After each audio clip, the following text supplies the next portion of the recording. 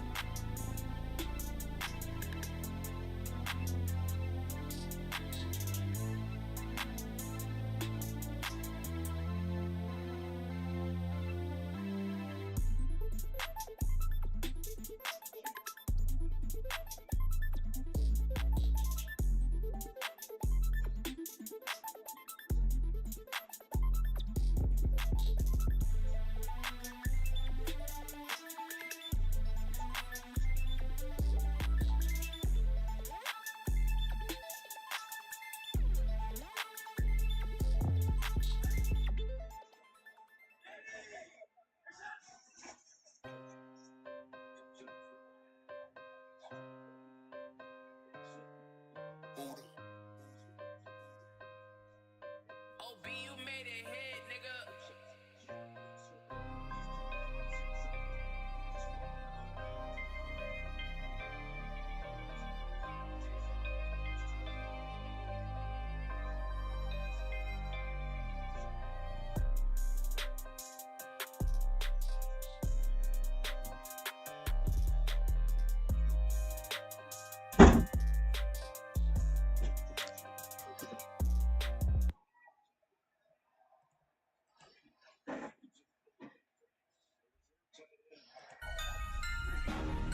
Ice up, son.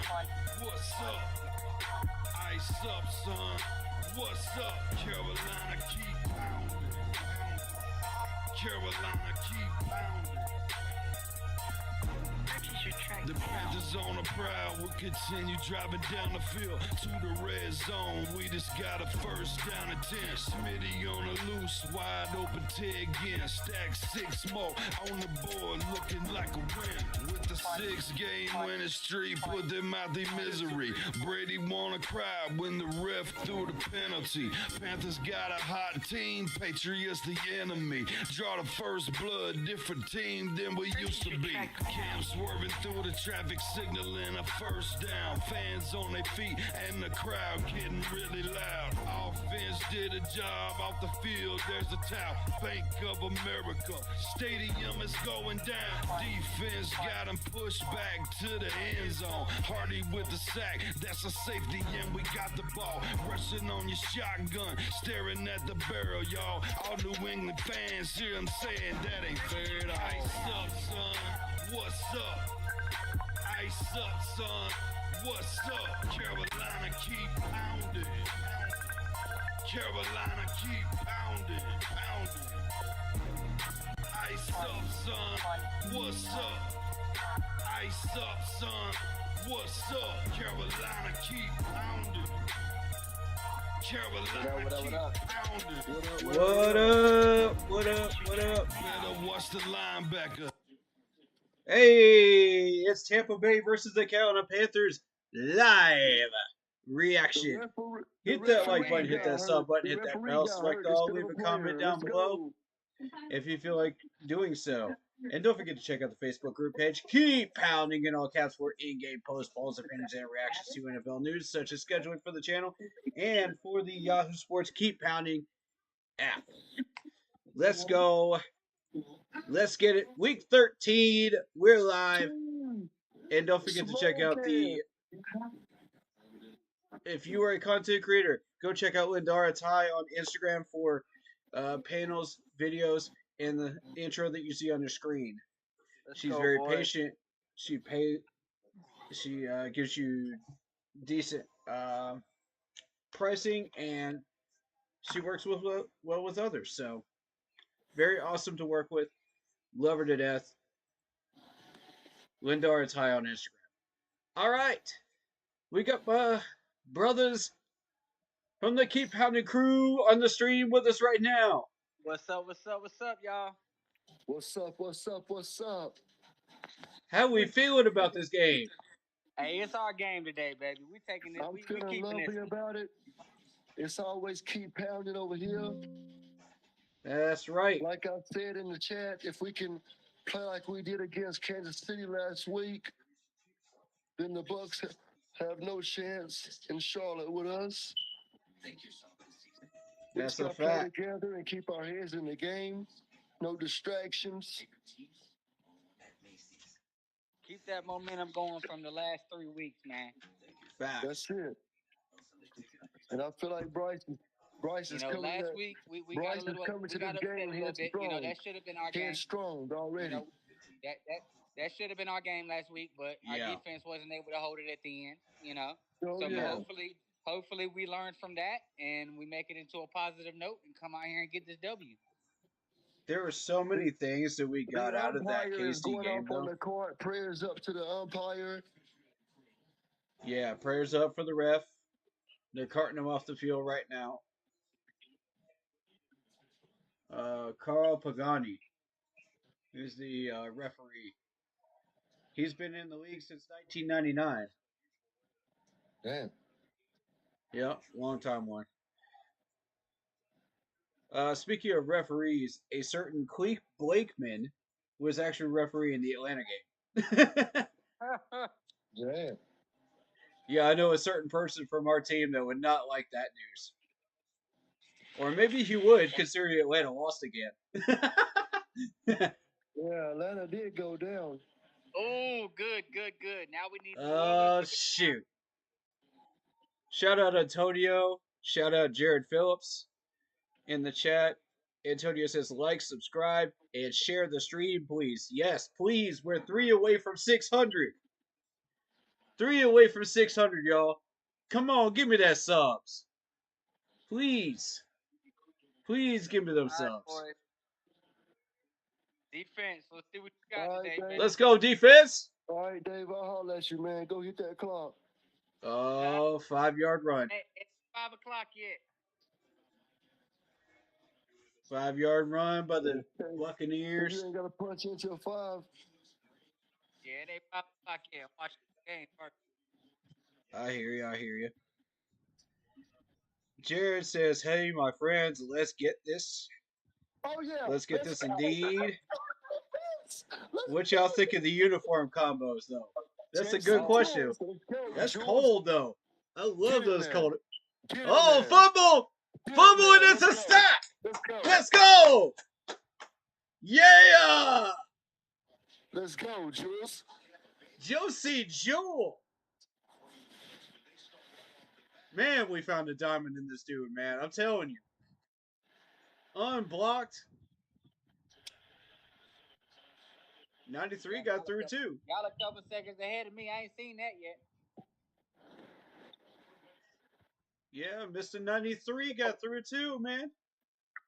He got off his block. Good job. Hey, Baker, how's it feel? Let's go, Panther Nation. Incomplete. You know Good coverage, J.C. Horn. We bringing momentum from that last game at Kansas City. We should have won that game, and them boys is mad about it right now. We're going to beat the shit out of goddamn Tampa Bay. That's a fact. Let's go, That's Carolina. a fact. That's a 4th down punt, baby. Give us that ball back. Yep. This is a Tuba Hubbard moment. Look at that coverage. Beautiful on Mike Evans. Oh, yeah. That's gorgeous right there, man. That's gorgeous. It's okay. Wait, man. It's okay. We'll take it. Get away from it. Get away from it. We'll take that. We'll take that. We'll take that. There you go. Tell you, watch what Bryce comes out here and does. Let's go, Bryce. All right, y'all. Keep in mind, we had the ball to start the game, so Tampa Bay will have it after halftime. We got to come out here and put points up. Right. Yeah, we got to put some points up. We don't need to be playing from behind after halftime. We got to put some points up. We got to put some points on the board, bro. And we don't need threes this week. We need sevens. Yeah, for sure. I need that red zone offense to pick up.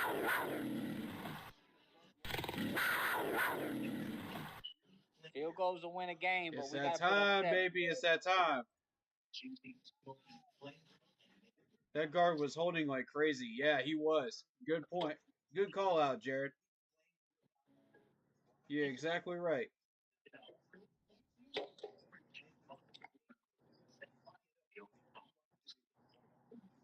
Keep Pounding. Keep Pounding. Chuba Hubbard needs to get in that end zone for us. Jared says, "Good job by Horn. He made contact, but it was lower to where the ref wouldn't call it." Yep, facts. Yeah, for sure.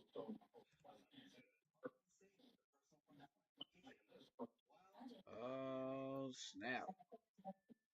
Okay. Okay. Let's see. See if I can get y'all on here. Okay. I see you, Keeps. Pounding. Oh, that ain't it. That ain't it.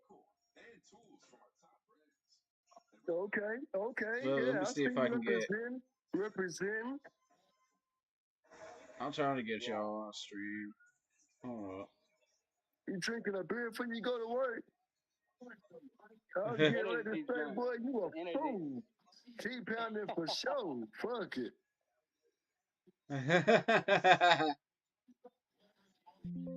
You It might as ain't well like working that. You might as for some well, hey, reason.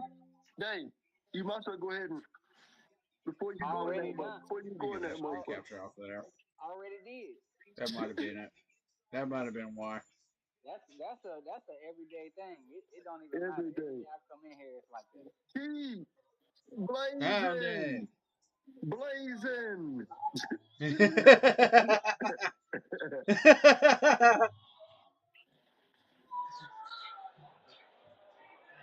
You Hey, blazing show on me that some good of them stuff? finance girls in there.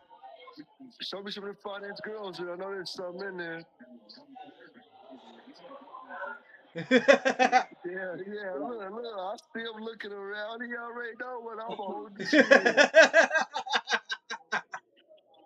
Yeah, 2nd and 5.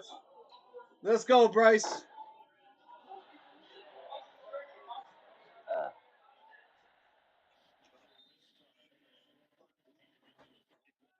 Let's see what we're doing. Come on.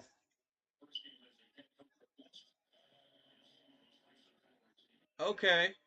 I'm not sure why we're going for a draw play on a 2nd and 5.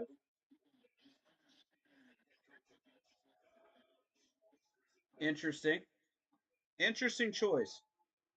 Good first down, Bryce. Good first down, baby. Okay, it was a setup. It was a setup play. All right. Good first down. Hell yeah, let's go. Nice run, Bryce. He got it. First down.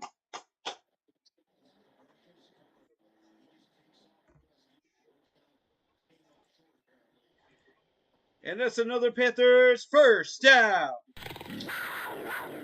Dab on. Quarterback, Bryce. Let's go, baby.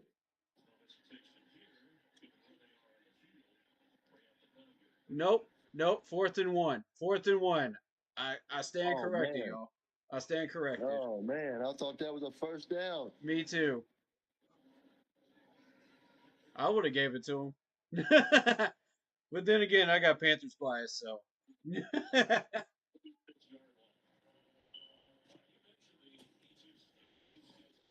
Yeah, they should have challenged that.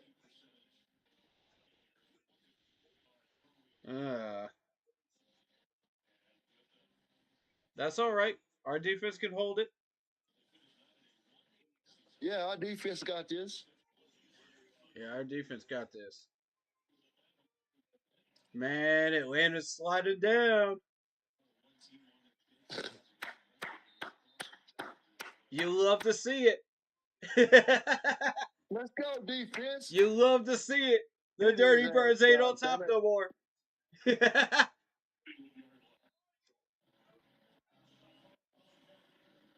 The Falcons. Oh, good run. Good run. We got to close up those gaps, though. Yeah, we got to close that gap. We got to close that gap. Those were good guard pulls, though. Really good guard pulls. Yeah, for sure. Keep pounding, boys. Come on, defense. Straighten up. Let's be disciplined. Yes, yes, yes, yes, yes. Let's Yes. go. Let's go. Let's go. Good defense.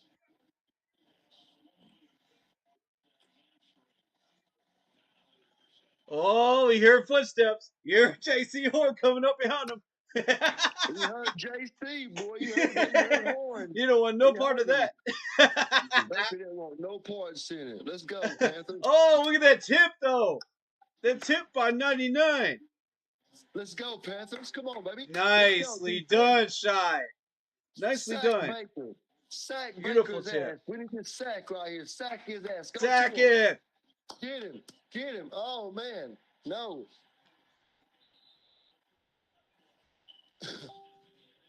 Oh, shoot. We were We bringing the don't need blitz, that. We don't but need no run. that's a We don't screen. need no. Ooh, yikes. Bro, read the film, man. That's a screen. You got to know these formations, guys.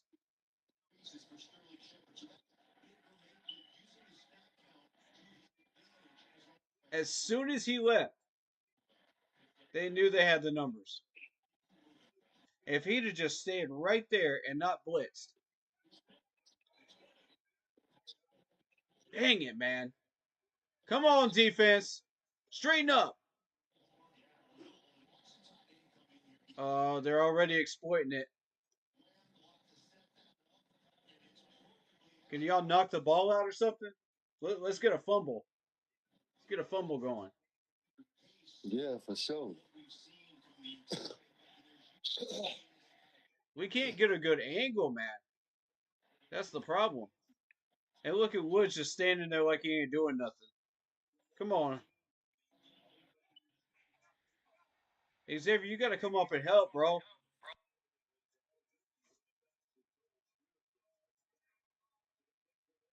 There we go. There we go. Good tackle. Mr. Johnson. Big boy Johnson.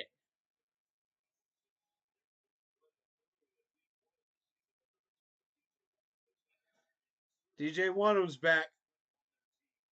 DJ Wanham is back, ladies and gentlemen. Let's make some noise. Come on, defense. Stop him. There you go. Nice tackle. That's what we need to see. Good job, Gil. Mr. Gill. All right, all right, all right. I'm going to keep the group chat going just in case anybody wants to join up or come back in, you know.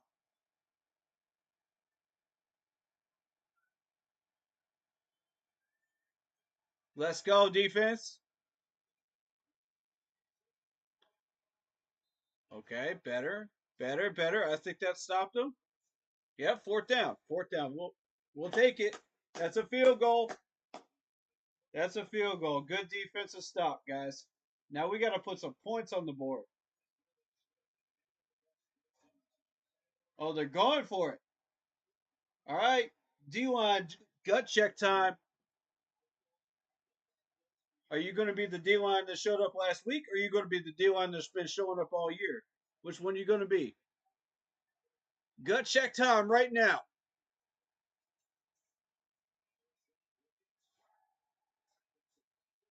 He got it. He got it.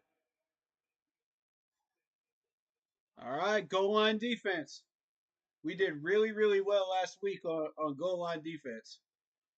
Like, we stopped KC at least 4 times last week in goal line. You know, in the red zone area. We got this, man. We got this.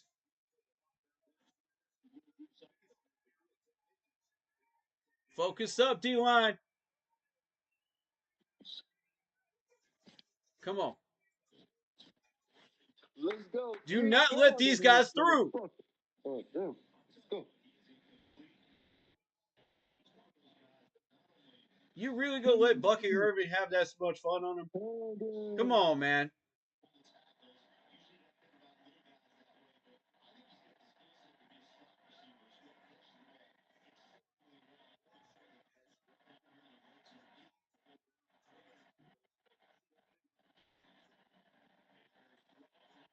Come on, defense. Let's go. Let's go. Hold him. Do not let him in. Incomplete? Yes, sir, JC. Yes, sir. Third and goal. What? What all do we need for the salad? Just get salad mix and fucking ham, bacon bits. Well, that was almost a flag, though. I got dressing. I got eggs. We can go to cut in them. Let's go, defense. Come on, third and goal. Third and goal. Let's stop them, baby. Yeah. Let's stop them. We're We're second in the NFL. Okay. Oh, they're second in the NFL on that. Yeah! What? I'm going to the grocery store now. All right. I'll see you later. Here. Be careful. Bye. I know y'all did not just flag Mike Jack for that. I know y'all did not just flag Mike Jack for no pass interference when that thing was 5 feet over his head. His hands were... Dude! Are you kidding me? That's bullshit. Excuse my French, man, but that's bullshit. There ain't no way. Did you see that one? Tell me you saw that one. Let's go, defense. Man, he just gave him a free set of downs, man, for that garbage. Good stop, D-line. Good stop. Gut check time, baby. Gut check time. You're going to have to find another way. They're not letting you up the middle. They gave you all those yards on this drive, but they're not giving you a touchdown. You want it, you got to earn it. Mr. Richardson came out to play today. Mr. 94. I see you. Somebody lit a fire in this dude, man. Nope. Out of bounds. What? That's bull crap. He was out of bounds. Bull crap. There's no way. That was a good touchdown. Oh, that's clean. That's clean. That's clean. That's Dang clean, it, that that's right, clean. that left foot toe tap. Are you kidding me? Oh. Good touchdown, Mike. Good touchdown.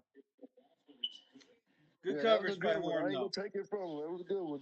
Yeah. That shouldn't have never happened, though, because they flagged Mike Jack for pass interference, and it wasn't even pass interference. He took his hand off his jersey. And it gave him a fresh set of downs, so he wouldn't even had a shot at that pass right there. It was bullcrap, dude. That's bullcrap. I know you saw it. I know you're on the phone, but I know you saw it. Yeah, oh yeah, I seen it. That was some garbage right there, man. Yeah, that pass interference wasn't no pass interference. Oh my God, man. Them refs back at it again, bro. They don't want I'm us. trying They to don't tell want us you. to. They don't want us to win, man. They're back at it again. It ain't got nothing to do with the KC game anymore. They just hate us. Yeah. They've been doing this crap all year, though. All year. Why? I don't know. But they've been doing it all year. But we about to come back out here on offense and do the damn thing. Let's go, Panthers. Jared says nothing he can do about that. Pass interference call was atrocious. Facts. Ah, dang it, man. I'll say this though, the D line stepped up. They didn't let Bucky Irvin in there. That's the Yeah. big thing. We didn't let Bucky Irvin in there.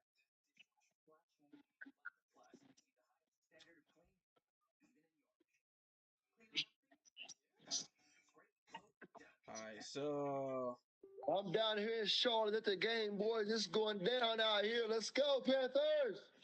oh, you at the game right now? Yeah, right now. Oh, you there? In Boa? Yep. Oh, snap. Okay, come on, man. We got a member of the Keep Pounding team in the house.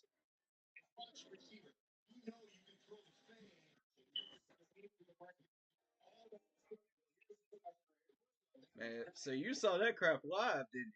So alive. Oh, Action, shoot. boys. Let's go. You seen it on the big screen? They showed on the big screen? Yeah. Oh, man.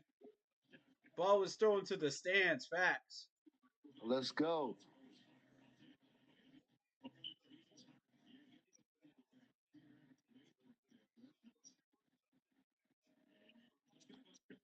Yeah. Man, he got Bryce, you lucky. see Bryce right He there. got Look at lucky. Bryce. Let's see him do that again. Let's go, Bryce. Let's see him do that again against Jesse Horn. He ain't gonna do it.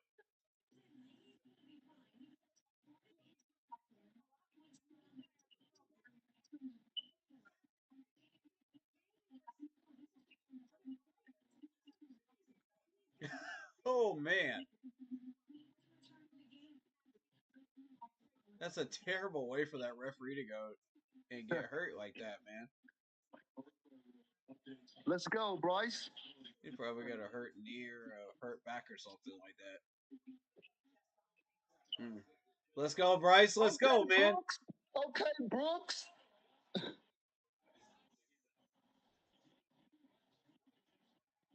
Oh, how did you get that pass off, I'm telling you, because it was on his ass. Brooks?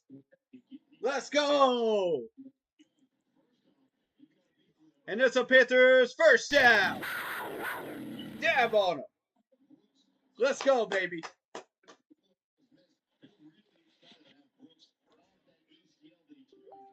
Woo. He almost got sacked, though. Oh, that little juke move by Brooks, man. That was smooth. All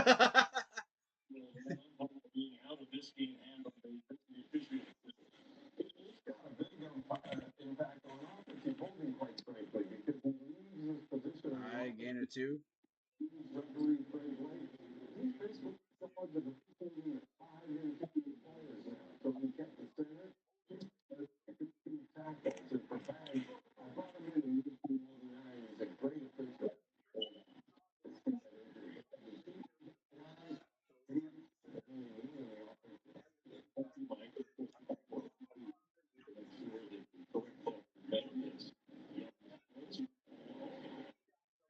Let's go.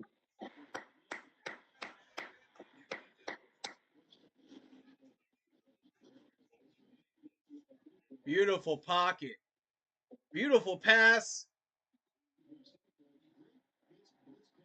to the 17. Let's go, legit. Mr. XL. Let's go. And that's a Panthers first down. Dab on him. Let's go. Let's keep pounding, baby. Did y'all see that run by Jonathan Brooks? XL is going to be a key player in this offense going forward, man. I'm telling you.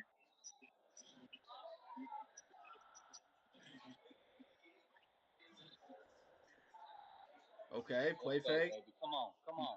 Damn, Bryce, don't fuck up like Get that. Bryce, don't open, fuck up man. like What? that. That's not a fumble. That's not a fumble, man. That's a forward pass. That's the Tim Tebow rule.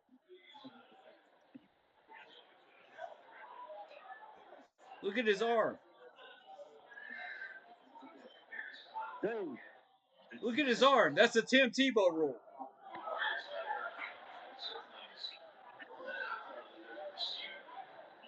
yeah, no foul. That's yeah, no fumble there. That's just an incomplete. Ooh, that might be holding though. Look at him. Oh yeah, he's holding like crazy. Oh yeah, Yeah, he was holding like crazy, so he got off. yeah. He got lucky. He didn't get flagged for that. Jared Phillips says Gamecock man, XL. Yeah, man. Dave, game time. Keep pounding, Dave. Let's I go, want to see Bryce. another run by Jonathan Brooks.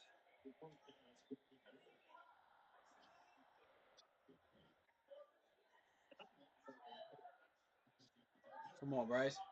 Yep. Yep. Nice 7-yarder right Ooh, there. good way to get out of there. There you go. We'll take those couple of yards. Yeah. I like it. He stepped up into the pocket. Did David y'all see Moore. that? Yeah, yeah. I love that color scheme, man. I swear to God, I do. Icky actually held his block right there. Good job, Chuba. Good job, Nice Chuba. We didn't job. get the first down, but good job. Go for it. Go for it. Go for it. Nice, Chuba. Go for it. Go for it. Go for it. It is 4th and 2. Go for it. Go. Go for Go. it, baby. God Go. damn, no, Go. Dave, go Go. for it. Go. They gonna kick the damn field goal. Are you kidding me? No, man. Panero's got this 3. Let's go, Yeah, but Panero. we don't want to do like we did last week, bro. Field goals, we got to get 7 on these guys. 3 is not going to cut it, man. Watch out, we know. Field goals are not going to cut it with Tampa Bay. Good field goal. Cut it, bro. Good field goal. We done this shit at Kansas City game. Field goals. Yeah, but this is a big. We can't afford field goals. We need points. We need 7. Yeah, for sure, bro. 7-3 Tampa lead. 48 seconds left in the first quarter. Tampa Bay, and I need the Rams to tighten the fuck up and knock off New Orleans. It's still 3-0. New Orleans is up right now, but I need them to lose too. Yeah, New Orleans. Yeah, New Orleans needs to lose. I want to be the only team in the division to win this week. Right. We need the trifecta today. Yes. That's a fact.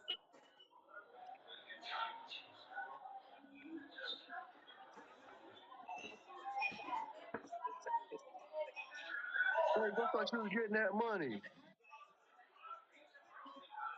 Oh, it ain't before. It ain't 5 o'clock yet. Yep. I thought you was gonna go punch the clock early, nigga. Shit.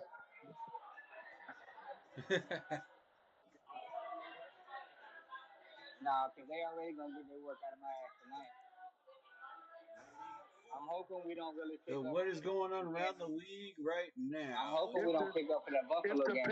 If the Panthers win, y'all gonna get busy.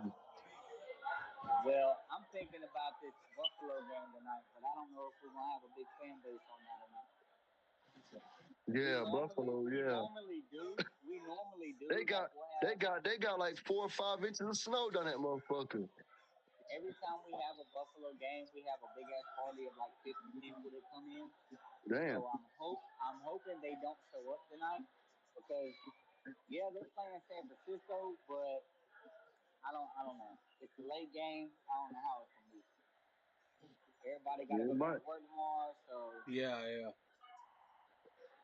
So it's a we got big a if. 10-9 lead Falcons over the Chargers right now. Middle of the Ooh, third. come on. We got a 3-0 Saints lead over the Rams into the first. We got a 3-0 lead Baltimore over the Philadelphia Eagles in the middle of the first.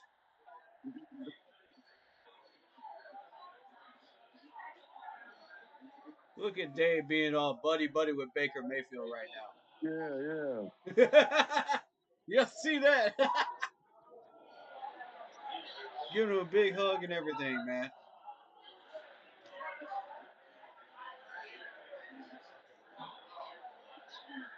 Dave used to be the coach at Tampa Bay. Yep. And Baker Yep. used to be our quarterback. Yeah, Baker was our quarterback.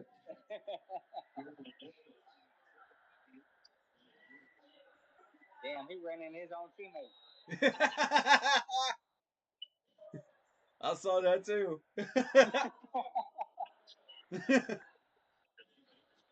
Oh man.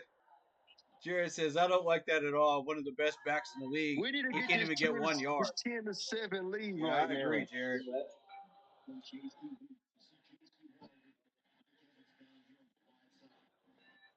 We need a turnover right now. We need to change this game up. Oh yeah, Create a that would be a turnover. big momentum booster. Dave's in the kitchen.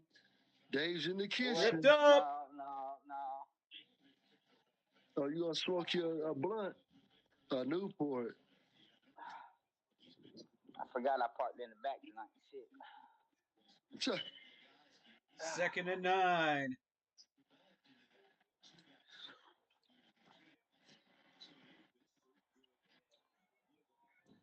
No good. Let's go.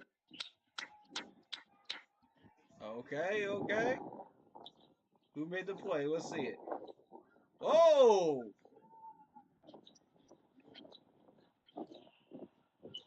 Uh-huh. Clean play, Baker. Clean play. What you got to say about that Dave, I'm gonna have one with you, goddamn. I'm gonna have one with you. one? I'm gonna have one with you. Y'all trying Oh, to get Mike I Jack gotta, again? I Watch gotta this. go holler Mike at Jack Mary says, right quick. nah, bro. That's overthrown. I gotta holler at Mary right quick. See, you're not getting that, bro. You're Let's not go. getting that. Incomplete. Fourth down. Oh, Let's high go, step. defense. High Let's go, step. defense. Dropped. All right. That's a punt.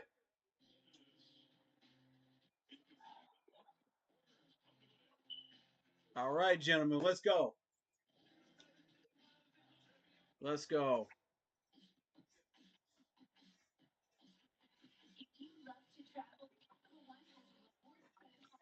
I like this. Defensive battle so far.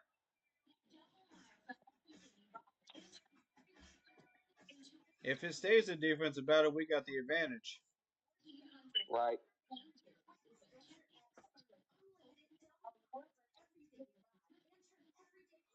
All right. So have we heard any more of an update on Jatavian Sanders as far as how long he'll be out? No, I ain't heard nothing. No. I saw the report that he was inactive today, but they really haven't said as far as like what's going on or how long he's not going to be playing. Right.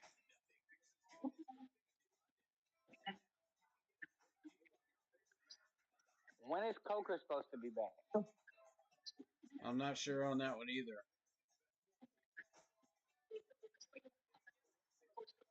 At this point, you guys are giving me the updates today because I hadn't seen any updates today. Yeah, we sat back in the motherfucking being chilling at the Charlotte Panthers game, smoking a cigarette. It's too cold to be out there, so we watched it on the big screen in Charlotte. Let's go, Panthers. You watching it in a big screen? Okay, so you at your house? Yeah, we at the Okay. I thought you were in the stadium, man. You trying to act like you were in the no, stadium. no, bro. I'm at the B&B. Okay. Okay. I was about to say, you listen, I'm here. I'm here.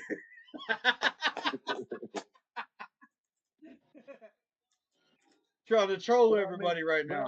I'm in the Queen City though, in Charlotte, right? Like 2 minutes from the game, watching on Okay. the big Okay. screen. Shout out to the Panthers. Let's go. Oh, so when we win tonight, you really gonna see Charlotte turn up. Yeah, we're gonna turn up tonight, bro. Mm-hmm.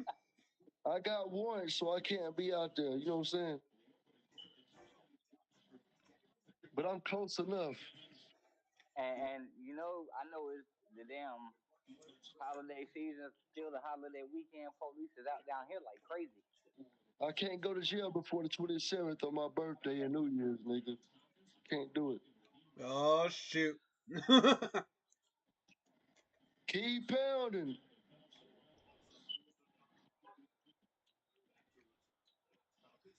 Jared says defensive line is still not where it needs to be, but they have 100% improved since one of them started playing. Yeah, I agree. I agree with that. We got everybody healthy on the defense, right? As far as I Nick know, we Scott's do. back, coming back soon. Let's see.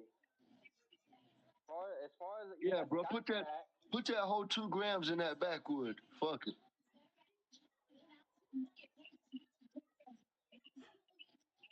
Yeah, that's straight. The only ones that were inactive as of today was Jatavian Sanders, Let's go, Jalen offense. Coker, our safety Jamie Robinson, Damn, Chuba.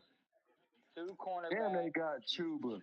an offensive lineman, and a defensive tackle. Okay. Come on. The defensive Oh, tackle nice was cutback, but Got nothing. yeah, Got nothing. Divey, man. I warned y'all about him in that preview stream, man.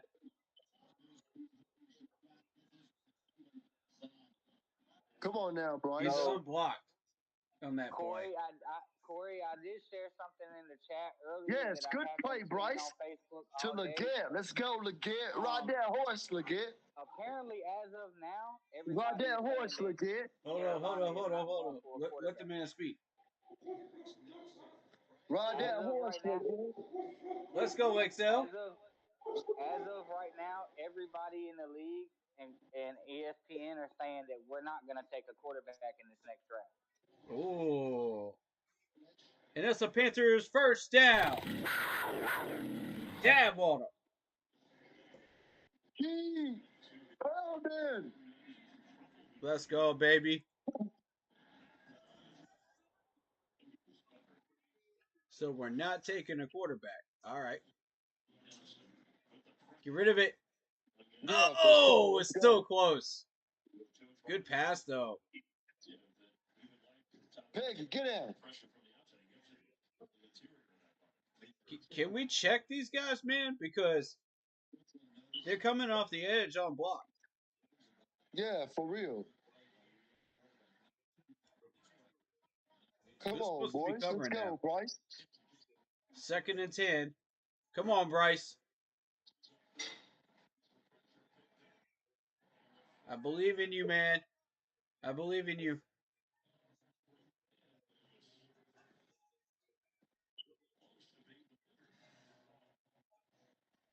Oh, what a pass, but out of bounds. Oh, dang it.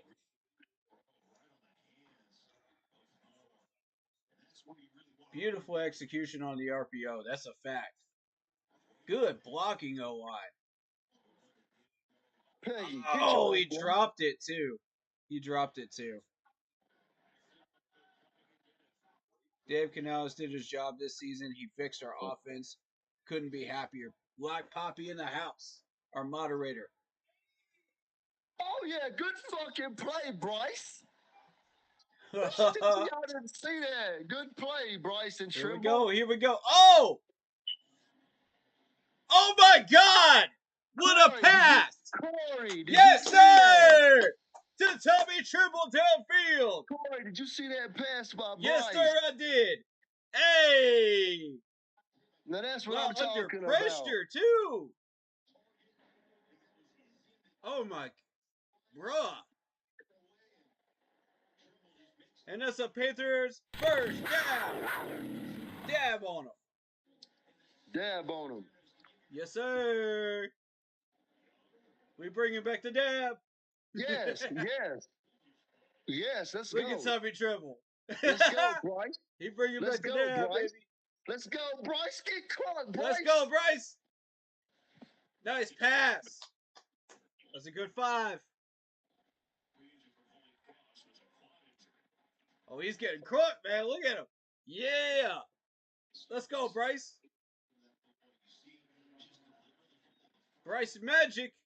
They're seeing the Alabama Bryce come out. Tommy's coming back out. Tommy's coming back out.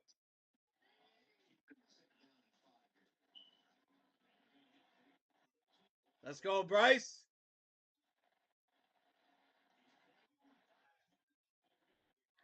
Yeah, he had to get rid of that one.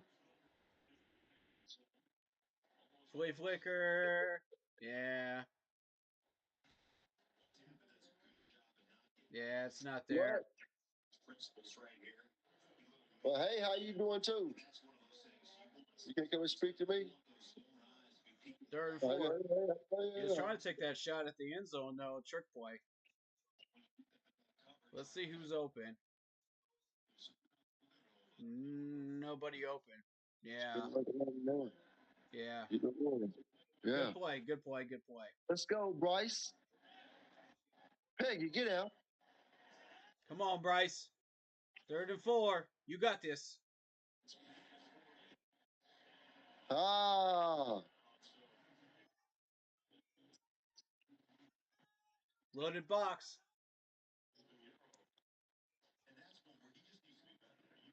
A little overthrown. All right.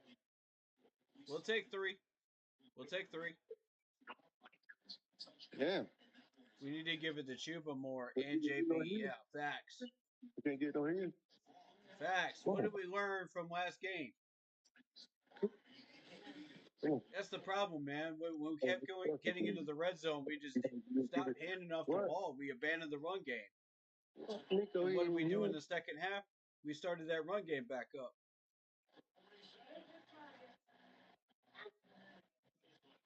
Oh, no good. Oh, no. Eddie. Oh, Eddie, come on. Oh, man. That's a rare miss by Eddie right there. Oh, look how close that is. That's all right. Come on, man. This shit's crazy. That's all right. That's all right. Let's just hope that doesn't come back to haunt us later. Gotta let Chuba eat, man. Facts, Jared. That's what we learned from that KC game. We're abandoning the run game once we get into the red zone, man. What the heck is up with that? I don't know.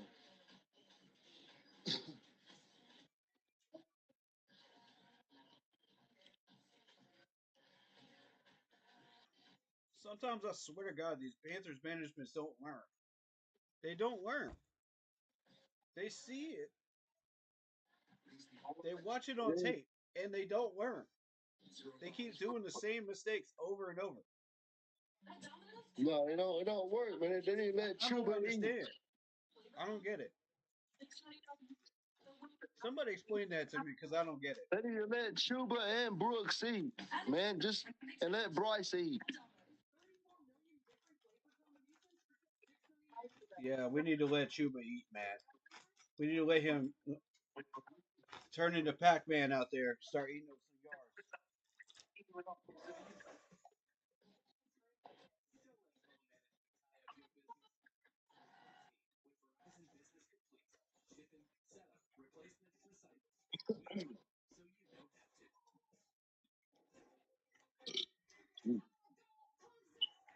Mm-hmm. I need to see some waka waka waka from Cuba. What do y'all think? What do y'all think about Colorado eliminated from the playoffs? I think it's interesting. They've had a good year, but they haven't played anybody. They really should have made it to the playoffs, though. I mean, maybe. Who did they play though? Because I mean, major opponents wise, who did they play? Because you go down that roster, I don't think they played anybody like significantly good. And Shador Sanders' numbers look like a normal quarterback's numbers, you know. And if you're not playing anybody, those numbers should be inflated. You see what I mean? Yeah, I feel what you're saying. And Cam Ward has played people, you know, in the ACC, but good tackle. Good tackle. He struggled to get him up. That's a hold. That's what we're doing now. Good start, defense. Good start. Oh, pick skip. Yeah. Oh, pick. Oh, damn. My bad. I promise I didn't do that. That's my bad. I promise. Yeah, it's definitely holding. No, He held shot total. Quit. Pick. First and 20.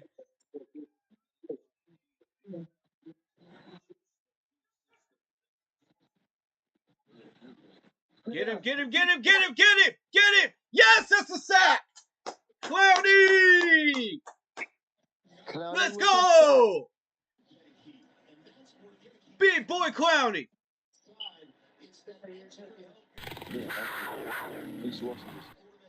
Yeah. You got those chicken nuggets. Yeah, I know. And Clowney didn't trip him up. Here comes 98 too. We can't eat big boy food like Either way, we getting the sack on that play. They're backed up to the 4. Second and 33. Second, let's go, baby. Dang. 3rd and 25. You know, let him get 10 yards on that play. What is it? 3rd and 25. We'll let him get 8 on it. All right, defense, let's go. Let's go. Don't y'all play zone on this, man. Don't y'all play no zone. Yes.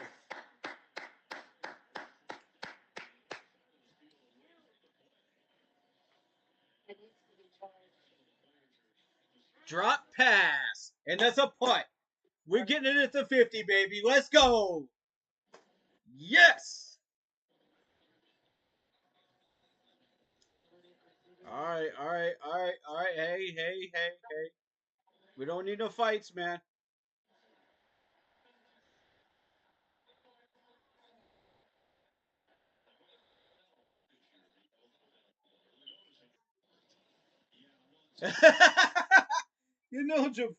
Ineligible player downfield. On top of that. Oh, Peggy, my calm God. down, girl. Chill. 4th and 25.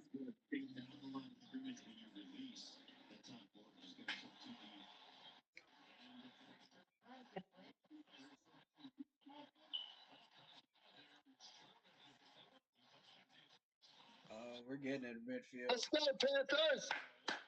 Woo! Yeah! That pressure from that goddamn special team. Let's go. Nico. Look. Great pressure. Woo! Bose, you see it?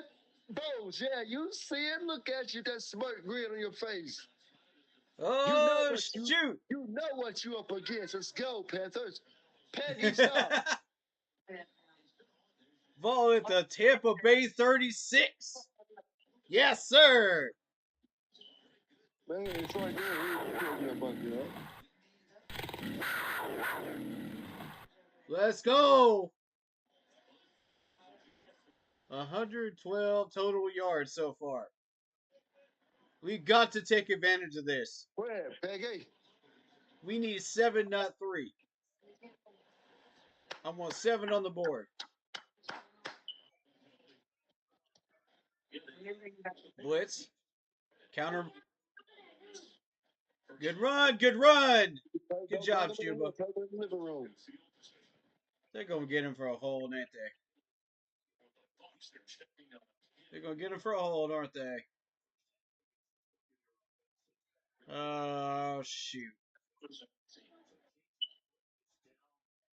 What's this flag? Probably a hold, most likely.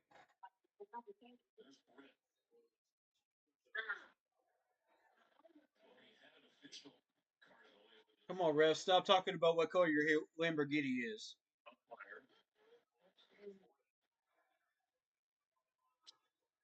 Nigga, put that gum up. You don't need to be throwing that fucking gum on at one time. Just put it up.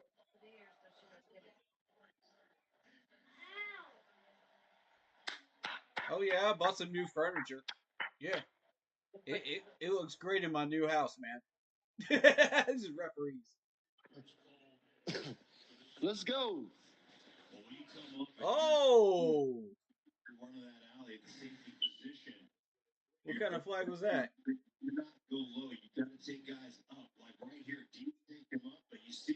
You undercut him?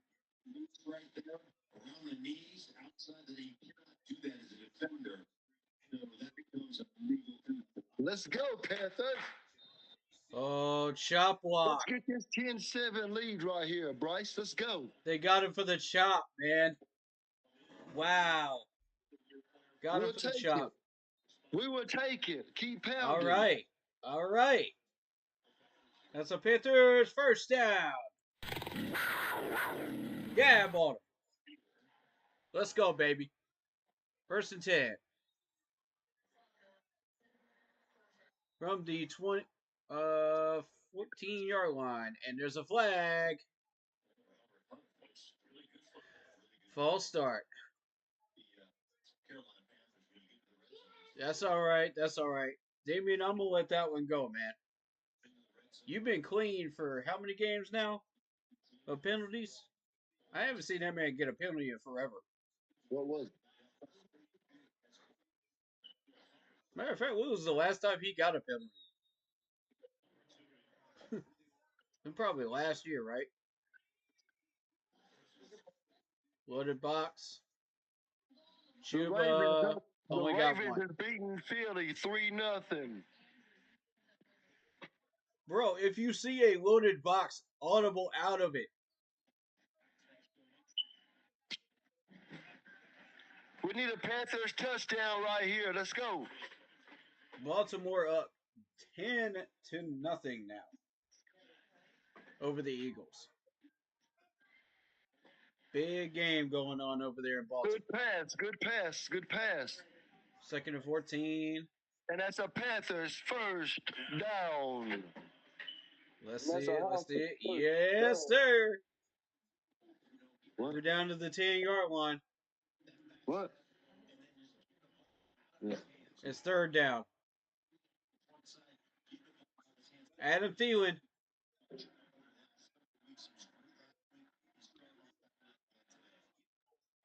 It's 3rd and 5. 3rd and 5, gentlemen. Take advantage. Let's go. Use Chuba Hubbard. Go, Bryce. Touchdown, Bryce Young. Yes, Oh! Let's go, Bryce. Bryce Young with a touchdown. Let's go. Look at all that green, dude. Let's go. Touchdown, Bryce Young. Let's go. Let's go. Let's go. Yeah. Let's go, Bryce. Yes. Go. Let's go. Woo!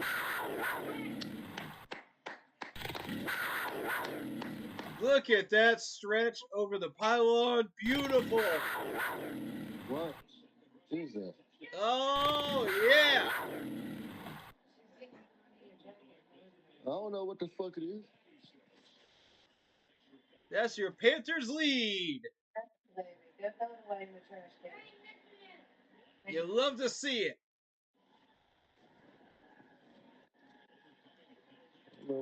Eddie for the extra point to make it 10-7. Let's go, Panthers. Move, Piggy. It is up and it is good. 10-7 Panthers lead. Look at Bryce. Yeah. Look at Bryce. That's what I like to see. Woo! Hey! Yeah, let's go, Panthers.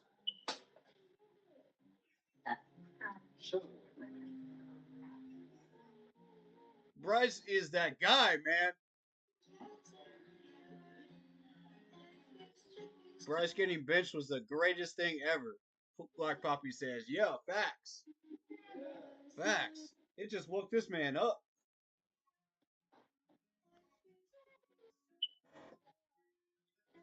So cool, man.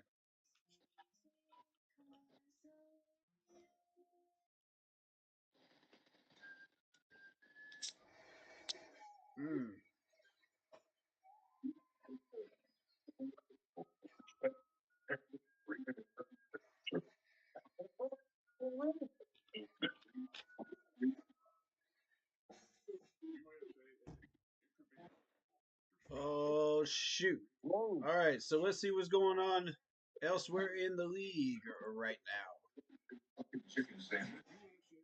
We got a 3-0 Saints lead. We've got a 9-0 Baltimore lead over Philadelphia. Currently going on. Atlanta game's over, right? Should be right. Yeah. Chargers beat Atlanta 17-13 earlier today. So we're continuing to monitor this Saints game right now.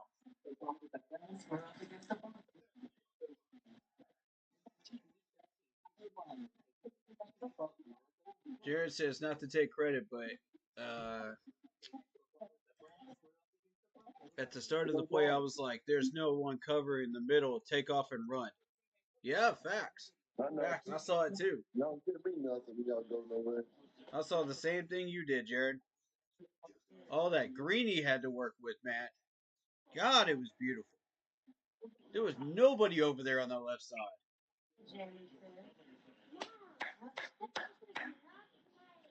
Our Panthers is looking good out here. Let's go, Bryce. We're finally finding some rhythm. We're finally finding our team, man. I'm so happy right now. God, I'm so happy. 1 minute 57 on that drive. 5 plays, 36 yards. And that was a 10-yard Bryce Young run for the touchdown. Bryce is our quarterback. Yes, sir. Corey, I'll be back on here in a minute. All right. Group chat will be open. We're leaving it open the whole game. Anybody wants to come in or leave, come and go as you need to.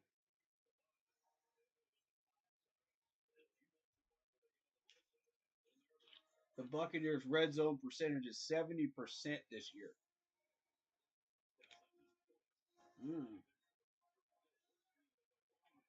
5.0 rushing yards for the Buccaneers, 4th in the NFL. Oh, I'd love to put a stop to that. I'd love this D-line to put a stop to that right there. The other 3 drives, 0 yards off of 9 plays.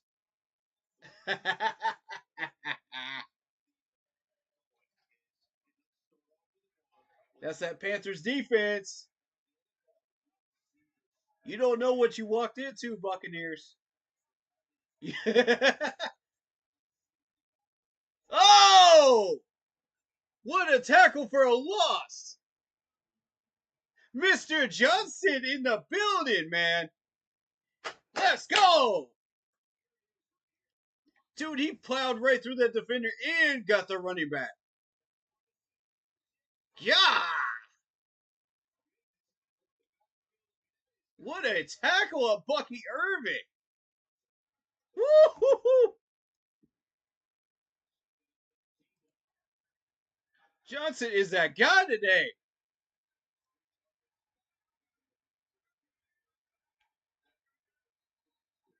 Give this man his love, man.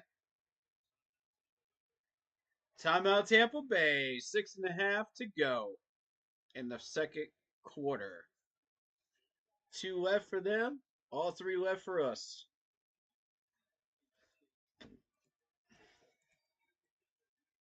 Oh, it's beautiful.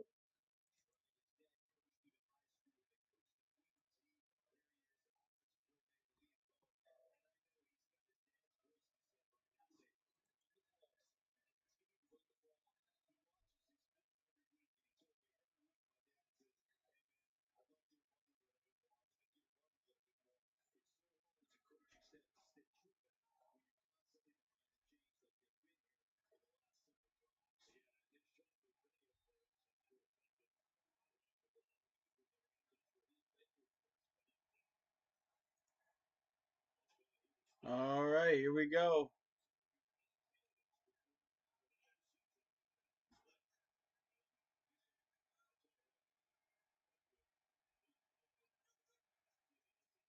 Second and 13. Flag. That's probably a false start. Got to close those gaps. Facts, Jared. That's a false start. Uh-huh. Uh-huh. Got him.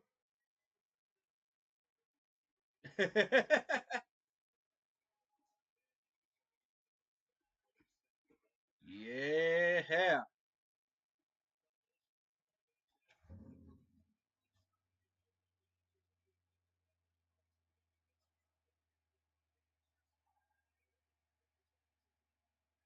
I'm looking for Johnson on our roster. Caught just a yard shy. Did they give him the first down on the reach? I don't think so.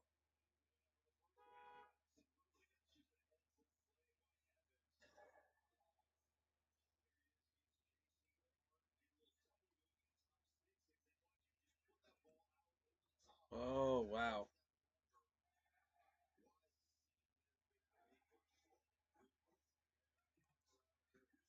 All right.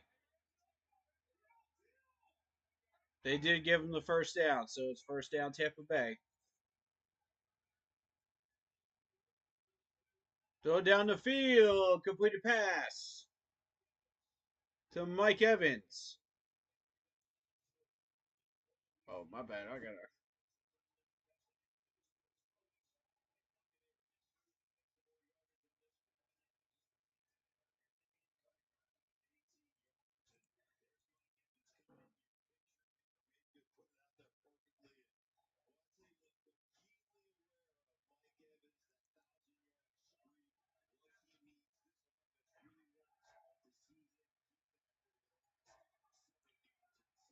All right, let's go.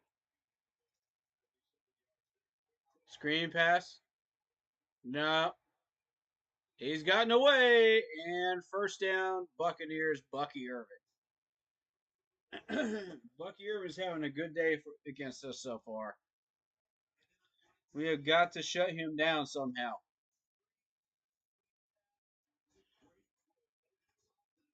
Come on now, defense. We're starting to revert back to these stupid mistakes where these running backs are just killing us. Oh my God, that little juke play. All right, defense, come on, first and goal.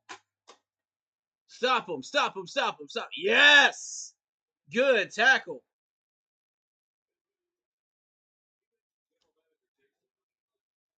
DJ Johnson and Claudin on this defensive unit doing work right now. Come on. Second and goal. Let's go, defense. Let's stop them.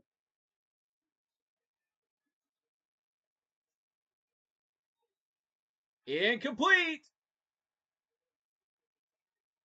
Good job, Xavier Woods. Good coverage, man. Good coverage. Finally, this man's starting to do what I want him to do over here. 1-on-1. Handles his business.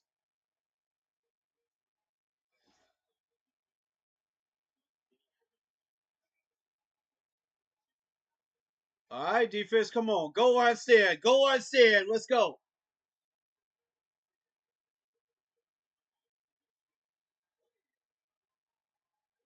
False start.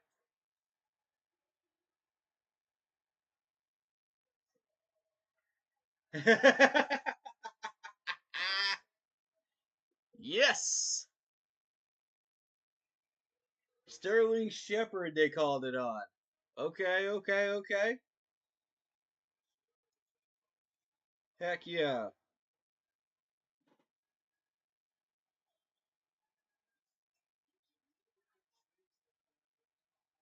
Here we go. Go on, stand. Come on, Panthers. Come on. Come on, stop them. Stop them, boys. Incomplete. Let's go. Good D. Good D. JC, I'm proud of you today, man. JC came to ball today.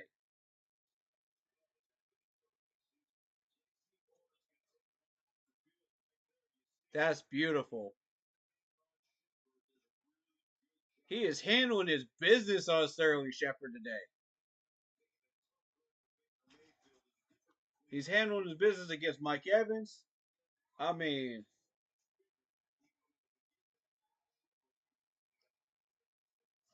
field goal, Tampa Bay to tie it up. 10-10. All right.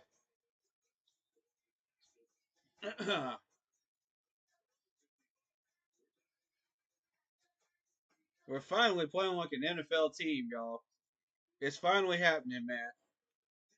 Oh, on a consistent basis. You love to see it. Way to bend but not break defense. Facts. Facts.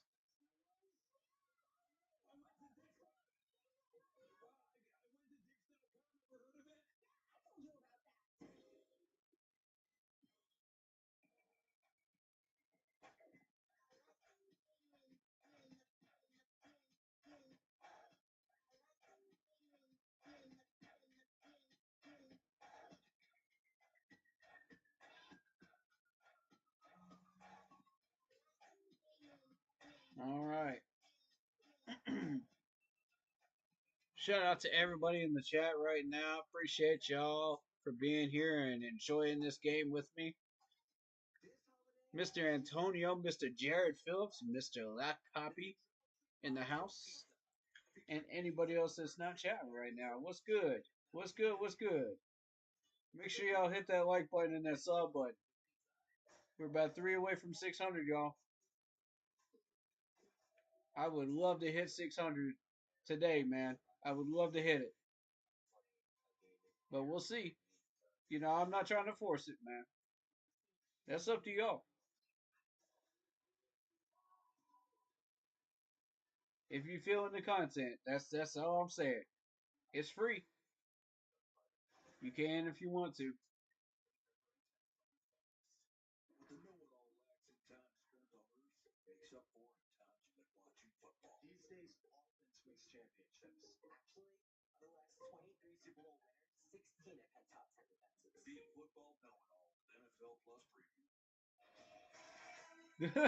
That's me at the bus stop, man. I'll be like, actually, that's 100% me right there.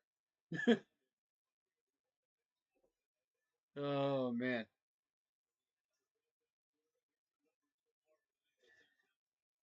8 for 15, 110 yards and a touchdown for Bryce Young. 5 for 13, Baker Mayfield, 84 yards and a touchdown. Bryce is out playing Baker right now. How many of y'all saw that coming? In this first half. How many of y'all saw that coming? Be honest. I know I didn't.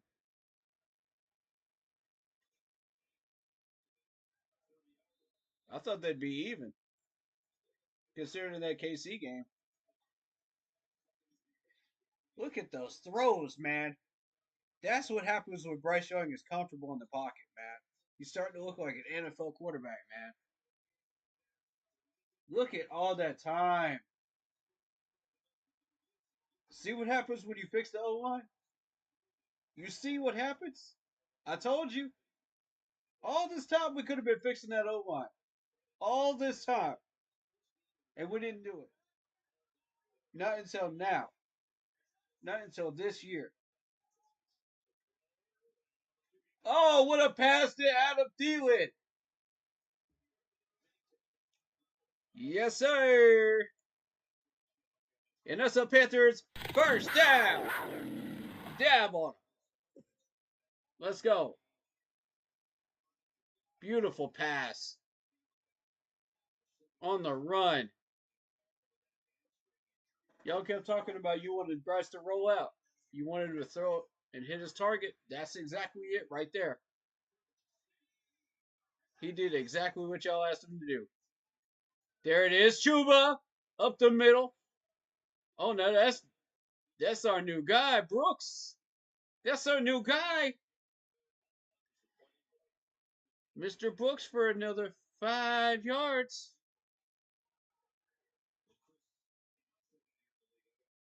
Bryce Young is cooking. That's a fact, Block Poppy. Yeah. 2nd and 5.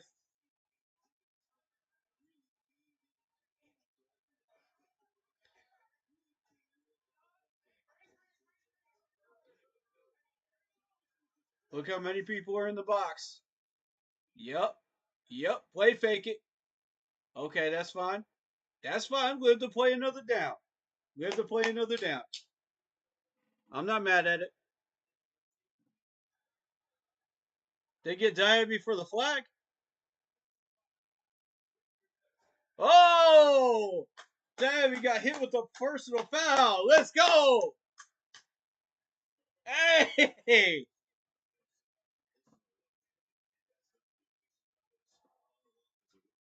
Roughing the passer. Oh.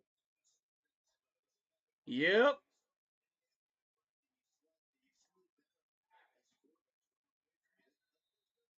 Diaby is such a aggressive tackler and just such a mean guy out there. I don't know about that. I feel like that should have been called, though. Brooks for about 3. Not bad.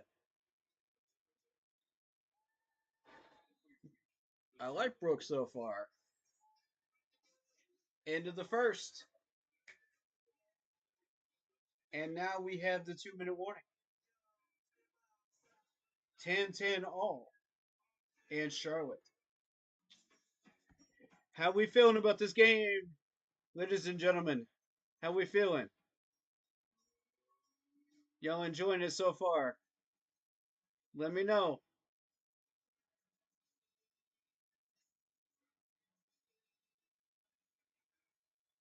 Oh, shoot.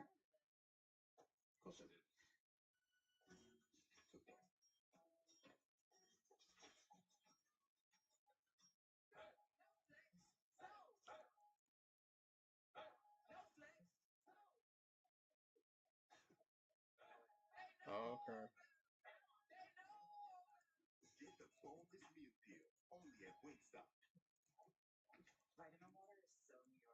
I'm getting caught up on messages. 1 second.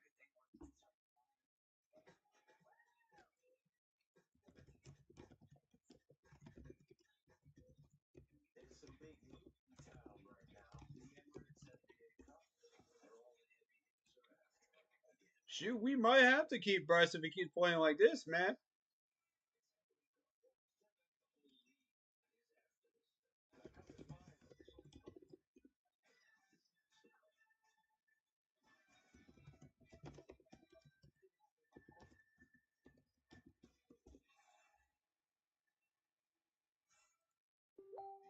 Shoot, man.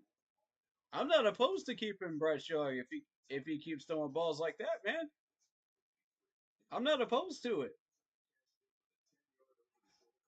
Yeah.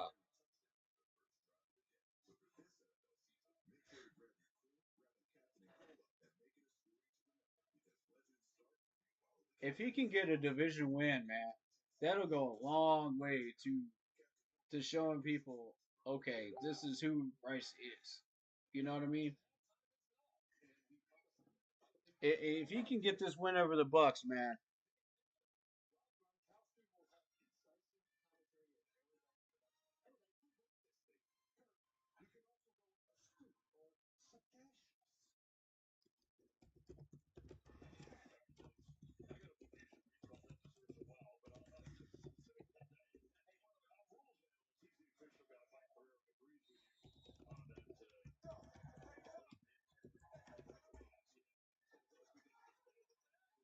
all right, here we go. 2nd and 9. 2nd and 9 for the Bryce Young. Let's go. Trying to deep shot. I respect it. Not there. Okay, 3rd and 9. Do we have a 3rd and 9 play? Trying to hit David Moore. David Moore's been covered pretty well today. I noticed that. Who did y'all put on him? Let me see these Tampa Bay corners. Who did y'all put on them? You probably put Jamal Dean on him, didn't you? That's what you did. Yep, 32 solo tackle and a forced fumble. That's exactly what they did.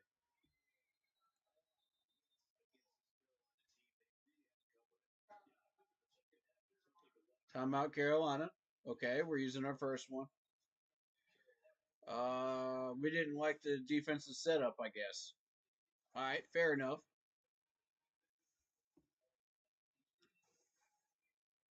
We got to get this first down. They are playing Tyke Smith today. Keep that in mind. Tyke is in. And Yaya Divey, 18 solo tackles, 2 sacks, and a forced fumble so far this season. Just to warn you. I probably said his name wrong. If I am, let me know. Please correct me on that. If I am saying Yaya's last name wrong. But Levante David has not really been a factor this game so far. 38 solo tackles, 30 sacks, 3 forced fumbles, and a pick. We haven't seen heads or tails from him today. And I'm thankful for that, man, because if he gets involved and he starts doing something, we're in trouble. Stack box. Dang it, man. It's a false start.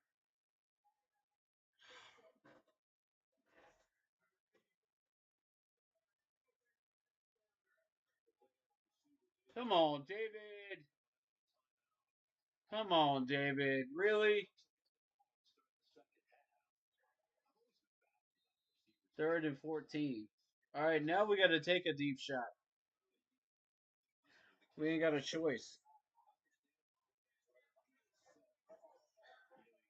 I get it. You're trying to get good field position, but for a field goal,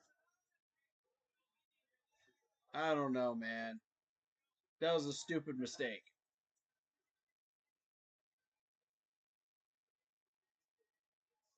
Okay. We almost got it. About 13 yards. Adam Thielen. That's a field goal. Steady Eddie can get this, man. We can get this lead. I like this pace, man. I like this. We're going at a good pace in this game. We keep this pace going, we should win. So, provided we don't make any stupid mistakes and we don't cardiac cat it in the fourth quarter like we always do. I believe that we have a shot at this, man.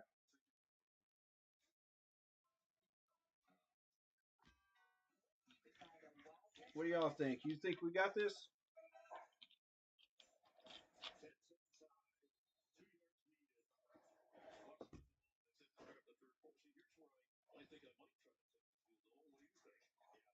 I'd take the field goal.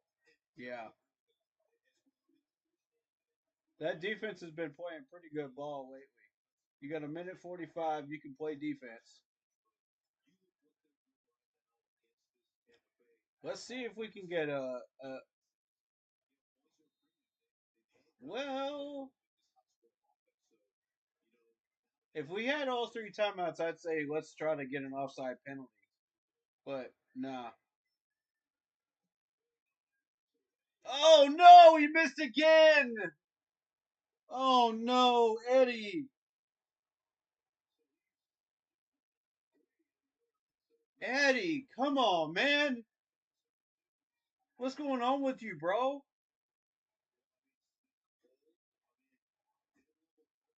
That's all Eddie right there. That's all Eddie. He's been hooking it left. Ah,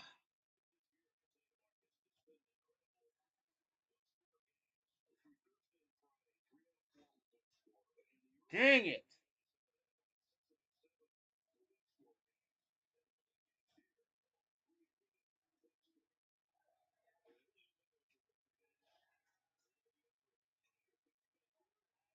Incomplete. Oh my God, here come the refs. Here come the refs. Here comes the flags. You got to be kidding me. Nah, I'm gonna keep my faith in Steady Eddie, man. I believe Steady Eddie will be fine. God.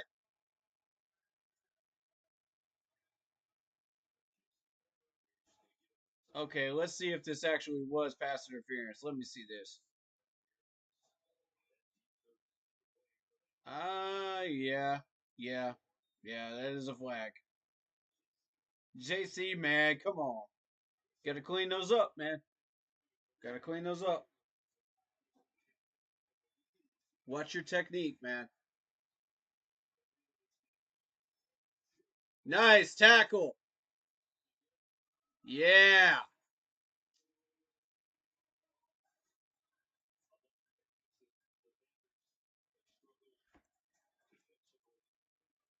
Credit 56 on that, Mr. Trevin Wallace. Get him, get him, get him, get him, get him. There's no way, dude. There's no freaking way. Oh my God. Bro, there's no way. We had two people on Baker on that play, and he still got that play off. Get him! Get him! Get him! Yes! Pick! Pick! Let's go! Let's go!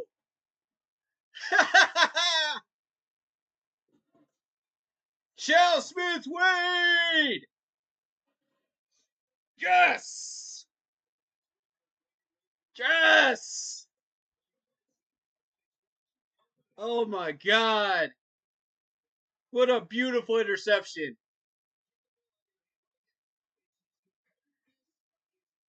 Oh!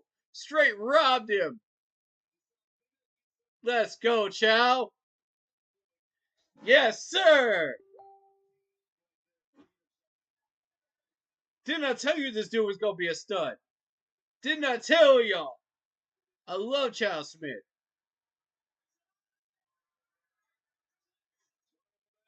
Let's go, Bryce. Yes. Good 7. Good 7. Timeout. 38 seconds left. We got one timeout left.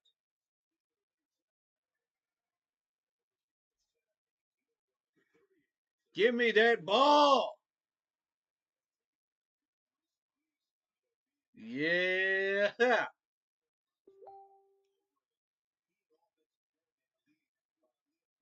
Yeah, Pinero's left about 6 points on the board, man. He's got to hit this one, though. He's got to hit this one. When we get in the range. Dude, I love Chow Smith, man. I've been saying this since the beginning of the year. I love Chow Smith Wade. I love that pick. That was an excellent pick. I told you he's a young Dante Jackson 2.0. Did I not say that several times? Let's go, Bryce. Yup, nice sideline usage. First down, Tommy Trimble. And that's a Panthers first down. Dab on him. Let's go. 34 seconds on the clock.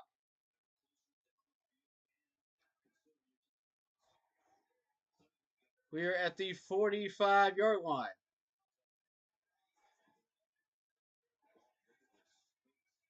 Look at, yeah, I see that too. I see that distance. They're going to try to find him, aren't they? Deep downfield, incomplete. Trying to hit David Moore on a big play.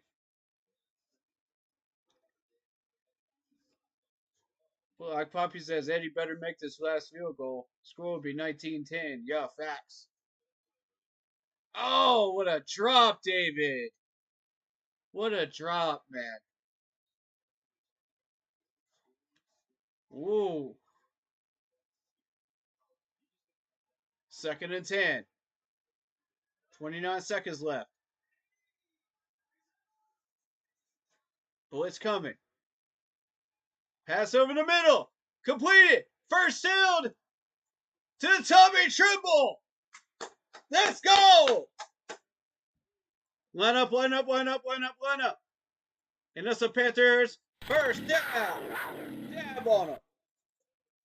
We use our final timeout.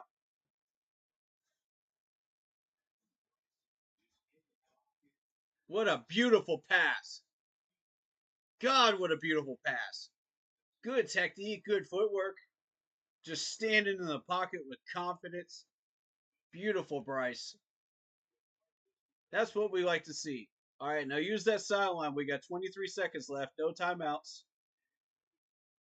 If you need to spike it, then spike it.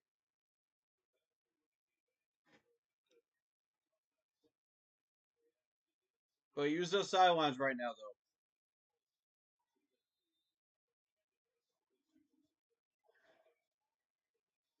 Beautifully executed drive so far.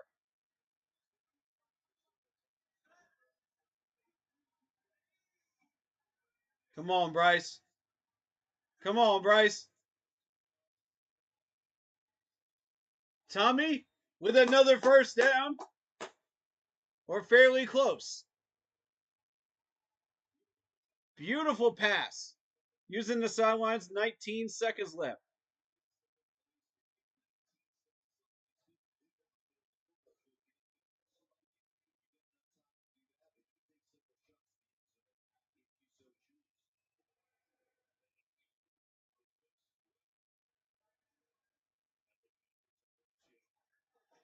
I don't know if we want to take those shots or not.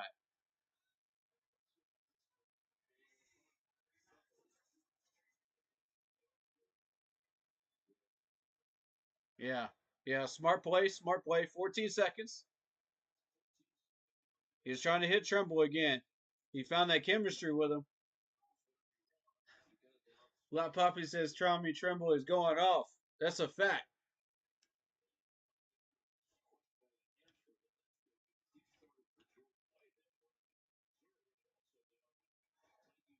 Let's go. Finish the drive. Finish the drive. Come on. Let's get it. I want 7, man.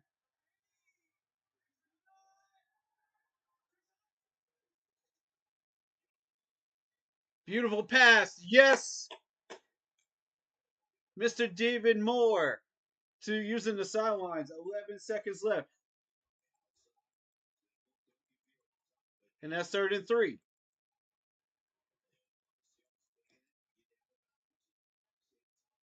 I like it. I like it. I like it. 3rd and 3. Here we go. Here we go, y'all. Punch it in.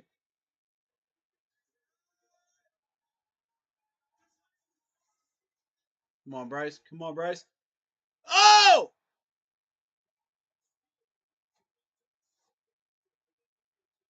He was out of bounds. Oh.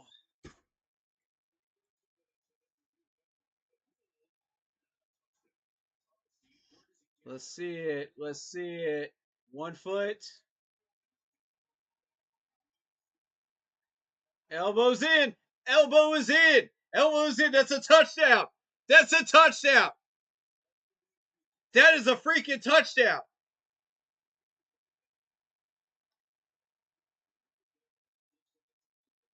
That elbow. That left elbow. Is that a rule? Do they count that? Do they count that?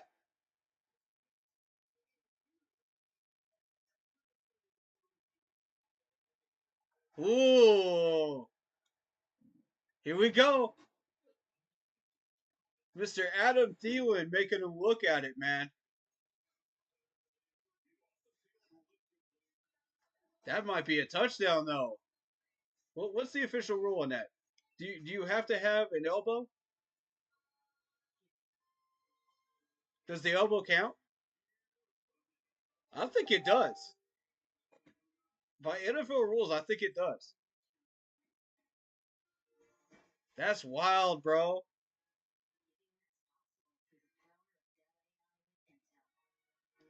I think, yeah, elbow equals 2 feet. And the knee was in. Yeah, facts. That might be how it works, though. I'm not 100% sure on the elbow part, though.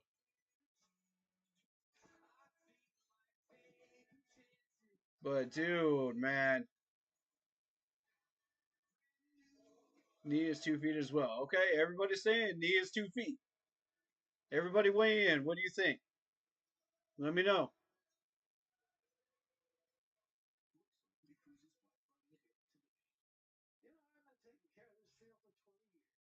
Adam is a great wide receiver for us. Yeah, facts, man. I didn't want Adam traded.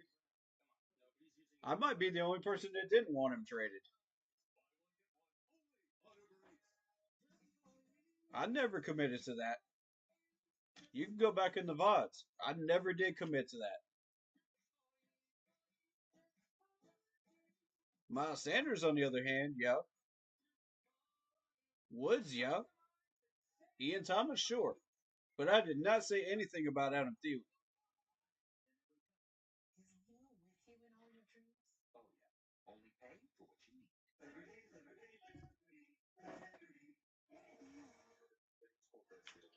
Wow. That's a touchdown. No way around it. I agree. And they called it a touchdown. But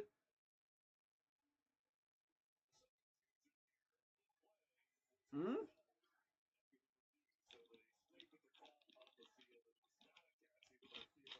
No, they called it not a catch. What?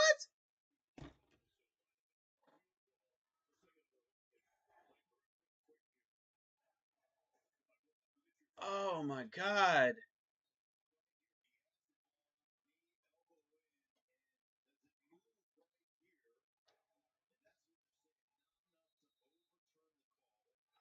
That's bullcrap. That's a touchdown. Are you serious?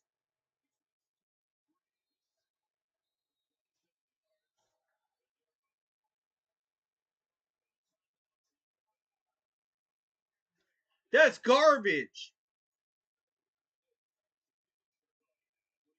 That is complete garbage, bro.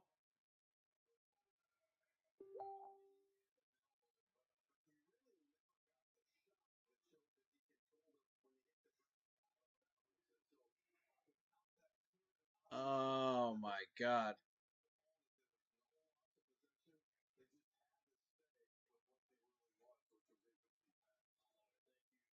There was no loss of possession, though. He had the ball. What are you talking about? He had the ball. It moved a little, but I mean, he had it. He had control over it. I don't understand what that call. That's garbage. Nah, man.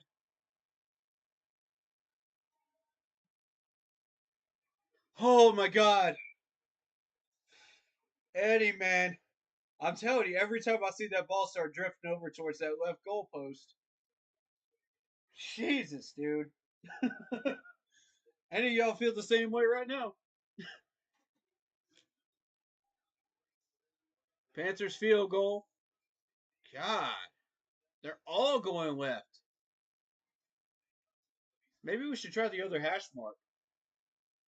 Let's try to hit him up with the other hash mark. Let's see if that helps.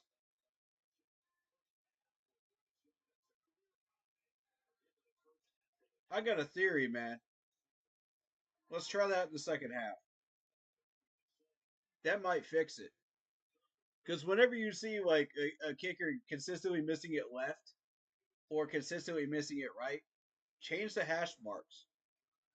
Change where you're kicking it, and let's see if that affects what happens there. It might fix it, man. It might straighten it out.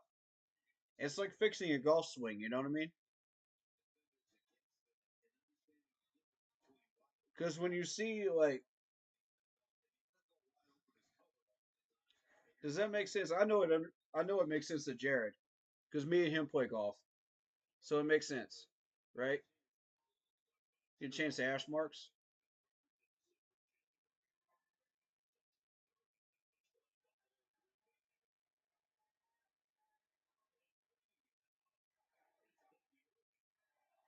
Get him. Yeah.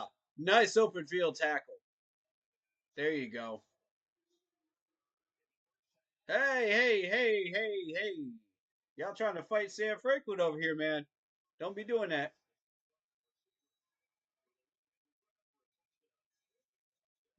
That was a crazy catch by Mike Evans, though. I got to give him credit. That was a crazy catch. Oh, man, we got screwed on that touchdown, though. We got screwed. Ah. 13-10 Panthers halftime lead.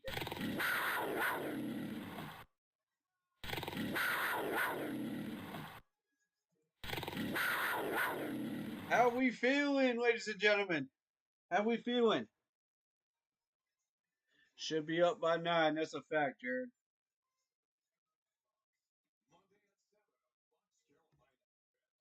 Oh, man.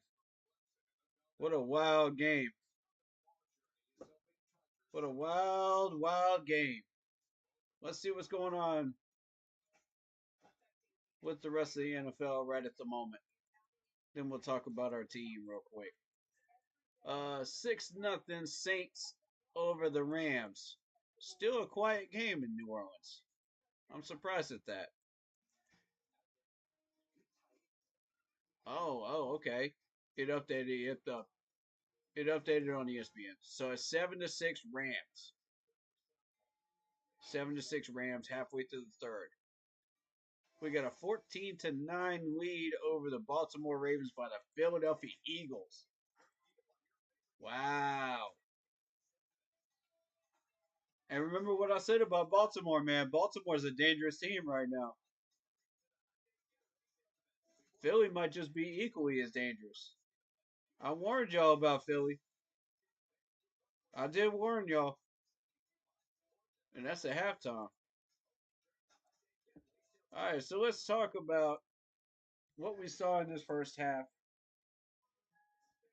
I'm actually very, very happy with how we played defensively so far. And we're starting to find a little bit of a rhythm on offense. We're getting Tommy Tremble involved. We're getting a little bit of our pieces involved. we haven't been running the ball enough. That's the biggest problem I've got. Because you see, like our rushing yards so far. Let me put this up on screen so y'all can see what I'm looking at. Because our rushing yards have not been very big at all today, and I'm a little concerned about that. I'm gonna get the game cast up. Hold up. We have Chuba Hubbard only rushing for 16 yards today. That's it. And this is another case of why are we not running Chuba Hubbard? Because once we started running Chuba Hubbard in that second half of the Chiefs game, he started doing work. So I'm wondering what's going on with him right now in these first half games of these games lately. You got Tommy Tremble, 3 catches, 63 yards so far. Bryce Young, 15 for 26, 186 yards. Doing work right now. You got to love what you see offensively right now. It's looking good, man. It's looking good. They're still favoring Tampa Bay on the win probability, which I don't understand that. You know, when we've got 221 yards, no turnovers, and just as many first downs as they do. I don't understand that. Somebody help me make sense of that. But anyway, we've pretty much taken Levante David out of this game so far. He has not been a factor. He's one of their most dangerous players thus far. But he's only had 5 tackles. The defense is playing well, but we left points on the board, Jared says. Facts. DJ Johnson came out to play today. Shout out DJ Johnson so far. I love this dude so far, man. We got Trevin Wallace making the big open field tackle in the middle of the field, not allowing him to do anything. Charles Smith Wade with the pick, man. Can we give some love to the rookie Charles Smith Wade? My God, that pick was beautiful. That was majestic. You got Clowney with a sack today and a tackle for a loss. I mean, these guys are cooking today, man. These guys are cooking. You got J.C. Horn getting 2 pass deflections, handling his business out there. I wish he'd play a little bit cleaner game, but, you know, I'm not complaining. I'm not complaining at all. He's doing some work, man. You know, and for the first time ever, Mike Evans is not actually shredding us. And I'm actually really excited about that because the last time we matched up with Mike Evans, he absolutely destroyed our secondary. So I am absolutely thrilled that we have some help out there for him, and you know everything is going the way it should. Jared Phillips says because they get the ball at the second half and the analytics still have them winning. Okay, fair enough. Fair enough. We need to talk about the good offensive line protection too. Yes, yes, yes. The pass protection was amazing. Bryce had as much time as he needed to throw those balls, and finally, we've got this fixed. Finally, Icky's playing a heck of a game so far, you know, and shout out to him. But for how much longer, you know? And that's where I want to see Brady Christensen come in during that fourth quarter, and I want to see him clean up for Icky. So if he does that, you know, we won't have to worry about Icky screwing up in the fourth, and we'll have solid pass protection the whole game. So that's what I need to see.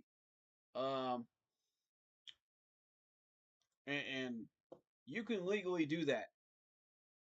if you believe that is the right move to make, strategically. Uh, let's see what else. We we're making good tackles today. I'm very very pleased with that. We got some work to do on coverages, but keep in mind we are dealing with Mike Evans. We are dealing with a, a very dangerous Baker Mayfield right now. So the fact that we are holding both of these guys in check right at the moment is quite impressive. It's Bucky Irving with that running game, man. That's what I was mainly concerned with. 9 carries for 32 yards. I thought he would get more than that. But that just goes to show you our D line is slowing them down, but we're not stopping them. So we got to find a way to stop them. They're going to find more ways to try to get him involved in the second half. But thus far, they have 63 rushing yards.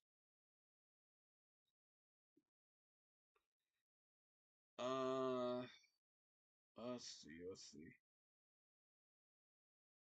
Jordan Fuller leading your defense with 4 tackles so far.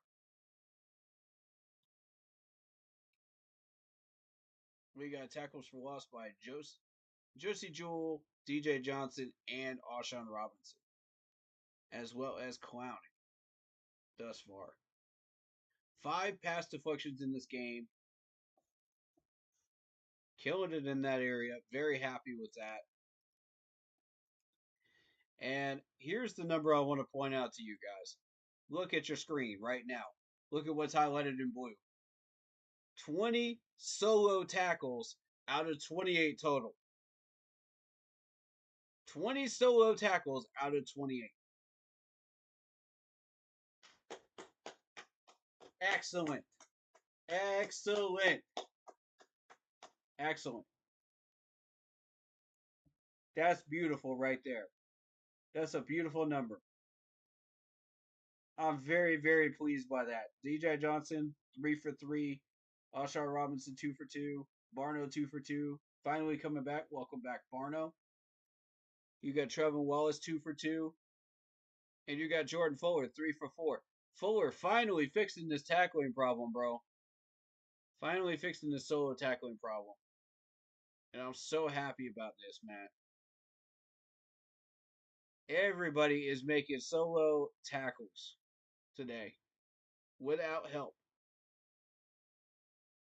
And this is what I've been needing to see from this defense. We're finally starting to find that. And, man, this is wild, man. This is absolutely wild. We are making progress in little ways like this. This is what I was hoping would happen this year. When I said we would make progress, and eventually it would translate on the scoreboard. This is what I'm talking about. Look at this right here, man. That's what I'm talking about. Look at that stat line. That is beautiful. We are finally starting to make some noise.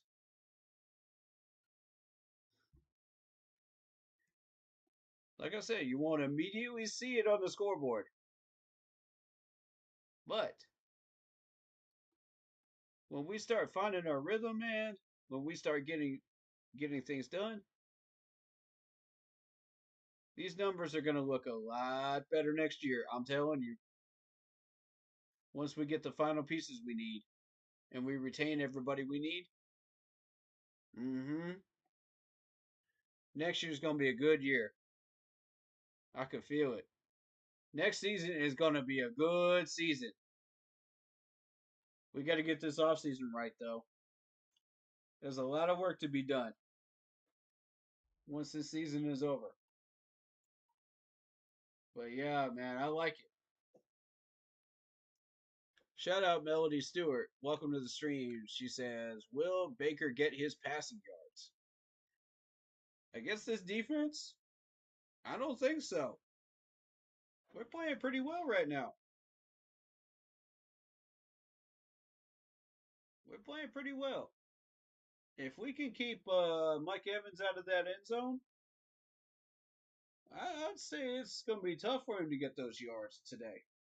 We played really well against the Kansas City Chiefs last week, and we held them to a number of yards too. And they have a lot of weaponry. I'm talking about a lot of weaponry. And we managed to hold them to what we held them to last week.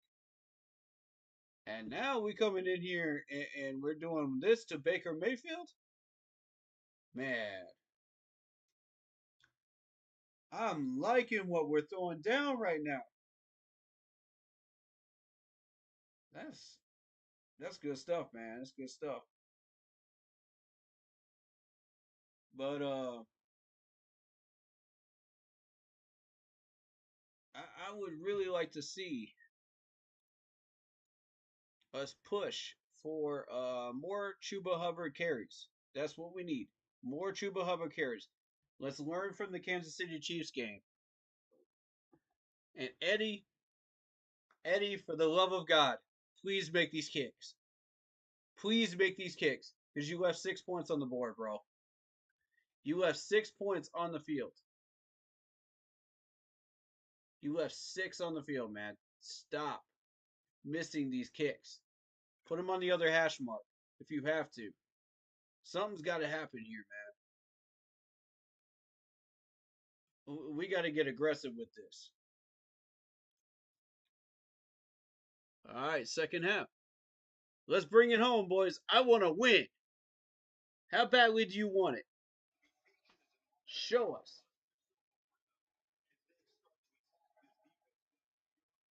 Start of the second half begins now. Nice tackling by the special teams unit.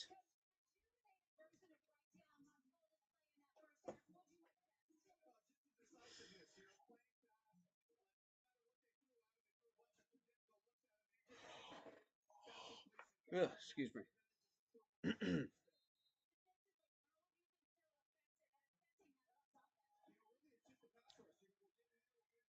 All right. First and 10, Buccaneers from their 30. Pass. Found his man for a gain of 9.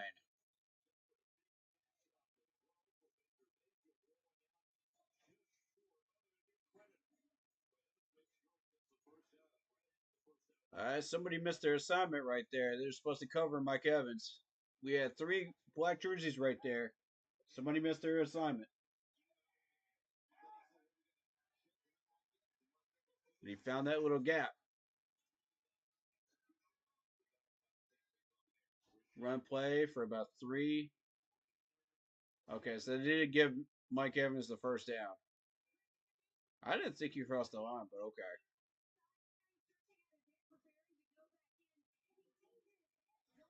Second and 6.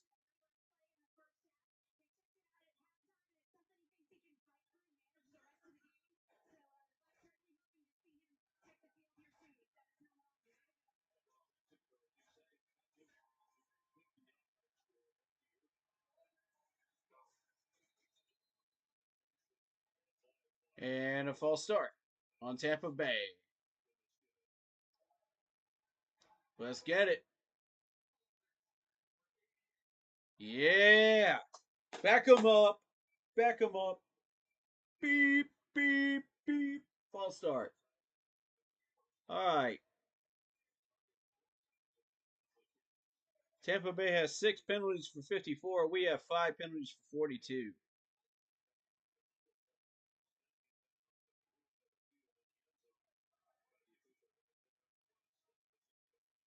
I still feel like we got screwed, man, on that end zone throw. Second and 11 now for the Buccaneers. Little outside toss. Nice tackle. Charles Smith-Wade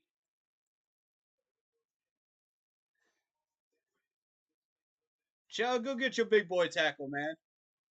I'm proud of you. Go get it, man. I like Chow right now.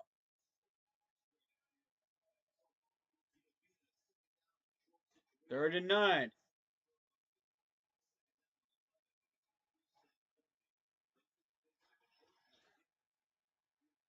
Come on, defense, hold him. Oh, he almost picked it. Oh, Fuller. Oh, wow.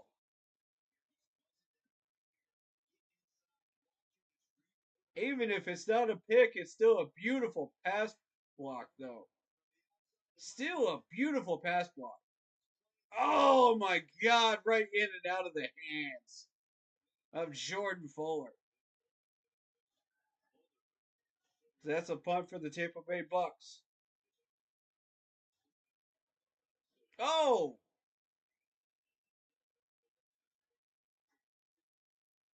Return by David Moore. He's going to get to the 18. Okay.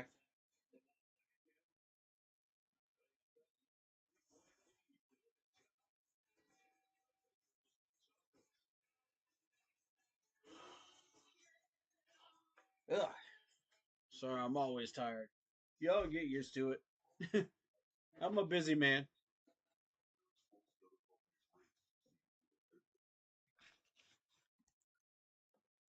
Oh man, that Jordan Fuller attempted pick though.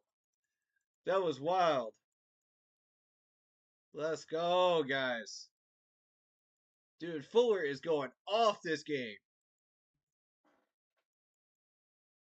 I challenge this dude to step up, sink or swim. This dude is swimming. He took off the floaties and he said, screw this. I don't need this no more. I'm about to swim. This dude's out here playing like he's on the Olympics, bro. Let's go, Fuller. I'm proud of you. I love these redemption stories, man. I love them. I love them. Players that I've been giving tough love to all year, man. And then they pull a 180 and they start doing better, man. And it's so beautiful to watch. It really, really is. Oh man.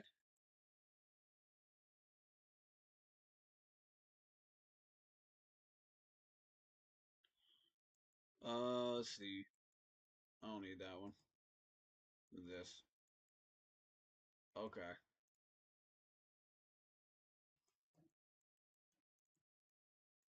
Let's see.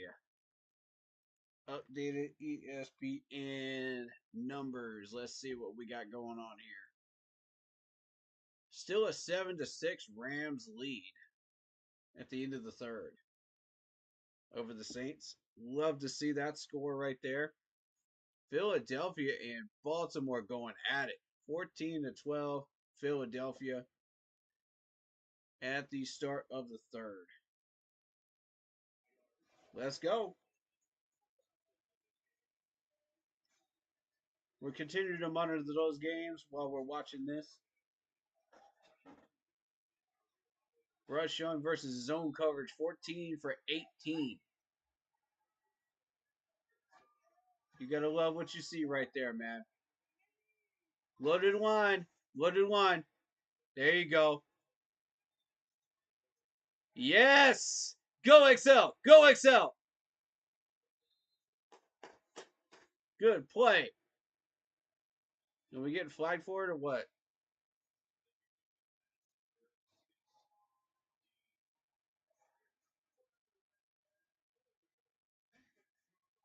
Yeah! Holding on Dean of the Tampa Bay Bucks. And ladies and gentlemen, that is a Panthers first down. Dab on him. Let's go.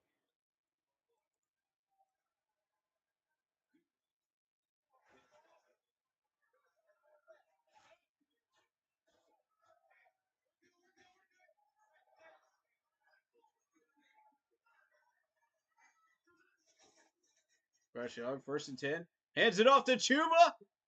Chuba for 9. Chuba, choo. He's in the building, ladies and gentlemen. Let's go. You love to see it. All right. We got a 2nd and 1.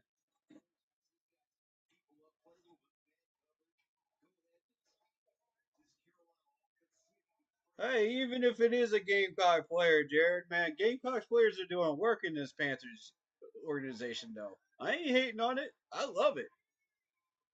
I'll take any Gamecocks players up here. Oh, play fake. Didn't work. But it's still 3rd and 1. Roughing the passer, maybe? Wait, what? I'm confused. What's the flag for then?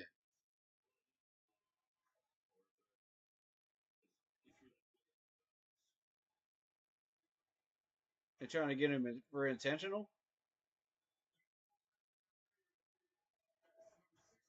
Oh, shoot. Ineligible man downfield. Damien, come on, man. Damien. Uh, he can't help it, though, man. He got pushed into the 2nd level. He was pushing into the 2nd level. Man, that's garbage. He was blocking, dude. 2nd and 6. All right. We got a 2nd and 6 play. Good pass. Thielen. Good catch. Maybe that's a 1st down. Yeah. Panthers 1st down. And that's a Panthers 1st down. Dab on them. Let's go.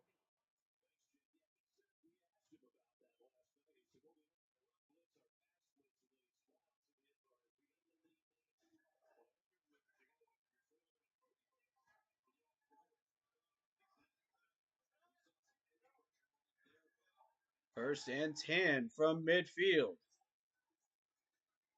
Bryce Young. Throwing deep. Incomplete. It's just not there. Good try, though.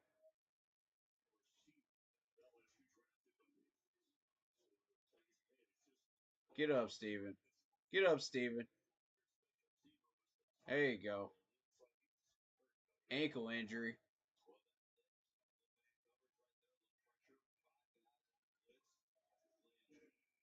Hmm.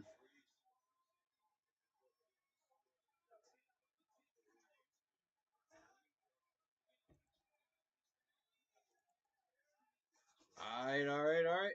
Chuba. Chuba for 3.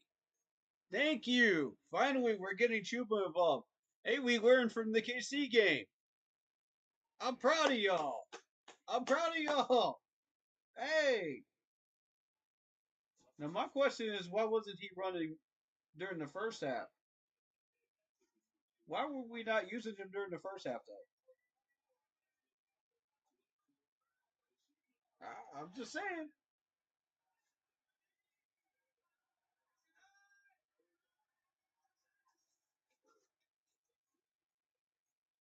Oh, incomplete. In and out of the hands of XL.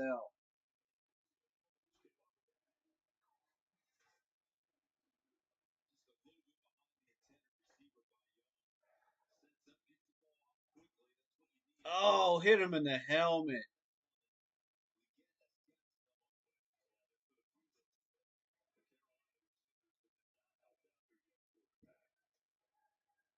That's a 4th and 7. We are punting it.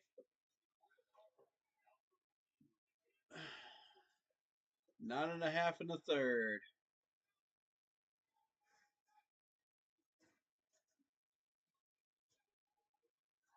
We have a chance to pin them deep here. And fair catch at the 20. Possibly the 21. All right.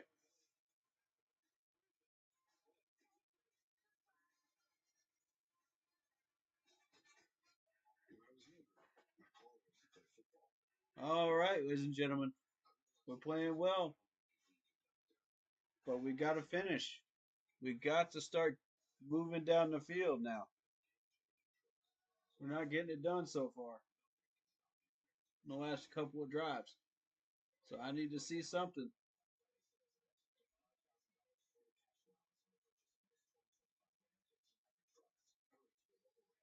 There we go. We got a 14-6 lead over the Saints. That's a beautiful score to look at right there. Heck yeah. Oh yeah, I love it. I love it.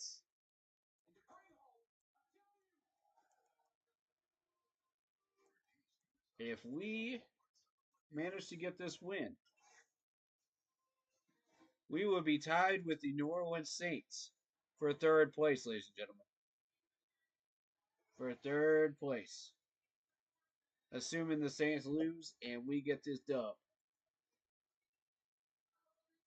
That is progress. That is progress, ladies and gentlemen. If that's not what progress looks like, I don't know what is. We have been waiting a long time for this. This team has been trashed for a long time. We have finally started to get it together.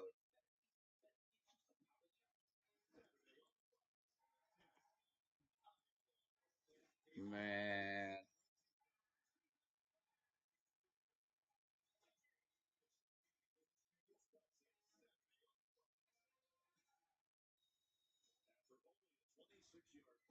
Tampa Bay would be 5-7 if we get this win. And Atlanta is now 6-6. Oof.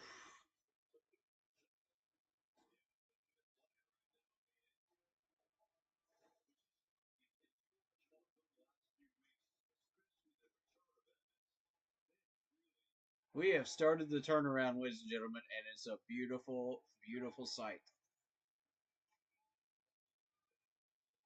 Get the edge. DJ Johnson getting the edge, but he's still got 5 or 6 on it. 2nd and 4.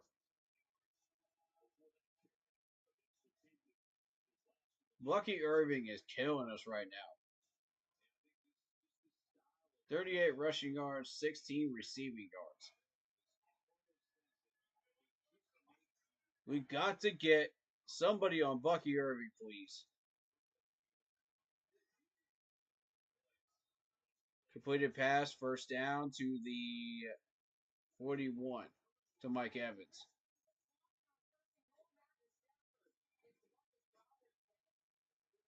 Okay. Stafford's helping us out. We got to do our part. Hopefully those last 2 kicks don't haunt us. Facts, Isaiah. Shout out to you. Come on. Fumble!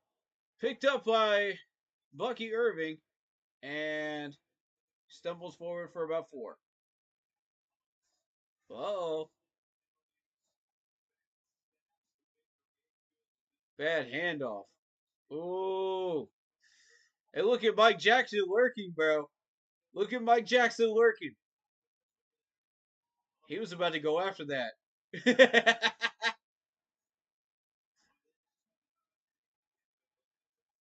Shout out Mike Jack being in the neighborhood, man. Let's go, defense. Come on. Get him. Yes! Yes, that's a sack. 3rd and 7, baby. Let's go. Yeah.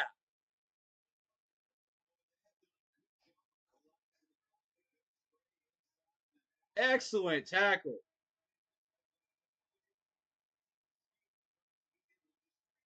Shout out Barno, man. Amari Barno with the big boy clutch tackle. And the sack.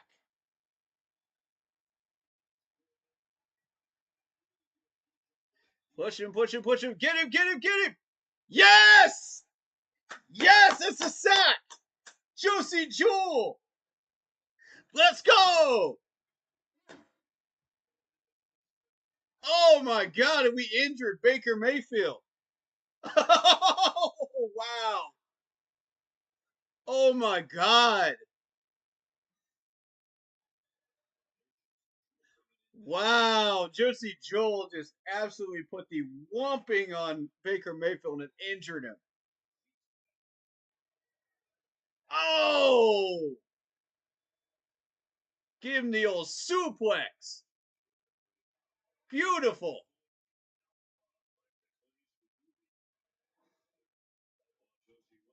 Oh man, I hope Baker's all right though. I hope he's okay.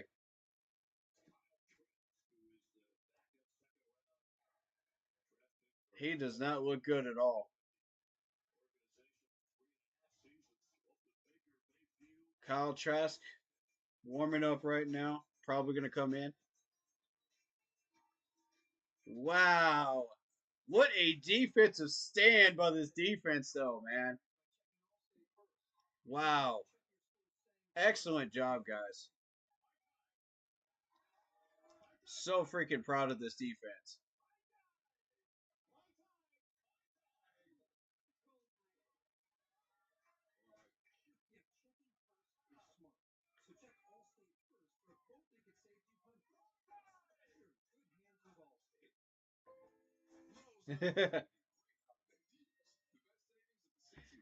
Man, welcome back, Amarne Barno.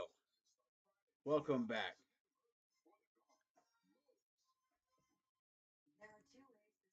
Why does our defense look so good right now? We finally got our injured players back, like Barno, DJ Johnson. You know, we finally started setting the edge. We started getting stuff done, you know, on tackling, with our technique, with our footwork, and it's starting to make a difference. All those little things that I was talking about, you know, that we needed to start doing, we're starting to do it in the last few weeks. And it's starting to really culminate into big plays and big stops when we needed it most. You know, it allowed our secondary to be our secondary and do the jobs that they were set out to do instead of having to do double duty and try to play Superman out there and injure themselves. So these guys are not trying to injure themselves anymore and trying to get all they have to do is just focus on their jobs. Like, say, if you're a corner, all you have to do is focus on corner responsibilities. That's it. When you know the run stopping is getting the job done, you don't have to come up to the line and have to do double duty. If you're a safety, you don't have to come up from coverage to help out with the runs. You know, if you're a linebacker, you don't have to come out of coverage to step up and try to stop the runs as much. Like, even though that is your secondary job. When the D line starts to do their job properly, you don't have to worry about that. You know, and all of this is without Derek Brown. I want y'all to keep that in mind. Get away from it. Get away from it. Don't touch it. The punt. All right. Isaiah says, imagine Derek Brown didn't get injured. Yeah, facts, man. Facts. Oh, man. The damage we could do. This man is speaking facts right now. That shows you how well put together this roster is. You know, when these guys come back from injuries and they start doing the things that they're doing right now, that shows you how much we have done to build up this defense. And it's only going to get stronger with this next draft and this next offseason, guys. I'm telling you that right now. It's only going to get stronger.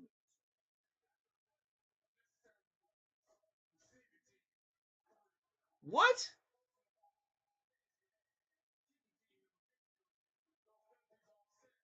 Did they fight each other? What happened there? Unnecessary roughness on our guy.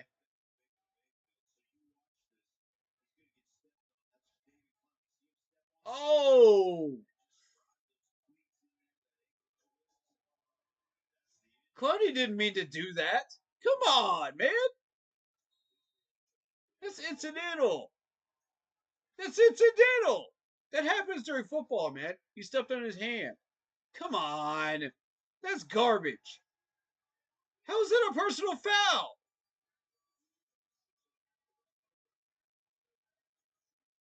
Refs, y'all trolling now, man. Y'all trolling with some garbage now. That's bullcrap. Y'all need to enforce that face mask, though. Oh, boy. You need everything to win the right coaching, the right front office. Facts, Isaiah. Exactly. And we're starting to build that. 2nd and 4. Here we go. Here we go. Come on, Bryce. Come on, Bryce. Incomplete. All right, 3rd and 4. 3rd and 4.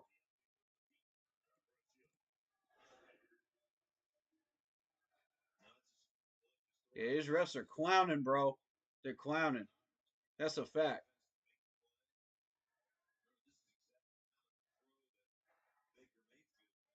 Yeah, it's unguarded. Unguarded pressure.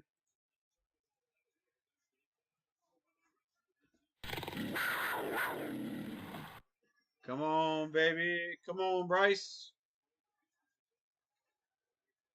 Blitz coming. Oh! Drop pass by Tommy Tremble. So that's going to be another punt.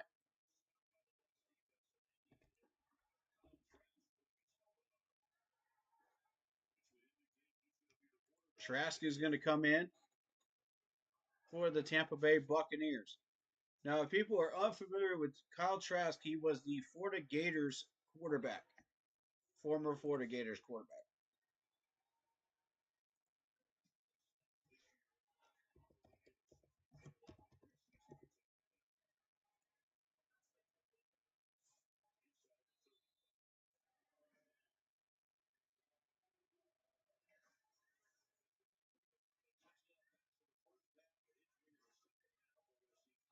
He was selected in the 2nd round of the 2021 NFL Draft.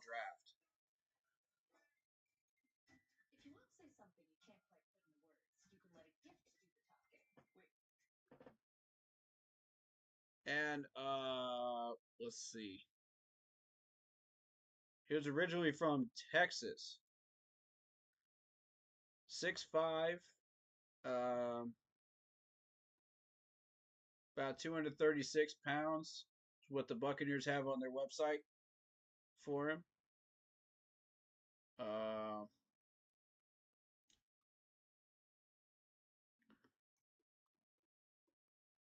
Honestly, he hasn't been that impressive. When he was in during the 2022 season, he only got about 23 yards for a few passes. So that's been about his career, basically. He hasn't done anything. Because the Buccaneers haven't given him a chance to do anything. They haven't gotten their starting quarterback situation settled well enough to really push Kyle Trask to learn, down there in Tampa. But we'll see if he's learned anything, in the time that he's been sitting on the bench. Perhaps he has, perhaps he hasn't. But we'll find out.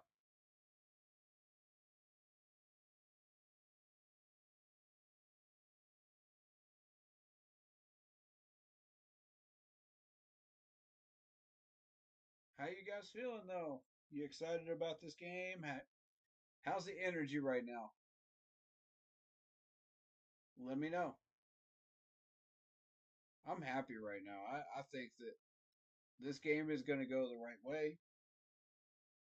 It's going to go in our favor, and I think we're playing well enough. We just got to keep it going.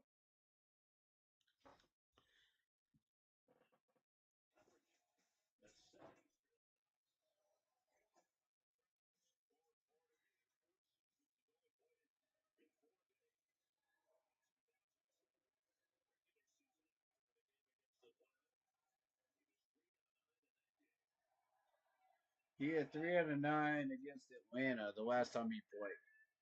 All right. Looking like a joke, so happy. Okay.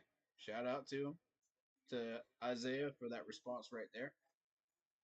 Gain of 3 on the run, Bucky Irving. 2nd and 6. Oh, Baker's back out here again.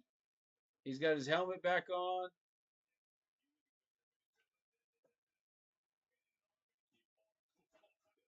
He's ready to come back in.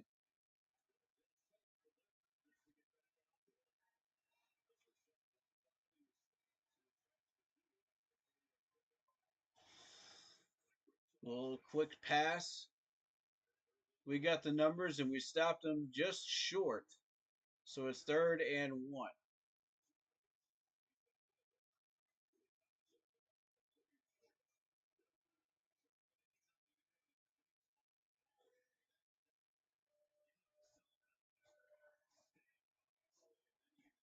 With respect to Kyle Trask, he's a game manager. You know?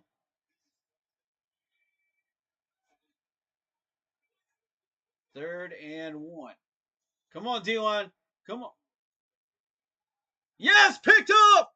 Xavier Woods! He's taking it all the way into Buccaneers territory. Yes! Let's go, Xavier! Yes, sir! That's 2 picks.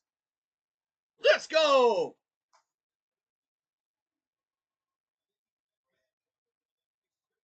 Beautiful. Absolutely beautiful catch. Oh, man.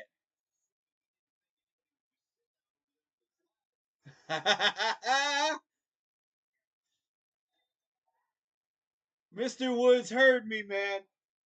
He said, I'm tired of all this crap. I'm going to do something about it. I hear you, Xavier. I hear you. I see you out here. Chuba, big run. Keep going, Chuba. Oh, no, that's Brooks. That's Brooks. Brooks with a big run. Got about 9 on that little counter play right there. That's more of an ISO, isn't it? That's more of an ISO. Brooks broke a tackle. Yeah. I like Brooks, man. God, he ran over McCollum.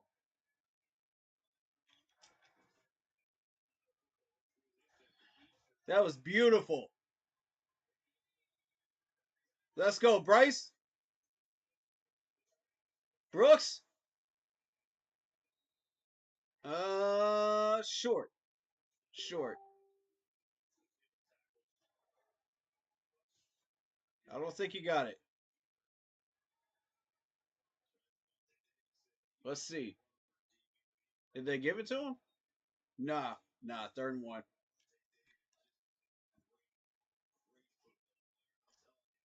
He tried to stretch for a second there. All right, 3rd and 1. Let's go.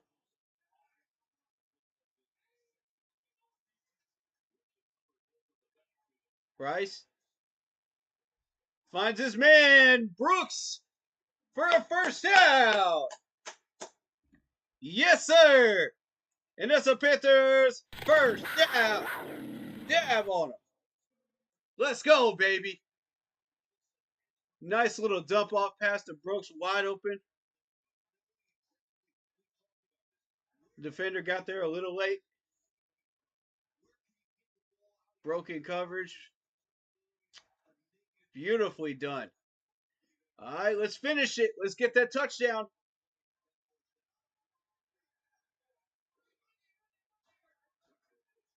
Come on, Bryce.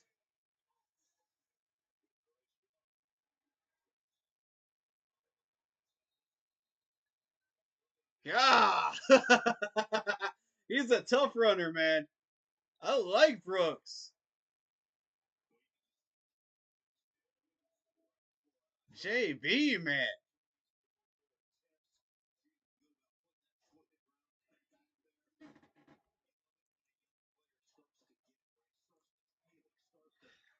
Oh, that was beautiful, man. That was beautiful.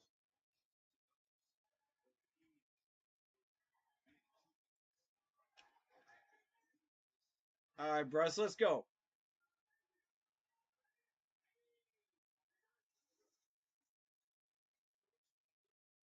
Brooks, okay, 3rd and goal. We're not going to get it that way, I don't think. He's only a rookie in his 2nd game, too, man. Right. You're right. Is Baker injured? No, he's back. He's back. He was only out for like a few plays. Shout out Alfonso. Welcome to the stream. Come on, Bryce. Finish it. Finish it. Let's get this touchdown.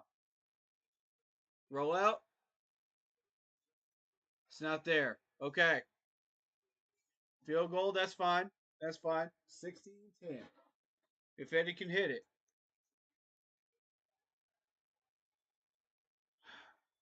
I'm a little frustrated because we're still getting some wide receiver separation issues. Oh, he ran out of room, man. He ran out of room.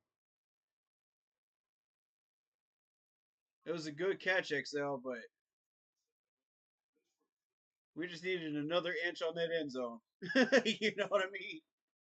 We just needed another inch. Our game started before the 4:25 game, so we're going to be the last game to end before Sunday Night Football. And the field goal is good! Eddie Pinero. Let's go.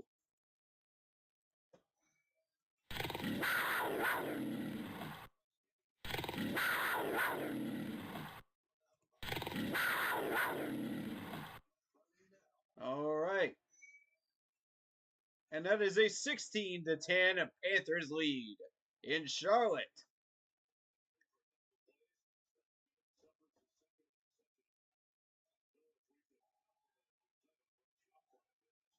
Yeah, I don't like the play calling there either, Jared. I'm with you. I would have liked to see a touchdown out of that. I think generally at first we were trying to act like it was Chuba, and try to push that run game into the end zone because that's what worked against KC. But with Brooks, you're not going to be able to get that because he's not Chuba Hubbard. So you're going to have to try something else. They tried it twice with Brooks and it just did not work. And it was a good call on XL, over the top, but he just ran out of end zone space though. I feel like if he had a little bit more end zone space, then that might have been a touchdown, because he did catch it. Oh, he didn't mean to step on him, man. Come on. That was not intentional. And we got the flag for that garbage. Come on, man. Yeah, nah. There's some of these flags like I just don't understand. You know, you got to look at intent, man. You know, Bucky Irving for another 4. We got to find a way to stop him, man. He's finding these gaps. I don't know who's supposed to be plugging these gaps, but he keeps getting through. Thanks for the update, brother. About Baker. Yeah, no problem, man. End of the third quarter. We got a 16-10 Panthers lead. Yeah, I'm telling you, man, I'm feeling good right now. I'm feeling real good.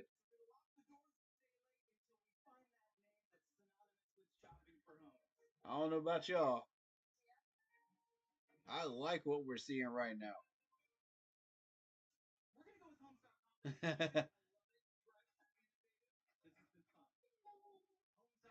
Oh man, it's great.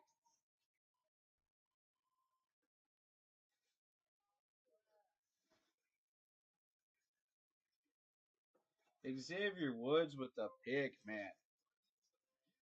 Xavier Woods with the pick. That was the highlight of the third quarter for me. That right there. I've been giving this man so much tough love all year long, and this man came up clutch with the pick again. Like every time I put him under heat, man, this dude steps up, and I'm like, finally, let's do it. And then he starts slacking off again in coverage, and I'm like, okay. So I'll throw some more smoke at him, and it's a repeating cycle, and it works. It's working right now. He's starting to get into his rhythm a little bit, and I'm happy for him, man. I'm happy. I'm happy to see the redemption, man. Because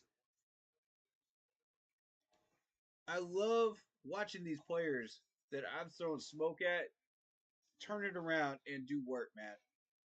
Jordan Fuller, Xavier Woods, those are the two biggest ones right now. I mean, Icky is starting to turn around too, and I need 4 whole quarters from Icky. Show me 4 whole quarters, buddy. And then you will be the next redemption story for me.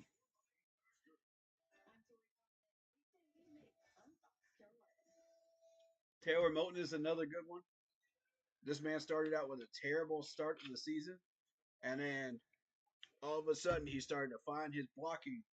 He started to find his rhythm, got into it, worked on his technique, worked on his footing, worked on his hands, and it's made a humongous difference.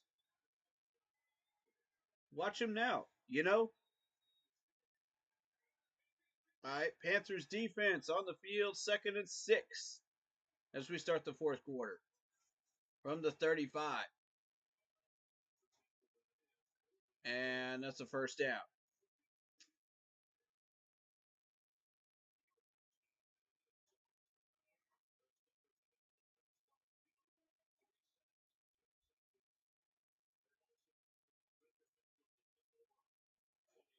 Jared says the law, his back was completely turned. No way that could be on purpose. Yeah, facts. Exactly. Exactly what I'm saying. Yeah. You got to look at intent, man, when you look at flags.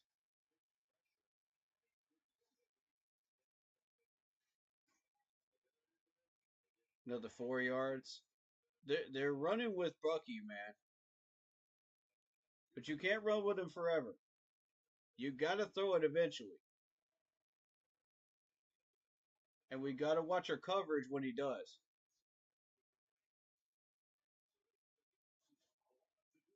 It's going to be a little screenplay or something like that. He's going to try to open up some bigger passing lanes.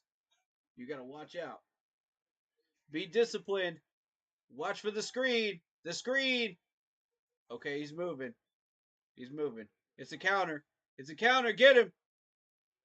Oh, dang it, man. First down, Bucky Irving. That was good guard pulling by the offensive line to open up those gaps. But oh, it's just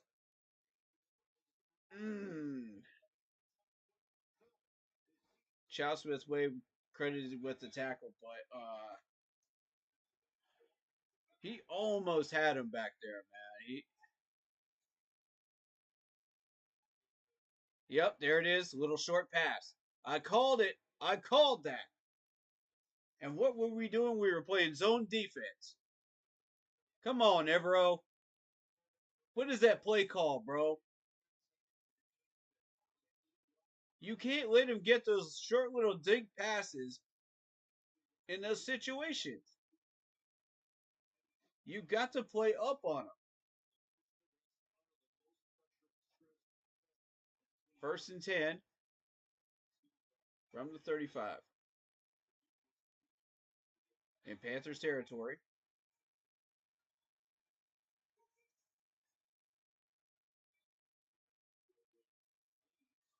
There it is. There it is. Thank you, JC Horn. Thank you, JC Horn. That's what I'm talking about. Good man.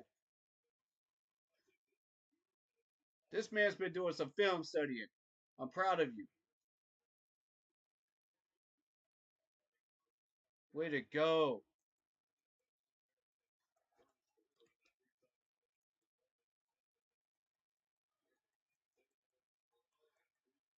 Second and 7. Here we go, defense. Come on. Shut him down. You got to shut Bucky down, man. He's, bro.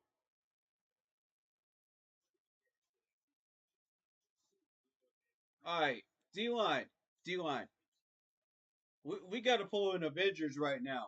We got to pull in Avengers and shut down Bucky. That's what we need to do.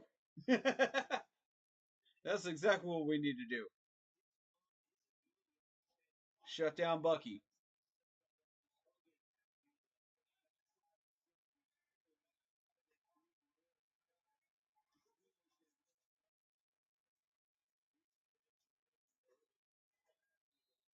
Okay, okay, okay. You only got 2 out of that.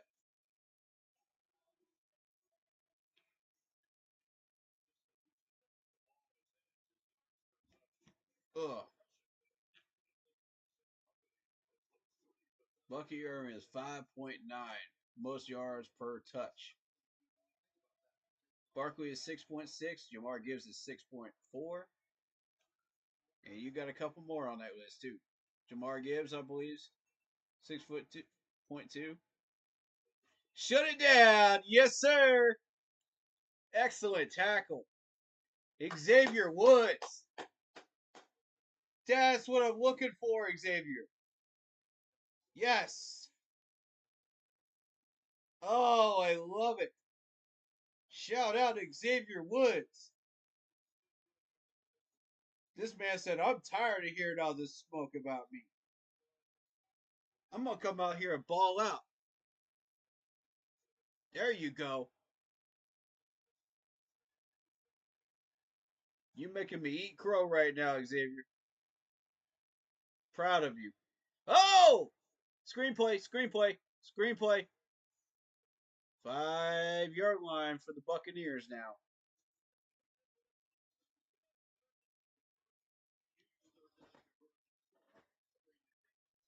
All right, defense, come on, step up. Step up.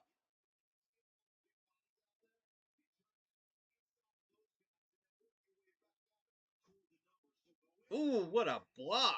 78, man. That's a big dude, man. Come on, defense. Shut him down. Touchdown, Bucky Irving.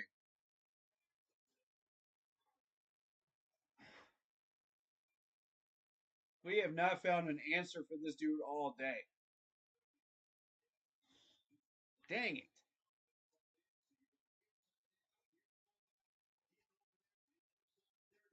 Good guard pulls, man. You got to give him respect. Good guard pulls. That's what they do best, man.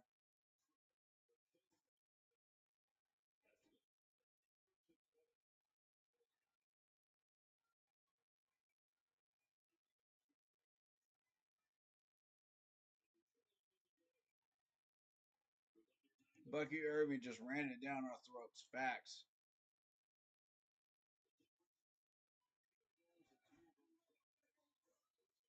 Facts, he did. Man just made a statement. We got to make a statement right back.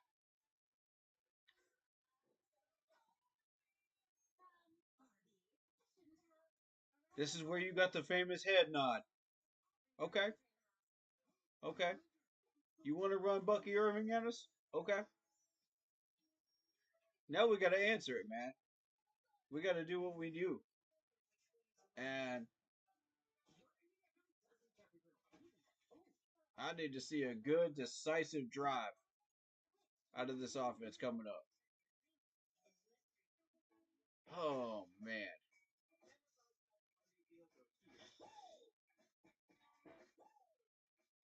They can't keep running Bucky Irving up the middle forever, though. They've got to pass. You know, Mike Evans has been covered. Everybody's being covered. And, wait, eventually, they've got to move it down the field.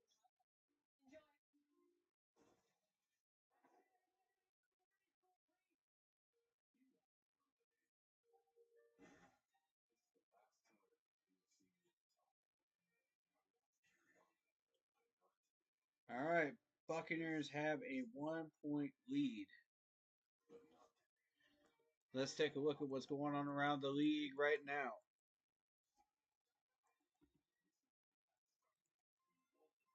What is the most updated score?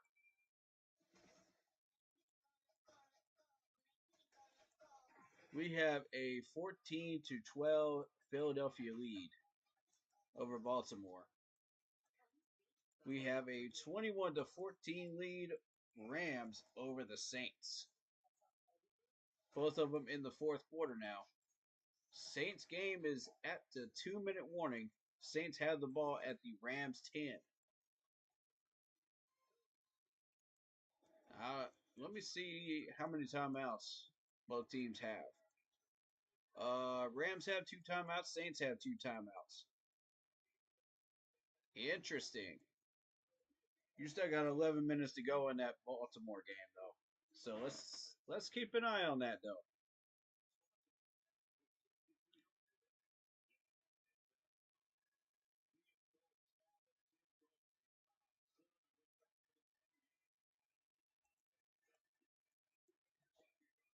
Deserve every bit of this when you can't finish drives and leave points on the board. Facts. That's a fact, Jared.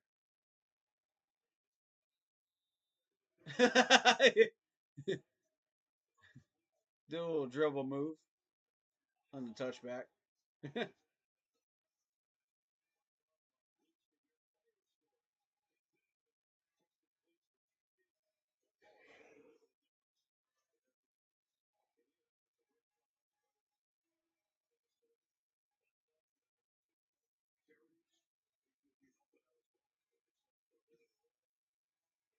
All right.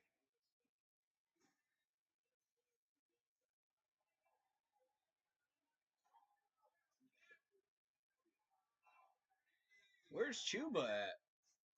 Chuba ain't been playing the whole game. And that's a sack on Bryce Young. Oh boy.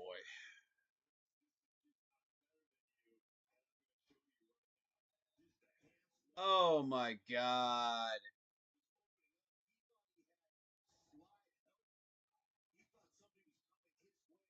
Number 50. Come on, man. Number 50. We haven't had an issue with you all year. What you doing? What you doing, buddy?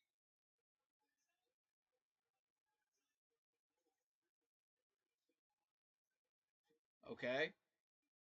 Adam Thielen for a few yards. Not bad. Third down.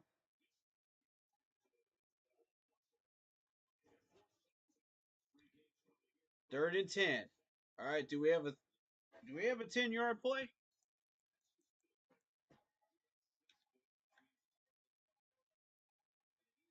Come on, Bryce.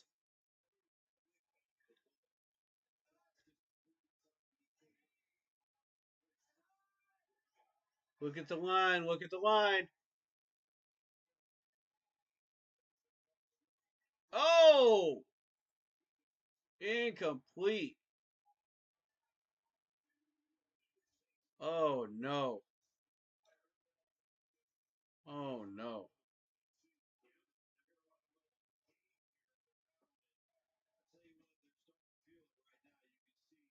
That's exactly what I was pointing out the D line, man. They shifted a little bit. And oh, Excel with the drop, bro. They're gonna credit him with the pass deflection, but that's a drop. Oh boy.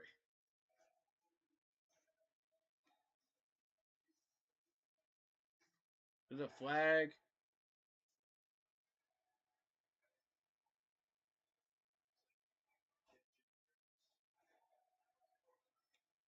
Are you, bro?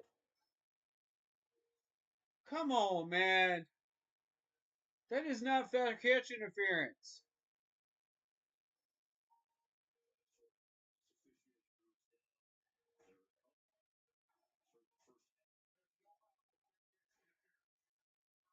Good. Good. They picked up the flag. All right, cool.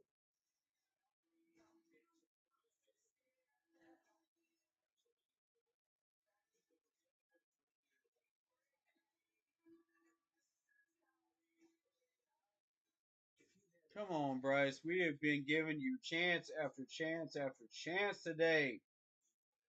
We got to do something, man.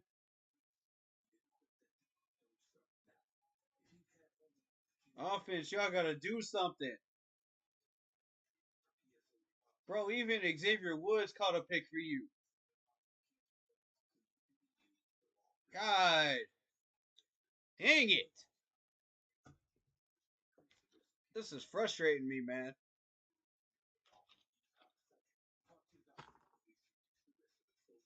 We literally left 6 points on the field with Eddie Pinero. And offensively, we have not been able to do anything else.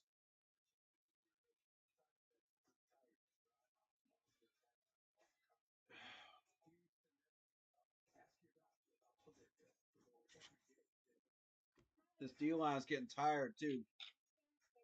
You can tell on that last drive because they let Bucky Irving just run circles around them.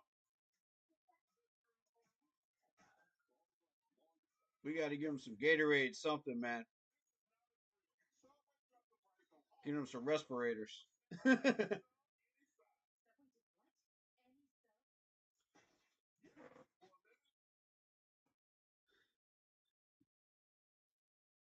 Yeah, this game is wild for sure.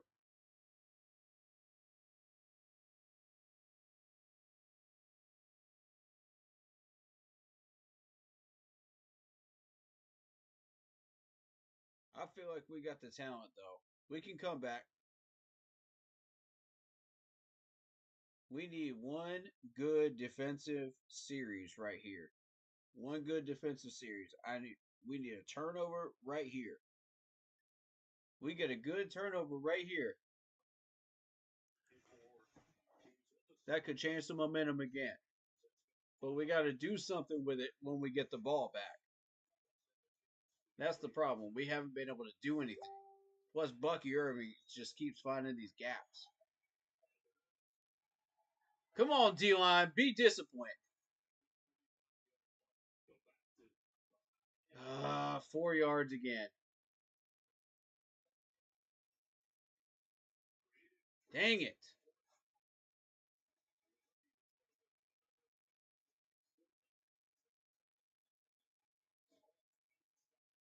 He's a shifty little running back, though. I give him credit. Bucky Irving.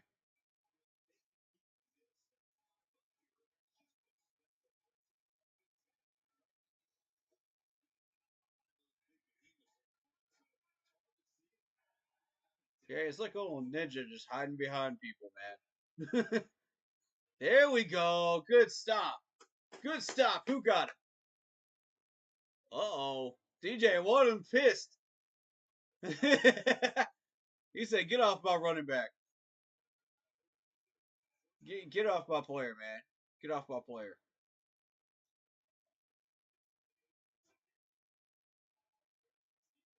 Give him a little shove right there. 3rd and 3.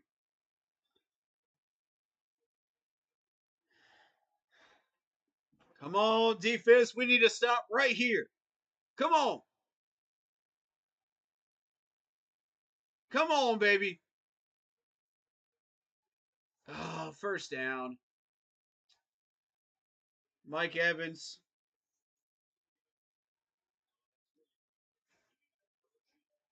One-on-one Mike Evans against Chow Smith Wade. They found a mismatch.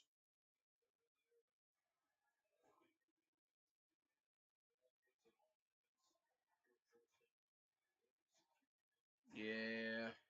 We're going to need to get some safety help up there to stop that. 1st and 10 from the 41. Good trip up. Good job, Fuller. Irving for another 3 or 4, though.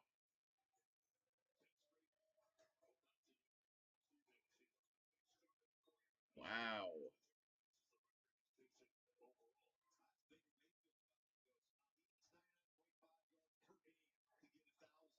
Oof. Mike Evans getting about 100 yards a game, y'all.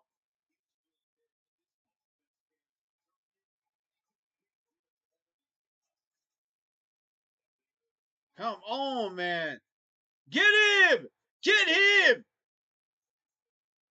Oh, big play by Bucky Irving down to the 10.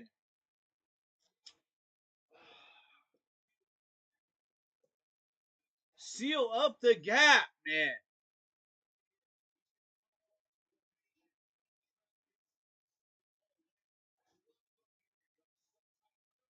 God, he keeps trapping everybody that can stop him, though. It's that big tight end. If you can find your way around that tight end. Yeah, I see what he's pointing out now.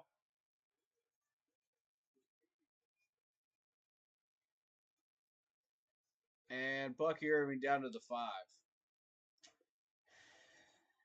Oh, boy. We need a goal line stand here, man. Goal line stand. Come on, defense. Goal line stand.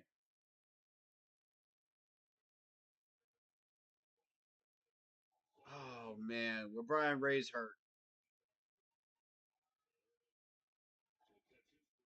Honestly, he hasn't done much anyway. Get him off the field.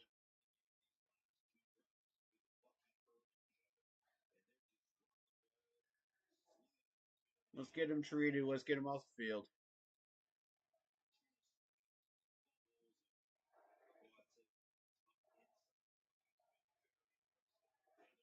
$148 rushing yards for Bucky Irving and 24 rushes today. 6.2 average and a touchdown.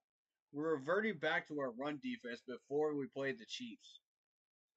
And it's starting to piss me off. Because we know that we have a better run defense than this. We know we do. Defense, are you one and done against the run? Are you one and done? Show me you aren't. Control that line.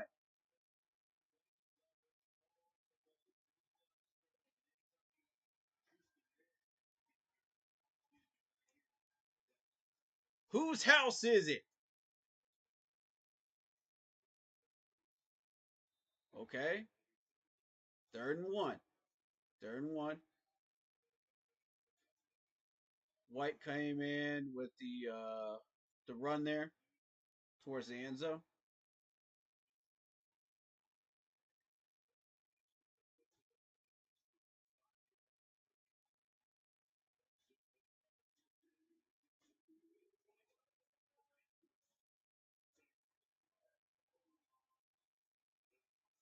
Panthers' first timeout used here. 3:13 to play. I like it. This is a good timeout.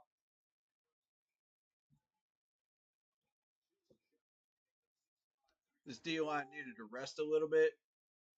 And if we can get a big play right here, a big stop.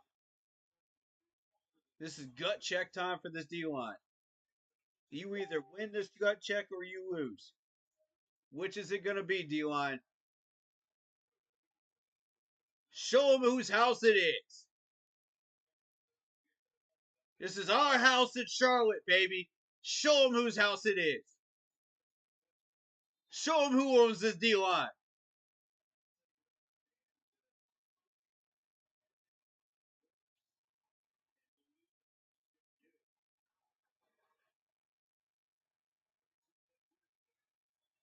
Put a stop to them. Stop the gap. Get him, get him, get him, get him, get him. Yes! Yes! Good D! Juicy Jewel with the clutch stop. Yeah! Big boy Juicy Jewel. That was a big boy tackle. And JC Horn helping out too. That's what I'm talking about, guys. That's it right there. That's it. Yeah! They heard me, y'all. They heard me. You got to remind them whose house it is.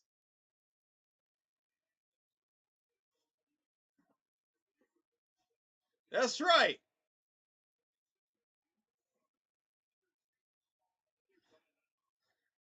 This is our house here in Charlotte, baby. This is our house.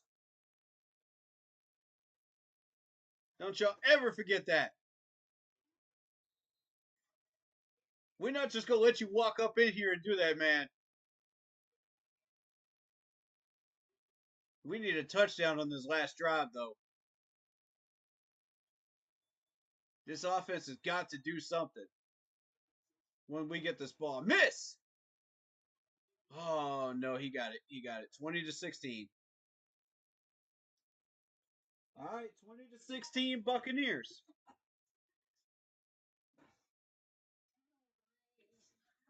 La Poppy says, come on, Bryce, show us why we drafted you. Facts. Tell him, Locke. Tell him, Locke. Say it louder. Make sure he hears you. Anybody in this stadium, make sure he hears you.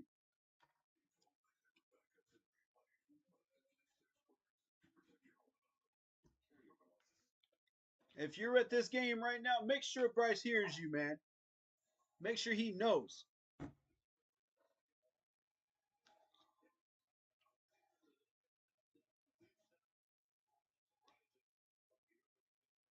Make sure he knows we believe in him.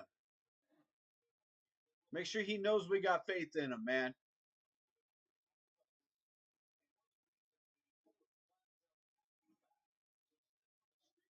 Oh, shoot.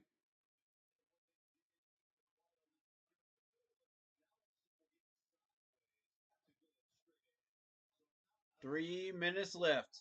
We got one timeout left. They got three. They're going to use all three of these timeouts, too, when we start driving down the field.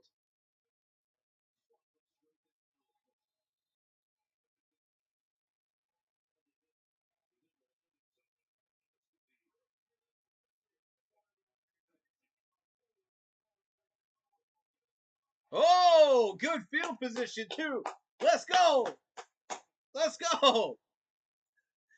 He missed the landing zone on the kick. We got the ball in the 40. Capitalize, gentlemen. Capitalize. Oh, that's beautiful. Wow. The Tampa Bay Bucks are giving us every chance in the world to come back and win this thing. Every chance in the world. We got to capitalize. All right, offense, it's up to you. Oh, good catch, but stopped. Tommy Tremble for no gain. Come on, guys. Get a little bit more creative than that. Better play calling, please. That was garbage play calling.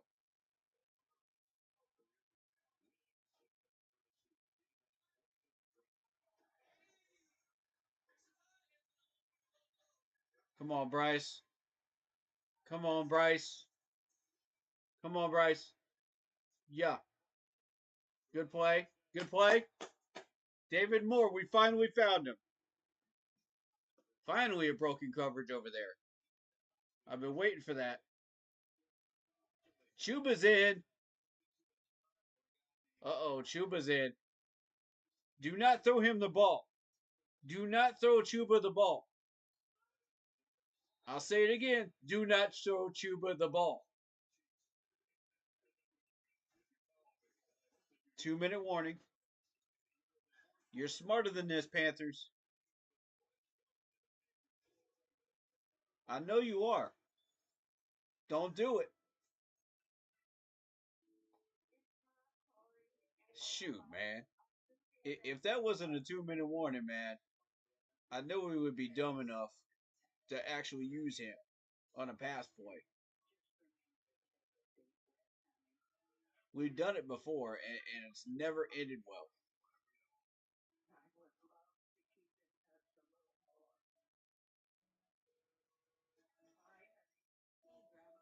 We have got to be smart with our play calling from here forward. Move down the field, treat it like a 2-minute drill, just like practice. You guys got this, man. You guys got this. I believe in you, Bryce. How many of y'all believe in Bryce Young in this chat? Come on. Come on. Come on. Let him know. Let him know you believe.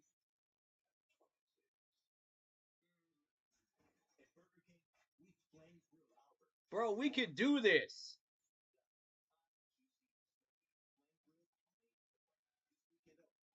Panthers, we practice for this, man. We practice for this. You guys a film study for this. You got this. Just be smart. Okay? Be smart.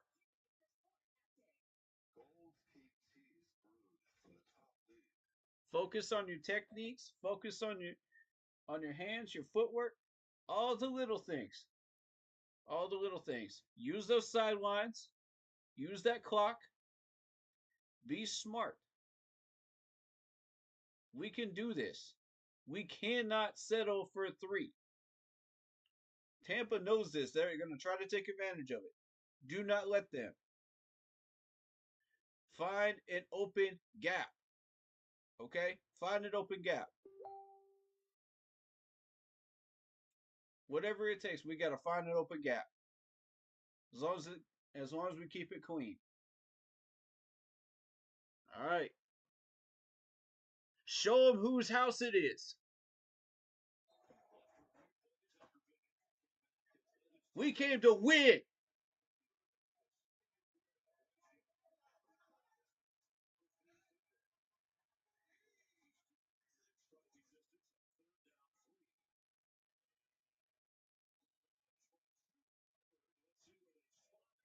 Come on, give him the first. Give him the first. Give him the first. Give him the first.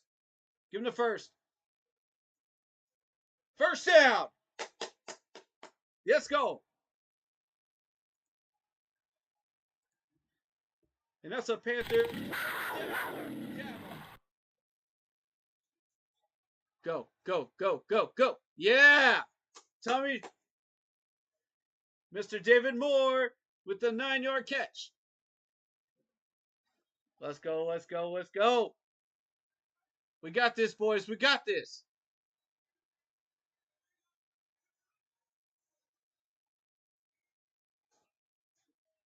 It's not there. Okay, that's fine. Stops the clock. Second, 3rd and 1. 3rd and 1, we can always run Chuba up the middle. That works. Okay. Yeah, it wasn't there.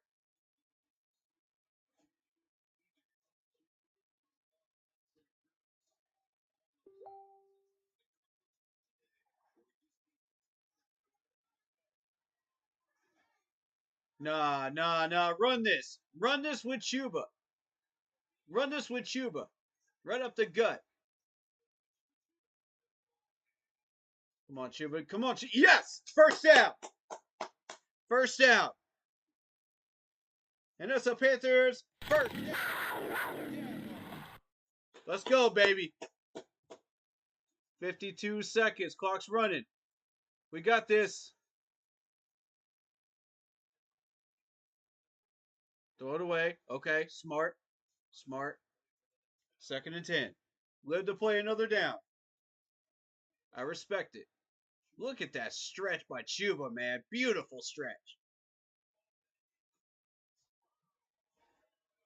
You love to see it. We're doing okay.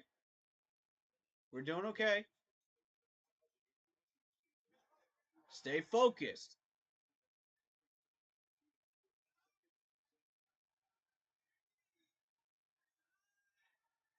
Stay focused, gentlemen. Look at that coverage.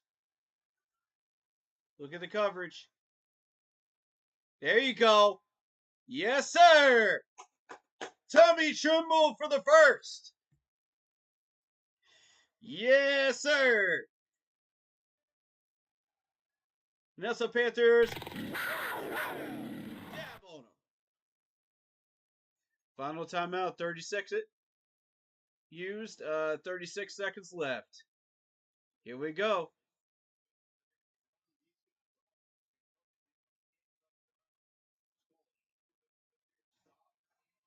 Beautiful under route. Absolutely beautiful under route. Whoa! Can we get a roughing the passer penalty right there? Are you kidding me? Wow.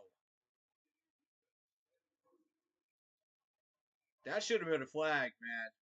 That should have been flagged.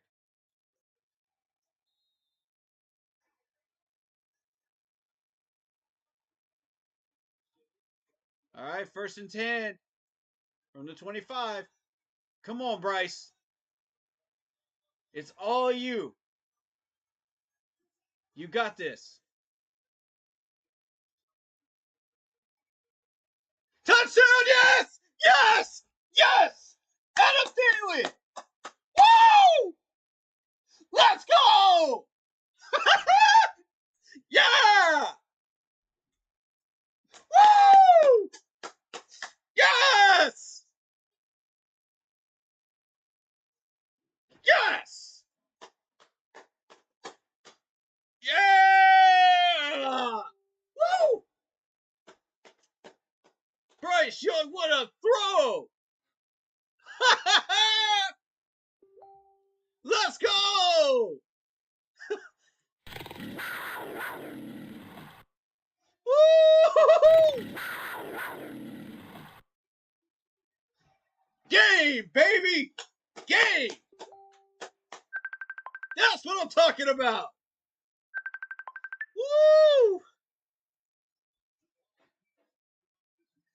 That is game! Let's go! Yeah. Let's go, Let's Panther go! Nation. Big boy Woo! throw by Bryce! Big boy throw! My God, what a throw! Woo-hoo-hoo! Oh, I'm about to be hyped all week for this, man. I'm about to Let's be hyped go. all week from this. Let's go. Ah! Ah! Let's go!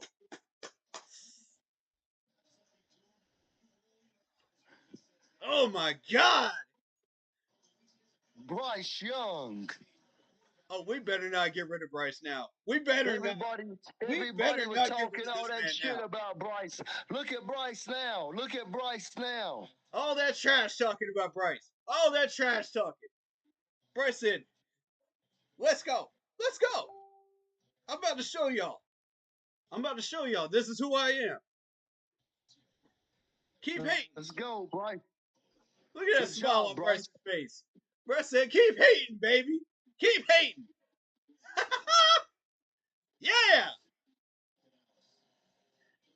Bro, It's a new era of Carolina Panthers football, baby. It's a new era.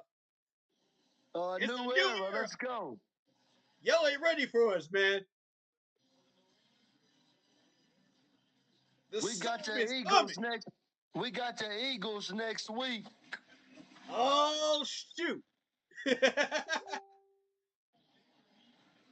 Oh my God, bro! Look at that Charlotte Stadium down there, Clark. Woo! Let's go. Listen to him, baby.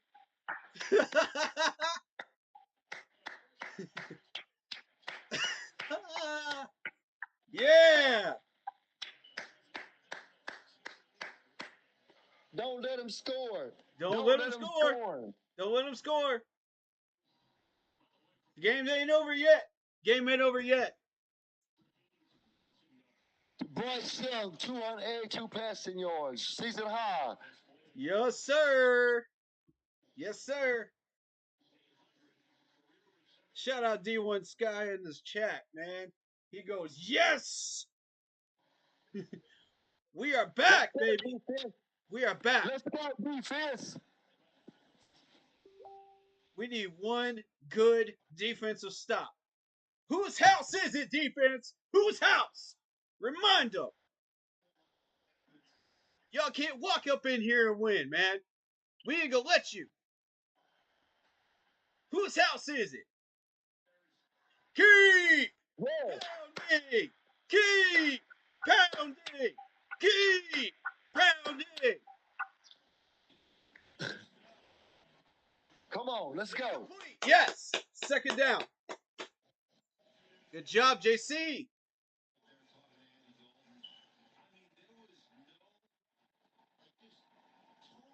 $19 seconds left. Buccaneers have 2 timeouts left. This ain't over yet. This ain't over. Bryce, you did your part, buddy. You did your part. I am so mad. Get him. Get him. Come on, defense. Get him. Get him. Get him. Oh, my God. 9 yards. 9 yards, Baker Mayfield. Come on.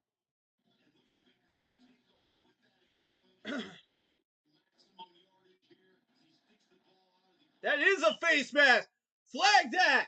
Flag that. Come on, man. Bro, these refs are so bullcrap. God, they're so garbage. How many more missed flags you gonna get today? How many more? 4 seconds. 4 seconds. Let's go. Incomplete. Incomplete. Oh, no, he caught it. He got it. He got it. Second down. 4 seconds, though. Here we go. Oh, shoot.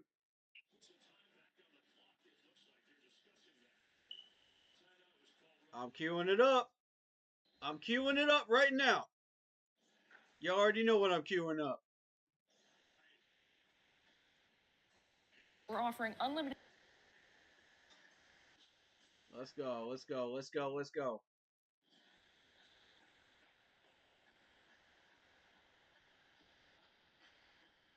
Come on, defense. Don't let us up. Come on.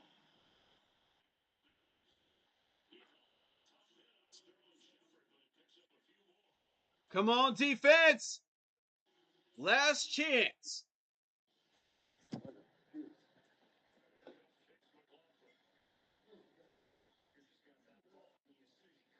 Okay. Here we go. 3 seconds left. Final timeout, Buccaneers. Oh, I got a good feeling. I got a good feeling, buddy. We're about to go nuts.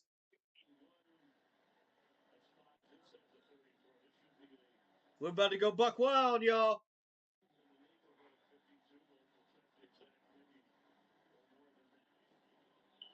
Keep pounding. Keep pounding. Keep pounding. Keep pounding. Let's see it in the chat, baby. Come on. Keep pounding. Keep pounding. Miss it. Here we go.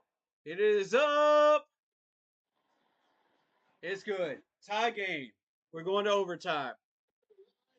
Yeah. Dang it. Ah. Oh my God, man.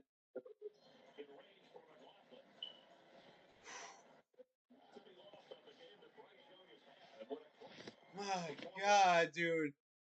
Bryce, you did your part, man. You did your freaking part to make this happen. I give you respect. I give you all the love in the world, Bryce.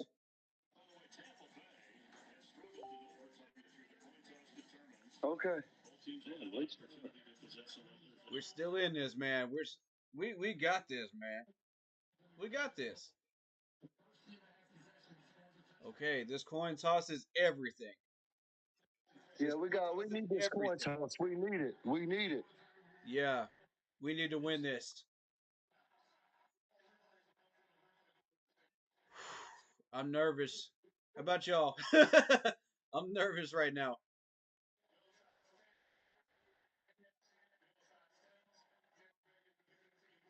Oh, I'm so nervous. Come on. Come on, we need this. We need this. No, it's heads. They won.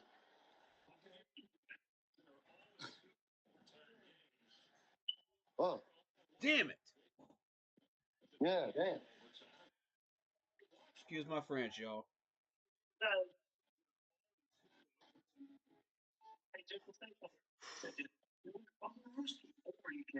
We in this, man. We in this.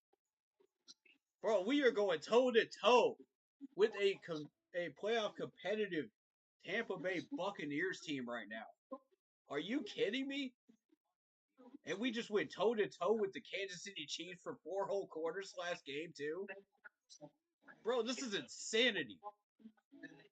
This is insanity. I thought we had talent, but I didn't think we had this level of talent. Y'all even surprised me. Y'all are making me eat some crow right now. I'm not even gonna lie. I'm impressed.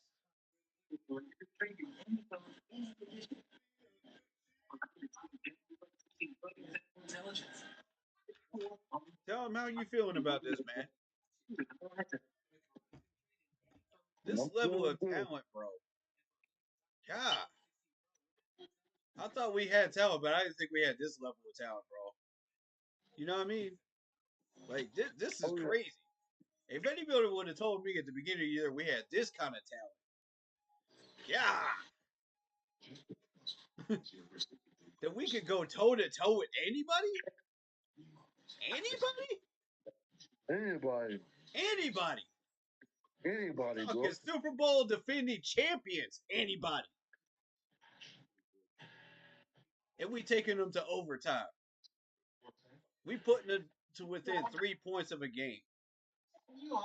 Yeah. Dude, this team is it. I'm telling you, this team is it.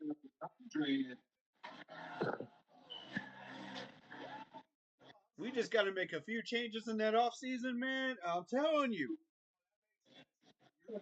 We're ahead of schedule. I actually think we're ahead of schedule. Don't you? I'm of that belief right now. I think we're ahead of schedule. What a throw by Bryce, bro. My God.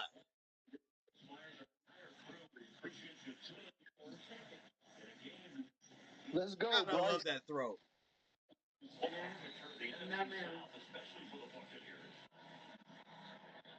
D1 Ski says, to be honest, Panthers should be like a 4-7. We were supposed to beat KC. Yeah, facts. Facts. That's a good point. We're supposed to beat the Chargers too, so that's 5-7. That's actually 5 and 6.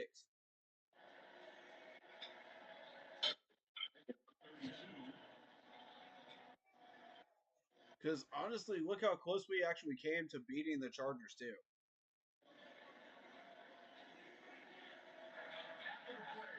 The flag, okay.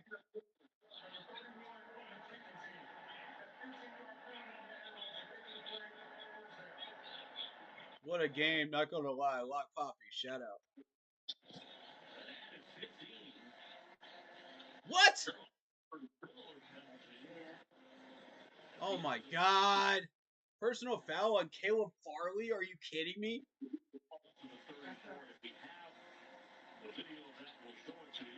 You gotta be joking.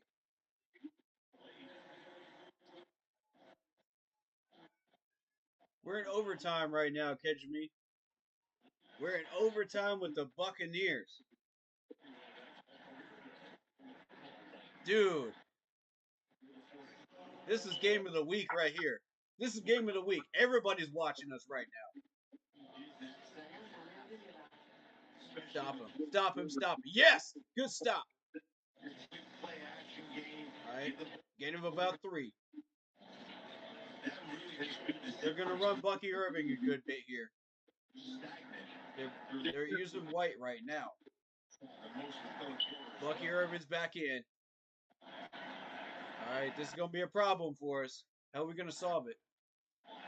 Let's go. Stop that run. How are we going to stop them?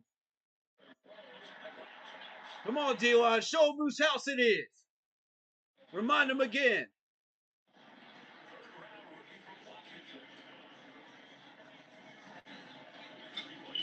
Oh, my God. First down. Peggy, get out.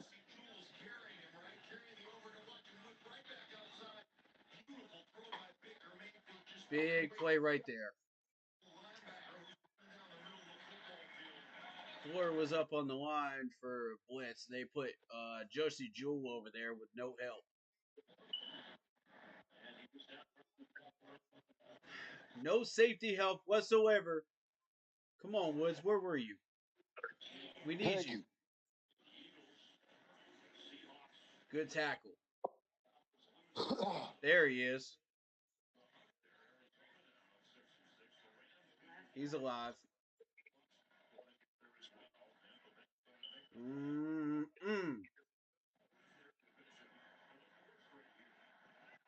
We could knock the Buccaneers out of the hunt today. Do y'all realize this? We could knock them out of the hunt today. Yes, yes.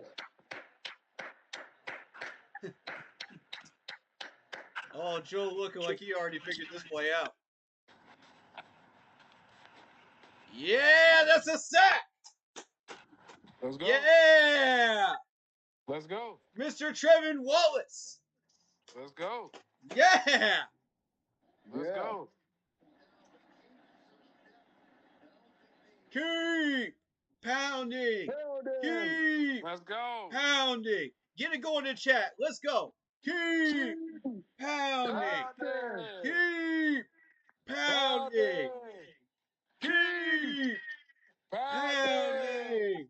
Keep Let's go, pounding. Go. Let's go, defense. Come on. Let's go. Let's go. Let's go, Nice baby. tackle. Let's go. Nice tackle. Charles Let's Smith go. Wade in the building. Let's go. Fourth Let's down. go. Let's go. Stop.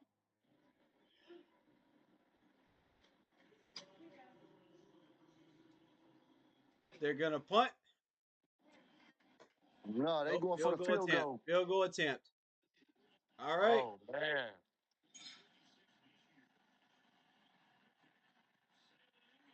No good. No good. Oh, shoot. No good. Let's No go. good.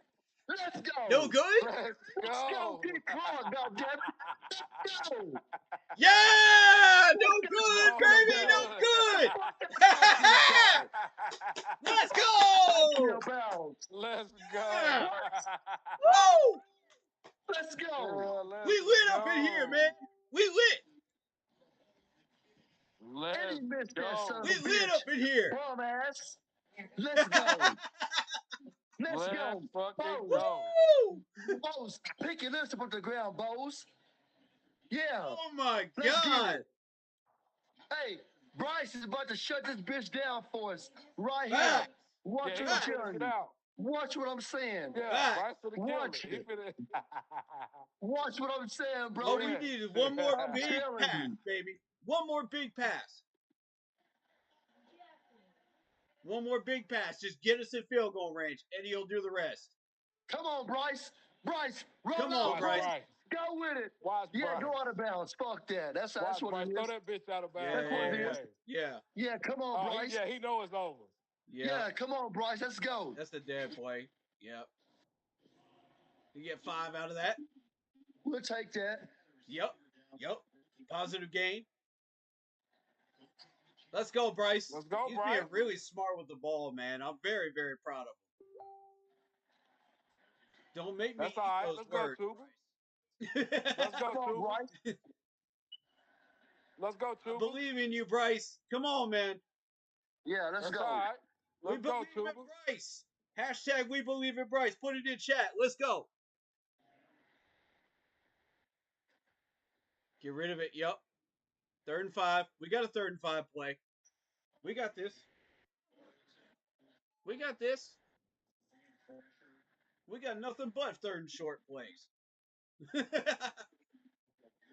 That's half our playbook right there.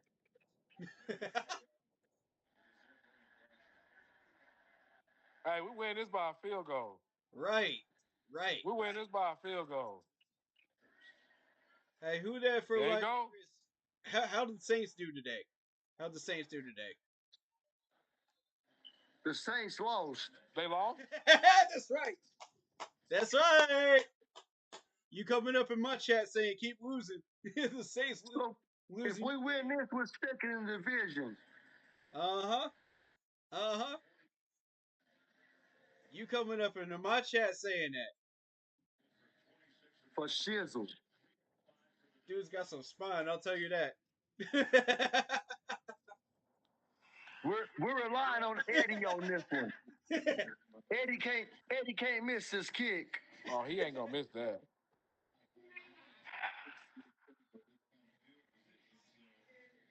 Your boy said blow me.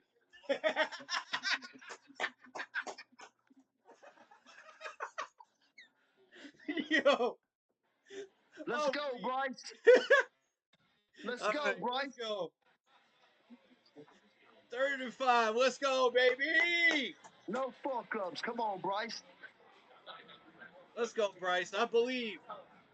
Cuba's out there. Be aware, Yes, Cuba's on the field. yes. First down. First down, baby. Let's go. Let's go. Oh, what a catch, Adam Thielen. Oh, my Let's God. go. Yes. Let's go. Let's Let's go. go. Let's go, baby. Woo. Let's go. Look at that one-handed catch, baby. Let's Oh, my go. God. What a catch. Let's go. And that's the Panthers. Let's go. Let's go. Let's go, baby. What a catch, Adam. Oh my God. My God. Bro. Oh my God. Yes. No. No. Oh my They God. fucking fumbled. No. Get the fuck out of here. Are you kidding me?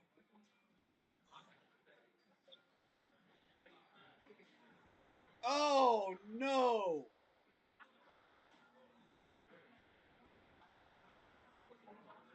Oh my God. Oh, my God. That's fucking crazy, man. Chuba. Of all the times to fumble the ball, bro, this ain't it. Dadgummit.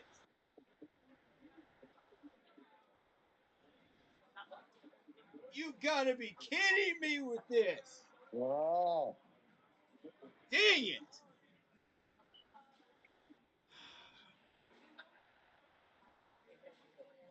Wow.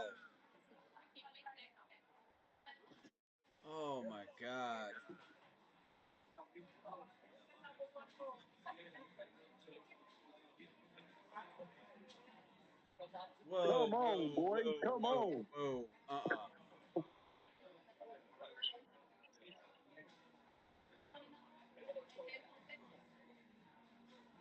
Yo, let Poppy remove that comment, man. Come on, man. Damn, Chuba. You can't be saying stuff like that in my chat. Come on, Chuba. That was unnecessary. Jared Phillips says this is inexcusable and why we are where we are. Yeah, you're not lying. All right, defense, come on. 2nd and 8. 2nd and 8. We're not out of this. Come on. Hype up. Hype back up. Hype back up. Oh, oh, man. Why are we leaving Mike Evans one-on-one? Why? Oh, good try, Mike Jack. Mike. Oh, good try. He tried to deflect that. I give him credit. We got to give him some help out there, man. He can't be doing this stuff by himself. Thank you. Appreciate it, Locke.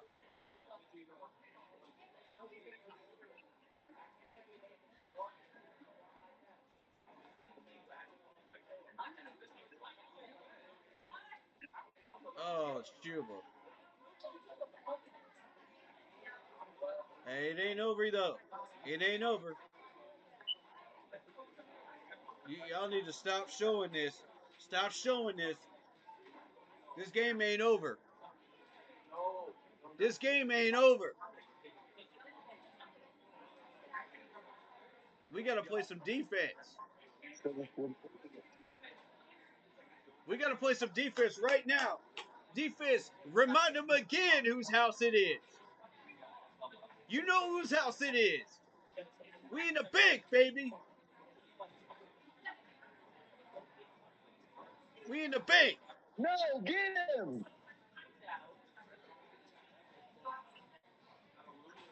Son of a bitch, man.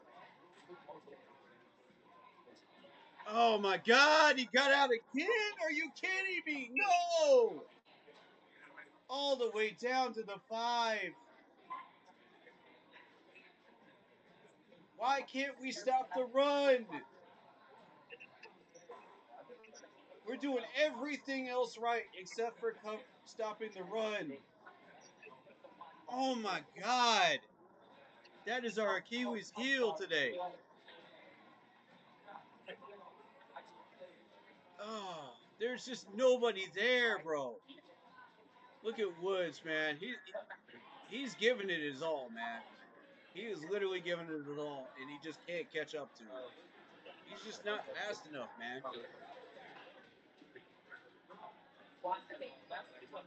Fumble snap. 2nd and goal. They gonna kick a fucking field goal to beat us, man. Come on.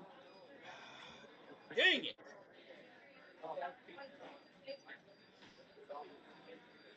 Man. Jared, you stop that. You stop that, bro. We played a heck of a freaking game, man. Miss it! Miss it! And that's game.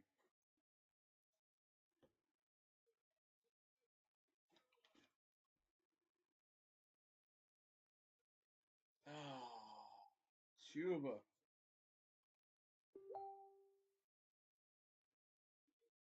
Wow.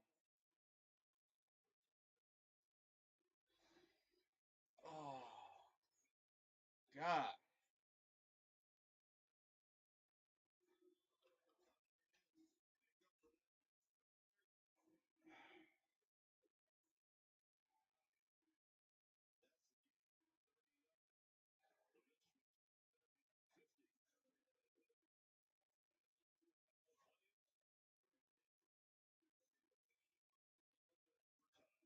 Cuba, it's going to be all right, buddy.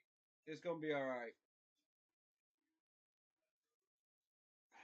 Why didn't we use him more? That's one of the questions I got going into this. Why didn't we use him more? I understand we're trying to showcase Brooks, but why didn't we use him more? Bro, that's our breadwinner. And this dude just could not be stopped on the other end, man. Like we tried everything. And it's so frustrating to watch, man. It really, really is. I'm gonna leave the group chat open just in case anybody wants to join in from my group chat, but from my team chat. But man, this one hurts. This one hurts. That's the closest we have come to beating Tampa Bay in a long time, y'all. That's the closest we have come.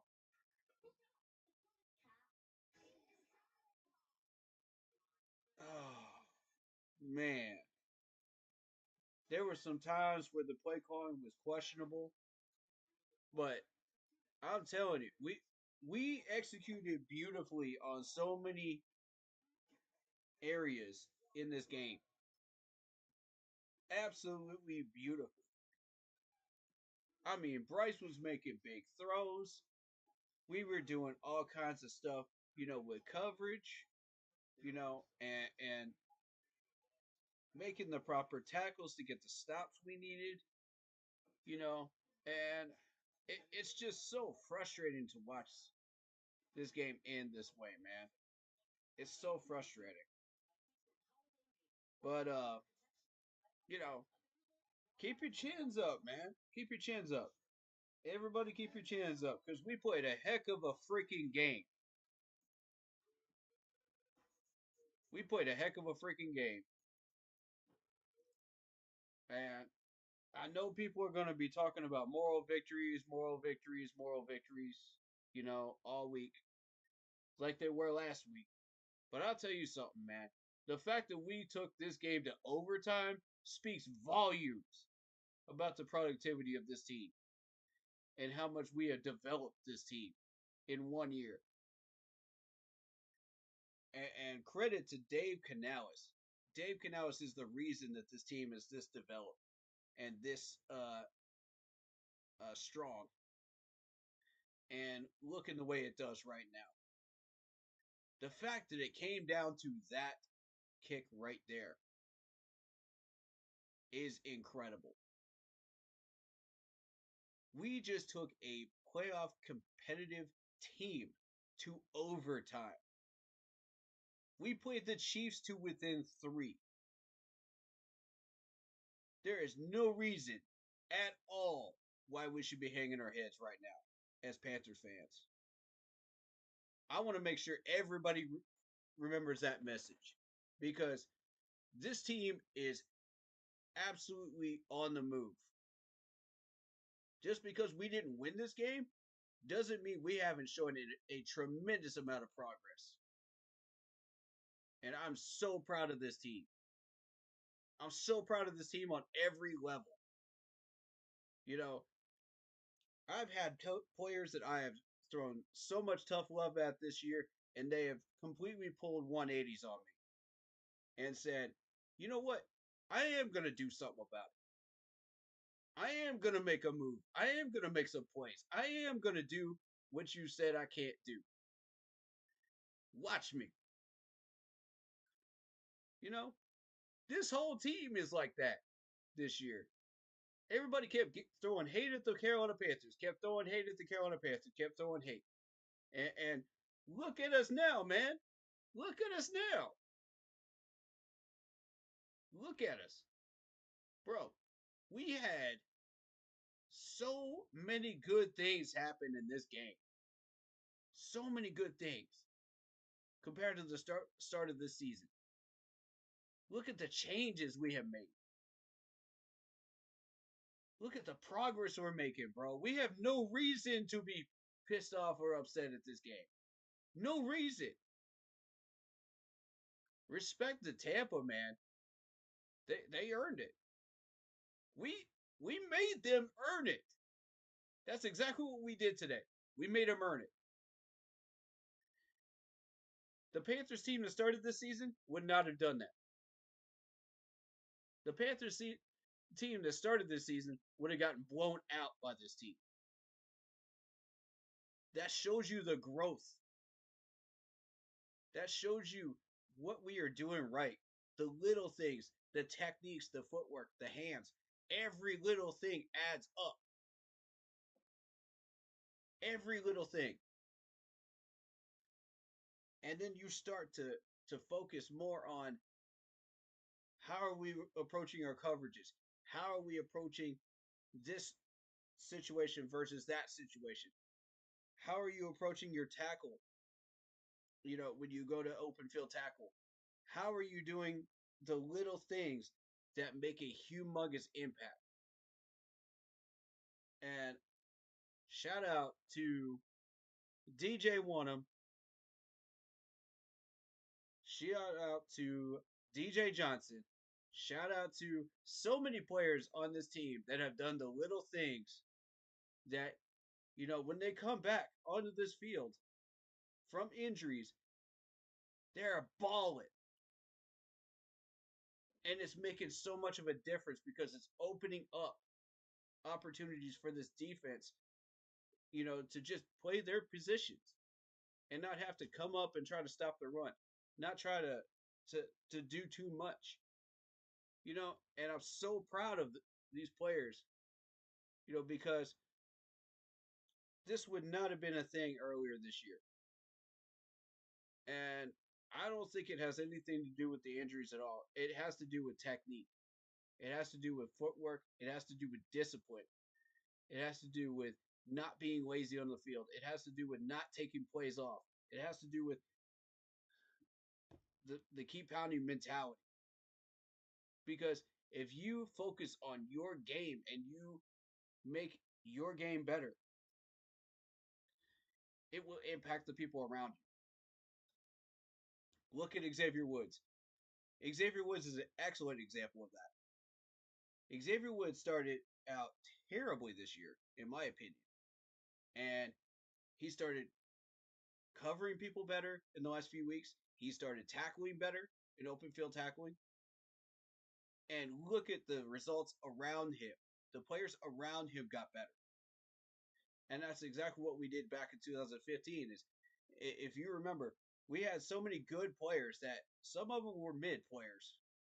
And, you know, they were impacted by the stronger players around them, such as Luke Kuechly, Thomas Davis, you know, all of those players that were big names. And it helped. It helped them to get better at their own game. So everybody elevates each other. I forget what it was that Cody said on C3, but he said something about the rising of the tide lifts all boats. I think something like that. Remind me again, Cody, because I love that quote. That's a great quote, and you're exactly right. He was referring to the streams, but and the streamers specifically, but he's exactly right though. Everybody lifts each other up, and we help each other up when we fall down. We we we strengthen each other. It's a family. And they're starting to play like a family, man. They're starting to play like a unit. You know, and I'm starting to love every bit of this, man, because if we hadn't gotten those defensive stops, you know, during the first 3 quarters, we would never be where we are right now in overtime. And having to sit there and go, okay, well, here's a chance for Tampa Bay to win with a field goal. And I think it's absolutely amazing that we see opportunities like this pop up for the Panthers. You know, we tried to get into situations where we could do things like this. And I'll say this: these guys are making me eat crow. As far as the talent level we have, we're ahead of schedule, talent wise. Record wise, we're on schedule because this is kind of what I expected to happen. But I didn't expect us to go to overtime to settle this game. Um, and I also did not expect the Saints to lose as well. That's a bonus. You know, the Falcons lost too. That's a bonus. You know, so we're starting to find ways to get back into this division race. You know, we may not be able to do it this year, but we'll do it next year. You know, with better talent on the field and replacing the pieces that aren't getting it done. You know, it's a 3-year process, like I've said before, and you're going to need that second offseason to fill in a lot of the gaps that we have. And we have a lot less to fill in than I thought we did. We have a lot less to replace than I thought we did after watching the KC game and this game. So what I'm going to do is I'm going to get with my team, you know, later on this week, and we're going to take a look at, you know, what pieces are not producing. Because after these 2 games, those pieces will show up in the stat sheets. And that's what we need to look at is what do we need to replace versus what do we need to keep, you know? And I say we keep as much of this team as we can keep because I love these players. I love the backbone and the spine of these players. I love what we're doing here. You know, but we got a lot of work to do. We got a lot of work to do. But shout out to this team for making it this close, man. That's wow. I'm telling you, when you get this close against a defending Super Bowl champion team, and now this team, there's something in the water in Carolina, y'all. There's something in the water. There is something in the water. Oh man, I'm trying to tell you, there's something in the water because this team has the potential to go a long way in the next 3 or 4 years. Y'all better believe it. Y'all better jump on board because this train is leaving the station. JC Horn said it, man. JC Horn said it. Y'all better jump on board while you still can. You got a chance right now. Jump on board. We're accepting bandwagon accepted applications right now. We're accepting them right now. If you're riding with us right now, you're going to be riding with us when we start winning games and we start winning the division. If you're not riding with us right now, you about to get left behind. I'm just saying it right now. These last 2 games are the best Carolina Panthers games I have watched this play in a long, long time. And man, the throws Bryce Young was making today. The throws, y'all.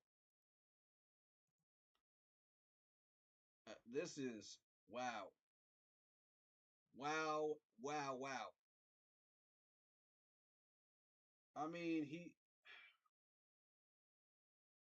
we still have a red zone problem. We still have a problem with run defense. Those are the 2 issues we still have, and they are blatantly obvious. All right, so what can we do about that? And I think the third one is we were playing zone defense in overtime, and we left Mike Evans one-on-one with Mike Jack with no safety help. That's another problem that we've got. I need to see some safety help because that ain't it. You're going to leave the number one wide receiver one-on-one against Mike Jack? I mean, 7 out of 10 times, yeah, Mike Jack is going to win, but you got to get him some help, man. He can't be out there by himself the whole game, man, dealing with that garbage. So, I need some help for this man. But will I say this, though? Mike Evans did not shred us like he normally does. That's a big win. That means we got a winner in Mike Jack. We got an absolute winner in Michael Jackson back there, man. I love Mike Jack. Let's go, baby. Oh man. And we found a diamond in Josie Jewell. I'm telling you. I love Josie Jewell right now. All that hype that people were saying about Josie Jewell at the beginning of the year, I was just like, all right, let's see it. Let's see it on the field.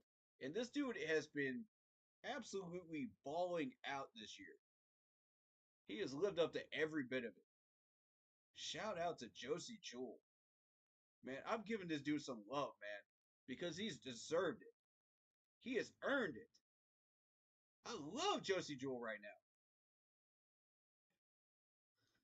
Every time we get a big situation, Josie Jewell is right there. He reminds me of a young AJ Klein. Doesn't he remind you guys of that too? Like, I'm getting those vibes, man, every time this man steps on the field. And I love it because he's a run-stopping extraordinaire. You know, and when the pieces around him are as good as what we had in 15, somebody like that is going to flourish on the run-stopping game. So what I'm saying is we just need some pieces on that D-line. We need a pass rusher. We need a defensive tackle, you know, to help out Derek Brown. Because when Derek Brown comes back, he's going to be an animal. So we need a pass rusher to help out Clowney.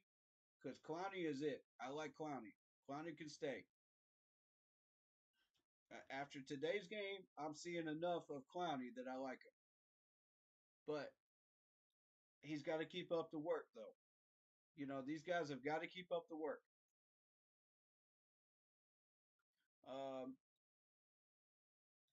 I like a lot of these pieces right now.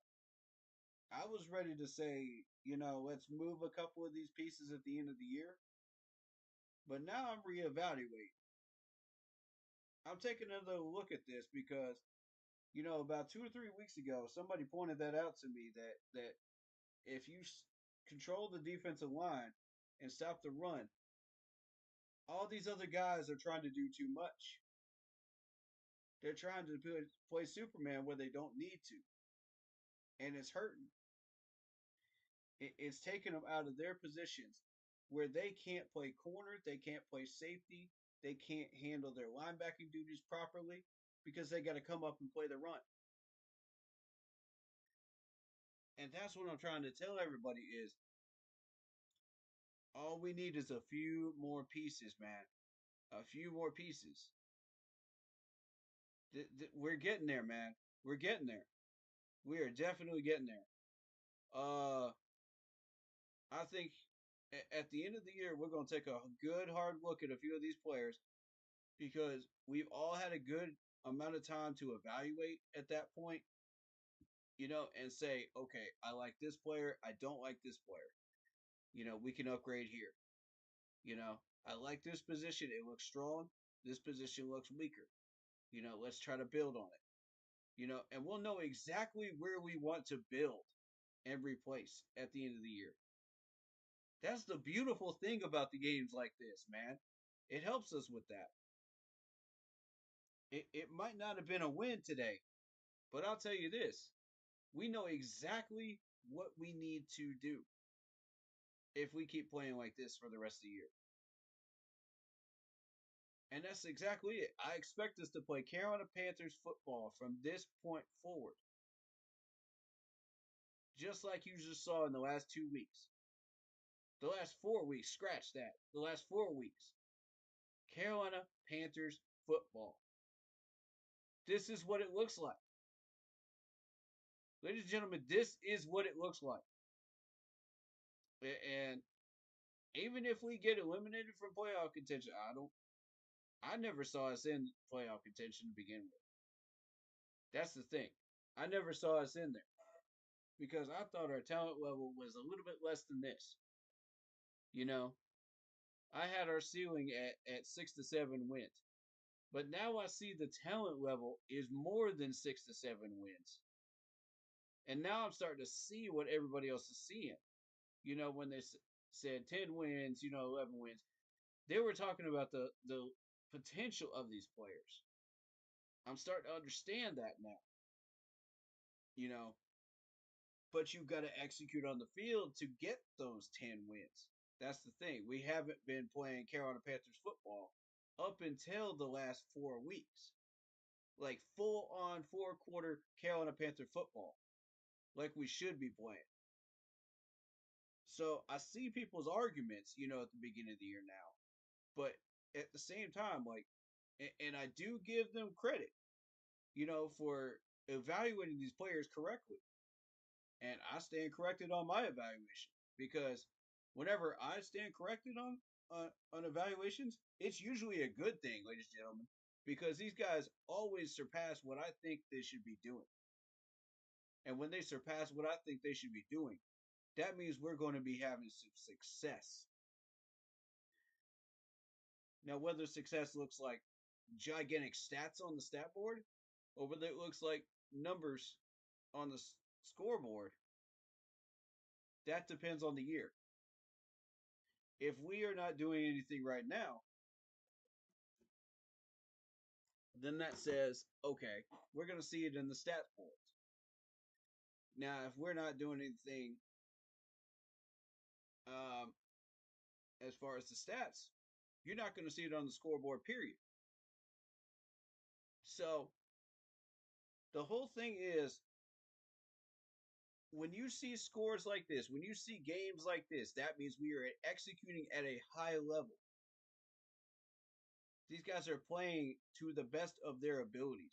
And Dave is getting this out of these players. Dave is getting this out of these players. I'm telling you right now. We have found our head coach, ladies and gentlemen. We have found him. There's no question about it, we have found him. We have found our GM because Dan Morgan is getting us the players that we were looking for. And we have found our rhythm. We have found our identity. We are playing Carolina Panthers football. And I said it at the beginning of the year. It may not look like wins on the win-loss column, but you will see results on the stats boards. You will see results. And today is exactly one of those days I'm talking about. Because we're about to cover that in just a minute. Because I'm about to run through the stats and show you guys what I'm talking about. Yeah, we're officially eliminated from playoffs. That's fine. We weren't supposed to make it anyway. I know people are going to boo and hiss that, and say, I'm tired of not making the playoffs. I'm tired of this. I'm tired of that. Man, don't listen to those people. Don't listen to the negative Nancy's out here right now. Because I'm here to tell you that we got a lot of positives to look at. We got a lot of positives to look at. We got a lot to be happy about and be thankful for with this Panthers team. I'm excited about what I'm seeing. I don't know about y'all, but I'm excited.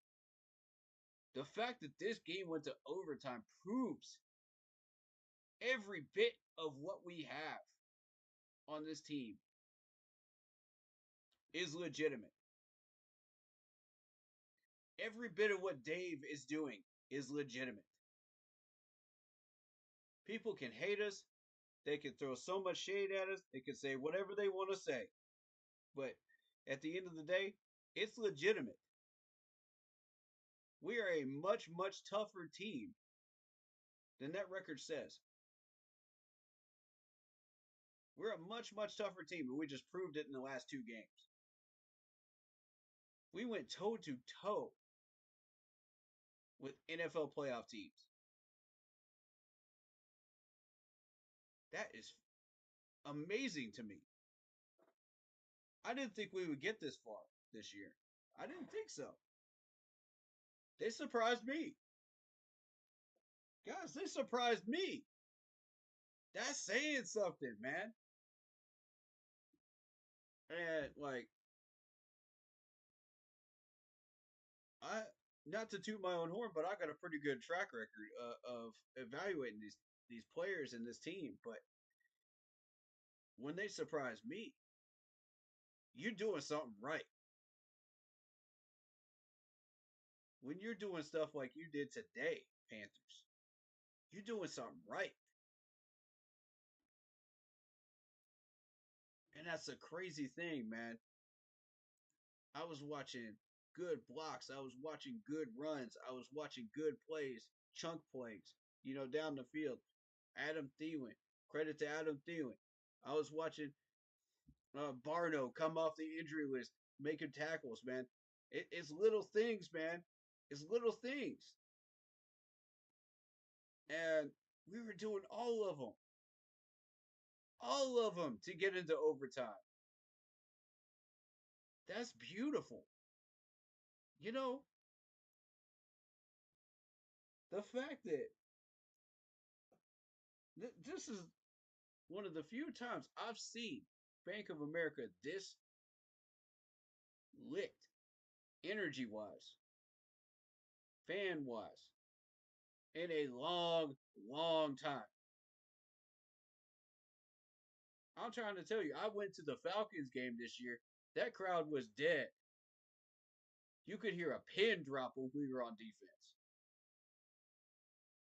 When you gave these players, these fans a reason to cheer, you gave these fans a reason to go ape in those stands.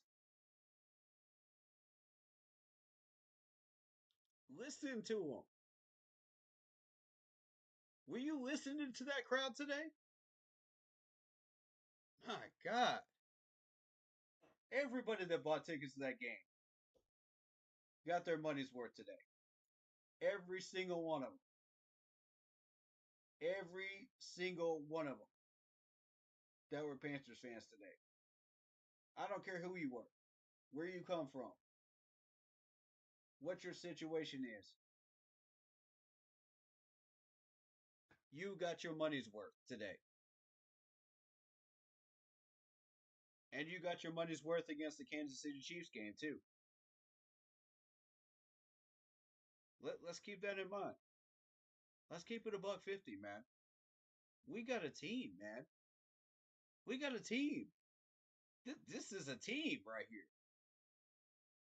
This is a grown men team. This ain't no clown circus that we've been working with, the last few years. Nah. This is it. This is the start of something beautiful. And I told y'all, stay on the train. I told y'all, stay on the train. And we stayed on it. And look at this team now. We are just a hair whisker away from greatness. We are a Panthers nose whisker away from greatness.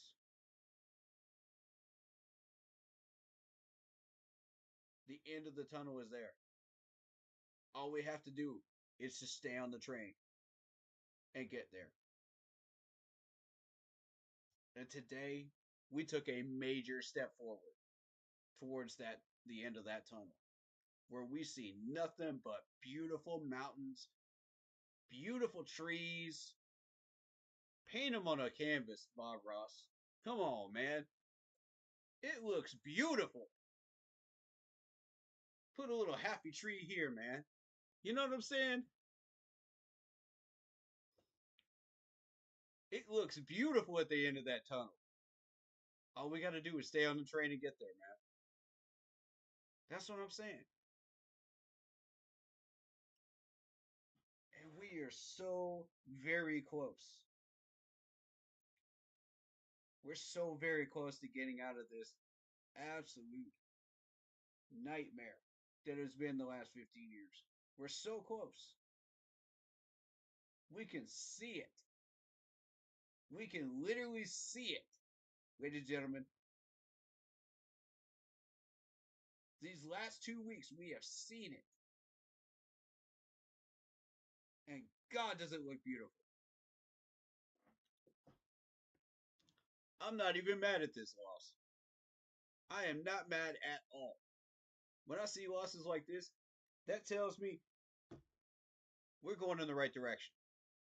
And we're staying in the right direction.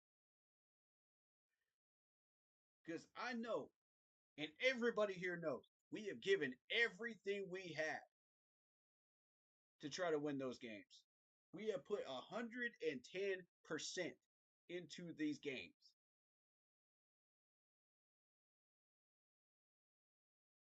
To try to win them.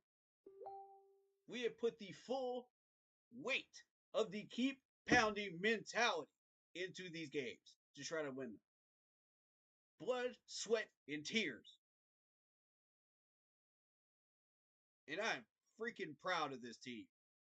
I will proudly wear this gear throughout the rest of the year. Proudly. If we keep playing like this. Proudly. I'll wear it proudly throughout the offseason too. You better believe it. I don't care what our record says. Because when we play games like that, you've earned the right for our fans to wear your gear. You've earned it.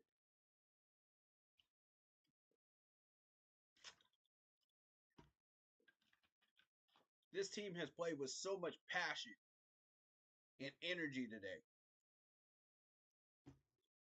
Y'all played with backbone. You played with spine. You played with guts. You played with integrity. You played with discipline. And I'm proud of that. I'm very, very proud of each and every one of you for that.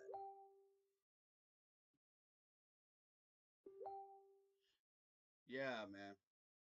I'm proud of this team. Wow. What a great game. You know,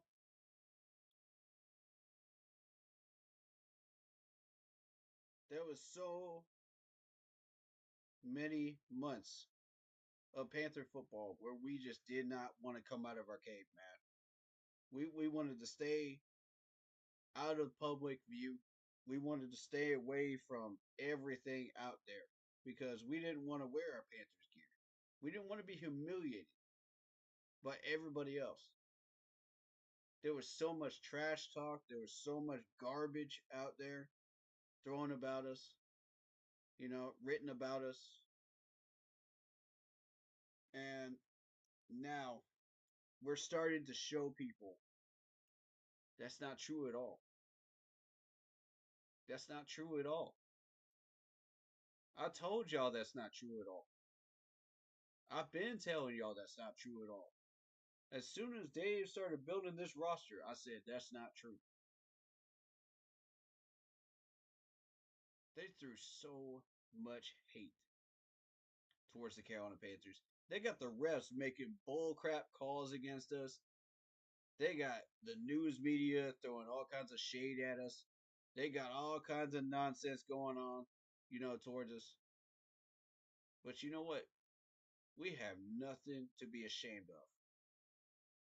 Nothing at all. That was a doggone fine, good game that we just played today. I want every player in that locker room to know I am proud of the way we played today. Every one of y'all. Nobody should be ashamed of how they played today. Nobody. Everybody's going to blame Chuba for this loss because of the fumble. But I'm going to tell you what. You find me the amount of times that man has fumbled this year. How many times has he fumbled this year? It's got to be less than 5. This man has been a consistent player on this team since he fixed his fumbling problems and catching problems. Now they're back, granted. But how did you fix them the first time, Chuba?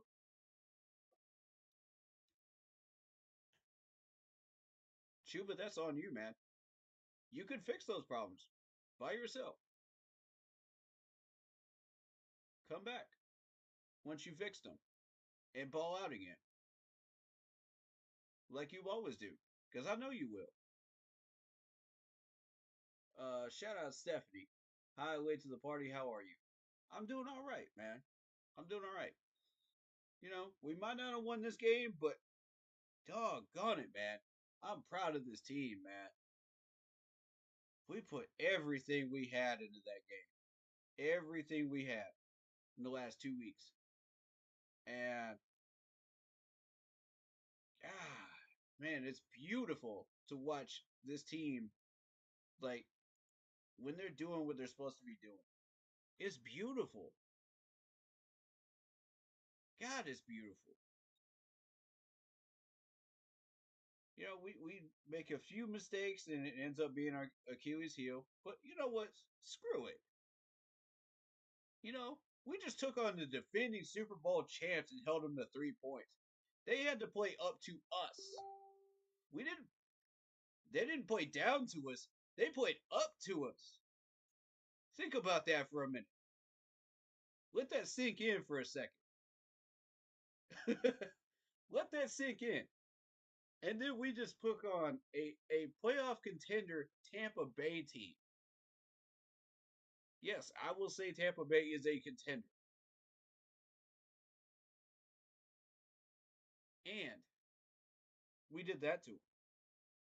We took them to overtime. We made them beat us in our own territory. We made them beat us in our own house. That says a lot about the grit and determination that this team has now. I got respect for it. I got a ton of respect for it. We're on the right track, ladies and gentlemen. And if you don't see that tunnel right now, I don't know what I can do to convince you it's there. But it is. Because some people are just determined to stay in their own blinders. But the rest of us, we see the vision and the glory of what can come out of that tunnel once we finish building this team. And it is glorious. At this point, I'm convinced Bryce needs to stay. I think Bryce needs to stay. That sold me right there. Those big throws that he made today sold me. Now, what are we going to do about Andy Dalton? That's going to be the question, you know, because he's entering the final year of his contract. I don't know what's going to happen with Andy, but we got to make a decision soon at the end of the year. You know what I mean? We're not pressured right now, but we got to make a decision at the end of the year. I say we see what pops up in free agency because I'm not looking to spend the bank on a quarterback, but you know, if we find something that works and works with Bryce Young, shoot, I'm down. I'm down. You find me something that works with Bryce Young to where we can train him up with a veteran quarterback and keep this system going. Yeah, I'm down. Keep that protection. Yeah. I mean, people are not going to want to hear this that are Bryce haters. Yeah, that's all right. Keep your tunnel vision on. Keep your blinders on because you're not going to see it anyway. But the rest of us, after what we saw today, And last week, shoot, anything is possible. This dude could turn into a baller. Who knows? But we gotta provide him with everything he needs. And I think we need a little bit more on that wide receiver core. I really do because we've had wide receiver separation issues this year. We fixed it for a small amount of time, and then we face up against pretty good corners and secondaries and stuff like that, and occasionally we'll break out and we'll find holes in the zones. We'll get some plays. Adam Thielen is one of those players that could do that. Coker is one of those players. Who knew that an undrafted wide receiver would be our top wide receiver this year? Who knew? You know, did anybody predict that at the beginning of the year? Even I didn't. Come on. I mean, that shows you. That shows you that we're doing the right things, guys. We're doing all the little small things that are correctly that we need to be doing to make these games competitive, to show people that we are not a doormat anymore. We are much, much, much, much more than that. And we just proved it 2 weeks in a row, consistently. Y'all remember I said that word consistently? That word's back. And this time I'm using it in the right way, in a positive way, because this team is showing us consistency in very, very positive ways. Man, I mean, yeah, this loss hurt. I'm not going to lie to you. This loss hurt. But I'm going to say this. The Saints loss and the Falcons loss took the sting out of this one. For sure. And the fact that we have this much talent. And the fact that we are going to have a beautiful looking draft pick out of this, no matter where we land, is also going to take the sting out of this loss. Y'all wait and see what I'm telling you. I believe it with my whole Panthers heart. I believe it. I am completely all in on Dave Canales right now. I'm all in. I'm all in. I'm convinced this is the coach of the future for the Carolina Panthers. I'm convinced. He sold me. Because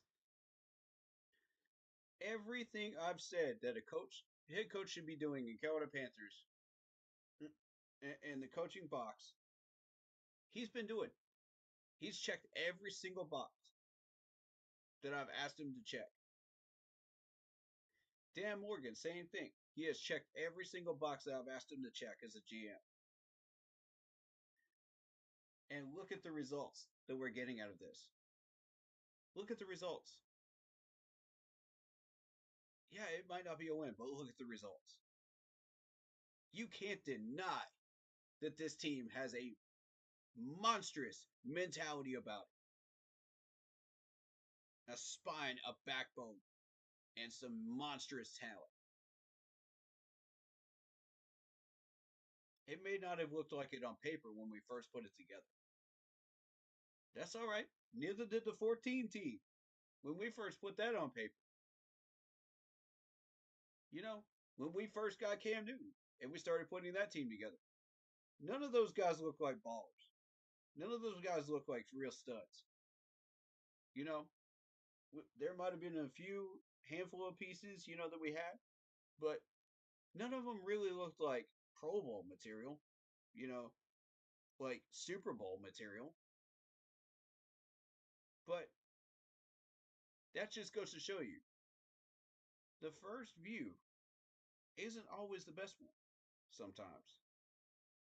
And you got to take a second look sometimes and go, huh, because, and I want this team when they go back and look at the film of the last 2 weeks again, to have that moment. I want them to have that because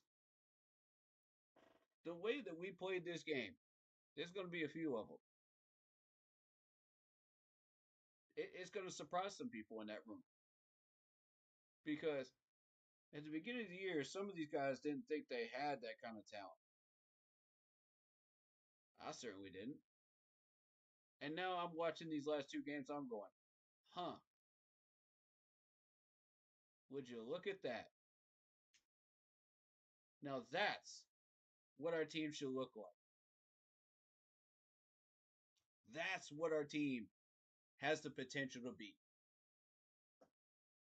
You know, and that's for starters. Guys, that's the start of it. That's the beginning of the peak of the climb. Oh, I'm so excited about this, man, because the climb is going to be so much fun. The climb is going to be so much fun to the top of the mountain. Y'all don't even know. If you're brand new Panthers fans, if you're brand new to the sport of NFL football over here, and you're just now joining, and you decided you wanted to choose the Carolina Panthers, you're choosing the right team at the right time because we're about to make that climb. Now, whether we reach the peak or not, there's a lot of factors involved. We got a lot of work to do. But think about it like this. If you are a mountain climber, you need the right tools to make that climb, right? You need the right tools. So that could look like mountain climbing gear, that could look like ropes, that could look like hooks, stuff like that. That could look like safety gear, whatever it might look like, you know what I mean? And if you get the right gear, you know you're protected. You know you're ready to go. You're ready to make that climb. And some of these mountain climbers have taken several trips up these mountains and realized they didn't have the proper gear, so they have to try again, at a better time. That's happened a lot. You'd be surprised. So we had a couple of those years with under Ron Rivera where we realized we just didn't have enough tools. We had a lot of tools that we needed. Granted, we had a lot of tools that we needed.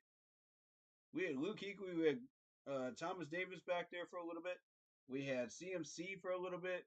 We had the pieces, man.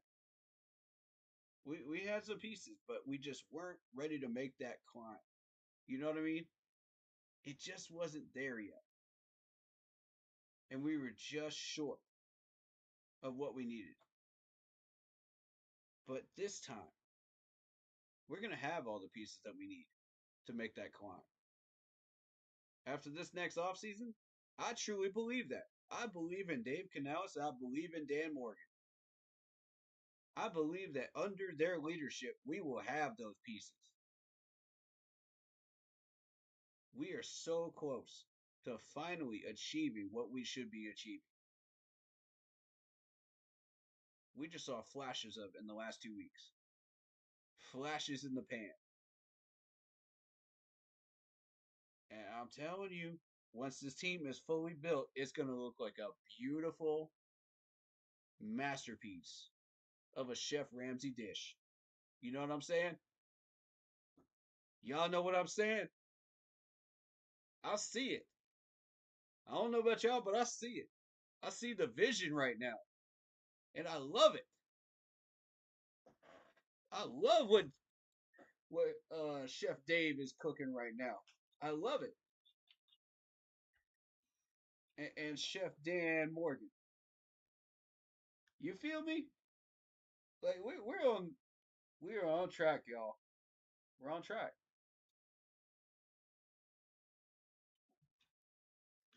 There is no doubt about it.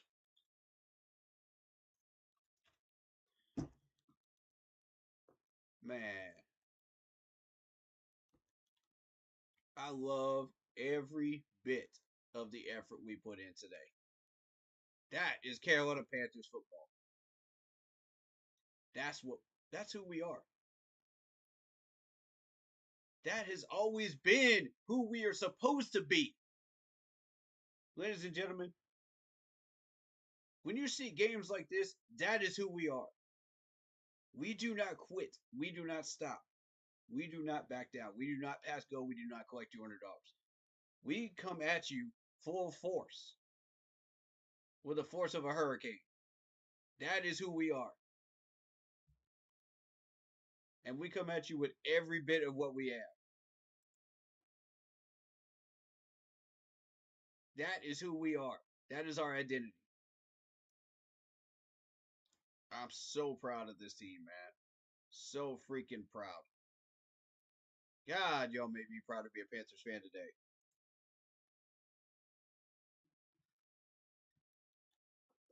Isaiah says, if we don't miss those field goals or get screwed by the refs, different outcome. But overall, proud of this team and hopeful for the future. Facts. Facts. Big facts. That's exactly the mentality I want people to carry out of this. Just because we didn't make those field goals doesn't mean this team isn't capable of a lot more. And players, you decide your ceilings. You decide where your ceiling is at. Because at this point, don't put a limit on it. Don't put a limit on your ceiling. Say, I'm going to come out here and I'm going to ball out every single game. I'm going to play it like I got passion and love for the game. I'm going to put blood, sweat, and tears into this game, no matter how much I'm being paid. No matter how long I'm here for. I'm going to give you my all. Man, what if we miraculously beat Philly next week? Just picture that, y'all. Picture that for a second. The chances that it happening are much better than people think it is. Much, much better than people think it is. And with a game like this, you just showed me you can go 4 whole quarters with Philly. You just showed me you could go 4 whole quarters with Philly. I didn't believe it up until the end of this game. I thought 3.5. But y'all showed me even more today. We can go 4 whole quarters. Now the problem is still going to be our Achilles heel. That's going to be our run stopping. That's going to be our goal line offense. Our red zone offense. If we can fix those 2 problems, I ain't worried about any. I'm not worried about Eddie. Eddie will start making kicks again. Bump those missed kicks, man. They don't bother me. I did say earlier, though, I hope that doesn't come back to haunt us in this game. And it did. We make those, we win. Period. Point blank, period. And normally, Eddie makes these kicks. So, I'm not mad at him. I'm not mad at him. No. So what? He misses a couple of kicks. Look at his overall record. Look at who he is as a whole. Eddie is a beast, man. He's, dude. Weren't we saying last week he was the best kicker in the league? He was the most accurate kicker in the league. Bump the length. The length is cool, but didn't we just show you that he had the most accuracy out of everybody? Put that into your conversations. But no. Everybody wants to blame Eddie. Everybody wants to throw him under the bus. Everybody wants to say, "Oh, he's the reason for this loss." This, that, and the third. Y'all don't even talk about that, do you? Y'all won't even bring that into your conversation. Not at all. I'm telling you, that's what you're going to hear from everybody else. Eddie, I believe in you. I'm looking straight into the camera right now. Eddie, I believe in you. I believe in you. If that ain't the honest to God truth, I don't know what is. Because I know this dude can make those kicks, man, normally. I know he can. I don't have to second guess it. I know he can.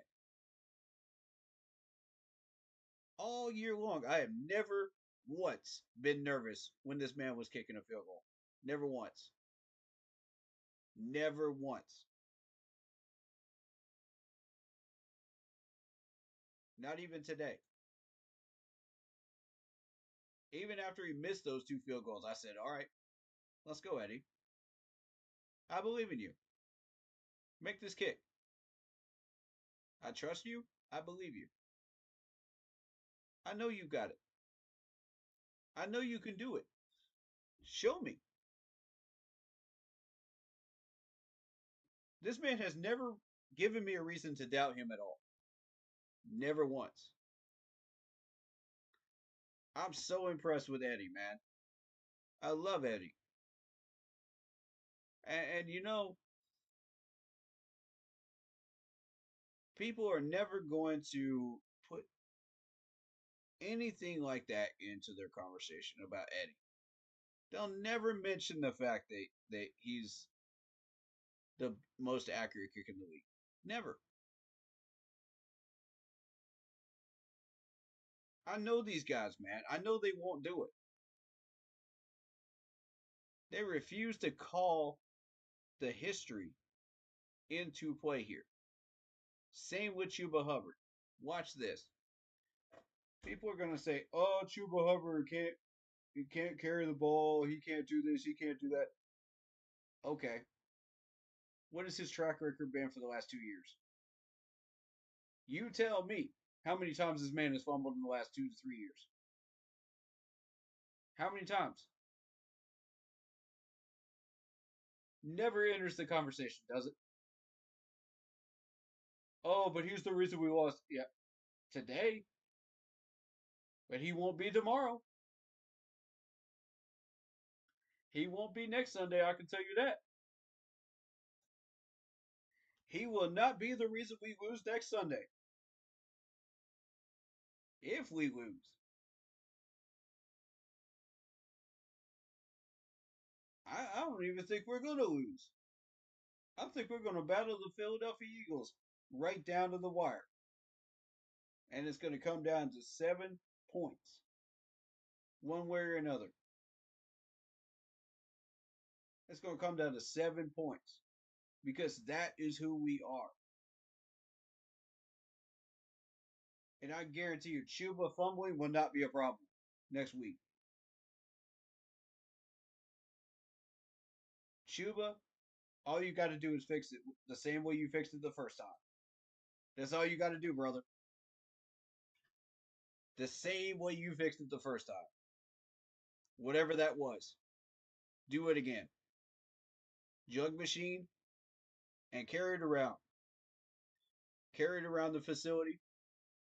Try to get people to knock it out of your hands. It's that simple. Wherever you go for an entire 4 days, 4 or 5 days, hold that ball wherever you're going, whether you're getting lunch, whether you're getting whatever it is, whatever you're doing, hold on to the ball and have people try to knock it out. I guarantee you that will fix it. That's a trick, man, that I've seen high school people do. And it works. It works. Watch what I'm telling you. It works.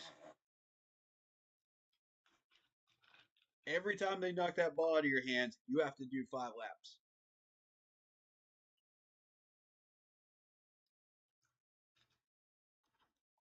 Yep. You got to do 5 of whatever drill you choose. You know what I mean?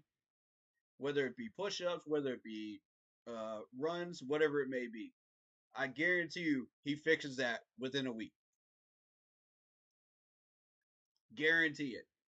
Work on the jug machine. Boom, boom, boom, boom. I'm telling you. Boom, boom, boom. Right in his hands. Problem solved. If it ain't solved this week, it'll be solved next week. Easy. Easy solution. I got you, Chuba. I got you. You know, people gonna keep hating on these players, man. I'm gonna keep showing them support and love. I don't care. Because that's who I am. I don't care how terrible this team is. I'm still gonna show you love if you earned it. If you're one of the players that are putting blood, sweat, and tears onto the field and you're giving everything you can, I'm gonna show you love. I'm gonna support you. And you already know I will. You already know I will. You don't have to doubt that. Because that's who I am.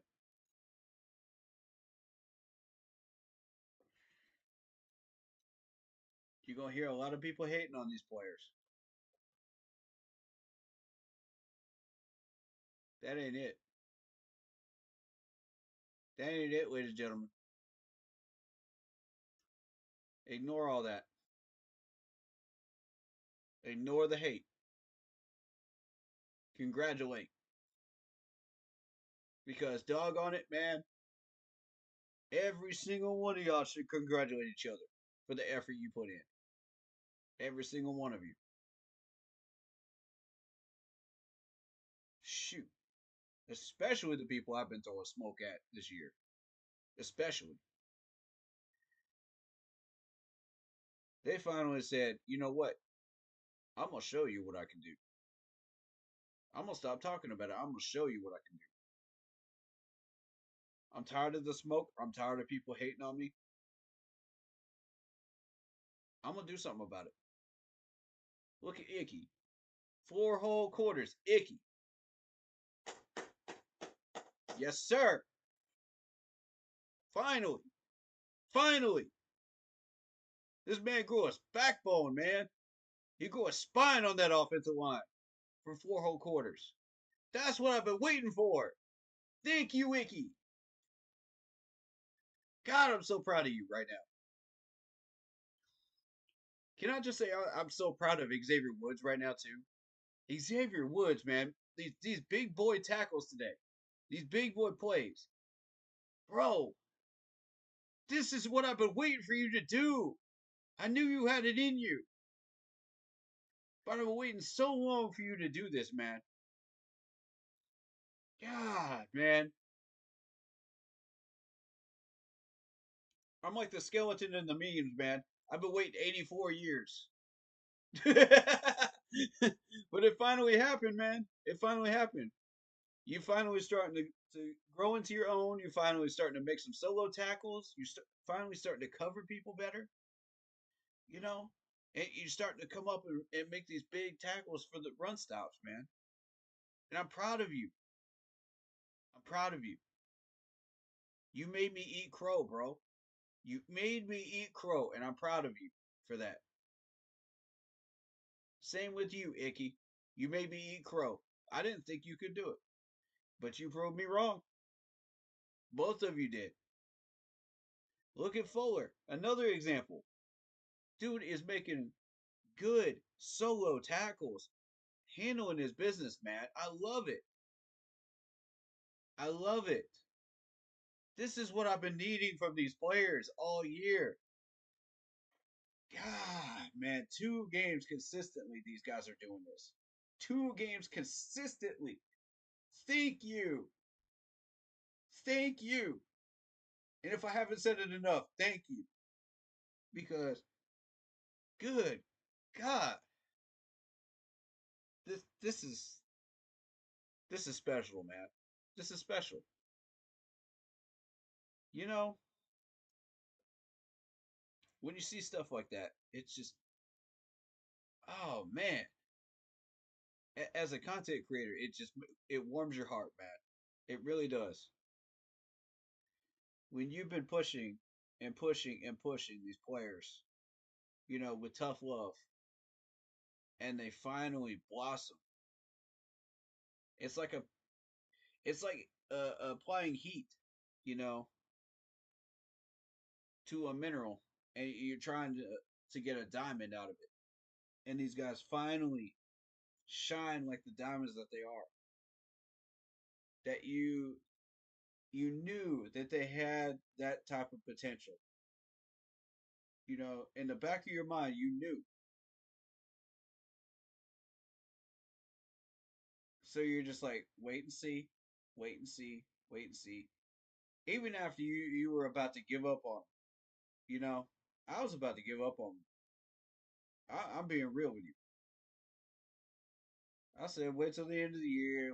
Let's move on from Woods. Let's move on from Fuller. They ain't it. And I changed my mind. I changed my mind. You know what? I watched them the last two games.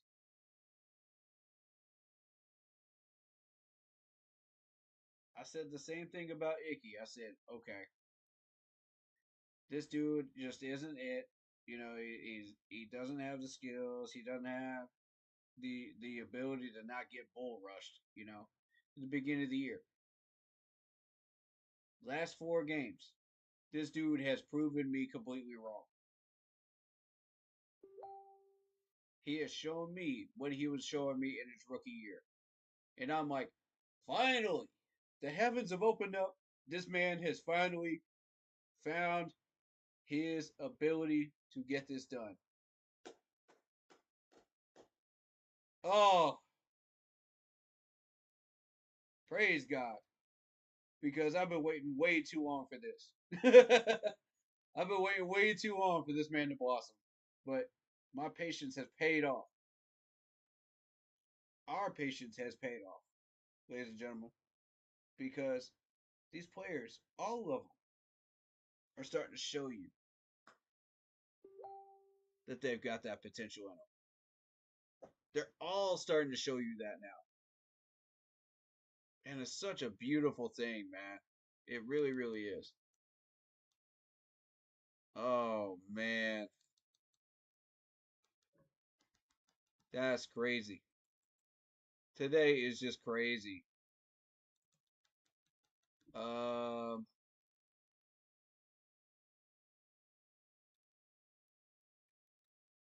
yeah. Let's hmm.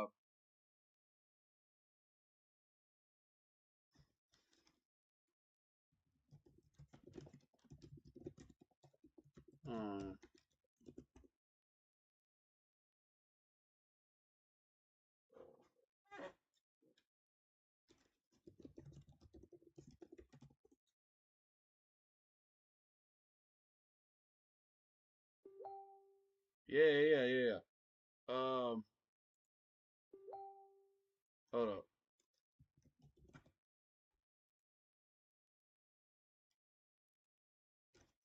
Yep. Let me get him on here. Let me get him on here. Yo,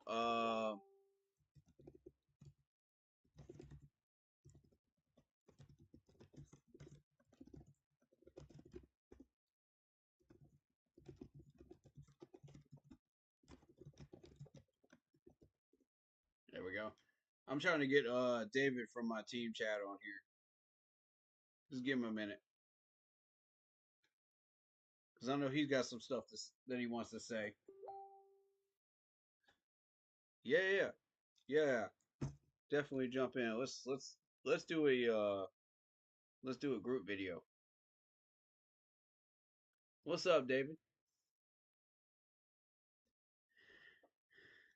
Hey, David. Let's get a group video chat going between you two and me. That's what we need to do. It's you, me, and chat. Nobody else, because we don't need to be calling everybody else in the team chat, because I don't think anybody else is gonna be available. But yeah, put them in. You guys have to hit me up because I can't hit you up. For some reason, it don't work on my laptop. I don't know why. There it is. There it is. There it is. Yo, David, how you doing, man? What's going on? What's up? What's good, man? Did you get Chad in boy. here too? Let me get Chad. Oh, there he is. Yo, what's up? What up, man? What's good, What's happening, everybody? fellas? Everybody there? Why you shaking your head over there, bro? I'm saying, bro. I'm saying. Close, man. Whoa, wait.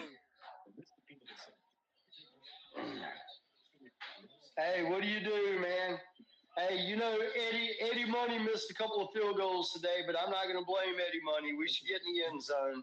Right. You know, this guy is Them two field goals hurt us, though. It did, but at the same time, that catch that Thielen made. That's right. He never misses, man. He had a bad day. It was a bad day to have a bad day, but I mean, my opinion is I don't really blame Eddie because he's carried us through a lot of stuff, just like Casey did when he was here. And my biggest complaint on this whole game is we still can't stop the run. Number one. Yep. Number two, that call that Thielen caught the touchdown in the end zone getting overturned was the biggest game changer there was in the game. It wasn't the field goals. Yeah. That was a touchdown, and if we get that touchdown, that changes the whole momentum of the game. 100% true. Another thing that got me was Adam Thielen shows off with that one-handed grab, and then the next fucking play, they strip it. We were already in field goal range. Already. Yep. Yeah, and you know, Chuba with the fumble. I mean, we were trying to get our field goal kicker a little bit closer. I mean, he was having a bad day anyway. The replay that I saw, I don't blame that on Hubbard because that ball was stripped. It was knocked out of his hand. Right. It wasn't. I mean, it happens. Yeah, exactly. Good point. Good point. Yeah, I mean, the biggest game changer. The biggest game changer in that game was a touchdown for Thielen, and we got screwed on it. And I don't know why we can't get home field calls that we never seem to get. We didn't get it against the Chiefs. We didn't have it earlier in the year. Yep, we just don't get the respect, and it's. I mean, really, that pisses me off way more than the two missed field goals because Eddie Money is money, and he had a bad day today. We could be one and the rest would still not respect us, bro. It's just exactly. It's going to take us 2 or 3 years to gain it back. I mean, but we've never really had that respect since the 90s, early 2000s, and that call on Thielen in the end zone. And how do you not give a veteran player that benefit on a replay? Thielen caught that motherfucker. That was a touchdown, bro. You damn right. For sure. Yeah. For sure, bro. Listen, I about busted my TV when they goddamn didn't give him that shit. Dude, bro. I could not believe it because my shit too, bro. Even the announcers were like, even the announcers and the specialty guy they had come in were like, I mean, the only way they could even call it not is because it was.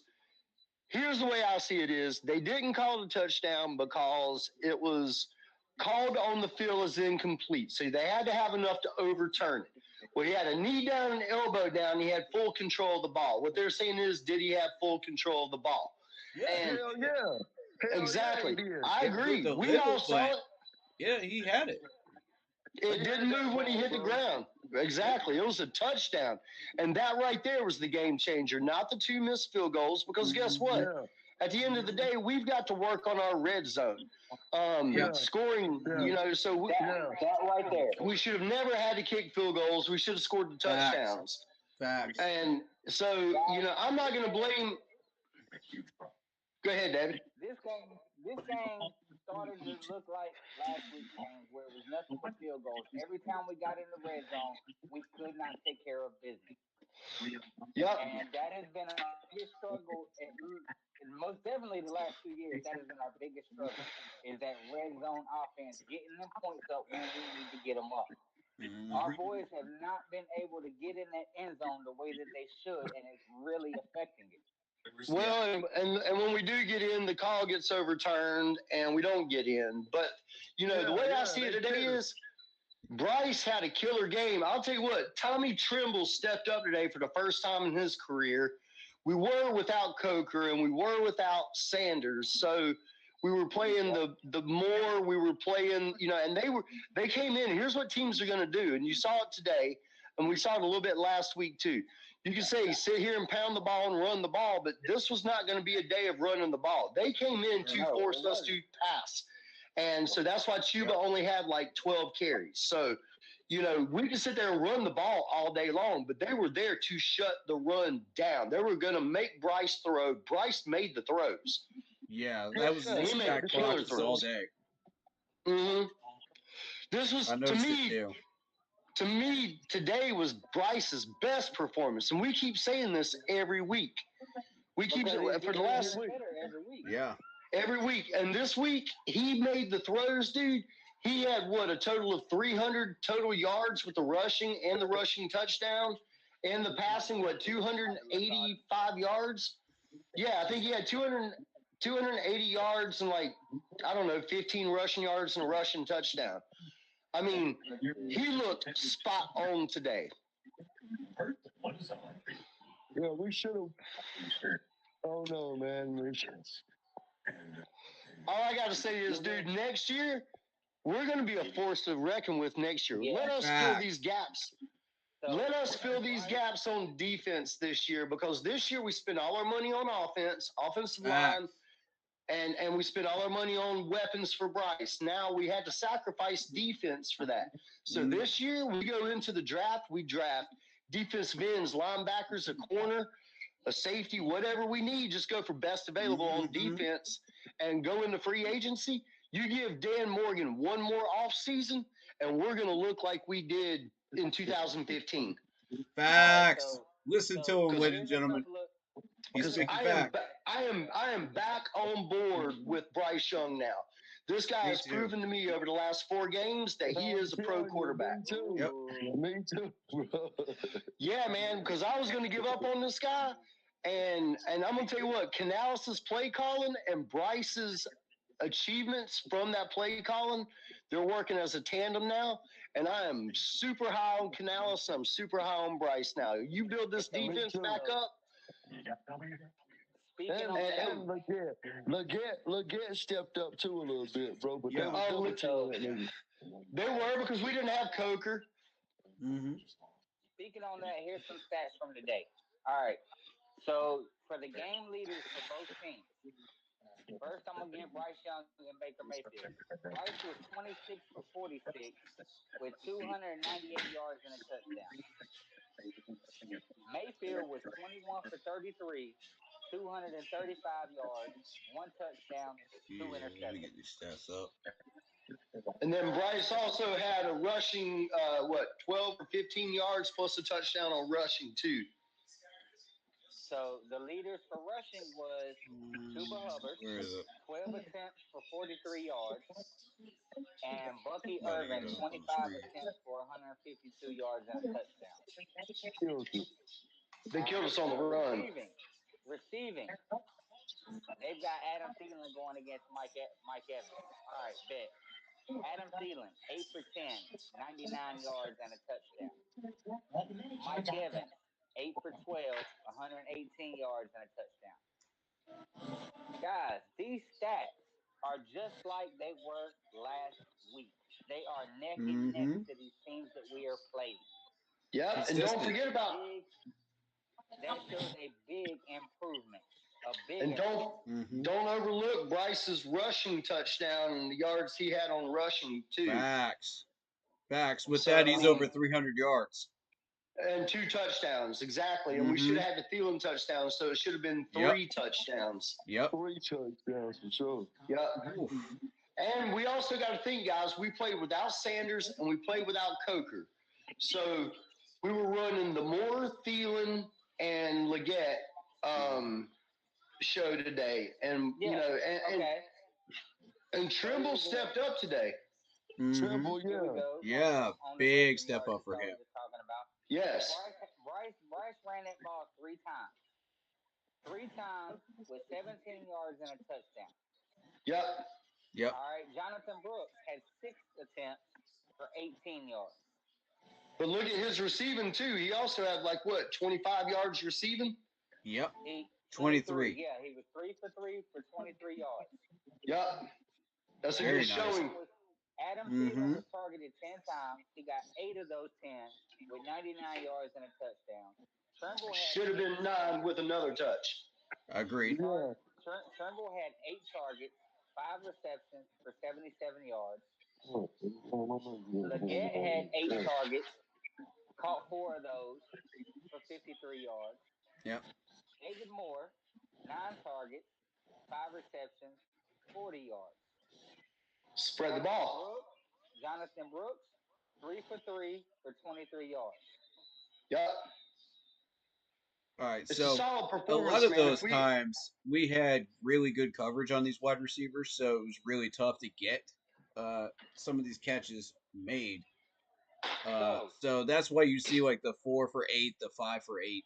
You know, we also had another game with a very good number of sacks. We had 4 players record a sack today. All right, and we had turnovers today. Josie Jewell got a sack. Trevin Wallace got a sack. Clowney. Davion Clowney got a sack. And Amari Barno got a sack. Claps for all 4. Let's go. And then we also had 2 interceptions on Baker today. 1 from the rookie, 1 from Xavier. And so we forced the turnovers. We just can't stop the run. If we stop the run is what kills us. They had 200. Bucky Irving just did whatever he wanted to against us. Yeah, I think we gave up 220 yards on the ground today. We gave him 152 yards in a touchdown. Just 6.1 average on 25 carries. Was that just from Bucky? Yeah, that was just from Bucky. I think we gave up 200 yards on the ground today total. Add on his receiving yards, 3 catches for 33 yards as well. Yeah, that's been our weakness to stopping the run. But we did lose. You know, we also got to think that we're playing without Derek Brown. Yeah. He would have shut half of those down. There's our run stopper there that's been out for the year, right? Yep. So, you know, we're missing him. We've had injuries on defense. We're very close, guys. We're very close. And, you know, I'm going to tell you a lot closer than I thought we I'm were. glad to see is we did not have any injuries today. No injuries. That's right. Big facts. Big facts. Anybody go out with injuries? Because, guys, last week, I thought Sanders broke his neck for sure. Yeah. Bro, you see, I'm talking about, he was already low at it. And, bro, when he hit his neck, that shit like he just broke his shit. All right, so I thought he was done. I got to kind of watch the game, but I didn't get to watch the game. How do we look as far as penalties? Have we gotten better or? The penalties were we were way better on penalties today. We didn't make dumb penalties. We had a couple penalties today, but they actually, you know, there were some things that I actually saw someone else call out on a different forum today. That one drive today, there was one drive in the third quarter, and they should have called holding 2 or 3 times on the Bucks on some of those run plays for Bucky, and they didn't call it. And it was blatant holds. Like 2 or 3 of them were blatant holds. One of them was like where he rushed for like a 24-yard gain, and it should have came back because it should have been a hold. It was a blatant hold. I mean, you're holding the guy's freaking collar. And they didn't call it. There was a couple of times right there at the end of the game that they should have had pass interference calls against the Bucks. Mm-hmm. And they didn't. Yeah. Yeah. I mean, All right, so I'm watching the Buffalo and San Francisco game right now. Christian McCaffrey's out with knee injury, y'all. Man, wish I could watch that motherfucker. Buffalo's up 14-3, but Christian McCaffrey just got took out with a knee injury. He's questionable to return. yeah, San Fran's they're kind of like we are, man. They're lost this year, man. The difference is they have the weapons. Injuries are killing them. The difference is we're getting better. They're degrading. We are seriously a Derek Brown, a linebacker, and a nickel corner away from being a top team when we're healthy. Mm-hmm. I mean, we have We the need an running extra game. pass rusher too. Yeah, we need a pass rusher. We need an end for sure. What do you think about Clowney? Do you think he's solid or no? Who, Clowney? Yeah. I think Clowney is awesome. I think Clowney would be a lot better if we had Derek Brown in. Also, When you were watching Clowney today, was he being doubled? he was being doubled off and on. Yes, they were. Yeah, it was. That's what I needed to know. That means we got a solid guy. Especially after he got that one sack, they started doubling him down over there. And because he came out and got that sack in like the first quarter, early second quarter. And once he got that sack, they just started stacking on that side. And if we had Brown in, there's no stacking. So, I mean, our guys did good on defense today except for the run. We just can't stop the damn run. And if we could stop the run, then we would be awesome because we shut Baker down. Everybody's got to think, man, Baker Mayfield right now is the third overall statistically, especially if you're looking from a fantasy standpoint. Baker is the number 3 overall quarterback in the NFL. Yep. And I started him today, and he got me 8 points. So that being said, we shut him down. They ran the ball. They ran the ball on us today. I mean, we give up 200 plus yards on the ground. That is what it is, and we weren't allowed to run. I'm gonna say this, guys. We're right there, bro. Like we're coming back. We're right there. Next year, I see us going to the playoffs, bro. If anything under 500 at the end of next year is unacceptable. Absolutely, because the Falcons aren't that good. The Bucks are mediocre. Will both of those teams? I don't get care better? what our schedule Possibly. looks like. The Saints are just abysmal. So I mean, you take away a couple of the games this year. We should have won the Bears game. That was the game we should have won. Yeah. We should have won the Chiefs game unpredictably. We should have beat the Chiefs. We should have won beat this the game. Chargers too. We should have beat the Chargers. Our last 2 games, we've lost by a field goal. Yeah. Yeah, and last week it was 2 seconds left in the game. Today it was in overtime. That's it. And that's where the Chiefs are getting their calls at the end of the game, just like we watched Friday. They get the calls to win. They're the new Patriots. The Chiefs are the new Patriots. Are the Chiefs deflating balls? Pretty much. Hey, they're getting Not the yet. calls though. They're getting the calls like yesterday. Hey, check this out. That game. Speaking of the Patriots, they've officially been eliminated from the playoffs. Hey, Dave. So if you watch the Chiefs game Friday, that call at the end of the game, right? That should have been a 5-yard penalty. The center was offsides. It should have been a 5-yard penalty with no runoff because the clock was dead. And it should have been no runoff, no loss of down. What they called was an illegal shift, which cost a loss of down and a runoff, which gave them the win. It was a total garbage call. Total garbage call. There was a post on Facebook from Carolina Panther News. I'm gonna read this out and I want y'all to tell me what you think. All right, it says so many things had to go wrong for Carolina to lose this game. The incorrect Thielen touchdown call, the Panero missed field goal, and the Hubbard fumble. 2 of those we can't really hold against us because the Thielen call, yeah, they fucked us on that one.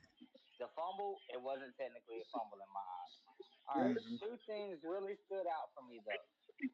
Touchdowns win games, not field goals. It's easy to blame everything above, but the 3-8 record, we need to see Canales play with a more playing with win attitude and get aggressive on fourth down or two instead of playing it safe with the field goal attempt.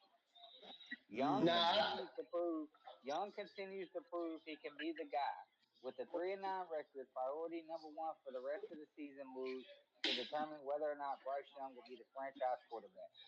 Over the past few weeks, especially in the biggest moments late in today's game, he showed a level of poise that we have not seen since his Bama days. These games always hurt you when you're outplayed your opposition, but still came away with the loss. But the theme progress continues to shine through the darkness in Carolina. well, Canales should not get any blame for this game or any of the games Agreed. of recent Yep. because he is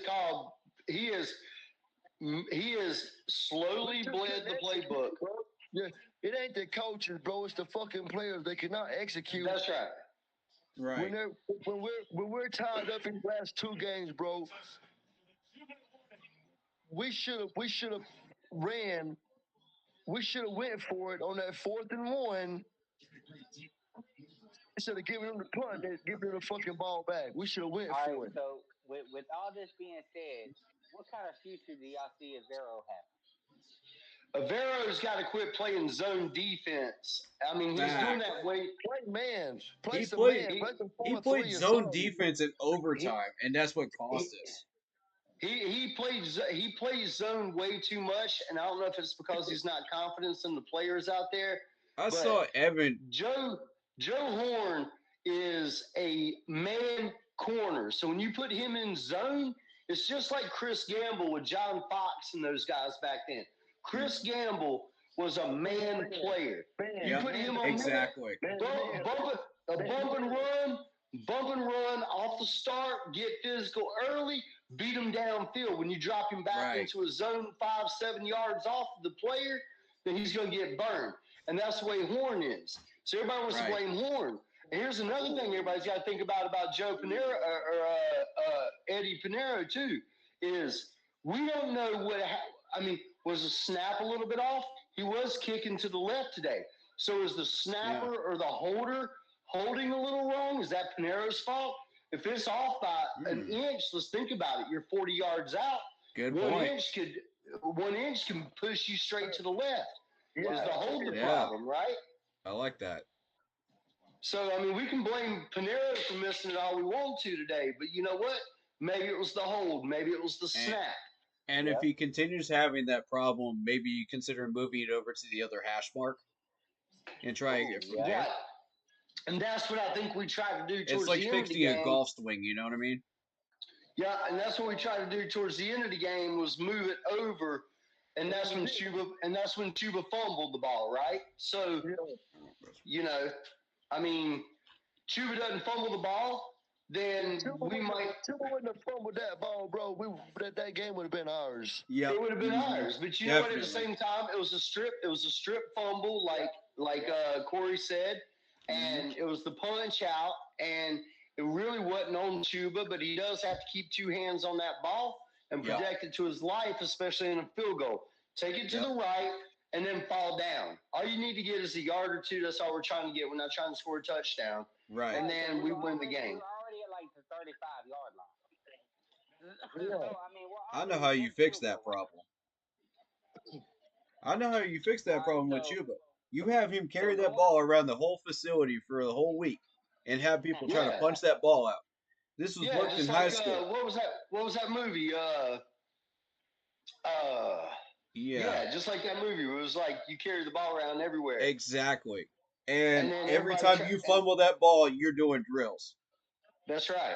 And going back to our red zone chances, y'all.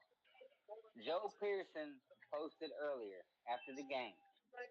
Within the last two games, we have had 10 red zone chances. Wow. within the last 2 games. The results: 6 field goals, 3 touchdowns, and 1 missed field goal. That's not it. We got to That's fix not that. it. No, And but, Chuba Hubbard you know, was not the answer for that today. No, he was not. And we don't have a power back outside of Chuba, Right. like a fullback, you know, like a bowling ball. Yeah, in like Tolbert or someone. Yeah. Yeah. So I mean, you know, we got to deal with it, and we're short on tight ends right now too. So you don't have that play either, and we're short on wide receivers as well Yeah. with Coker out and with Sanders out. Because Sanders is more like a wide receiver in my eyes. He's not a blocking tight end. Yeah. He's not a super huge guy. Trimble's not either. Trimble's kind of what I really wanted to see them do with Trimble from the get-go is kind of make him a hybrid fullback tight end. Ooh, Because he I does like have that.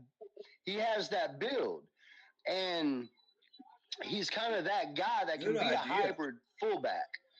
And that's what I thought we were going to do. And I think that's still what we're going to do with him. And we'll get rid of all these other tight ends like Sullivan and Franks and all these guys when Sanders healthy. Now that Trimble can catch the ball, he's built more like that fullback tight end hybrid. And not many teams run that, but the teams that do run it, like Seattle runs that. Yeah. You know, we've always kind of had that. I mean, at one point, guys, we got to think, man, we had $95 million tied up in running backs, and that was with D'Angelo, Jonathan Stewart, and Mike Tolbert.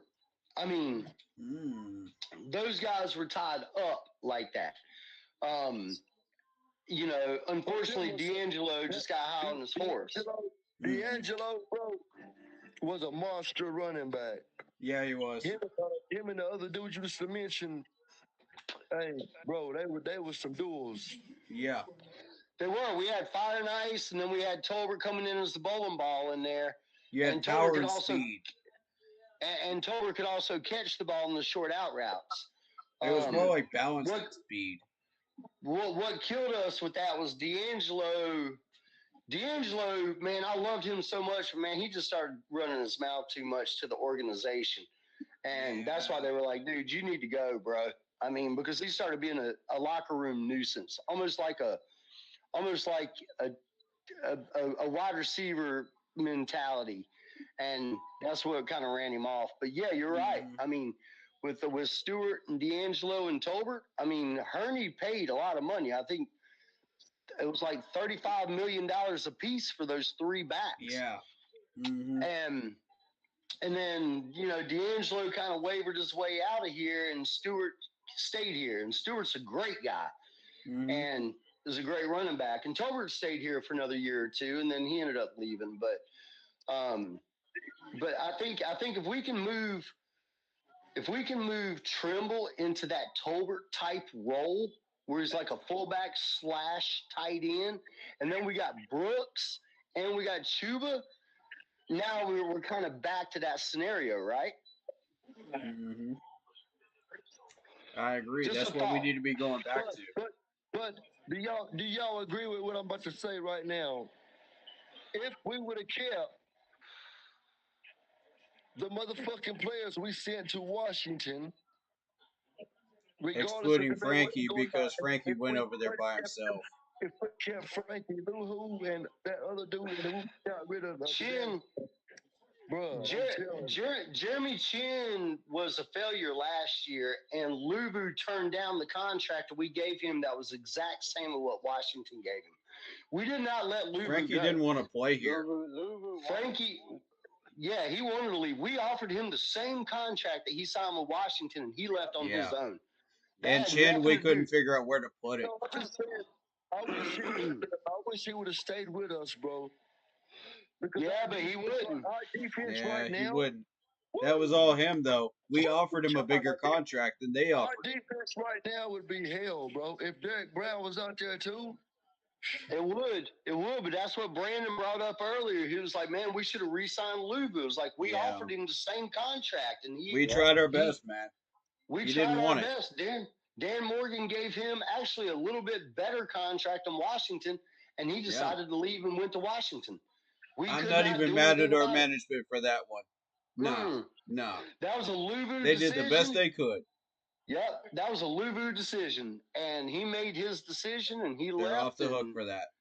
That's right. And Chin last year, 2 years ago, Chin was, Swiss Army knife, but last year he was a lost cause.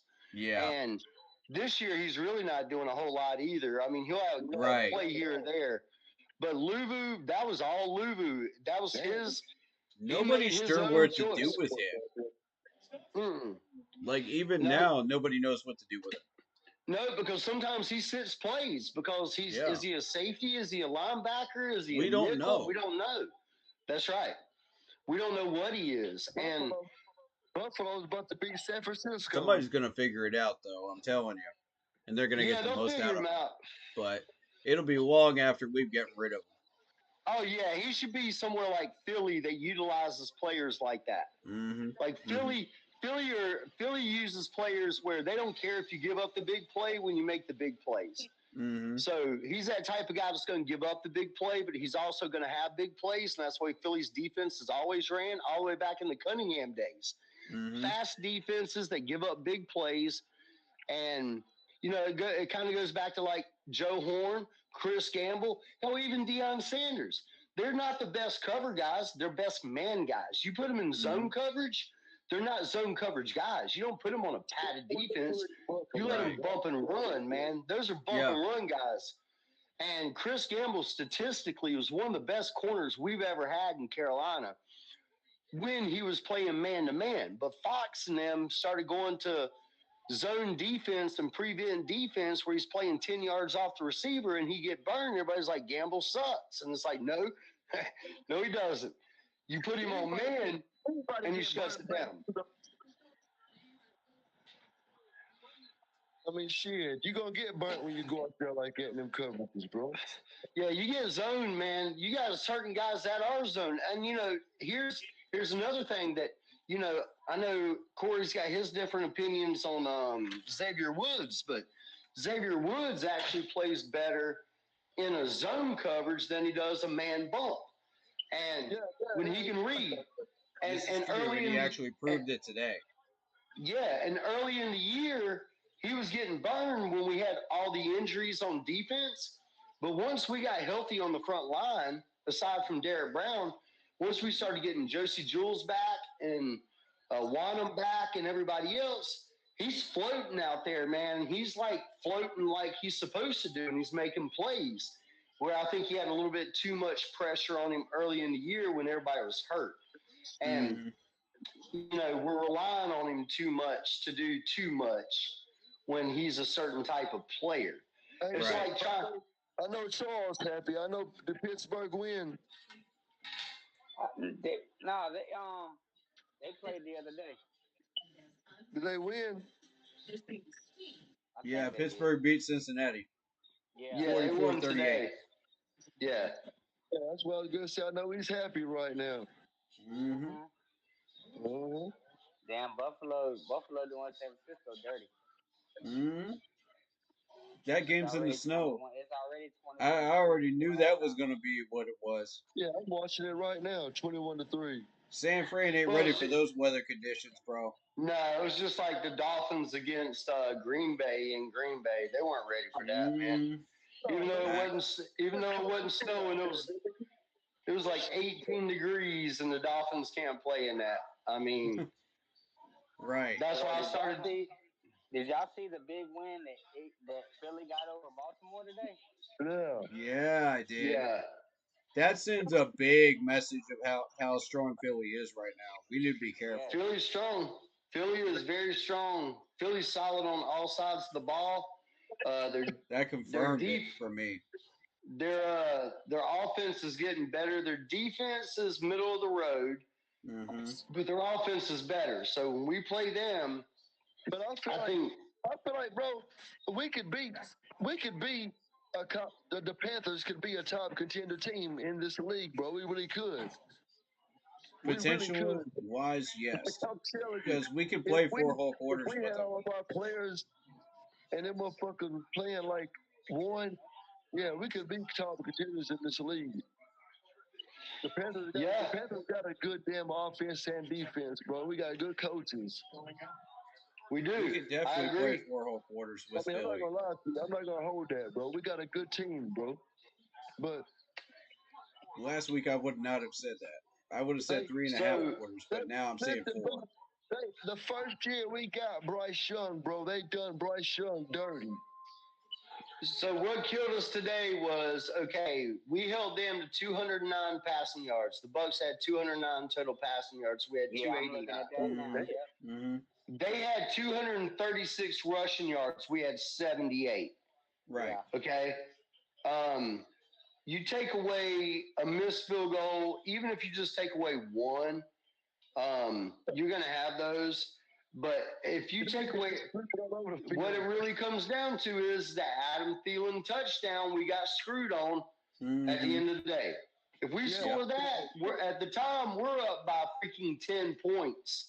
Yep. And now they have to change their style of play, right? Yep. I mean, changes the entire flow of the game. That's right. It changes the momentum. They had the ball damn near 40 minutes. We had it less than 30. You know, they, like he said, they had 209 rushing yards. We had 289 rushing yards. So we had them there. They killed us in the rushing yards. They had 27 first downs. We only had 19. Penalties were even across the board with 7 and 7. And they had 2 turnovers and we had 1. Yeah, I mean, really, it just, I mean, in my opinion, it comes down to that official call in the end zone. Yeah. I mean, we would have loved to have made those field goals, and any other day, Eddie Money would have made those field goals. But today, he missed a couple. I don't even care about them field goals. Me neither. But that damn Adam Thielen touchdown in the end zone, I wanted that shit bad. That pissed me off. That was a terrible call. On that, bro. Yeah. And you know what? I could see it if it was a Leggett in the end zone or a Coker in the end zone, some rookie. But this is Adam Thielen, who should. Right. We're talking about Adam Thielen, that is one of the best receivers in the league, a veteran. That's right. And he should get that call regardless. Yeah, facts. It's not a Panthers game if something doesn't piss you off. If it would have been somebody like Travis Kelce. Oh, God. He would have got that touchdown. Oh, absolutely. Zone, bro, for sure. You could have believed that. Oh, yeah. If it was the Chiefs or if it was Tom Brady or Gronkowski, it would have been a touchdown. Absolutely. Yeah, we all know that. Slam dunk. I mean, if it was... Adam Thielen is better on stats than Travis Kelce is, bro. Yeah, Travis Kelce's having a rough year. Look that shit up. I'm telling you, Adam Thielen is killing Travis Kelce, bro. It is true, though. But they don't give nobody chances like they do the Chiefs because they're fucking defending champions. So they won't get them to go back. I mean, there's a lot of weapons on Casey's offense, and come on, that shit be crazy, dog. There's a lot of weapons on Casey's offense, and Travis Kelce has grade as well as a tight end, so he's getting split catches. He's not having the best year, but he's still Travis Kelce at the end of the day. You know, it still takes 2 people to bring him down. If it had been any other fucking tight end or wide receiver that made a play like Thielen did today, then it got that touchdown.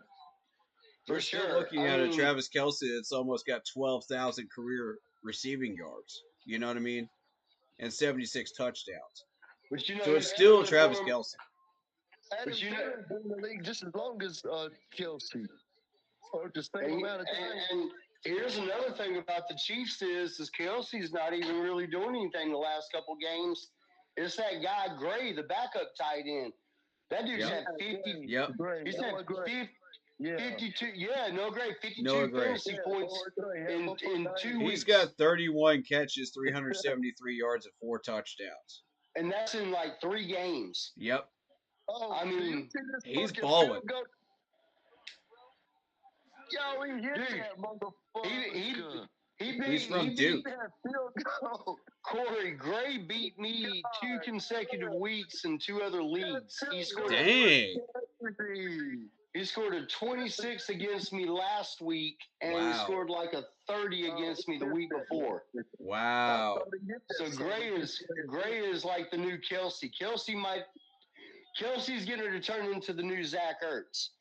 He's getting ready to just float team to team, or he's just going to retire. This is Kelsey's replacement when Kelsey retires. 6'3", absolutely. 240 pounds from Duke. 5th round pick, 162. Yeah, and he's in 2021. Killing it, dude. He's smart. He's killing it. He's killing it. Absolutely killing it. The dude's had like right at 50 fantasy points total in 2 weeks in a row. Kelsey's had like a total of like 18. He had 2 touchdowns against us, 2 against the Bills. Yeah. Dude's killing it, bro. I'm telling you. Kelsey's going to be the next Zach Ertz. He's just going to float around from team to team. Either that, or ever since he's been with Taylor Swift, his game's gone down. I mean, I'm just going to go ahead and say Is that why? I'm going to be real. Let's think about it. Ever since last year, his game started dropping halfway of the second half of last year. And this year. I mean, I don't want to say what's been happening in these hotel rooms. Hey, it's a Diddy party, right? Our next game is against the Philadelphia Eagles. Oh my God. Our next game is against the Philadelphia Eagles. Yeah. Mm-hmm. Yep. Hey, boy, that's a head, boy. That's a scratch. Hey, but you know what? Let's just go out there and do what we did with the Chiefs, man. Let's just make it close. At this point, man, here's what I'm liking is, you know what? We're not losing draft position. We're still gaining draft position, and we're seeing progress. And guess what? Correct. We're not making the playoffs, so why finish 6 wins and have middle of tier draft? Let's finish in the bottom 3 or 4, and let's see the progress because we know what's going on. We're seeing the team is competitive, and we can beat anybody out there on any given day. Give us Derek Brown back. Give us Coker. Give us Sanders. Let's build that defense up. We can beat anybody in this league. So guess what? Let's be that team that competes every week like we did against the Chiefs, like we did today, like we had the last 4 weeks. And let's still get that bottom of the barrel draft pick. Dude, I'll take that all day long, man, because we can get our edge rusher right there.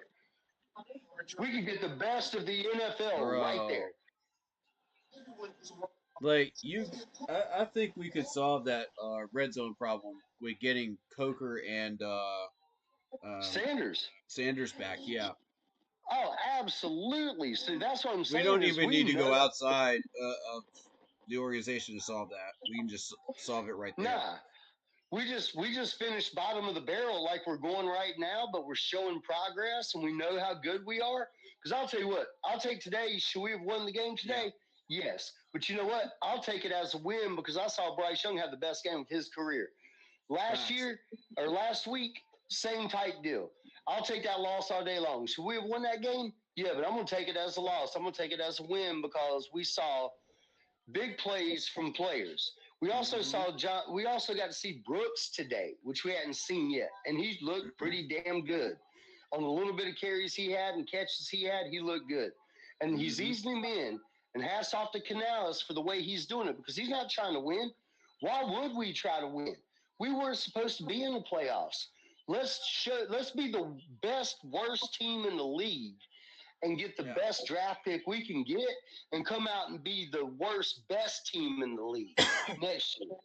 Does that make sense? I mean, let's go lose by 3 every week and draft in the top 4. I'm game with that. I like it. And then let's build this team in free agency because we have 0 dead cap money and we are going to have a lot of draft picks. And we build this team next year. We come out here and we end up being a 9-game winning team or a 10, 8 to 10. I got hope for our future with Bryce Young, bro. I got hope. My hope's regained over the last few weeks. Each week it gets more and more. I like it because he looks like he's starting to look like a Drew Brees out there, and he's stepping in the pocket. And I hate Drew Brees, but I'll give him respect. He's a small guy that stays in the pocket, takes hits, and he's throwing the ball, and he's seeing it. He's a process quarterback like he was drafted to be, and he's been showing it more and more each week. The process is there, and Canales has finally got his back, and it took a long time. And hats off to Canales for giving it that long because he didn't want that quarterback. Nobody wanted that quarterback. They weren't even here. I mean, hell, I don't even think Frank Reich wanted that quarterback. Everybody wanted C.J. Stroud then. So he's showing us he's actually playing more efficient than C.J. Stroud is the last 4 games. Go look at those stats. Stroud's fumbling the ball. He's throwing picks. He's got better wide receiver core than us. And they lost their running back. Last year, Stroud killed it. This year, Stroud has not been great at all. So, I mean, maybe we got the win. We just needed to give it a little time, right? And I said this at the beginning of the year. You're not going to see immediate results on the scoreboard. You're going to see it in the stats. Yeah. While we're making progress. And you're seeing Agreed. it. I mean, for example, the total tackles, the solo tackler. You're seeing it from look at Charles Smith-Wade, for example. 6 solo tackles for 8 total. Rookie. Yeah. And rookie. Had a pick today, too. Yeah, 5 for 6. Alshon Robinson, shout out to him. DJ Johnson, 5 for 5. This is what I've been waiting to see on this defense is solo tackling. And it's starting to make a difference. We needed. You're right. And we needed Jewel back. We needed Wanham back. If we had Brown in there right now, I think our run defense would be fixed too. Even as far down as Cam Gill, 2 for 2. John Radigan. Who even knows who John Radigan even is? 2 for 2. Never heard of him. And you got 54 solo tackles out of 81. We were sitting there with 25 out of 28 solo tackles at the half. Yeah. At the half, ladies and gentlemen, with 5 pass deflections. Yeah. That's what I've been waiting for this defense to do, man. I've been waiting for that all year. And Bryce at halftime had like 185 total yards with a rushing touchdown. At halftime. So, you seeing it on both sides of the ball. We're there. We're one player on each side of just being, a couple players on defense, but we're very, very close. Very close. And it comes with doing things the right way, technique, footwork, hands. The little things all add up. And we saw a lot of little things add up today. And I like what they're doing with Icky and Christensen. How they're like utilizing them in certain play calls and rotating those guys. Yeah. Like, so Icky's in for one certain play. Yeah. And then Christensen comes in and they shift that line and put him in because neither one of them looks beautifully and masterfully done. I love it. And that's the way when Icky got hurt, they saw we what have found the Christensen formula. could do. Right. And then you got Cade Mays that shifted. So then you could shift them, and now it's like, okay, run play, this guy's in. Pass play, this guy's in. And they can mix it up like that. And that is so brilliant. Whose idea was that out of our management? Because that is genius. I don't know, but it started the last 2 weeks. Ever since Icky came back, Icky has not looked like a fool. Exactly. He's looked good because he's doing a protection on one side of the ball, whether it's run or pass, and then Christensen's coming in and he's doing pass the protection. opposite. Yeah. Right. Yeah. Genius, man. So that's something that I've stepped back and noticed right there because I'm like, okay, we knew Icky was good for the run, but he was terrible on pass. And you sit there and watching, it's like, okay, well, why is Bryce not getting pressured? Oh, well, they're doing a drop back. And okay, so even if it was going to be a scat out type deal, you can still run Icky in there because it's not really a pass. Plus, Bryce is helping Icky out by doing what? Number one, dropping back in the pocket. Mm-hmm. Yeah. He's not Icky should be running away giving from it no whoever more. gave Icky should be giving a hug to whoever came up with that idea because you just saved this man's career. Well, I would have to say it's probably the offensive line coach and Dave Canales combined. Wow. Give them both a I mean- freaking hug, Icky, because they just saved your career, bro. I mean, Real Canales is the one that calls our plays. Incredible. I mean, he calls all the plays. So I'm sure that, he's having a meeting with the offensive line coach and the running backs coach and the receivers coach and saying, okay, How do we solve what if this? Yeah. how do we solve this? And they're like, okay, we just run a rotation like you would in high school, right? Yeah. And no one even really notices it because you're just swapping offensive linemen. I mean, they're not going to sit here and waste timeouts to, try to figure the defense out. They're going to be like, okay, let's just go with it. I mean, wow. It's not like an offense looking at a defense. So hands down to the 49ers and the Bills right now. Their game is the first game this season with 100+ rushing yards for each team in the first half. Yeah. Well, when you get a snowy boys are running situation, you're that going to ball see a in lot the of snow. run plays. Yeah, for sure. They are running that ball in the snow. Yeah, you're going to run like crazy when it snows. There's not going to be a whole lot of passing. Yeah. That's in the snow.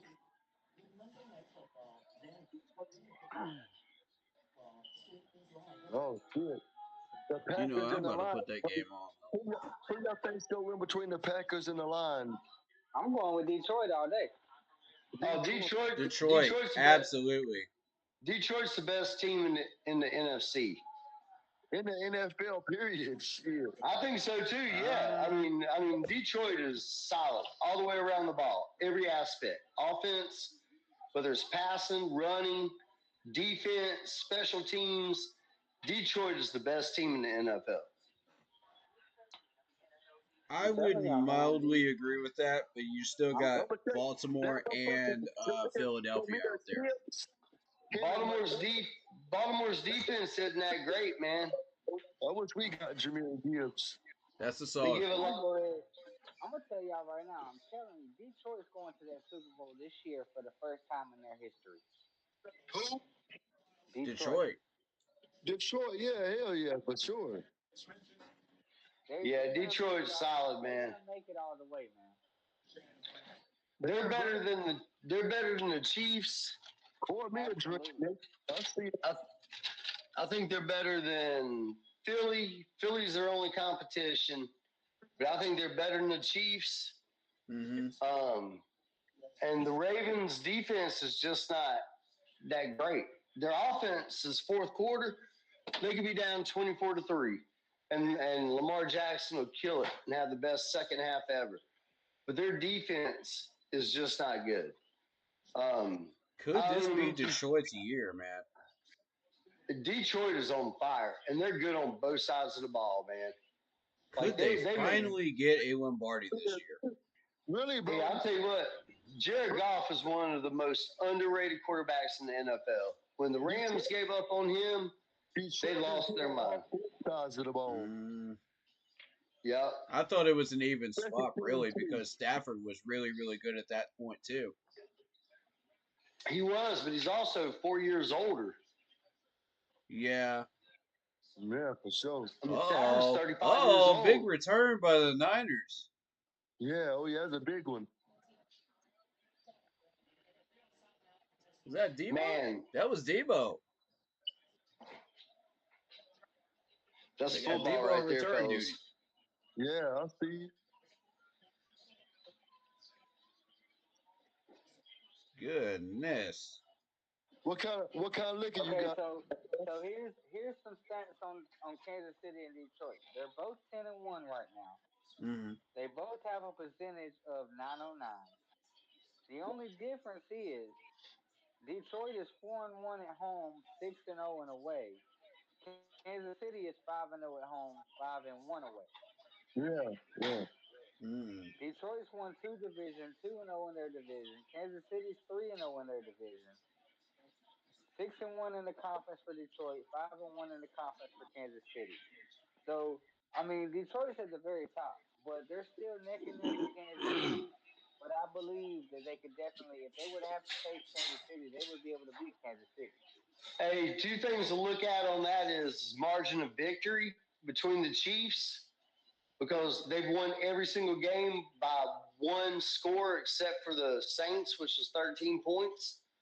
But every game was a one-score game, number one. And number two, the bad officiating at the end of every single one of those games that they won.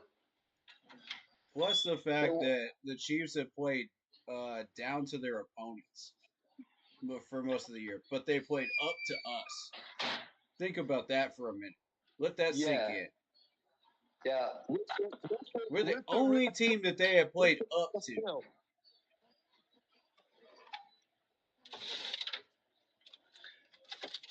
We forced them to. Who said it? One of the players in the league said it. Said, you're the worst 11-1 team in football history. And it was a player on another team. But it was like, it might have been last week and it wasn't us. So I saw that.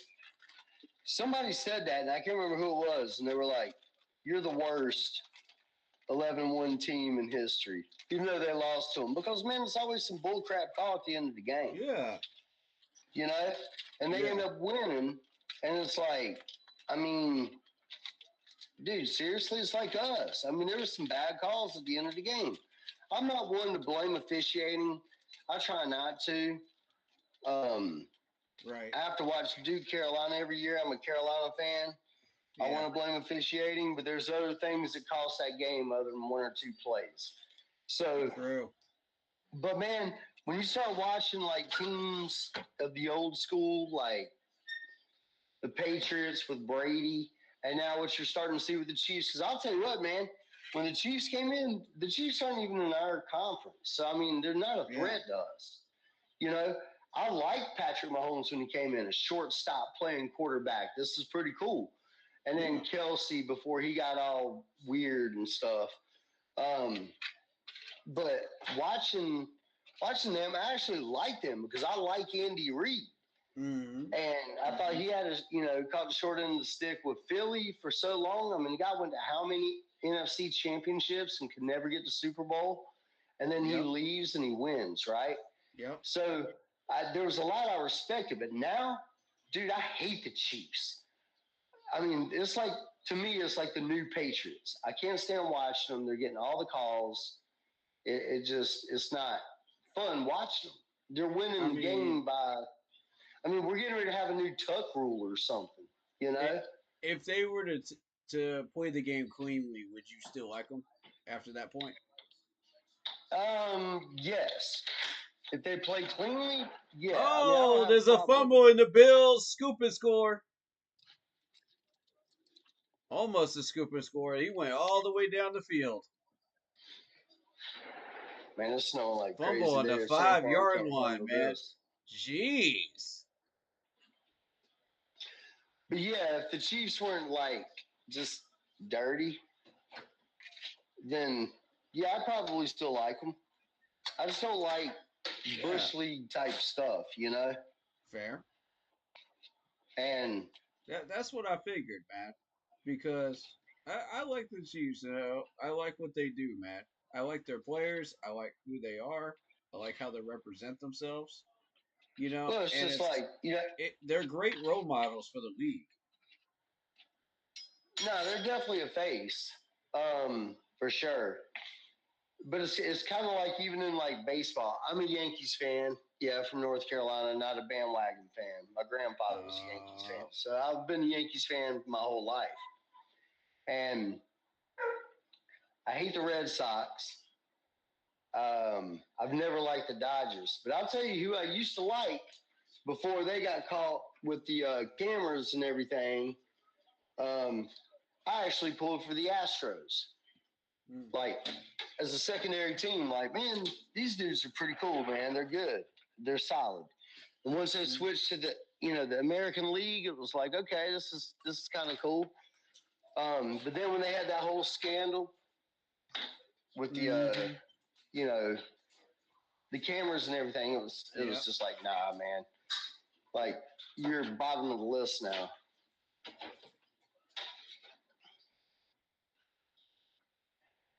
Yeah, I'm a Braves fan myself, and I can't stand the Yankees. I can't stand the Dodgers. And honestly, St. Louis is going up on that list now too because of the way they beat us in that playoff elimination game a few years ago. But yeah, that pissed me off, bro. Like, oh my god, the way we lost that game. Good God. But that team's young, man, and they've got some solid players. I've got a kid that I coach that plays on that team. That coached in Little League. Alec Burleson with the Cardinals. Yep. He's from my town. I coached him when he was like 13 years old. Wow. And he ended up going to ECU and did really well. Well, I went to high school with his dad, Jason Burleson. Okay. And so Jason told me one day, he goes, man, have you kept up with Alec? I was like, nah, I haven't. He's like, pull it up, dude. He's going to get drafted, in the first 3 rounds, which in baseball, the first 3 rounds, I mean, you've got like 30 rounds of baseball draft, right? Right. So you're getting guaranteed money in the first 10. So this dude gets drafted, and he works his way through the minors like instantly. And it's like, dang, I coached this kid at one point. But anyway, enough of that. It was a cool story. Yeah. I'll tell you one more, and then we'll get off of baseball and back on the football. But I actually was best friend, I still am best friends with Scott Wingo. Scott Wingo actually won the College World Series with the South Carolina Gamecocks twice. Right. Ended up getting drafted by the Dodgers. Ended up in the Double A.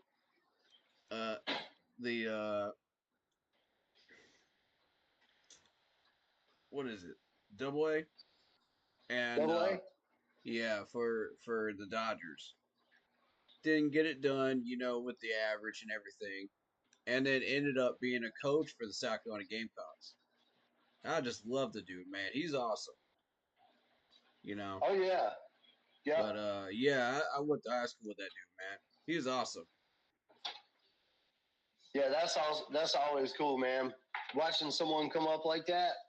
Yeah. Man, a lot of these guys, and that's the way college works, even does it in the pros, is, you might not go pro, but you end up a coach on that roster or something, and you end up head coaching, I'm so happy that he found that niche, Oh, yeah. Yeah, it's like my alma mater. I went to UNC Charlotte. My head coach now used to be a coach for the Tar Heels, or played for the Tar Heels. Oh, okay.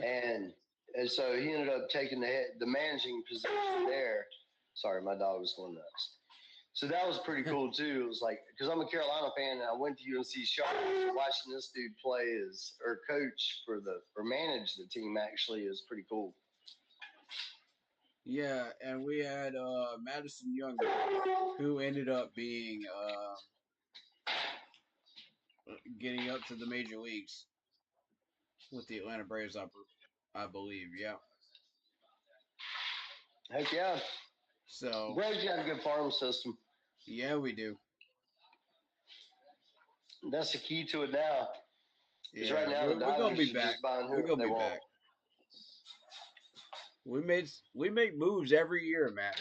I love Alex. He's an excellent GM. Yeah, and the way baseball moves now is you just got to go after whatever you can because the Dodgers pretty much just destroyed baseball. Yep. And tie into football.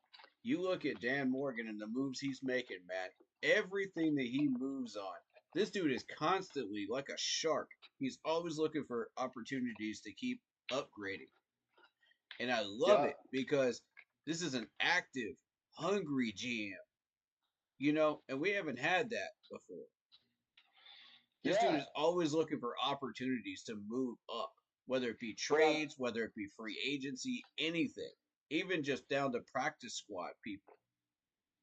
It's beautiful. Mm-hmm.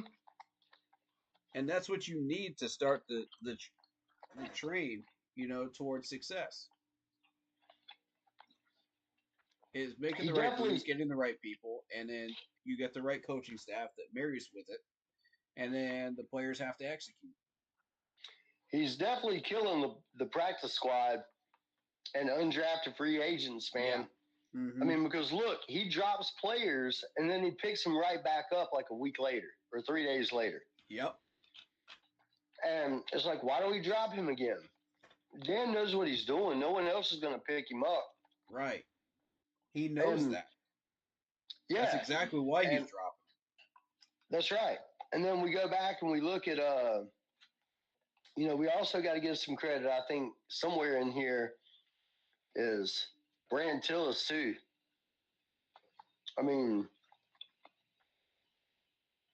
he's playing a role in this GM deal as well, right? Mm-hmm. I mean, you have the football-minded guy in Morgan, mm-hmm. who also knows the business, and you got Brand Tillis, who's also playing the cat. Correct. So, I mean, those two together, I still have no idea how the hell Tepper pulled that off. I don't either. I don't think it was Tepper. I think it was Dave Canales and Dan. I'm gonna be real with you because Tepper kept his hands out of everything, and that's exactly why we're having the success we're having right now. Yeah, and he stayed out of it, and it's been so nice having him out of it. Oh man, it's beautiful. But man, it's still like, how did Morgan and these guys even be able to talk a guy out of leaving Kansas City? I don't know. I mean, there's no way. You go from a 2-time winning Super Bowl winning team and franchise that has rarely ever lost a game. Since KC brought him up. And now you go to the worst team in 4 different sports. Why? Yep. I don't know. I don't understand. I mean, dude, I could not believe it when it happened. I had no clue. I heard rumors about it, saw rumors about it, was like, there's no way this dude's leaving KC. And no way at all. I don't understand because he was going to, when Andy Reid decides to retire, this guy was going to be full GM, 100%, right? He was going to have full control of the team. And this dude left to work with basically kind of side by side with Dan Morgan. Yeah. I love it. I'm not going to complain. I just don't know how they pulled that off. Does that kind of speak to volumes as far as like who Dan Morgan is and Dave Canales? I think so, man. I mean, Canales has a lot of respect throughout the league. From what I've heard or read, we've all probably read the same thing. But Canales has a lot of he gets love across the league. So I think, after I keep hearing that from all the other coaches that he's worked with, because he comes down from a tree too. He's coming down from the Seattle tree. Correct. He's also coming down from the Bulls and the Bucks tree. He's trickling down, and that's kind of who you want as the next kind of big time head coach. Right. Is someone that has that experience and he's got that positivity. So Dan Morgan comes in, who is a brilliant hire for GM, that has worked with Canales, but was a homegrown from here. But however they got Tillis, I have no clue. I can't answer that. I can't either.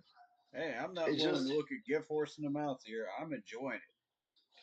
yeah, I mean, it just happened. It was like, oh, we're hiring him. It was like, really? I was like, wow. That was a very impressive move, and it definitely sets a precedent on what the future of the team is supposed to be. Right.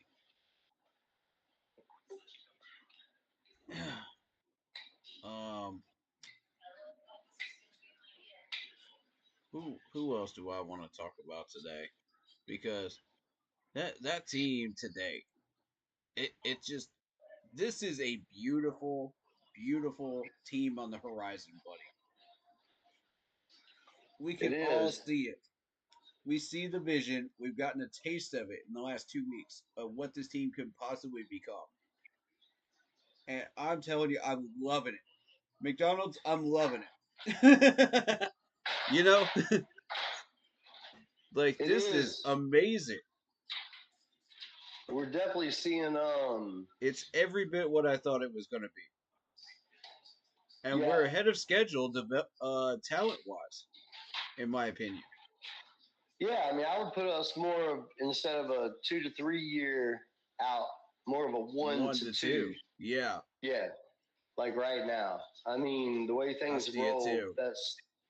that's what I see. Mm-hmm. Maybe one to Next two and a year's. half.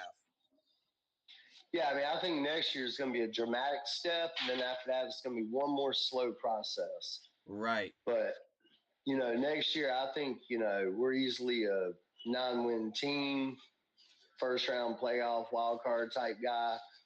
Yeah. And then it's the climb, man. Yeah, I mean, I think that's about where we're at next year. Yeah. And then after that, we might have one more year similar to that, and then hit that next level. Yep. So And if you follow the formula that we were following back in like 13, 14, and 15, we took the division lead 3 times. That was the first step. Second step, okay, win a divisional game. Then the next step was, okay, win the NFC Championship. Then win the Super Bowl. Or make an appearance in the Super Bowl at least. You know what I mean? Yeah, if you for can't sure. win it that year, win the next year. So I really did feel like 2016 was supposed to be our Lombardi year. If you were following the pattern and following the ladder. But we fired Dave Gettleman. And, I think the formula was sound, but the way he was treating the players was just garbage. And Gettleman was a joke. But the formula was golden, dude. I love the way he was handling the contracts. He set a precedent as far as like what number he was willing to accept, and he was not going to be undercut at all. He was not going to be overcut at all. He said, "I want this number. If you're not going to willing to take it, see you later." And it made these guys want to push harder to make more money. That's what I want. It's incentive based. And that's exactly what Dan is doing right now. He says, okay, I'm going to pay you what you're worth, but I'm going to make an incentive worth, contracts. You're going to earn your way up the ladder. Instead of just, oh, yeah, you're getting an automatic bag, if you come to Carolina. That's bullcrap. No, we're done with that.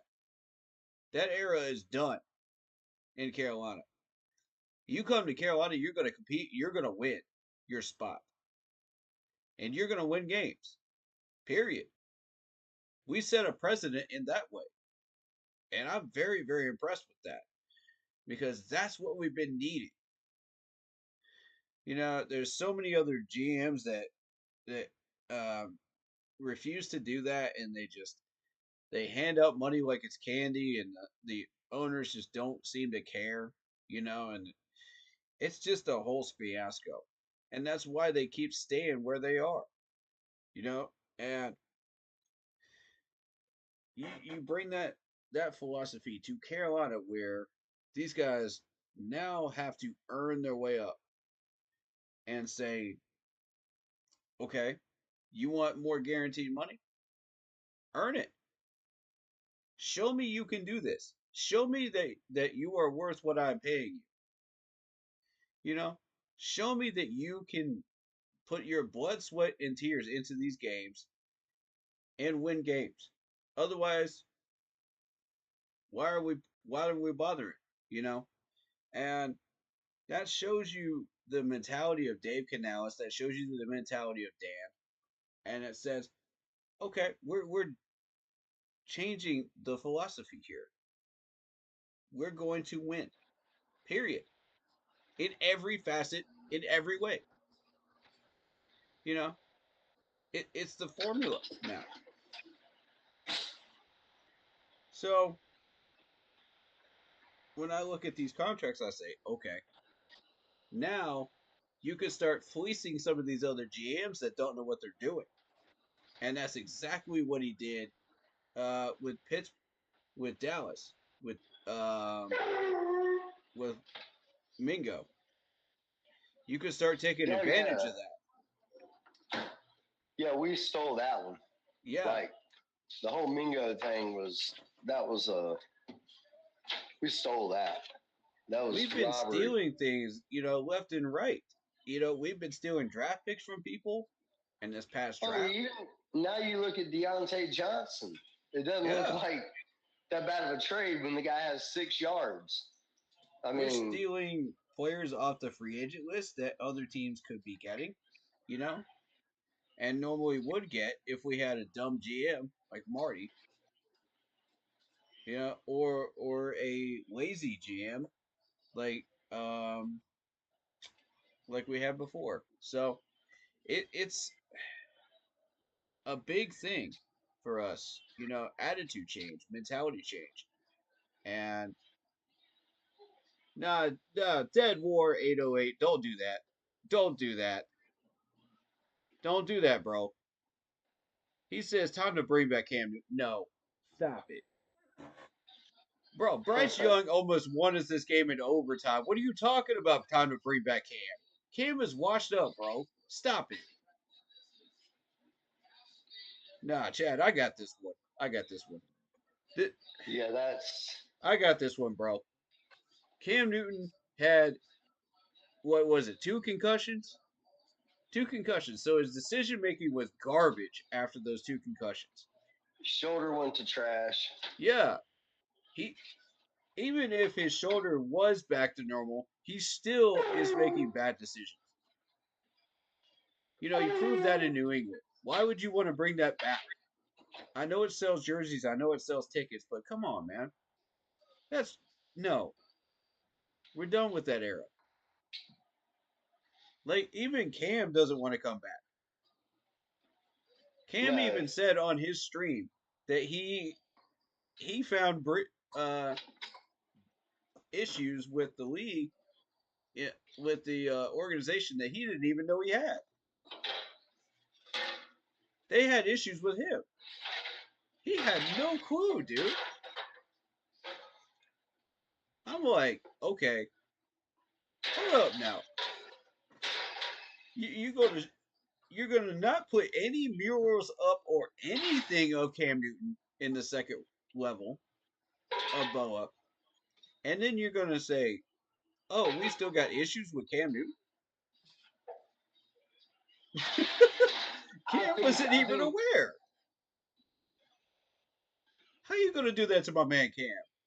Now I will say that he was screwed over in that way, and they want to use the bullcrap excuse of, "Oh, we don't know if he's retired or not." Man, stop it. Stop it. Honor the man. He is part of the reason that we got to 15-1 and got to the Super Bowl. Do something for him, please. I don't care what you do for him. Do something, because that's bullcrap. But don't bring him back, though. Don't bring him back. If you're gonna bring him back as a QB consultant or something. Yeah, but not as a player. Mm-mm. Nah, we're done with that era.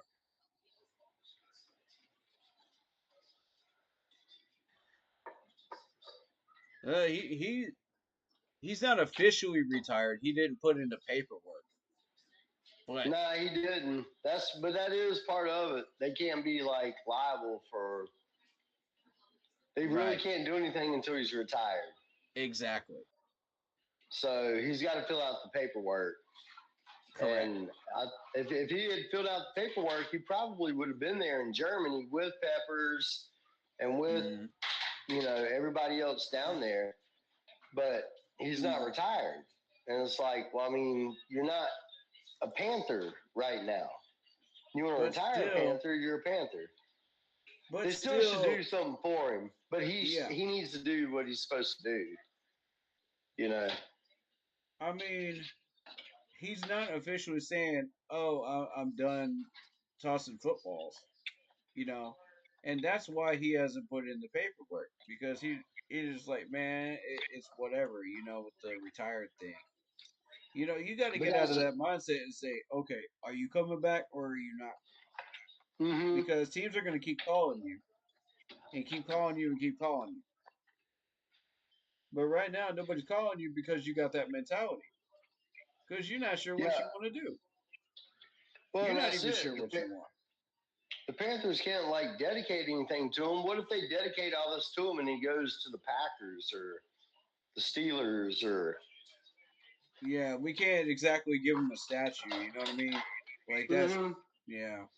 We got to limit what we give him, but we got to give him something like a mural or something, man. Because I mean, I'm sure he'll get whatever once he actually retires. I think they'll give him stuff. He's just got to retire. But you can't use that as you can't use that as an excuse forever. I mean, you had the tour guide lie to the guy's kid. The tour guide is lying to the kid and to everybody else that's coming in there and saying, "Oh yeah, we got stuff upstairs." No, you don't. Why you go, bro? You can't just protect your franchise like that and say, "Oh well, we have stuff upstairs." That's bullcrap. Stop doing my man like that.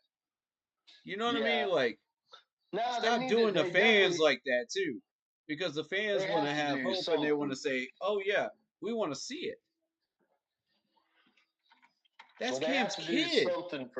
They have to do something for Cam, but Cam's got to just retire. I mean, that's Cam's kid that came in there, man. And was like, he might have been what, 6 or 7 years old. He said, "Daddy, why there's nothing for you here? Why is this not here?" And as a dad, you've got to answer that question somehow. As a professional athlete, why am I not being honored? Well, I mean, the answer is he's not retired. Again, you can't use that as an excuse forever, man. You got to put up some type of mural, at least representing the 2015 season. I'll take that. He can't just not retire forever either. I mean, that's true too. He's got to. Is he going to play again or is he not? And all right, I'll take this as a compromise. No other team puts up statues or anything of players. I'm not asking for a statue until after they're retired. I mean, you don't have Sam Fran didn't do anything with Jerry Rice until he retired, or Joe Montana until he retired from the Chiefs. Yeah, and I mean that's fair, but nobody's asking for a statue, bro. Like we're just asking for something that honors Cam Newton. You know what I mean? Like honors that 2015 season. Sure. And that would be a healthy compromise. I'd be okay with that. As long as you at least honor that season and what he did for us. Because we got Steve Smith in there, with the ex-clown play. I've seen that. I've seen what was it? Oh man, I've seen the Super Bowl '04 stuff up in there, So I'm like, okay, cool. You're honoring that stuff, and that's reasonable. Sure, you don't want to put up a statue. That's understandable. He's not retired yet, and honestly, I don't think he probably get a statue anyway. But the point is, at least honor that 2015 season some way. Show some type of love, man. No, I know I a lot of agree. Panthers fans want to ignore that season because of the fumble, you know, which is not an excuse. Okay, that's not an excuse. We still went 15-1. We were that close to becoming the second undefeated team in the NFL. For sure. We were this close. You know who beat us? Go ahead, Chad. Tell them. Who beat us? In the Super Bowl? Nah, they kept us from being undefeated. Oh, the regular season? Yep. Oh, man. Caught me off guard.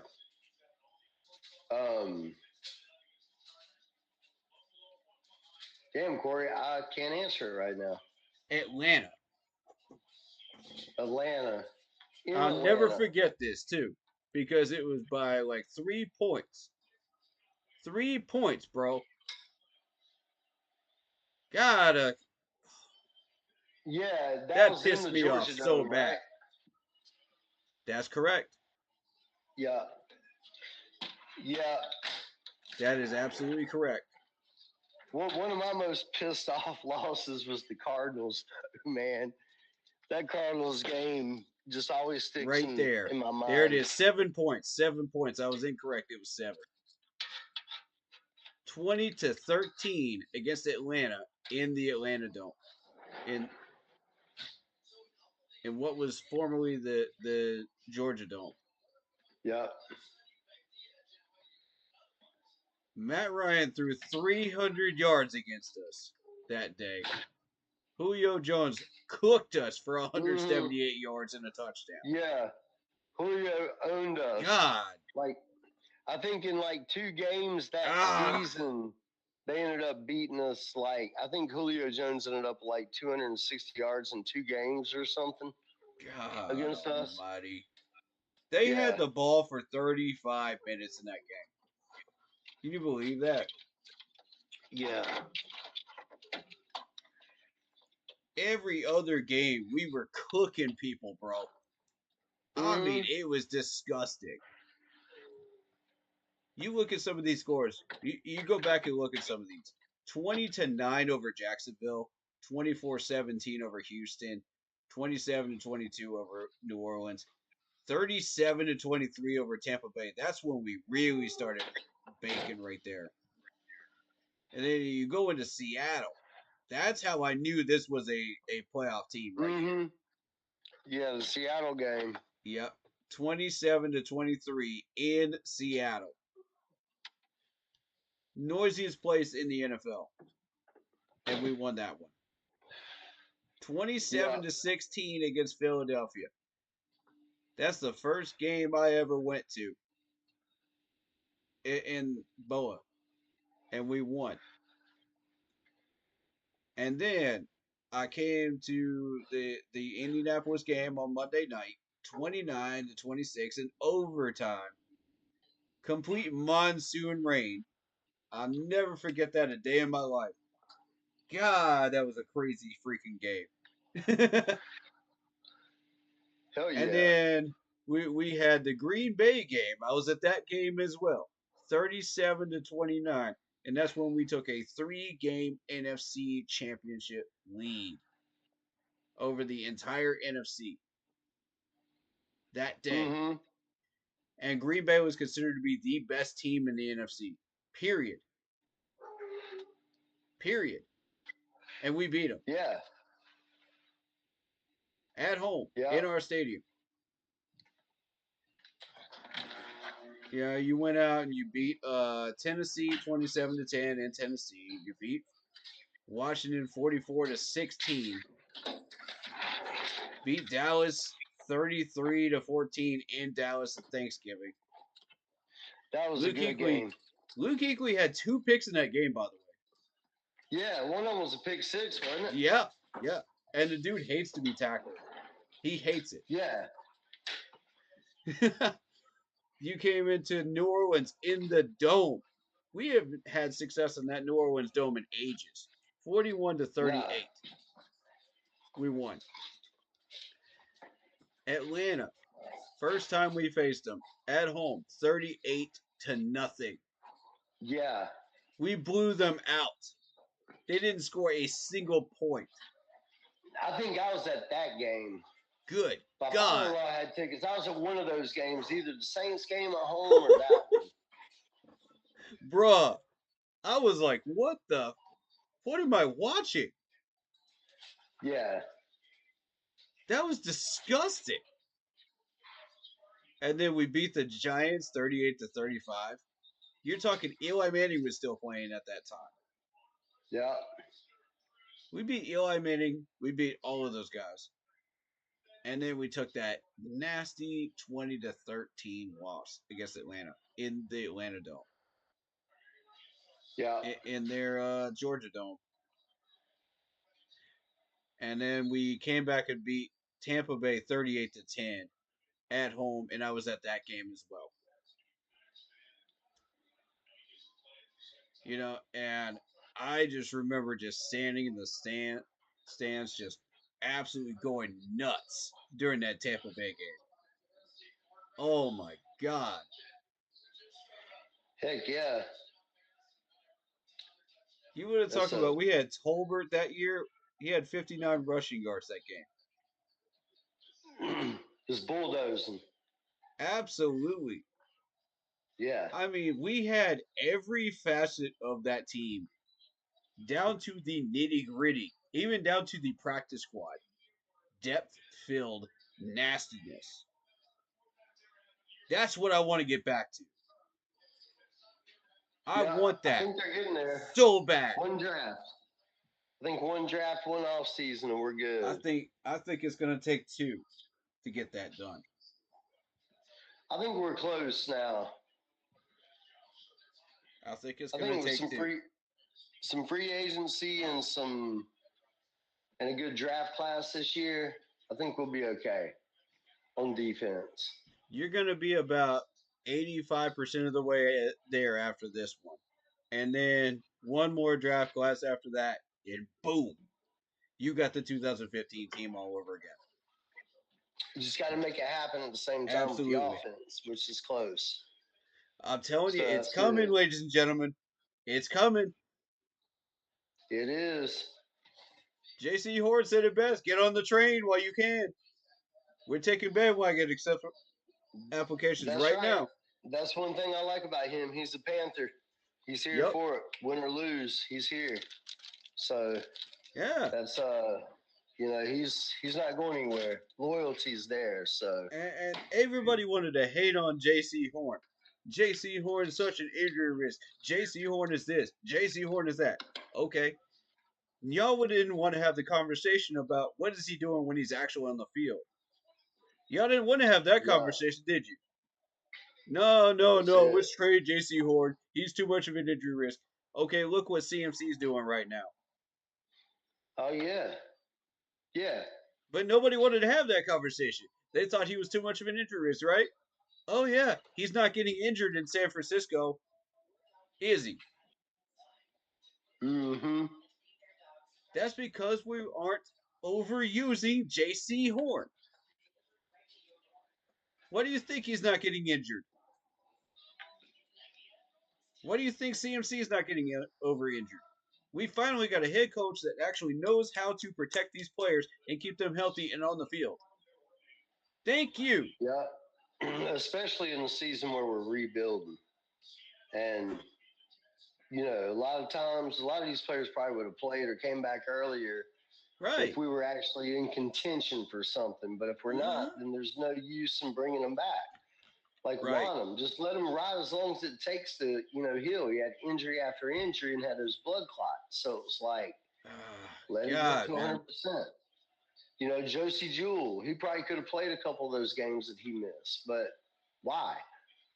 I mean, Yeah. there's a lot of players like that, and we're not just it's like playing get through the players year. to have the best chance to win. This isn't the Ron Rivera era anymore. Yeah, We've grown up. agreed. So when I look at all the players that Ron Rivera got injured because we were overusing them, it pisses me off. There's a You lot know of them for sure. I mean, that everywhere medical from staff was under investigation, and I never did hear what that investigation yielded. Did you? no, No, I don't think they'll ever tell us either. NFL's covering that crap up. They don't want us to know.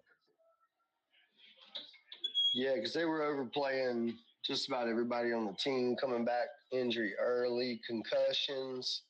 Yeah. You want to know why? It's because they don't want us to know the fact that they actually were doing it, but they didn't want to admit to the fact that, okay, if we admit that this is going on, then we admit that we are being biased against the Carolina Panthers. So you can't have it both Mm-hmm. ways. This ain't Burger King. So they got trapped. That's exactly what Yeah, it is. So, yeah. I mean, the Keekly injuries, the Cam Newton injuries, there was multiple injuries on that team. right. That played under that regime, Yeah. and some came back, some didn't, some opted to retire or whatever. But even like Keekly, he had like 3 concussions. Right. And the They medical brought staff Cam got back. investigated for this garbage? Like, come on, man. Yeah. They brought Cam way too early back on that Yeah. shoulder once he got hit for that shoulder injury that tore it up and he had to have surgery. Some of Then he these couldn't players will throw be like anything over 10 60% yards healed, man. anymore. Yeah, some of these players will be like 60% healed or something like that. Oh, you have the best chance of winning if you bring them back. Screw the medical staff. They just completely ignore the medical staff. Ron says, I Yeah. want them in. I'm like, what? Like, bro, you aren't even winning the division. You're trying to save your Well, job at this point. You're trying to make sure that's your where job ain't on fire. it comes in And to that's play where exactly these when your guys job are. should be on fire. Yeah. When you have to resort to measures like that, your job should absolutely be on the line. I don't care how much you love Carolina. Like that's the stuff that makes me mad, bro. Like I can't. And like in the last year, he did have cancer though, and it does change your personality. It exhausted him and it made him weaker. You know, and I know that because I've seen people that have had personality changes that have gone through the chemo and all that stuff. You know, For sure. so had I known that, I would have laid off of Ron Rivera back in the day. I put out some stuff that I now regret. You know, every content creator has put out something that they regret. That's mine, and I tell you, man, I I apologize. I can keep apologizing until the day I stop streaming, but that's man. I'm so sorry, Ron. Like you deserve better. You know, from me. From me to you, man. Much love. Because you've had an excellent career. You really have. You did stuff in San Diego, you did stuff in Washington, and I mean people respect you, man. People love you. And I got so angry because he wasn't doing the things I wanted to do. And that's why I'm just like, man, I gotta walk all this back.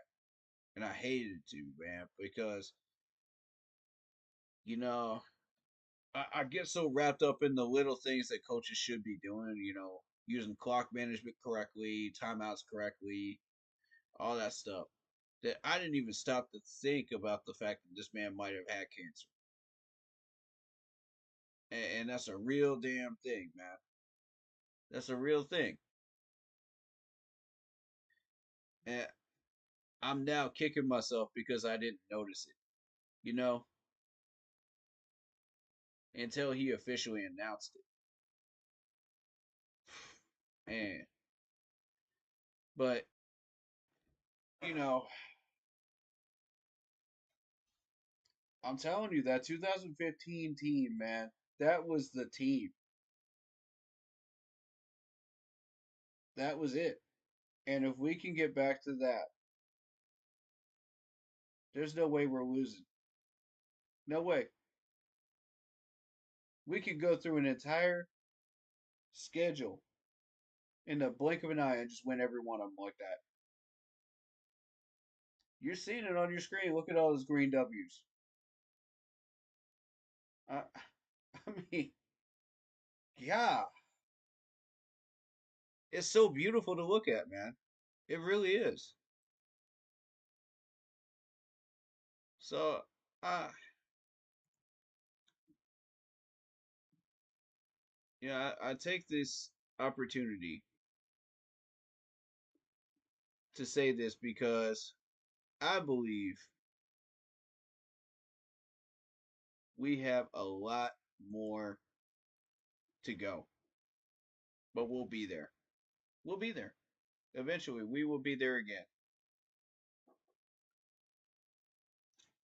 And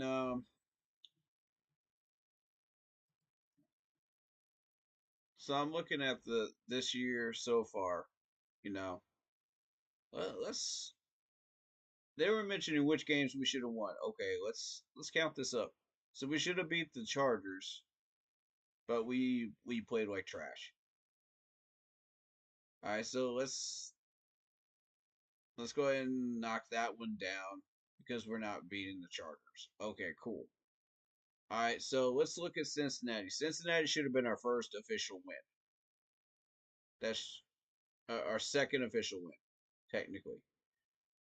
All right, so that's 1, 2, 3 against Chicago. Denver, we should have played better and should have actually competed in that one. We'll count the Chargers as well. 4, 5 against Denver. 6 against the Giants. 7 against the Saints because we weren't counting on that one being a win. 7. 8 against KC. 9 against Tampa Bay. We're gonna beat Dallas, so that's 11. We're gonna beat Arizona, that's 12. Bro, this is ridiculous, bro. With the level of talent we have, if we had been playing Carolina Panthers football all year, like we have right in the past 4 weeks, think about this, Matt. Those people that said we could have been 10 wins might have been right. There's a lot of merit to that conversation right there. Now that we look at it, now that we see this team for what it is. Holy crap, man.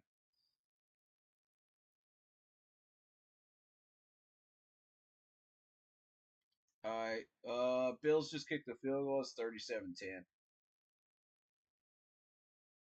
Oh, 35-10. They just got a touchdown, so 35-10. Josh Allen with a rushing touchdown. Ugh.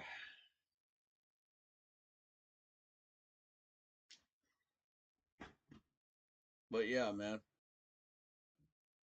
Think about this, dude. If you really look at it, that record should be flip flop, bro. Let's look at the games that we probably should have lost, and versus the ones that we should have won. All right, so we should have lost the Saints once, so that counts as one of the three, correct? Okay. We should have beat the Chargers. Chargers are slightly better than the Raiders. All right, so we're not going to count that as one of the losses. We're not going to count the Bengals game as one of the losses. We're not going to count the Chicago game as one of the losses. We'll count Atlanta. That's 2. Washington is 3.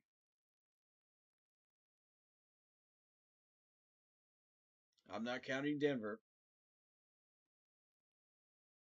I will count Kansas City. That's 4. However, we played well enough that it should have been a win.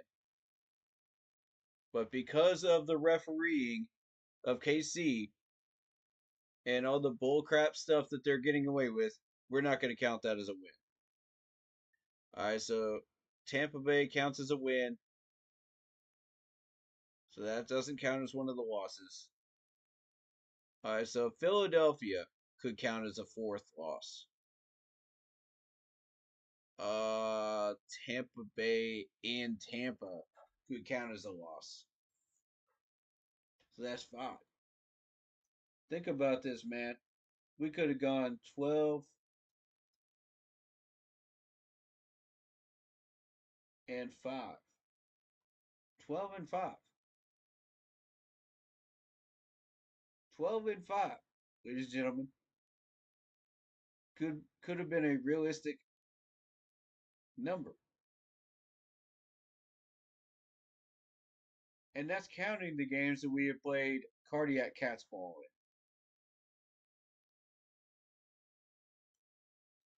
in. Where we should not have played cardiac cat's ball in. We always split with the New Orleans Saints. That's not unusual. In the Saints Dome. So that's what I'm saying, like,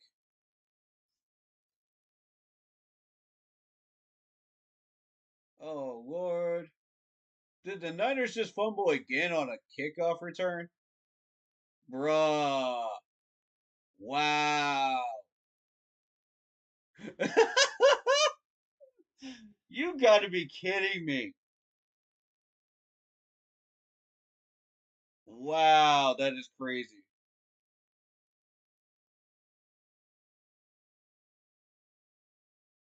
Oh my God.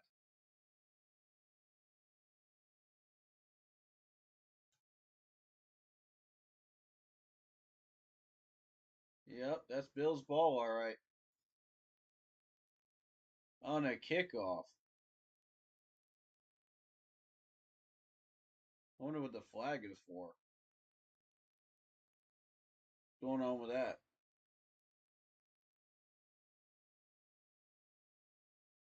Oh no, they picked it up. Okay.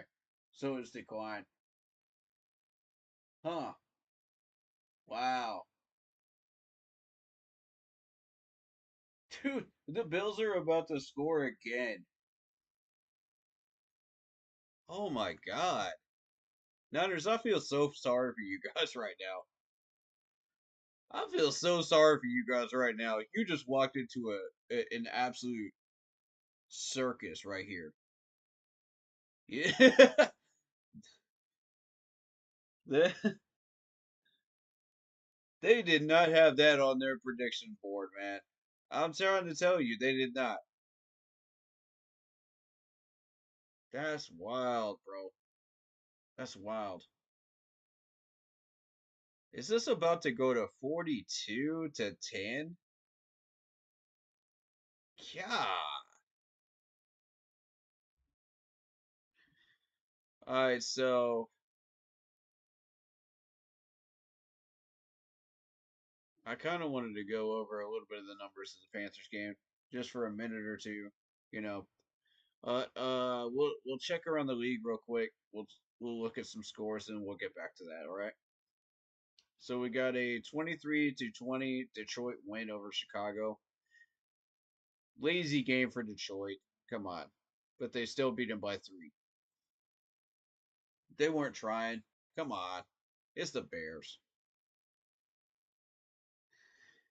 All right, so Dallas over the Giants.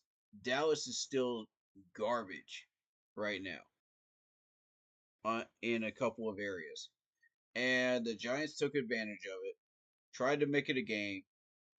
And if this was the Dallas team they normally are, that offense would be popping off right now.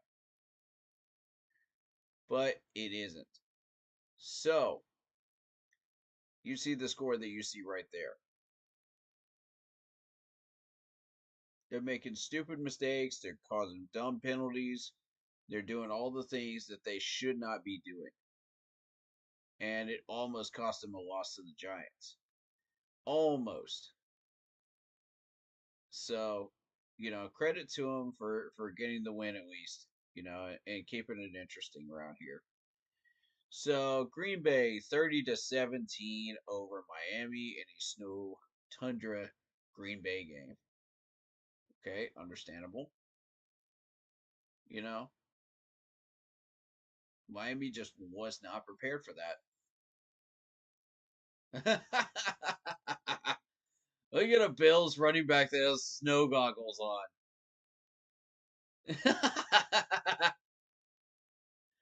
He's legit got snow goggles on, man.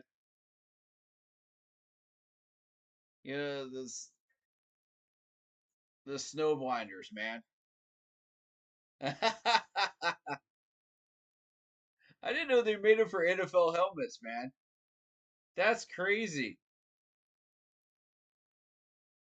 Hey, whatever works, man. He's got the full cage on his helmet and everything. That's wild looking, man. Hey, whatever works for you. If you can see in the snow, that's what you need.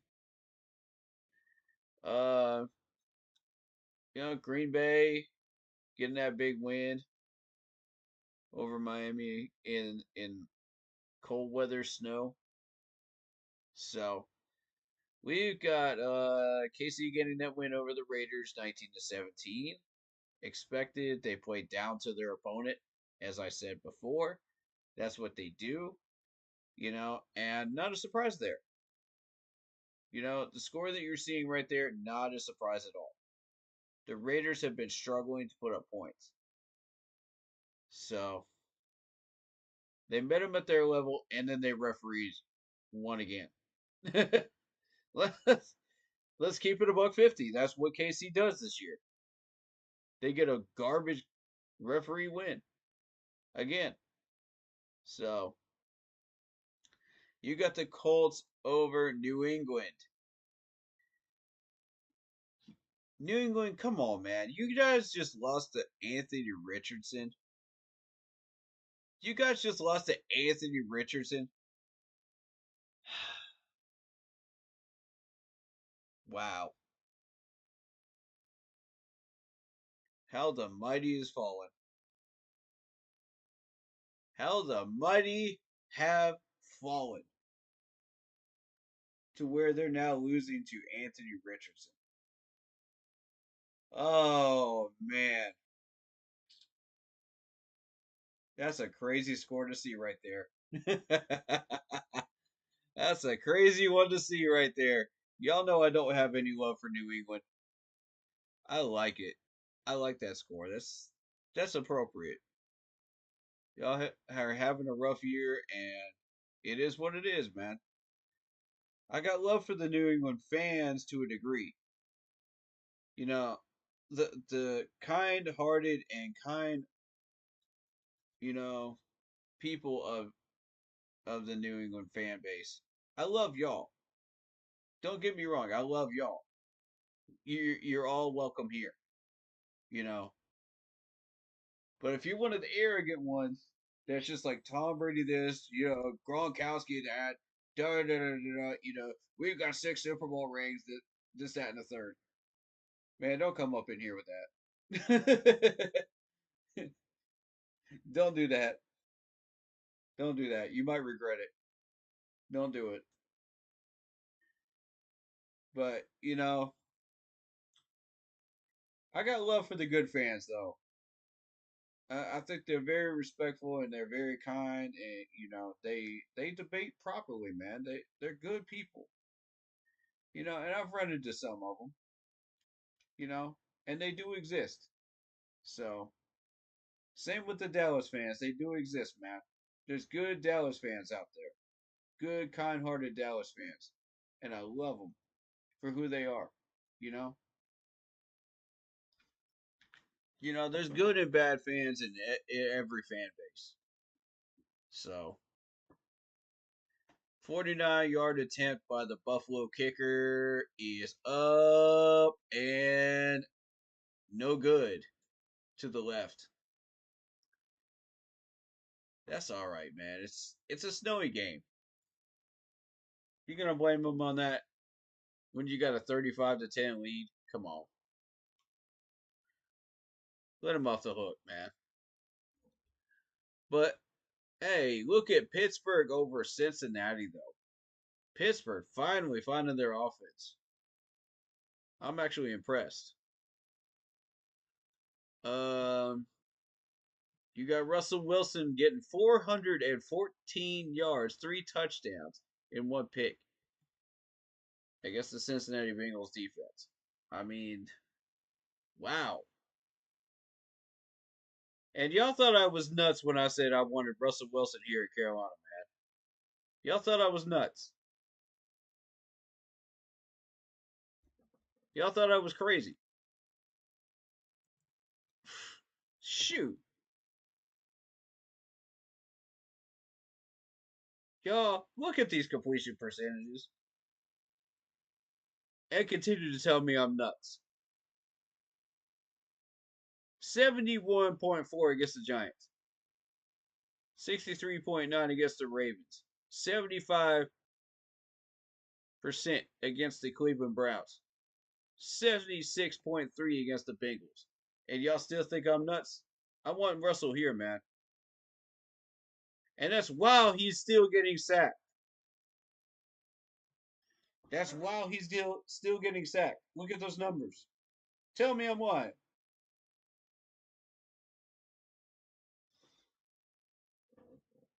Tell me I'm lying that this dude would save our franchise, man. If we had him and Bryce Young together, oh man, oh man, I'm telling you, let this man run the RPO here in Carolina. He's the same size as Bryce Young, same better skill set, and he's been in the league a little bit longer.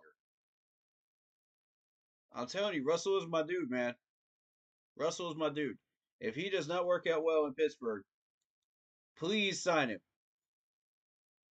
I'm making a hard push. Please sign him. Don't overpay him, but sign him. Please. Because I guarantee you he's going to make a difference here. Look at this. 21 for 28 against Cleveland. 29 for 38 against Cincinnati. 20 for 28 against the Giants. 23 for 36 against Baltimore. You trying to tell me that that's not going to make a difference?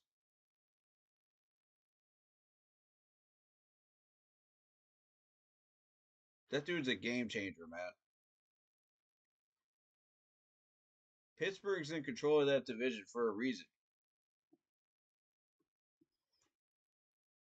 And if Pittsburgh doesn't re-sign this dude, they're idiots. They're straight up idiots. I'm telling you, you get 400 plus yards against the Cincinnati Bengals, and you don't get re-signed in Pittsburgh? What? Shoot, we'll take that. We'll take that all day. We will take that in Carolina all day.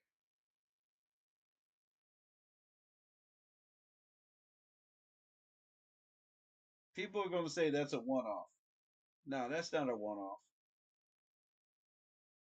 That is not a one-off. I'm sorry, no. Try again.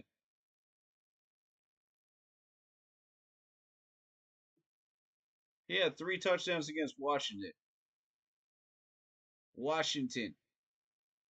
And that nasty defense that Washington has. While getting sacked 3 times. You're going to tell me that that's not a game-changing quarterback right there? Still? At his age? For that price, please. For the price of a Subway sandwich meal. Shoot. Package them up, man. We'll take them. Oh, my God. Buffalo just scored, but there's a flag. The Snow Angels.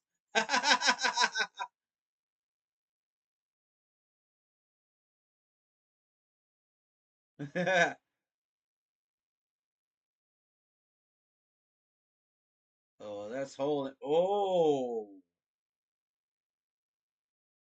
Yeah, that's a hold, all right. Yeah, it's coming back. Oh, my goodness. Hmm.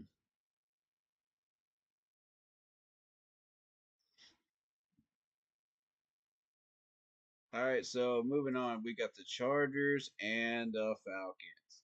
17-13 Chargers winning that game. I watched a little bit of that before I got in and did the reaction for the Panthers game. And I got to tell you, that was a defensive battle.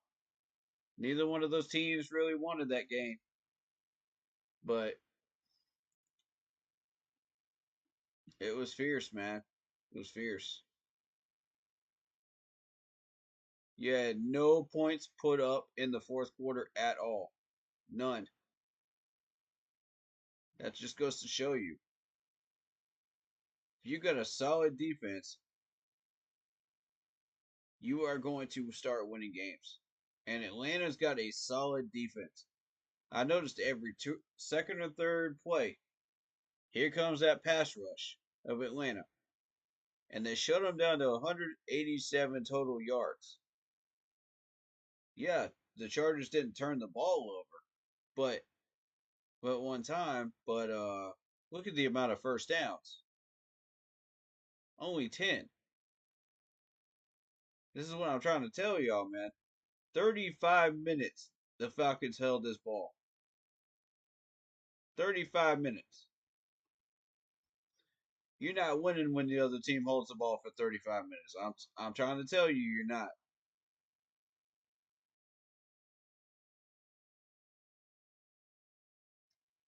Good Lord.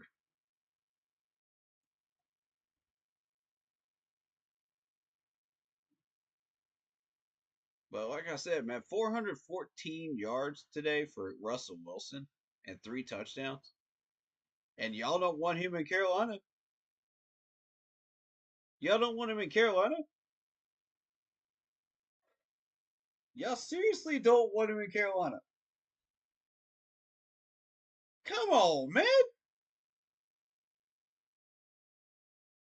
You're joking, right? I don't know what else to say. Because there's nothing else that's going to convince people, Matt. There's nothing else.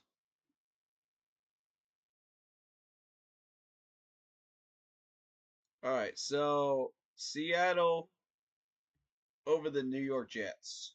Saw that coming. Neither one of these teams really wants this win, but hey, somebody's got to take the win. They played the best they could, got the win. Geno Smith, man, he might. Excuse me. He might end up a free agent after this year. I'll take Geno. If I can't get Russell, I'll take Geno. Gino's a vet. He knows what he's looking for, man. And he's already worked with Dave Canales. Yeah, I'll take Gino as your veteran quarterback. Yeah. Houston 23-20 over the Jacksonville Jaguars. Battle of the trash teams here. And Trevor Lawrence ends up on a cart being carted off after a big shoulder injury hit. I saw the video. I didn't want to say anything, because we were talking Panther stuff, but I saw the video. That was a nasty hit. Praying for his recovery. Minnesota 23-22 win over the Cardinals. Minnesota kind of having a lazy game there. Not surprising. They kind of played down to their opponent today, and that's okay. That's all right.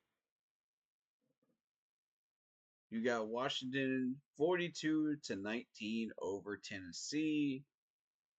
Okay, cool. Typical. Tennessee is not that great, so hey, not a surprise. I'll say Tennessee is trash. They really are.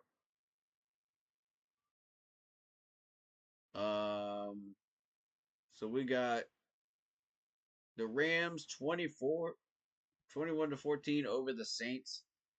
Excellent win for the Rams. Finally getting their act together here on defense to get that win.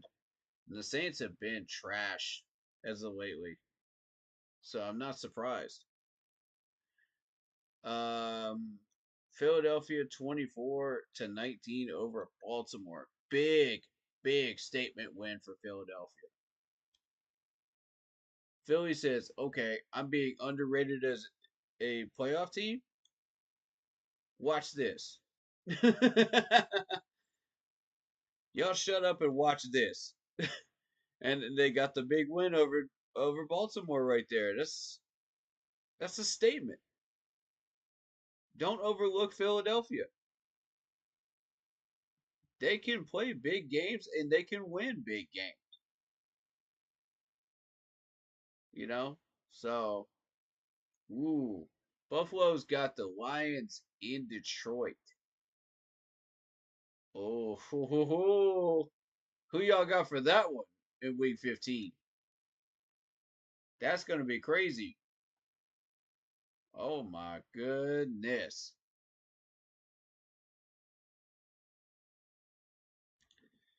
But yeah, we got Cleveland and Denver for the Monday night game. I've got Denver. That's my pick.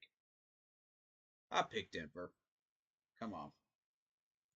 If you're not picking Denver at this point, you're foolish. You know what I mean? You're foolish. Everybody's picked Denver at this point.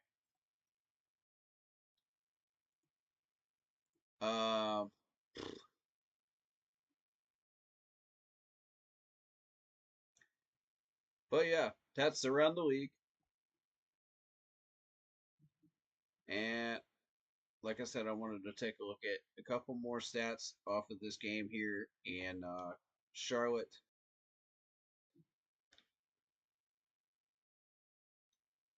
We're finally finding a rhythm. We got 367 total yards today, 19 first downs. That's a great start to something big.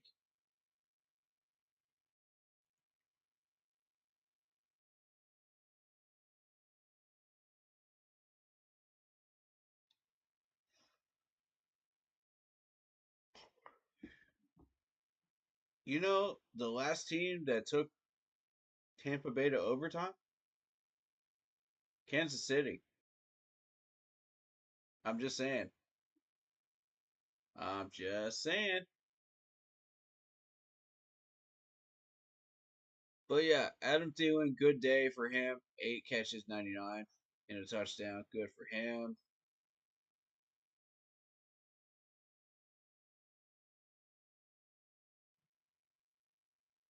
But I think the biggest takeaway from this, we look at shot total. He's got a pass deflection.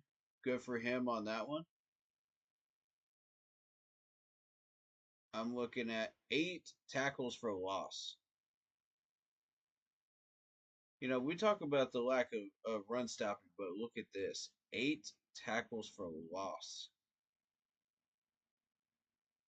That's the beginning of hope in that area. That's a blossom of hope. So, and it came from 6 different players. It came from Clowney, it came from Barno, Trevor Wallace, DJ Johnson, J.C. Horn, Alshon Robinson, and 2 from Josie Jewell. And I said, wait, hold up.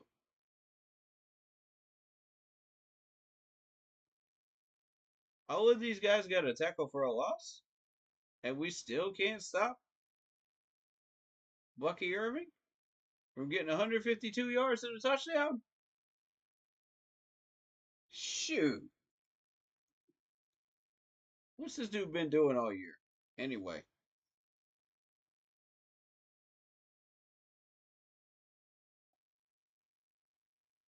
Oh, nothing. Just getting 73 yards against the San Francisco 49ers. Getting 88 yards against the Giants. But against actual teams? This year? Not much. To be honest. Against Detroit, he only got 22. Against Washington, he got 62. Against Denver, he got 70. Against the Philadelphia Eagles, he got 49 and a touchdown. Against the Atlanta Falcons, when they were playing well, he got 44 yards running. And we're just looking at rushing game, okay? We're not even looking at receiving game. We'll take a look at that later. But just rushing game, right? He had 81 against the Saints, who have absolutely been garbage. But against good teams like Baltimore, KC, Detroit, he has struggled. Why are we allowing him to get 152 yards and a touchdown? Because our D-line is undisciplined, and we need to improve the D-line. We need to upgrade our players on that D-line. That is a glaring Achilles heel. And again, what have I told y'all? What have I told y'all about the stats of this defensive unit?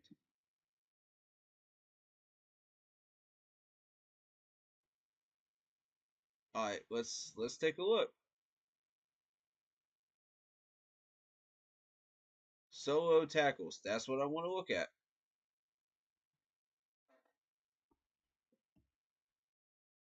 Our strongest solo tackler is Xavier Woods. 47 of 77. You got Michael Jackson, 41 of 52. Now that's more the number we're looking for. J.C. Horn, 39 out of 50. Okay, we'll give these 2 corners a break. They're corners, you know. We'll let them off the hook. They've been covering and playing really, really well. So we'll let them off the hook. Alshon Robinson, 32 solo tackles out of 53.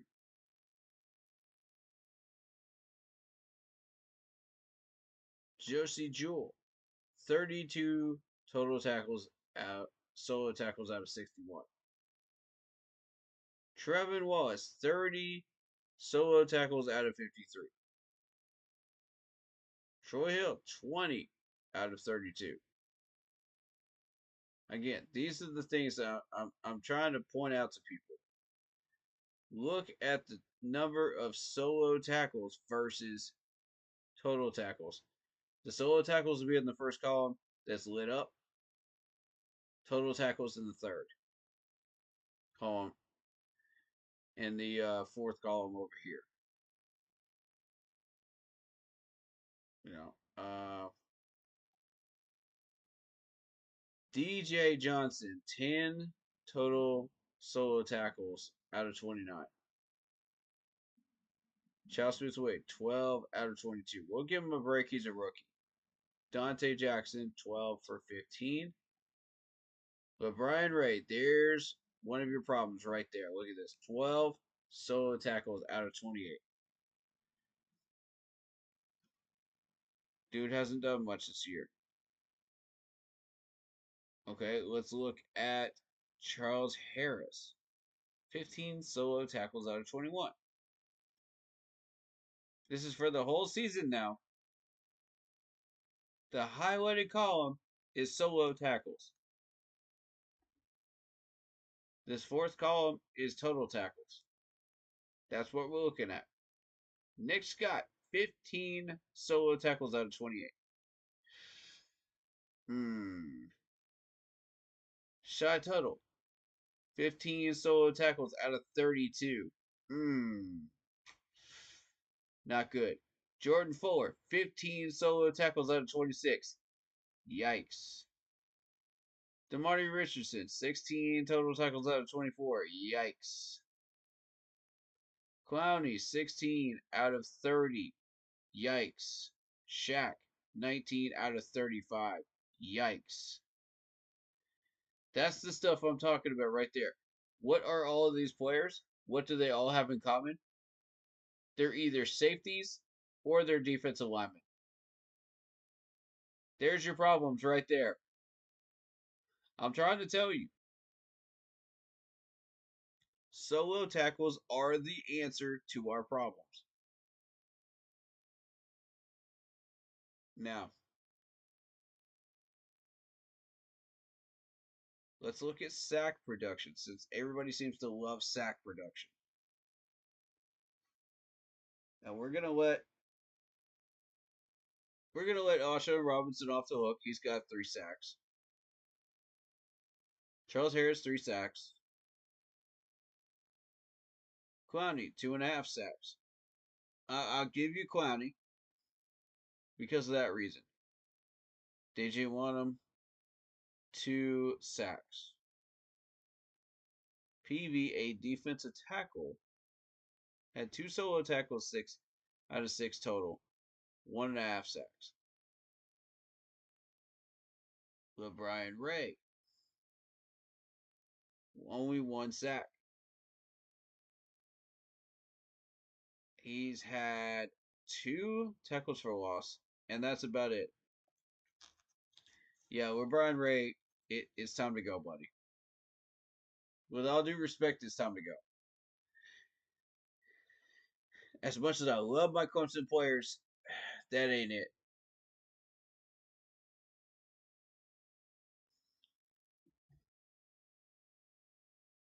All right, so J.C. Horn, 1 sack. But look at this, 3 tackles for loss, 1 pick. J.C. Horn taking care of business. All right, so Josie Jewell, 32 solo tackles out of 61. But he's making up for it with 3 tackles for a loss. You know, this is the stuff I'm talking about. Jordan Fuller, 15 solo tackles out of 26 and did nothing else besides the 1 forced fumble. So I'm looking at this objectively, Matt. I'm really looking at this objectively when I look at this.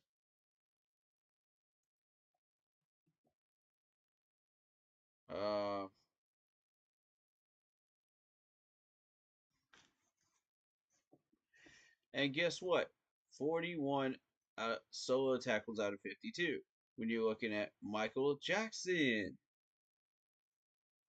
You see what happens when you bring in people that get solo tackles?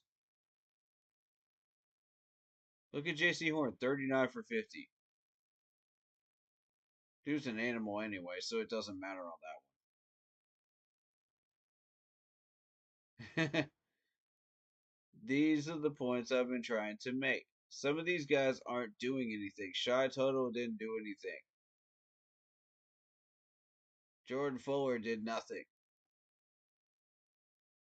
Charles Harris did nothing. Brian Ray did nothing. Couple of tackles for loss. Okay, great.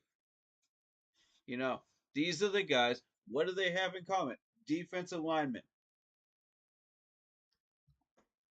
Defensive linemen, ladies and gentlemen. DJ Johnson, up until today, was basically doing nothing. So you got one pass deflection. Cool. You got one tackle for a loss today. Cool. But look at the total tackles versus solos. 10 for 29. There's your problem. Claudin, 7 total tackles, solo tackles out of 18. Nick Thurman, 6 total tackles out of 19. What are these guys doing? Nothing. That's what I'm concerned about. Nothing.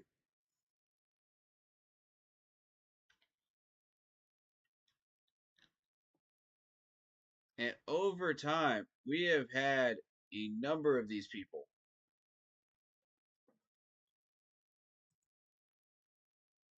Let's go back to 23. Let's go back to 23. Let's see what we got here. I'm going to give Frankie Louisville a break. I'm going to give Derek Brown a break. I'm going to give Dante a break. Von Bell, 42 for 69 total tackles. Xavier Woods, 39 solo tackles for 61 total tackles. Yikes. Why are we hosting players like this? Like Von Bell. You know what I'm saying? Like,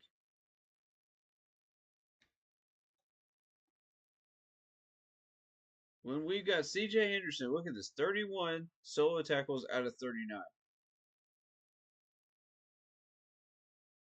Okay, but no. No, let's go back to the guys that aren't getting it done. Camus, I'm going to give you a break because you did well. Troy Hill, you did well. And, okay, Sam Franklin. Shy Tuttle. Here we go again. Look at this dude's numbers. 19 for 43 in solo tackling last year. And he's still doing terrible this year. Shy Tuttle is not the answer in Carolina. We're going to have to move on from him, unfortunately, I think. I love you, Shy, but the numbers, man. The numbers don't lie. It's just something we got to do, man. I love you, but God, man. Shot total. These are the numbers from last year for shot total, man. 19 for 43. 19 for 43 with a half a sack. You got 1 tackle for a loss. You got 5 pass deflections last year. That's all this man did last year in 17 games. This is the stuff that needs to be upgraded. With all due respect to these players, we need to upgrade. We got to keep it moving. All right, so Jeremy Chan, 18 for 30. Yeah, you got a sack. Yeah, you got a pass deflection. Okay. Yeah, you got 2 tackles for a loss. That was it, though. What else did you do? Nothing.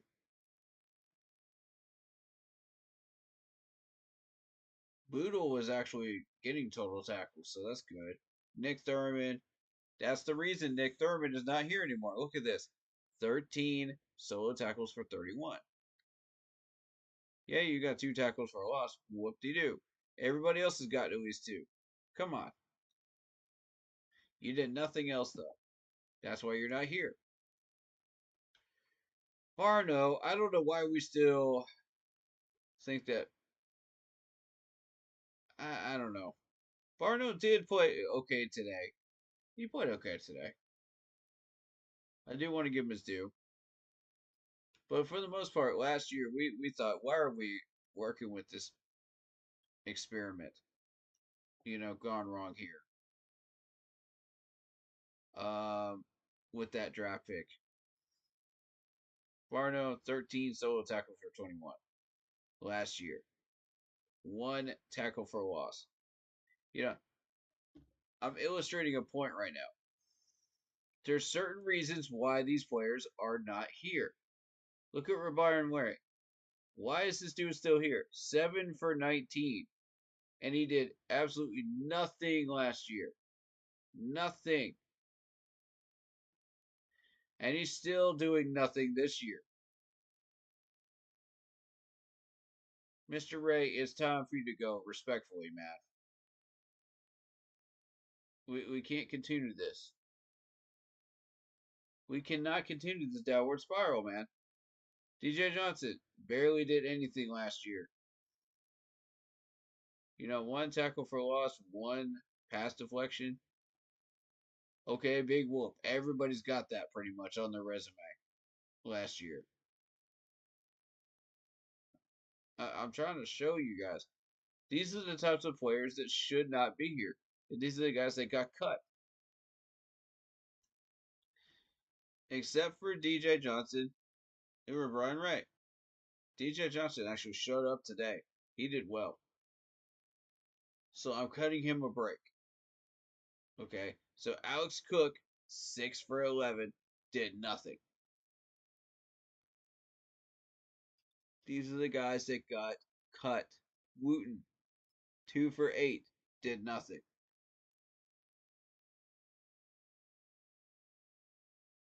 Mingo absolutely did nothing. Wide receiver wise. But I mean, now we're getting into the offensive players that have actually made defensive plays, defensive tackles.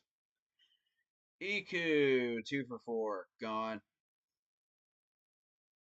Tay Davis, 2 for 5, gone. Last year. Justin Houston, 5 for 9. But yeah, you did put up a half a sack, 2 tackles for a loss and a pass deflection. So yeah, Justin Houston, maybe we could have argued that one last year. But there's a reason some of these guys are gone. Look at the solo tackling. I'm telling you. So when you follow that logic, why are we still experimenting with Shaw Tuttle? Why are we still experimenting with Brian Ray? It's time to move on. It's time to upgrade. Now, Fuller actually had a good game today. Fuller is actually showing me in the last 2 weeks that maybe, just maybe, this dude should stay. He's under evaluation for me at this point. You continue this level of play for the rest of the year, it will be reflected in your stats, and your stats will look better in 2024. But as of right now, these same guys did nothing last year either. I want to show you what this dude's numbers are. Overall stats overall. Okay, let's look at shot total.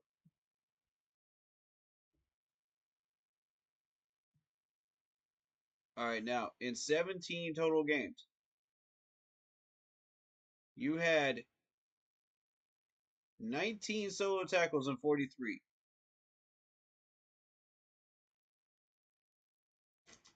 5 pass deflections. 3.5 stuffs.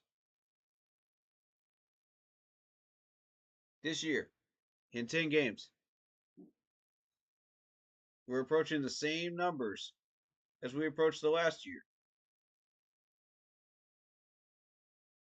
15 solo tackles out of 32. 1 forced fumble. 1 pass deflection. That's it. Why are we still experimenting with shot total? Why? You look at these numbers. Why are we still experimenting with this dude? Somebody please tell me why. These are the players that need to be upgraded. I could point out a couple more, but I'm not going to. I think the stats do that for me. I love Shot Tuttle, don't get me wrong. I love the guy personally. I think he's an awesome dude. But at some point, the experiment is over.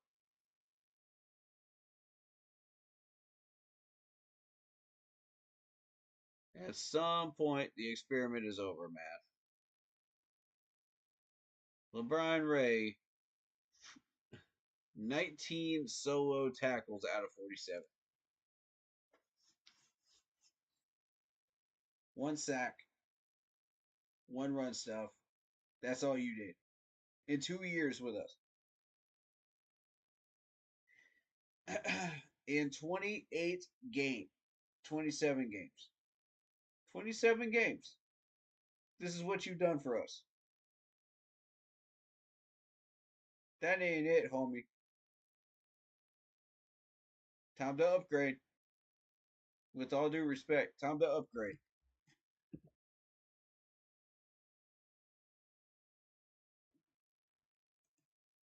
You're seeing these numbers on screen.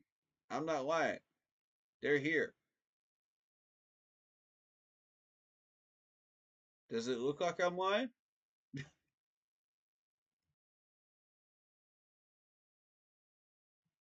I'm calling this stuff out like it is, man. I'm calling it out like I see it.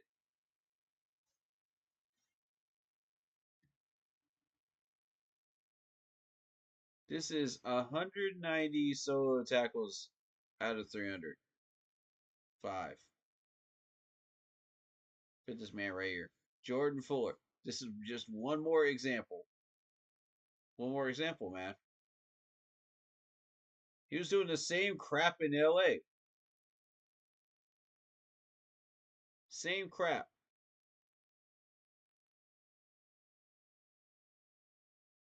Look at that. When you have 50 assisted tackles out of 113, yikes. There's a reason this man got cut and let go. And it wasn't because of money.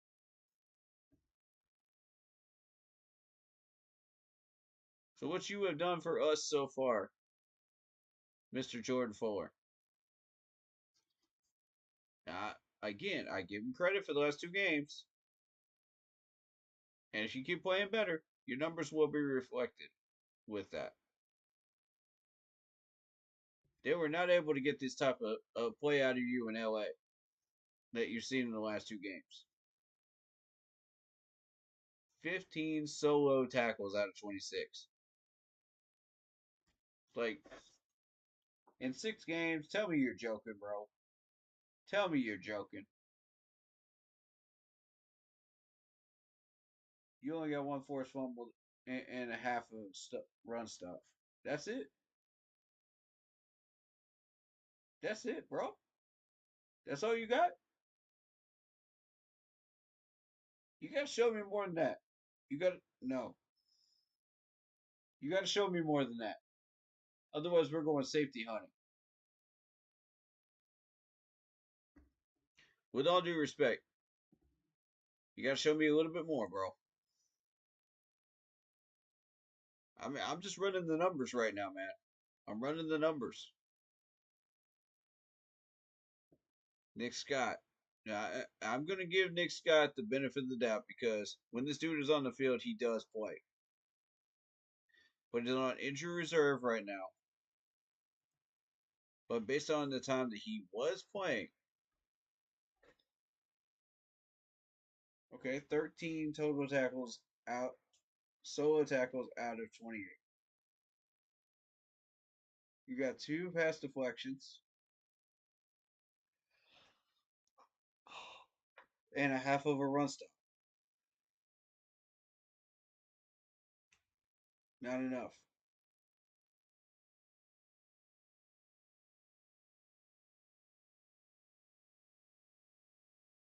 I think that overall, he's got 151 solo tackles out of 243, which is not terrible. I will take that. You know what I'm saying? I'll take a Nick Scott over Fuller right now because Nick Scott is better. You know, he does get the pass deflections. He does get the type of plays that he should be getting. You know, when he's healthy.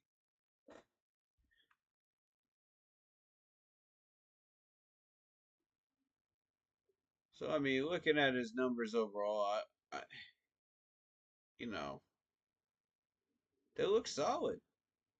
I'm not gonna lie, they look solid. Running the numbers. So I'm gonna let Nick Scott off the hook here. That's not one of the players we're looking at.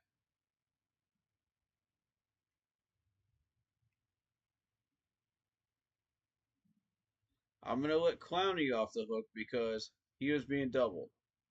Okay.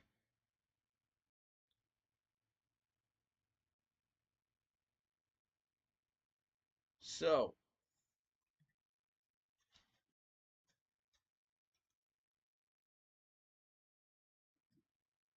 let's look at DeMarne Richardson.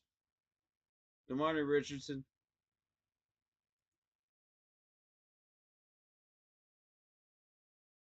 16 solo tackles out of 24. 1 pass deflection, 1 run stop. That's it.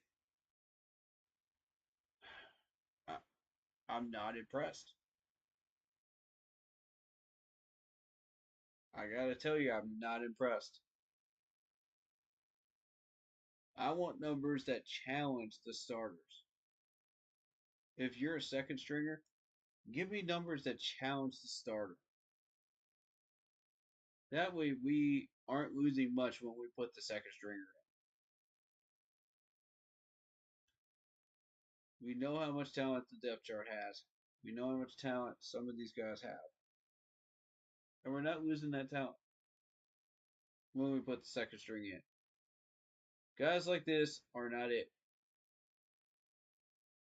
And I'm trying to tell you, these types of stats lines, that's what's costing us. You want to fix the D line problem? Find me people that can solo tackle. That's exactly what I would be saying if I was Dan Morgan and Dave Canales right now. And Evero Jar. That's exactly what I would be saying.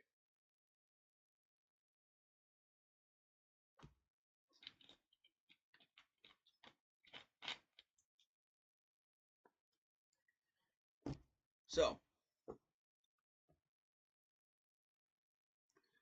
that in mind,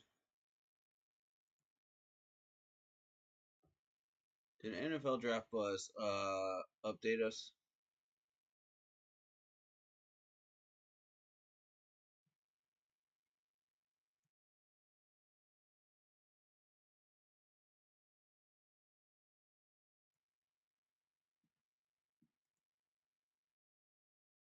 Go ahead and log in.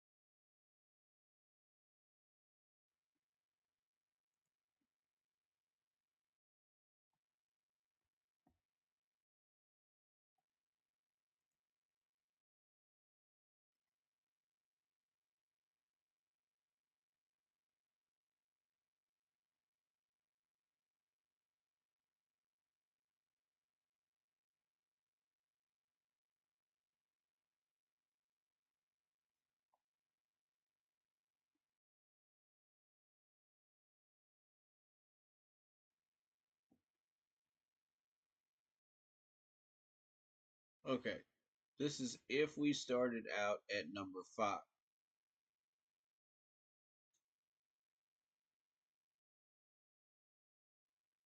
I'm going to show you all the edge rushers that we got. We got Abdul Carter. We got James Pierce Jr. We got Hosea Stewart, Kamara, Sawyer, and Landon Jackson.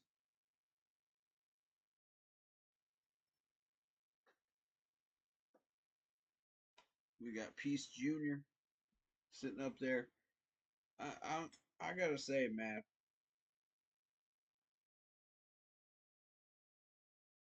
First of all, I'm gonna go for somebody that's battle tested.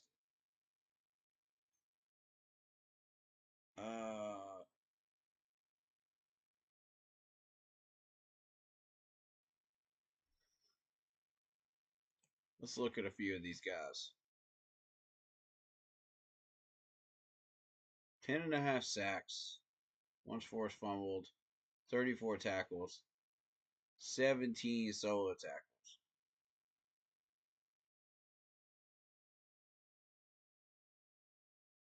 Can it do pass rush? Yes. Good numbers.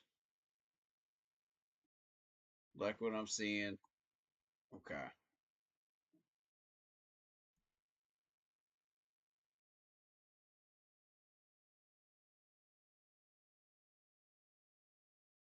Eight, 2, 48, 30.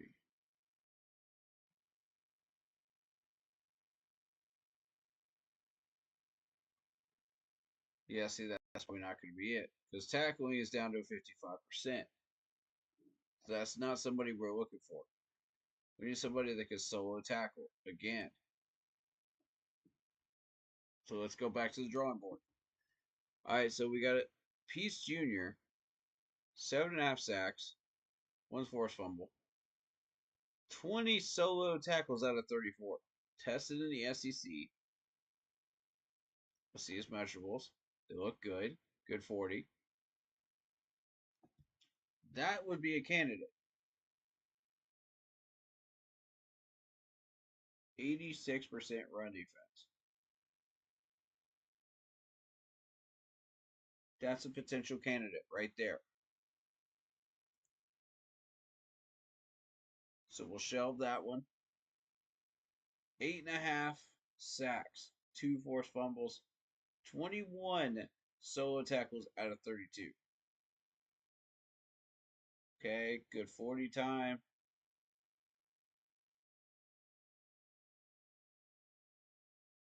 I think 74% tackling is good.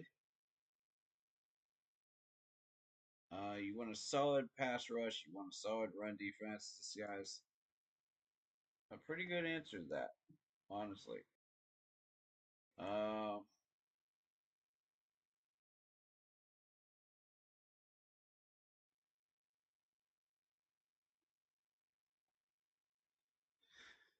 Now, see, this is a guy we need to avoid right here. Just because he has 9.5 sacks and 2 forced fumbles. Look at the solo tackle number. 18 out of 42. Stay away from that.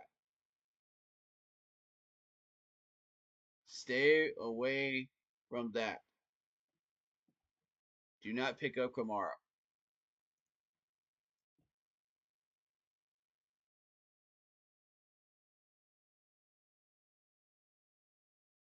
Okay.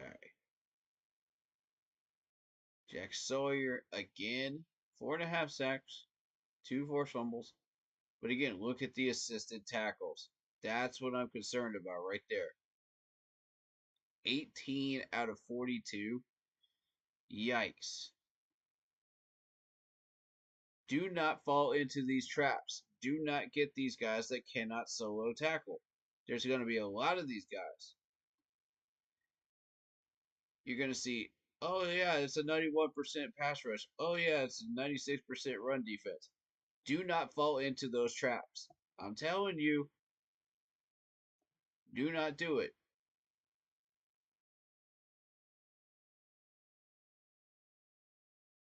Here's Ashton.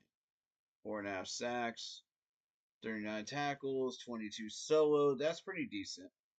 Okay, let's see what we're dealing with here. Good 40 time. Good pass rush. Pretty decent run defense. And 72% tackling. Not too bad. Not too bad.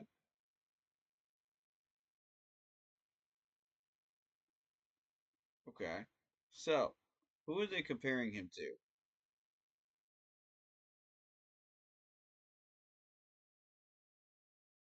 I don't know. But he's on the radar.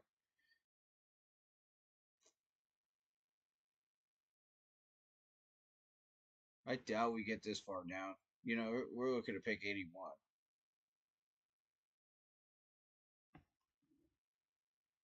Six sacks, 5 forced fumbles. 22 out of 31 solo tackles. I like it. Good measurables. Here's the problem. He can't stop the run. This is again another trap right here. This is a trap we need to avoid when we're looking at defensive ends. If you don't pick one up in the first round and you're trying to get one in the second round, avoid these traps. Do not pick up people that cannot stop the run. This is a 67% right here. Do not fall into that trap. Yeah, the tackling looks good. You know, the pass rush looks good. The coverage looks pretty good. But look at that percentage on run defense. There's your trap right there. This is, even the measurables will look good at the end of this. And he's working on the solo tackles this year. I'll give him credit, 22 for 31. He's got 5 forced fumbles. I give him credit for that too. 6 sacks. Okay, cool. You're keeping up with everybody else. Multi-role linebacker. Cool. But where's your run defense? There's your problem. This is a coverage linebacker, so you're going to want to draft him as a coverage linebacker. Now, should we let him kick him off of our draft board completely? No. Because of the fact that he can cover. Now, pass rush, yeah, you can pass rush. That's a bonus. But what I'm looking for when I look at linebackers is, can you cover? Can you run stop? That's what I want. I'm not looking for you guys to pass rush as much as I am those two areas. So, multi-role, cool. But I'm not writing him off, though. I'm definitely not, because of the 5 forced fumbles. Definitely a game changer. So, yeah, he's on the radar. David Bailey.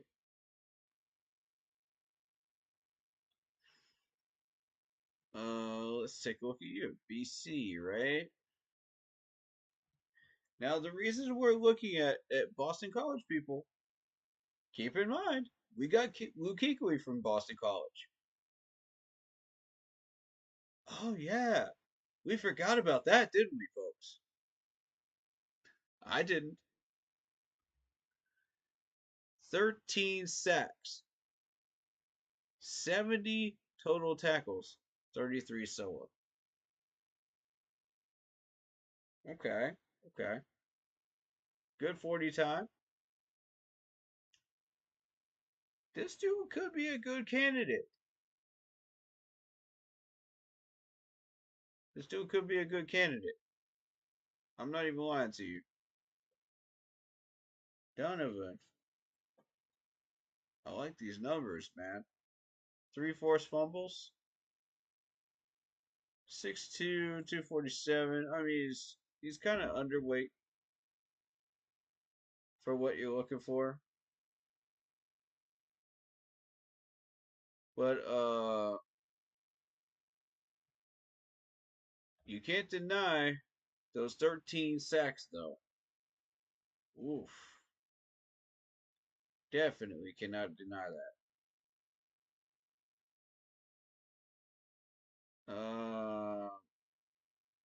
And we definitely will look at the run defense. We've had success with Luke Kuechly from Boston College on that as well. So I'm not saying this dude is the next prodigy from Boston College. I'm not saying that at all. What I'm saying is this dude does have the tools, to be a solid defensive end. I like those percentages. I like that a lot. Who are they comparing him to? That's what I'd like to know.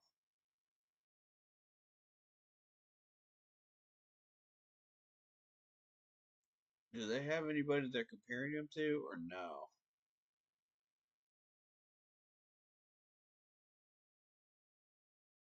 Six-two, 247. See his size and weight. That's what's gonna throw people off. That's why people are not gonna want to push for him early. But those numbers are what's keeping him in the second round. If he didn't have those types of numbers, he would not be in the second round. Wow, man. But yeah. Donovan, we looked at you. That is at pick 86. Now we are sitting at, we have probably a top 10 pick up here. We got a 47. We got a 71. So, I mean, if you're looking for somebody like that, Donovan would be an option. I'm not going to lie. Donovan would be an option. Okay, let's take a look at Tyler. 4.5 sacks, 15 solo out of 33. Decent measurables with the 40 and the vertical. I don't like the tackling percentage though. See, that's where we're going wrong here. We keep getting those guys that hit those 60%, 63% tackling though. You know what I mean? Like that's where we keep going wrong. We find ourselves back in this position again, looking at guys like that. Garrett Ivy, Ole Miss guy. Okay, 7 sacks, 2 forced fumbles, 20 solo tackles out of 38. Oh, and he's from Georgia. Okay.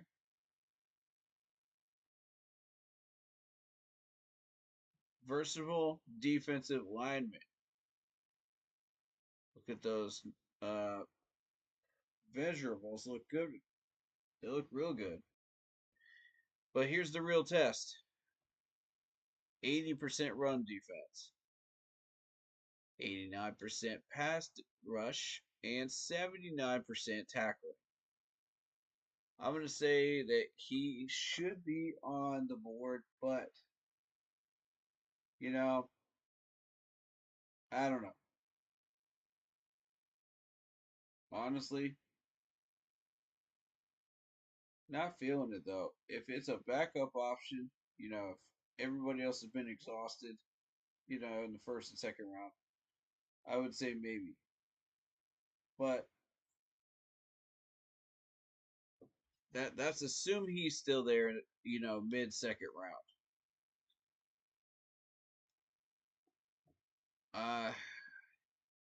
Yikes.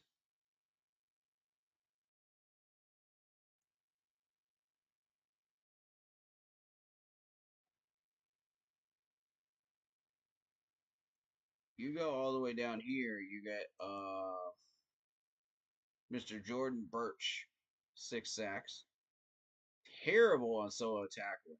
8 out of 25. Good measurables. good tackling percentage. But here's where you got a problem. 78% pass rush, 75% run defense. This is a trap right here. This is a trap. Don't go for it. Javon Walker.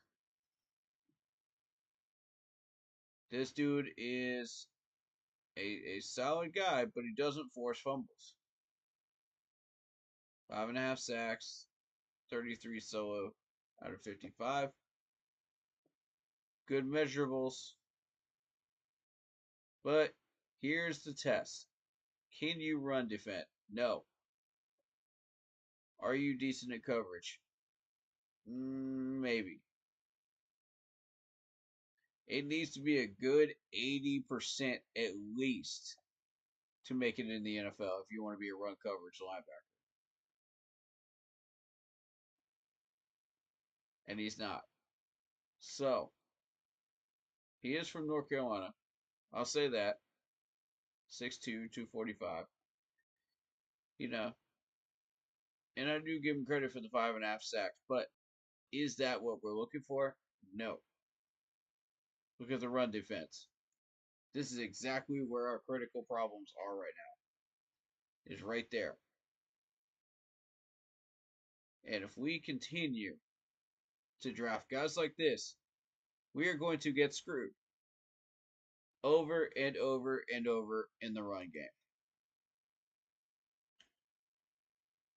Nope. Not buying in. I'm telling you, I'm not. So, let's look at linebackers, shall we?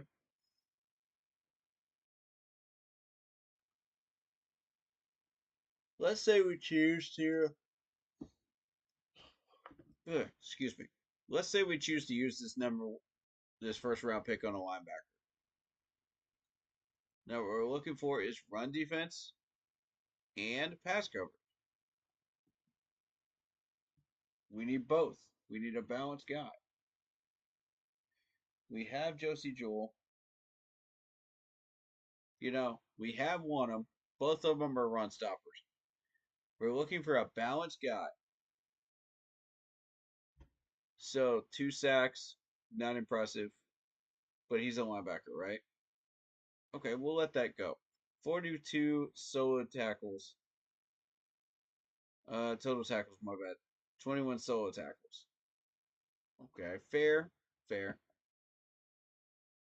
Decent measurables. Here's the problem. All of these are under 80%.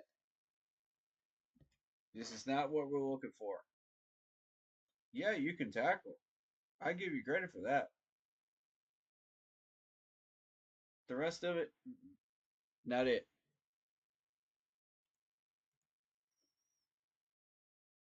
All right. Normally I don't look at Hawkeyes, but you never know, right? Holy moly, 118 total tackles, 49 solo. Okay, the dude's a tackler. 1 sack, 2 forced fumbles. Ooh, those measurables do not look good. Are you a coverage linebacker though? Yes. All right, so you can run defend, but not real well. 80%. Okay. That's bare minimum of what we're looking for. Decent pass rusher, nah. But 85% tackle. This dude is solid at making sure that yak is not acquired by wide receivers, running backs, tight ends. So you're looking at a 6'2", 230-pound guy from Iowa.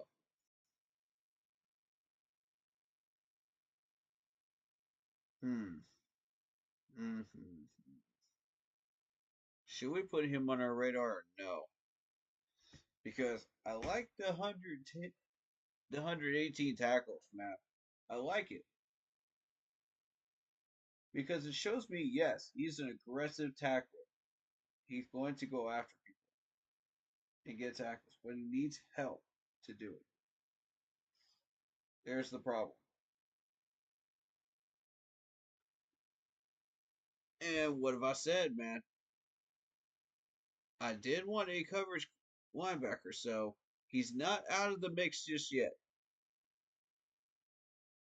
However, a lot of these numbers are not what I'm looking for. So for now, I'll put down a maybe. 6 sacks, 5 forced fumbles, 31 tackles, 22 solo tackles, David Bailey. Multi-role linebacker. Here's this dude again. Good measurables. Cannot run defend. Not what we're looking for, ladies and gentlemen. We need a balanced linebacker. We've already got run defenders at linebacker. What we need is defensive linemen that can stop the run. In a 3-4 defense, that's what you're looking for. Now, a coverage linebacker? Sure, I want one. But if that's all you do, then you better do it well. You better have good numbers. You better have good solo tackling. You better handle your business out there. This dude ain't it. All right. Alabama. Let's take a look at Alabama. 2 sacks, 1 forced fumble, 76 tackles, 36 of them solo. 6'2", 239 pounds. Decent measurables. Okay, here's the real test. 72% tackling. Yeah, below average. Pass rush, fair. Run defense, good. But horrible in coverage. Pass. Not what we're looking for. Okay, Danny Stutzman. 100 total tackles and 41 solo with 1 sack. You are 6'4", 241 pounds. Okay. Good measurables. But again, 58% in coverage. And not what we're looking for. No. We have run defenders at linebacker. We have them already. Why do we need another one?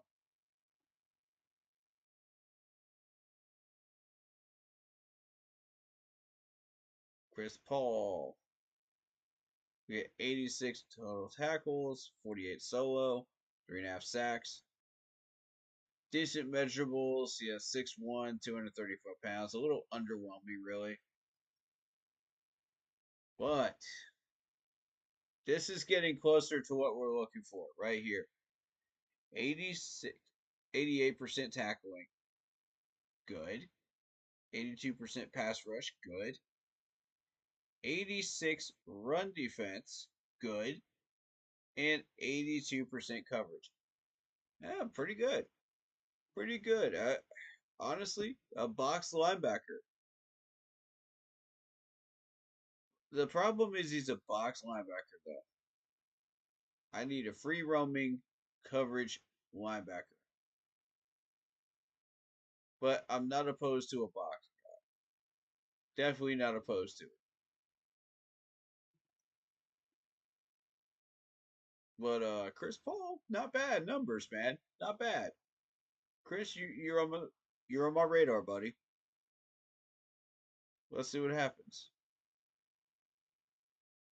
And that's sitting at 113.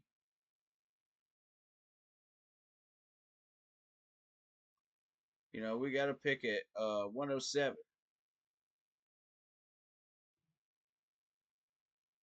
So if we want to go that direction, we can, around this area.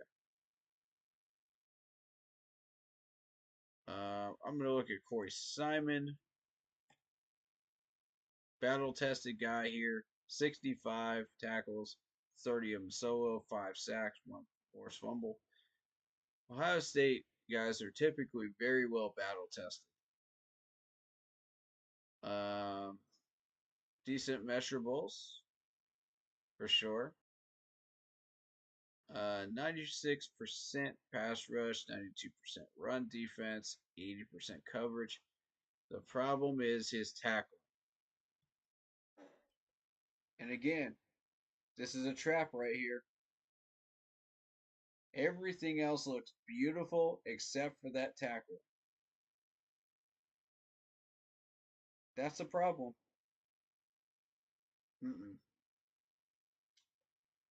As much as I like everything else that you're showing me right now, I'm afraid I can't go that direction, Mr. Cody. With all due respect. You're going to have to show me a little more. Okay, normally I don't look at Utah people. Why not? What the heck? 3 sacks, 54 total, 29 solo. Box linebacker, terrible measurables. Good at tackling, trash at everything else. Not it. That's easy. That's an easy one. Okay, moving on.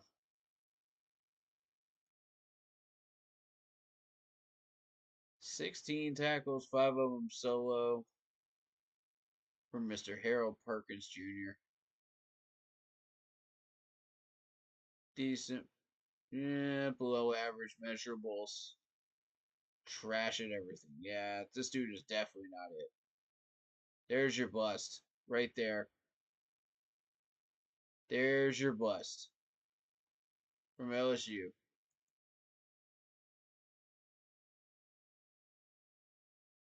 Lander Barton. 72 total tackles, 38 solo. 1 forced fumble, 2 sacks. Okay. Good measurables. But trash in tackling. Trash in pass rush. Not so good in coverage. That's a no.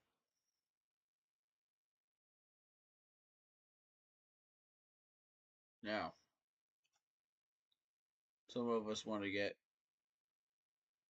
Javon Walker. I've heard Javon Walker's name pop up. 5.5 sacks, 55 total, 33 solo. We already covered him. Can't cover. Can't run defend. No. Do not draft Javon Walker. Whatever you do, do not draft that dude. He is not it. Mr. Campbell. We meet again, sir. 5 sacks, 2 forced fumbles, 99 tackles, 52 of them solo.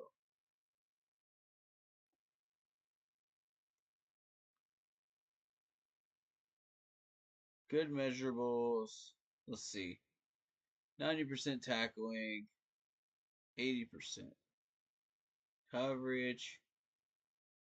Okay. This dude deserves a chance to be on the radar. Look at this. Good percentages. I could work with that. I could certainly work with that. He's good all around. Let's see what he is. He's a box linebacker. Okay, so essentially what I'm looking for is a box linebacker. That's what I've kind of discovered here. A lot of these situations require us to have good coverage over the middle, without giving up too much, on run support. So this might be a good candidate. Barrett Carter. People have talked about him. Now this dude I know pretty well. 3.5 sacks, 61 tackles, 31 of them solo. He is a coverage linebacker, ladies and gentlemen. Good numbers. But here's the problem. You claim to be a coverage linebacker, but you're 68%.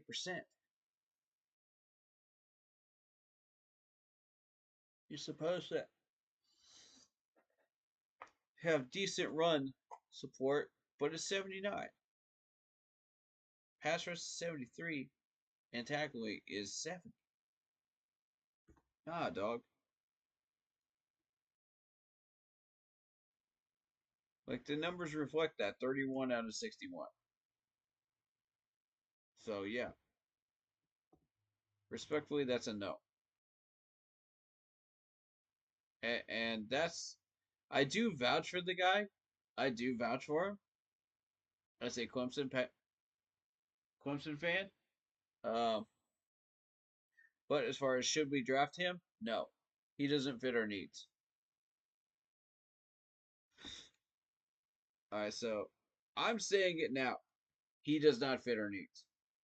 I'm not going to get mad at that one if we don't pick him up.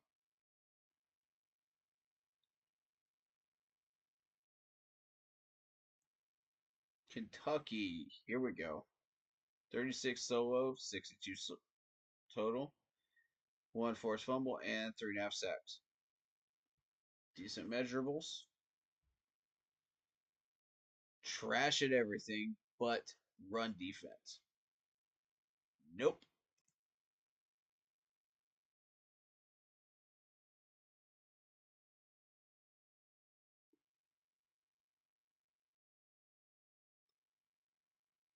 Yeah, okay. So that is your linebacking crew.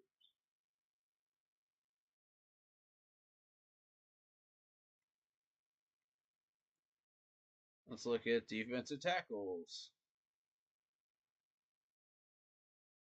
Mason Graham. Let's start with you. Now, defensive tackles, you're supposed to be a very, very good run stopper. That is your claim to fame, right? That's what you do. All right, so 3.5 sacks, 39 tackles, 19 solo. 6'3", 320 from Michigan. Big guy. Good weight. Okay, excellent at run defense. That's exactly what you should be seeing right there. That chart right there. That is an excellent pickup if you're looking for a defensive tackle. And we happen to be right now. All right, so let's put him on our radar.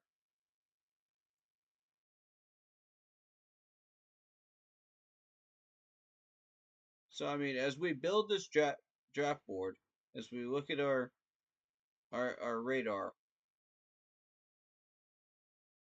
keep all this stuff in mind.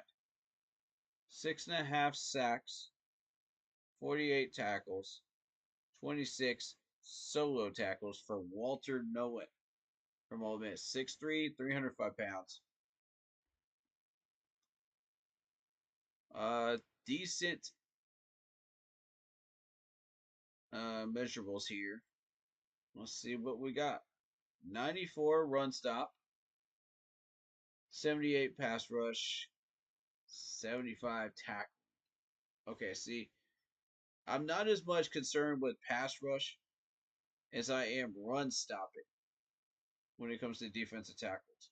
We've got pass rushers, or we're going to have a full set of pass rushers by the end of this if we play our cards right. And we find the right people. So with the defensive tackle, you look at a run stopping. That's our main Achilles heel. So a guy like this may be useful. He is a nose tackle, which, I mean, may or may not be what we're looking for. But he's projected mid first, which means early first, most likely. You know, somewhere in the first 15 to 20 picks.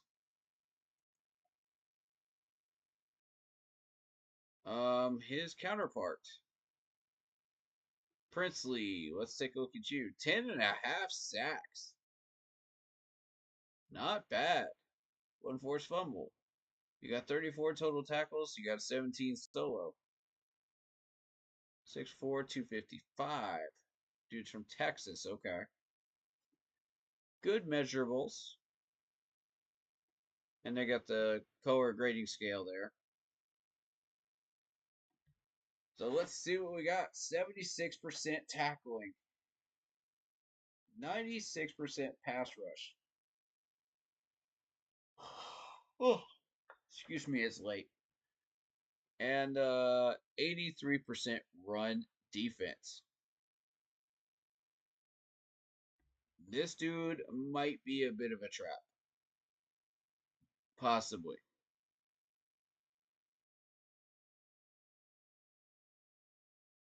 What do they have him going? Mid first? Okay. Yeah, I'm gonna say this dude's a trap. But if you're looking for a pass rushing type defensive tackle, oh, he's an edge rusher. Yeah. You're an edge rusher. Never mind. This is supposed to be defensive tackles here. So 8 sacks, 48 total tackles, 30 solo. Not bad. 2 forced fumbles. Decent numbers. Okay, you were a pass rusher. You're an edge rusher and a pass rusher. Gotcha. Nope, I'm looking for defensive tackles here.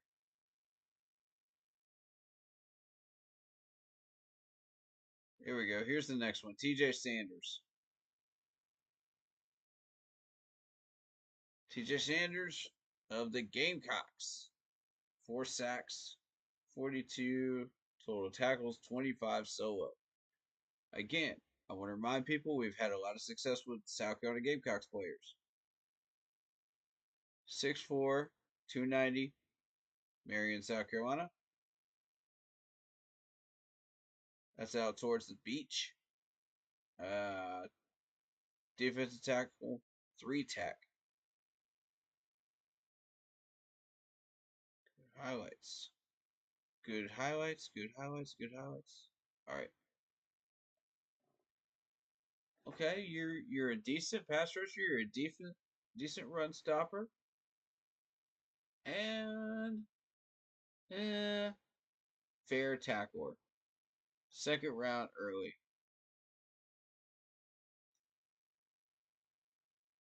I could see him going probably mid-second round. Because you're about to have a run on like wide receivers or something like that around this time. So it all depends on what the run is for. I don't know.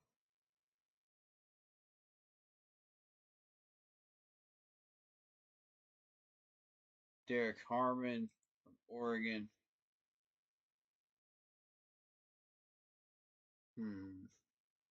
Decent numbers, but you are horrendous at tackling. Oh my goodness, 40% at tackling. Yeah. Despite his numbers being 36 total tackles and 20 solo. Really? Huh. Interesting. He's a 6'5", 310-pound guy.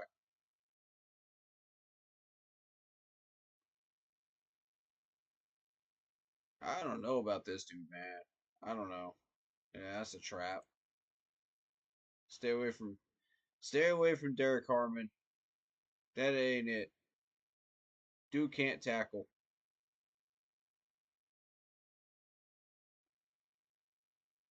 Texas A&M, you got 5 sacks, 1 forced fumble, 31 total tackles, 24 solo. You are 6'4", 285 pounds from Texas. Edge rusher. Edge rusher ain't what we're looking for.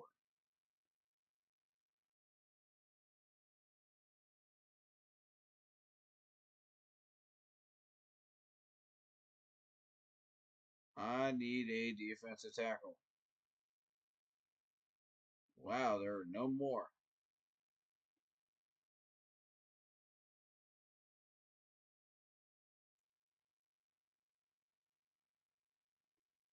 Yeah, I'm not seeing any more.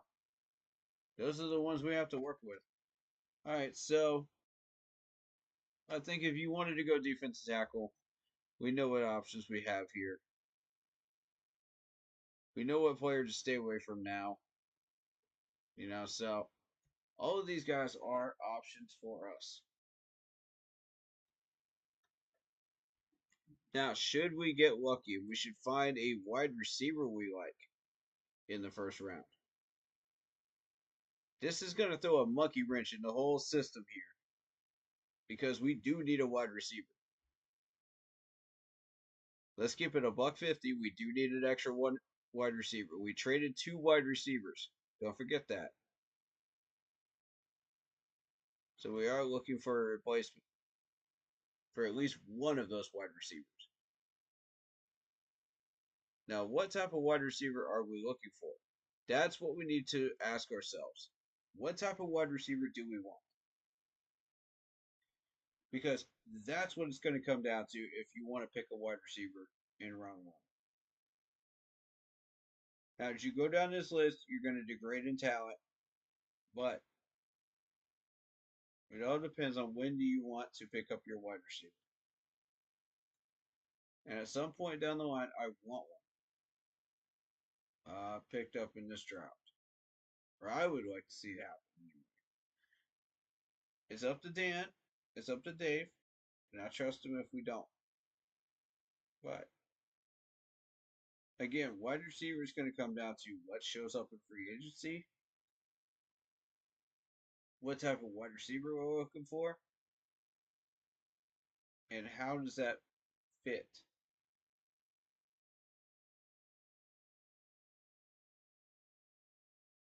So with that being said, we don't know what's going to pop up in free agency. But we do know what we're looking for at the end of the year. We do know that these are the options that we have. So we narrow it down based on what type of wide receiver we're looking for. And we go from there. I'm not ready to push that just yet until I know that there's something we're solidly looking for. Corner. I'm not really ready to go for a corner in particular in the first 3 rounds. However, there is a safety, Nick Emawari. This is what I wanted to look at because this dude caught my attention. 4 interceptions, 107 interception yards, 2 pass deflections, 75 or 76 tackles, total 49 solo. He is a 6'3", 227-pound safety. Good measurables, excellent measurables. So he is a man zone slot and a nickel safety. A man zone slot and a nickel safety. Now, here's the true test.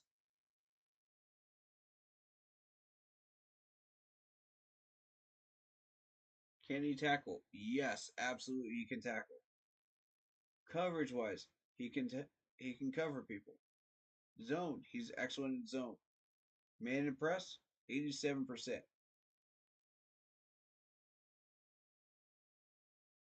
In run defense, he's 80%.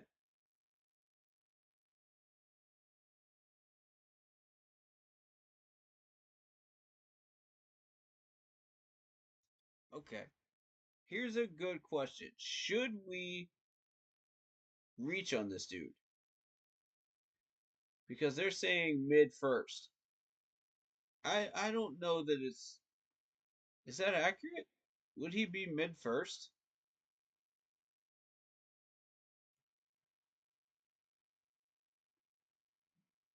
Number 11. We have the option of picking up Nick. Nick could be around by the time we pick. First round.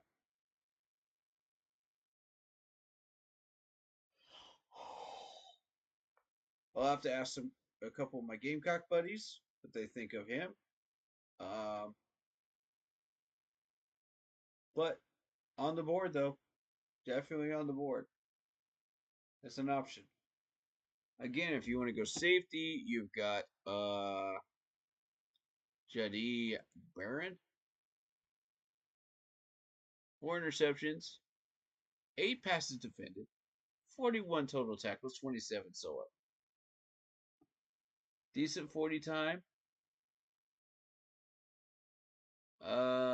Decent tackling, decent run defense, good coverage, decent in zone, much better in man and press. He is a free zone safety. So he's pretty much a free safety. And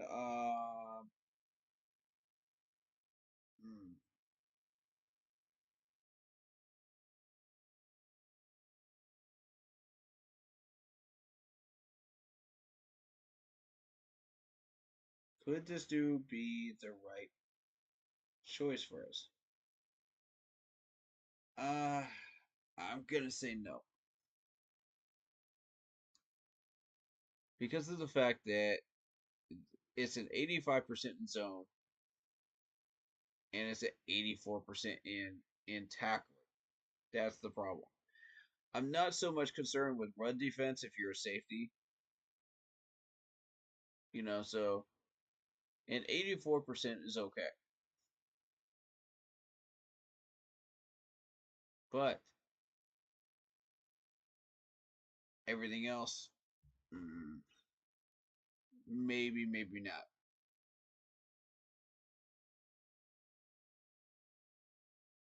Malachi Moore. I've heard a lot about this dude. 2 interceptions, 5 pass deflections, 66 total tackles, 39 of them solo. 6'0", 180 from Alabama.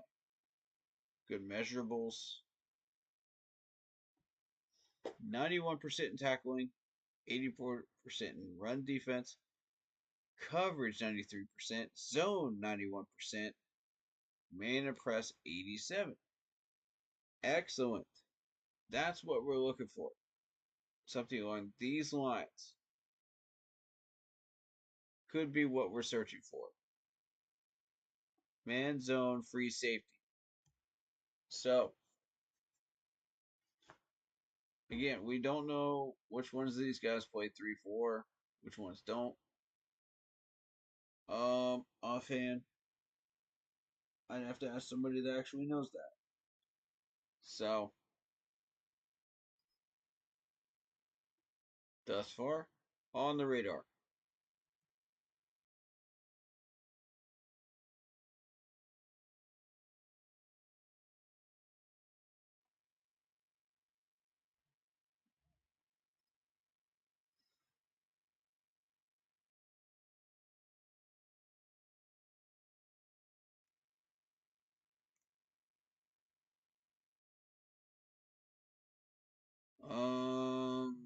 Okay.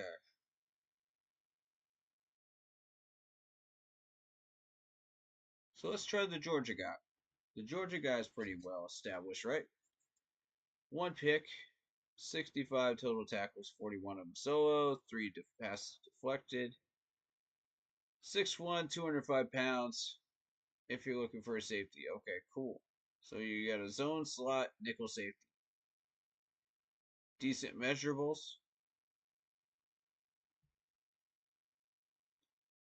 So what he does is he's a run stopper. 95% tackling, 93% run defense. Decent in coverage, 81%. Decent in zone. And mid-tier in man press. Perhaps not what we're looking for.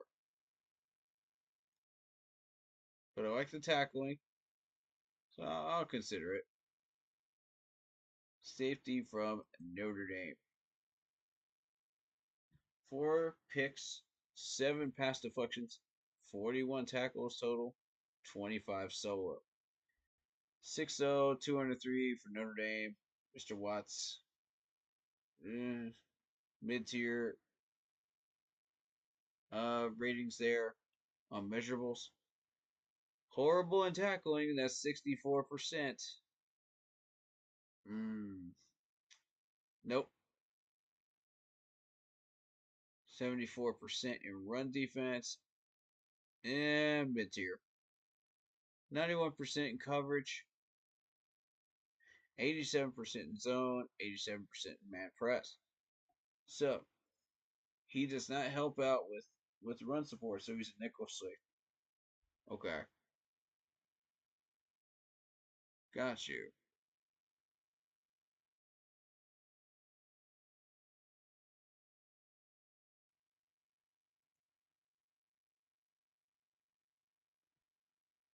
Okay, so Travis Hunter. I forgot one. 6'1", 185, 4 picks, 11 pass deflections. Should not be ignored for sure. 31 total tackles, 20 solo tackles. 6'1", 185 from Georgia. He's an outside man, press corner.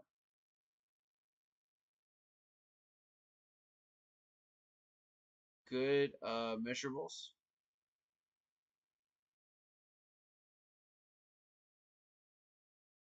All right, so you got high numbers in everything except for tackling. 80% in tackling. And that's not reflected in the solo tackling here. So that's interesting.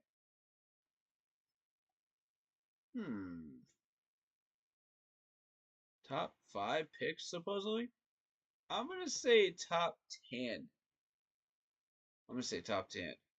I haven't seen a safety go top 5 in a long time. I just don't see it happen.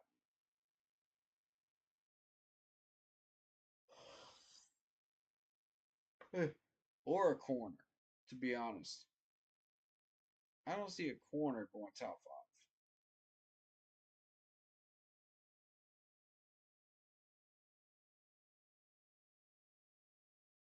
5. All right, so overall, the point is we've got options. You know, if we want to choose something along the lines of defensive end, linebacker, defensive tackle, wide receiver, or a safety. And I've got 3 options I like at tackle. I'm not going to share those right now. Because NFL scouts do love to roam around into people's chats. So I am going to keep my mouth shut about that for now. But I do want to show you all of these. You know what I mean? So that all of you are aware of what we're searching for versus what might be there, and what might not be there. So let's go ahead and start this draft. Let's see what happens, right? Most likely we're going to be picking up a defensive end. And that's exactly what I see happening right there. Jags might be getting your corner. Okay, Cam Ward. You know, because the Jags are going to stick with a Trevor Lawrence for now. Cam Ward, I could see Cam Ward going to the Giants. That's fine. Shador Sanders going to the Raiders. Kevin Banks Jr. going to the Patriots. Now, we have a pick. We have a dilemma here at 5.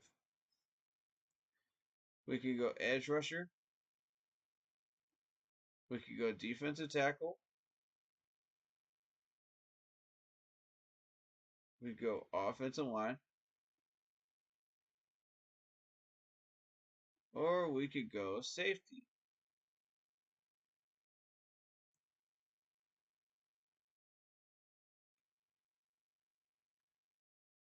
So, who are we picking?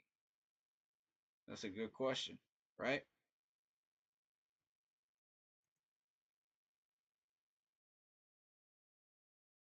I think the obvious pick for everybody else is going to be defensive end. But I'm going to say, hold up a minute. Let's put some thought into it.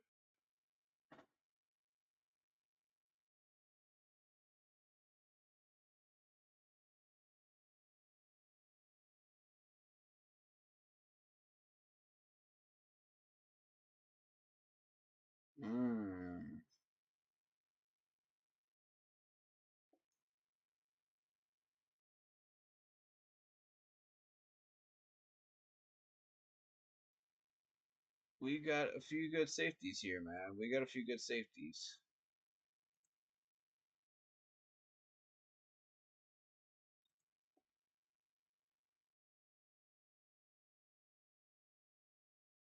Defensive ends, Princely.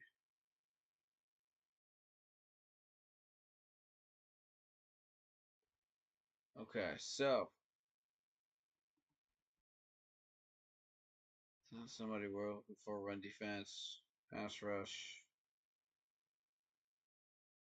He's an edge rusher.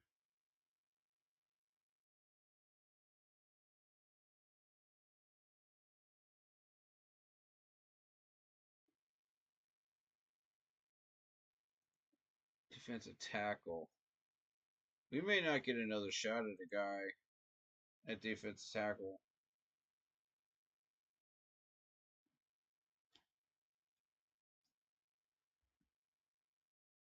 Again for a while.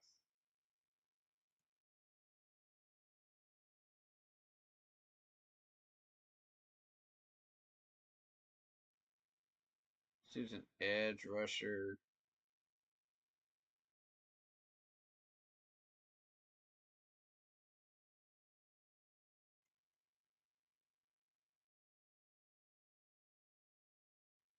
Okay.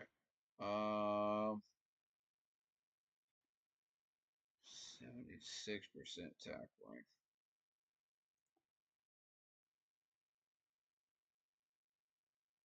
Hmm. Mm-hmm.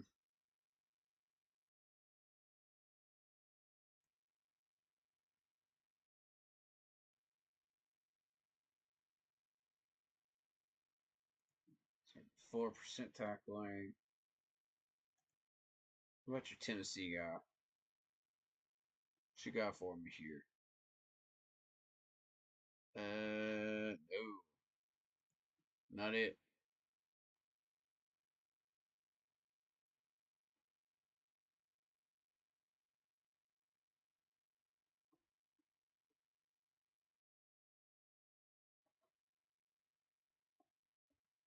Oh, boy.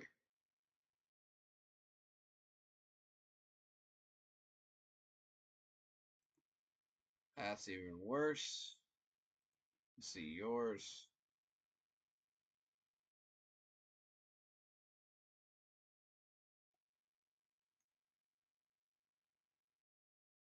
Can't tackle. Okay, so we're not going with you.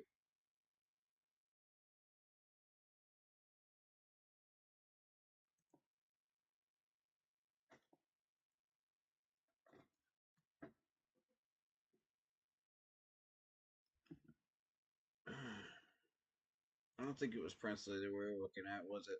No.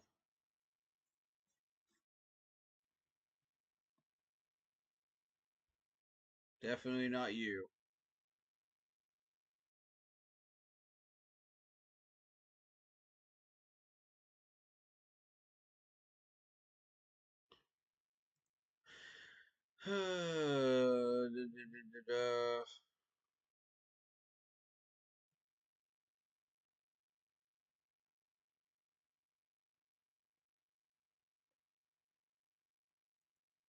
All right.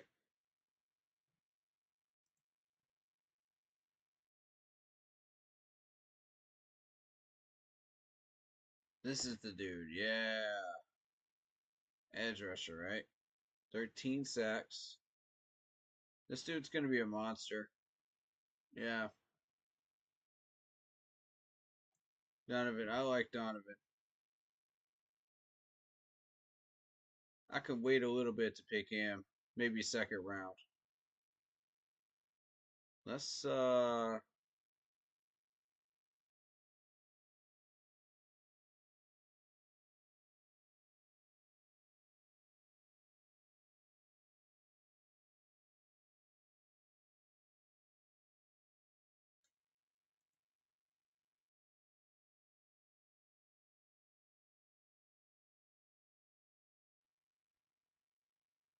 okay, because defensive tackles are harder to find.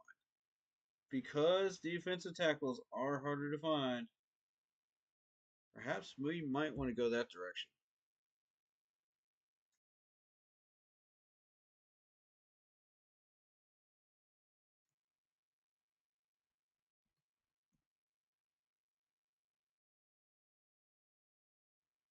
Decent tackling.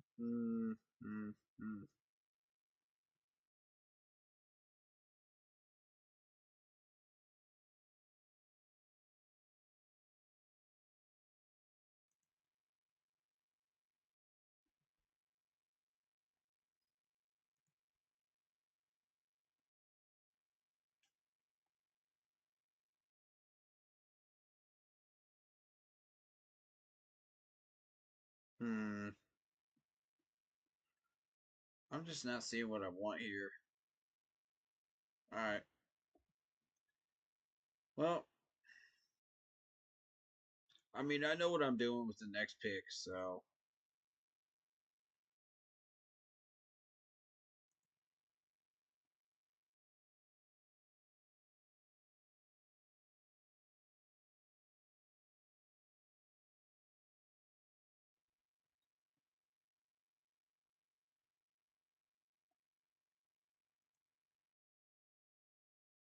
Nick, I won't worry.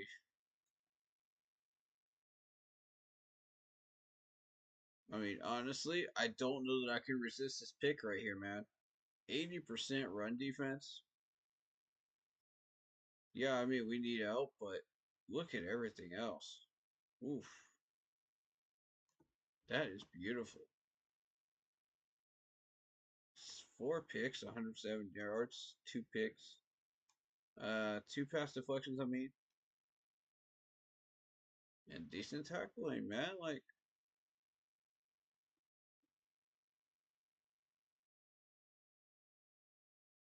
I feel like this is a good pick. I'm going Nick.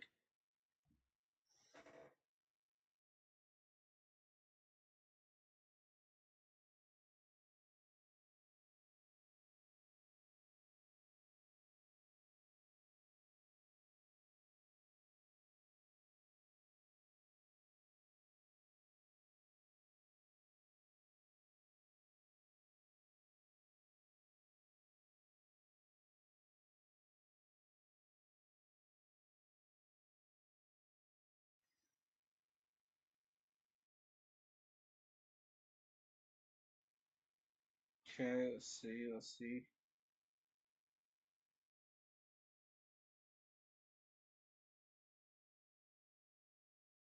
Campbell, Ty Felton, Jr., Sin, Karen Williams.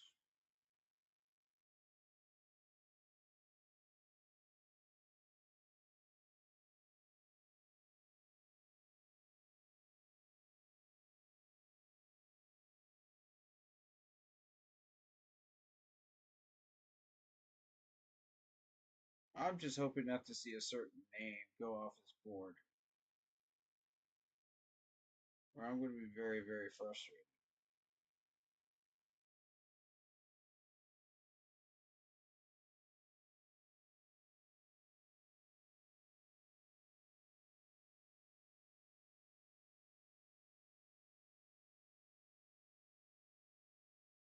Dang it. See, this is what I was afraid of, man. This is exactly what I was afraid of. The Buccaneers get Kyle Kennard from us, man. The Buccaneers get Kyle Kennard. I was afraid of that, man.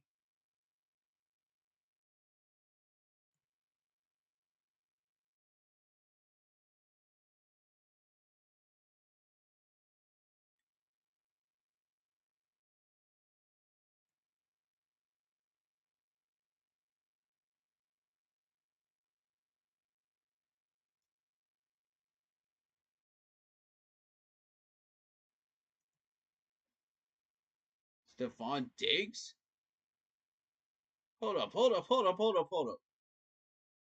Stephon Diggs straight up for a second rounder? What? Bills, you guys are crazy. You guys are crazy for this one. Hold up, am I seeing that right? Nah.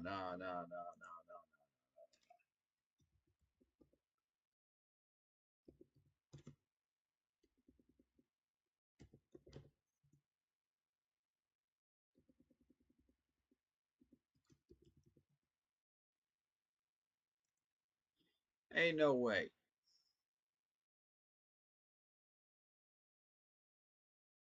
For six, no. For 16.6, man, no. The rest of that contract's void. He's going to be a free agent anyway. Nah, heck no. Who are you trying to fool, Houston? No. I'm not trading a second rounder for Stephon Diggs. What the? Are y'all high? Man, y'all crazy as heck, man.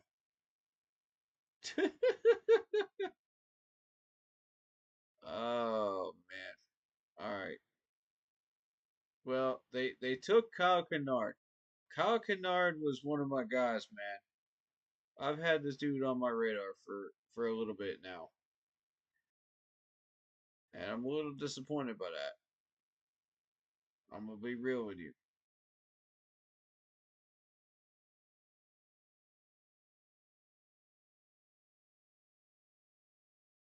I'm gonna be real with you on that one.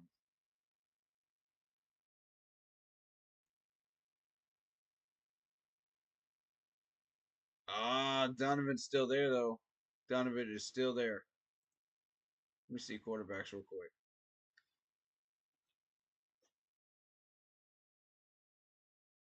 Hey, he's still here. Look at this. Jackson Dart is still here. Oh shoot. All right. Kay Kubiak is up above him. Hold on, let me get a good look at Cade real quick. Good numbers. He hasn't played anybody though.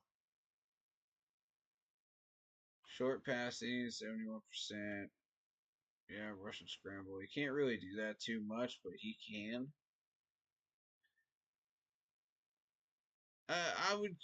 I would rate his rushing and scrambling at like 75% because he can do it. Cade can run and scramble. Now, is he elusive? No. Can he break tackles? No. But can he rush and scramble? Yeah. So that should be a 75%. Um, Short yardage, I feel like he's better than a 71 at short yardage. But that's just me, based on what I've seen of him. And this is taking the Clemson bias out of it. I honestly believe he is better than 71%. Medium passing, sure, 80 is accurate. 81 is accurate on long passing. I'll give you that one. Release speed, sure, 82%. Yeah. I'm not going to argue those. He is a mobile pocket passer. That is exactly correct. That's what he is. Yep, 6'2". Good 40 time, though. Yeah. See that good 40 time is accurate. So I just wanted to set the record straight on Cade. You know, I have been watching him. No, this dude.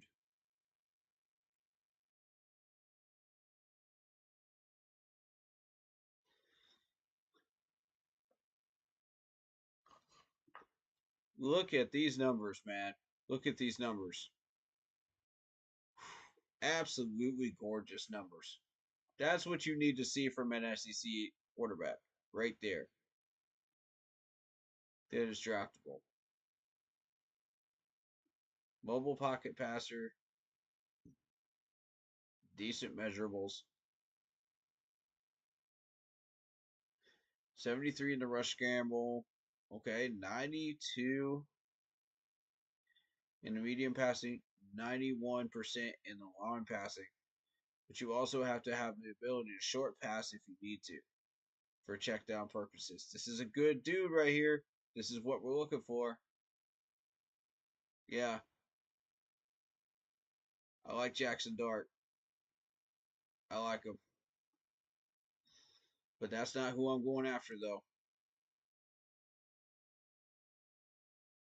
I want this dude right here. But it might be a little too early. So here's what I'm going to do. I'm going to be looking at a linebacker here, I think.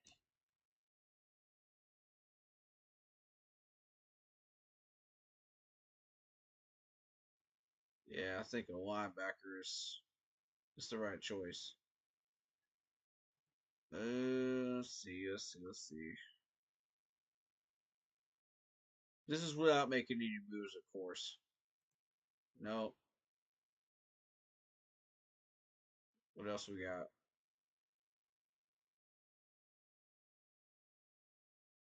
Tackling. Nope. Not what I'm looking for. I'm looking for that hidden gem guy, man. Hello. Coverage linebacker right here. Uh-huh. Multi-role linebacker.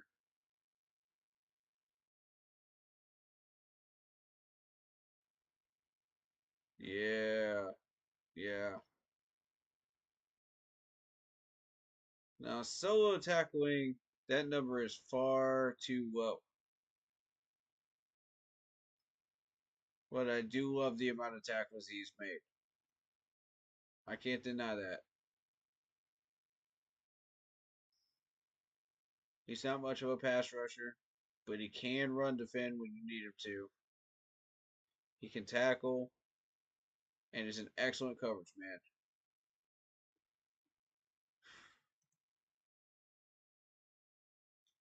I think that's what we're looking for.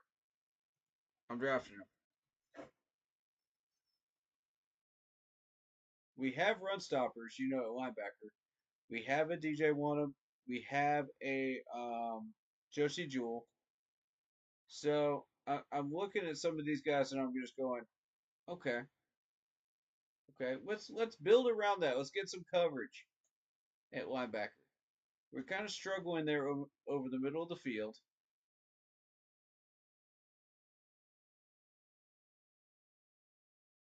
So I think if we're clever about this, Matt,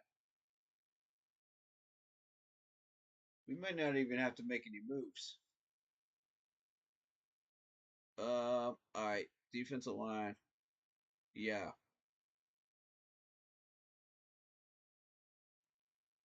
Let me just double check.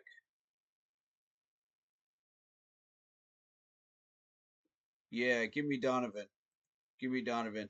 This is the next Boston College prodigy right here. Give me Donovan.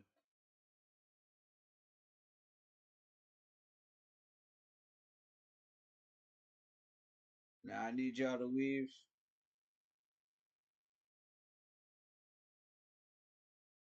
I need y'all to leave that quarterback alone, man. I need y'all to leave Jackson Dart alone. Do not pick him up. Do not get him. DJ Campbell.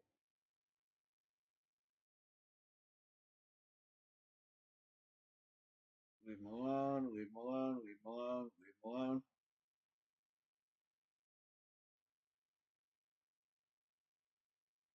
Leave him alone.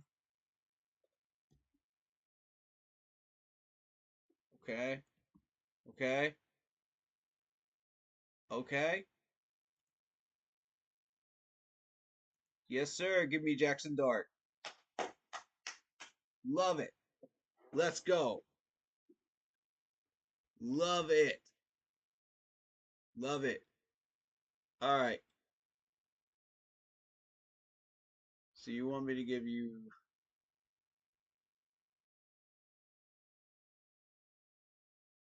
my 113 for a 5th rounder, a 7th rounder, and an extra 4? No. 2 5th rounders.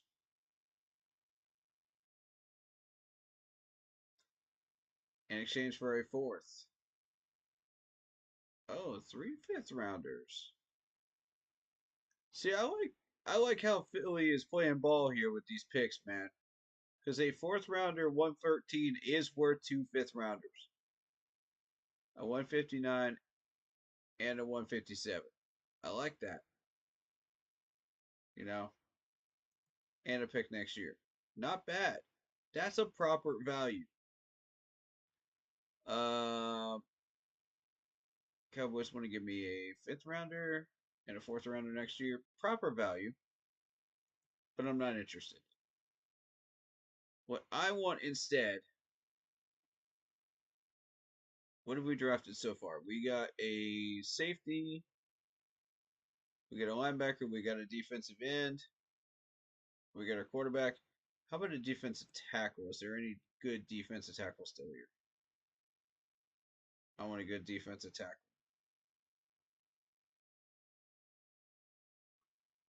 If we can find one. No, not it.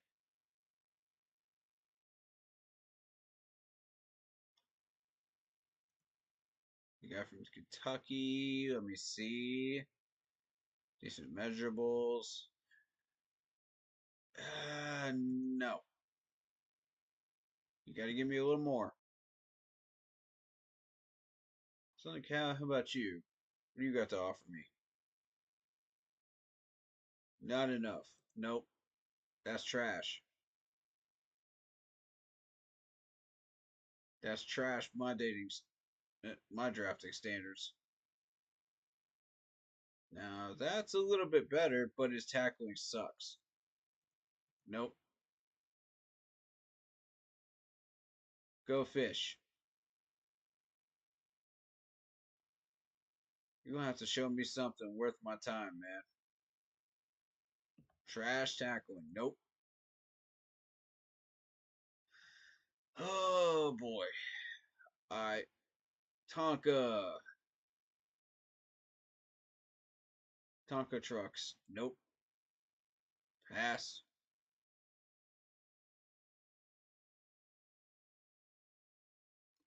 Like, you're literally not showing me anything other than what I've already seen.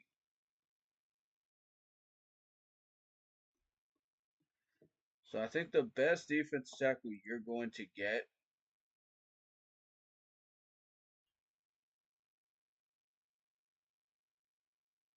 at this stage is probably the guy from Cincinnati. 64 tackling. Ugh. Ugh, God. It's either that or go for the guy from Notre Dame. That's decent. That's decent, but his run defense is not that great. Ah, I hate to say this, but if we don't get a defensive tackle early, we're not getting one. I'm really starting to believe that.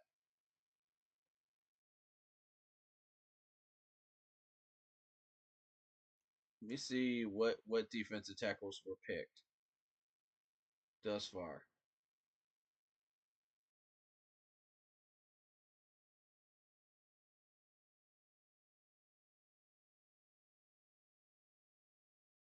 Walter Nolan goes to the Cardinals at pick 18.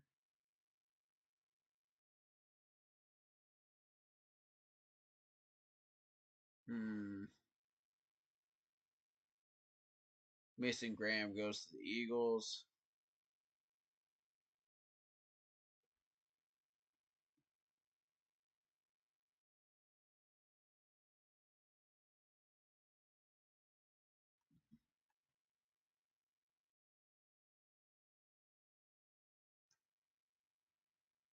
This is a very thin defensive tackle room.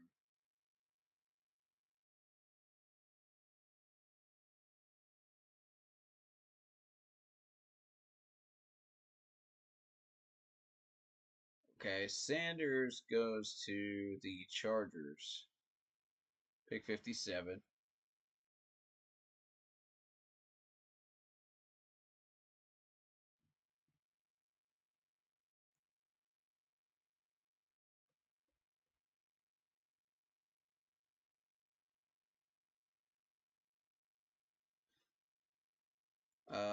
Demonte Capehart. Oh, I forgot about this dude. Hold up. Hold up.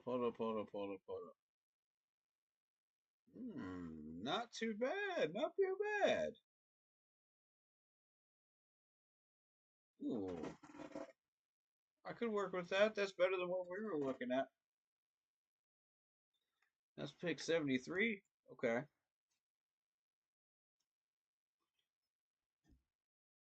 What did we get? Okay. We got Jay Higgins, the linebacker. I see. Okay. Okay. I could mess with this.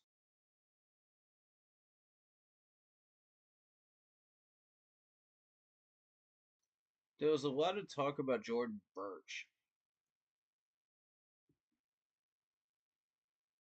But honestly, yeah, he does live up to the hype. Look at the tackling.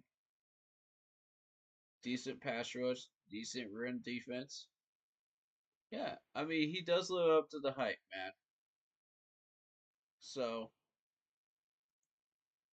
I can see him as a mid second rounder at his peak. And that's Birch. So, we'll see how that goes.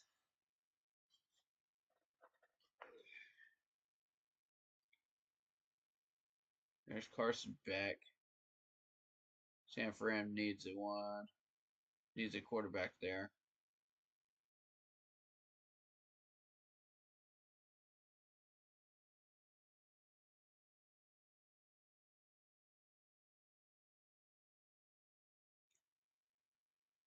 Okay. There's Talik Williams going to KC. So let's see what KC likes about this dude. Yeah. Yeah, there's your defensive tackle right there. There he is. 85% run defense, 72% tackling. There's your guy. And KC gets him. Yikes.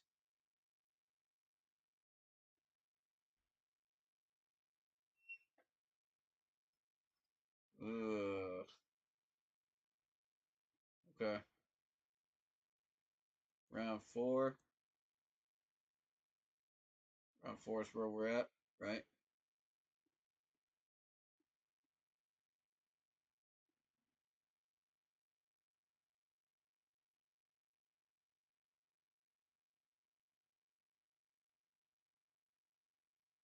Yeah, I got Jackson in that one. Okay. Okay, so yeah, it needs to be in the first 3 rounds if you're going for a defensive tackle. Dang, man. Um,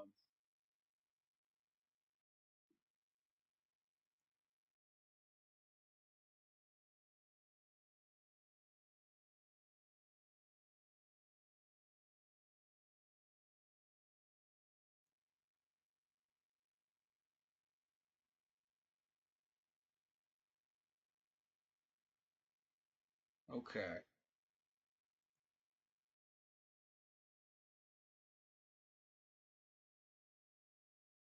So we're looking for a nickel corner. Nickel safety.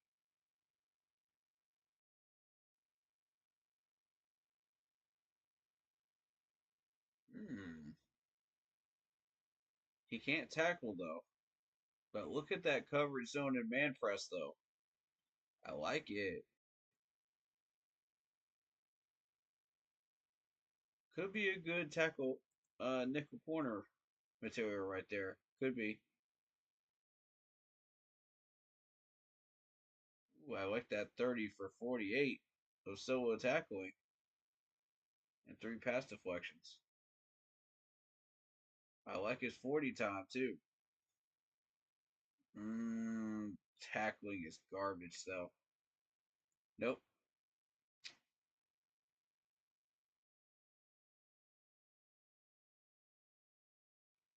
This is around the time I would be looking for a nickel corner too. Eh, average to mid in zone coverage. Not that great in tackling. Nope, go fish. What else we got? What else do we have?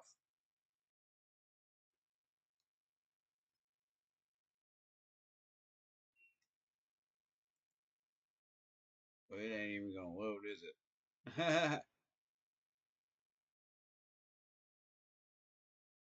Y'all trying to tell me I'm taking too long on this, man? Alright, fair enough. Fair enough.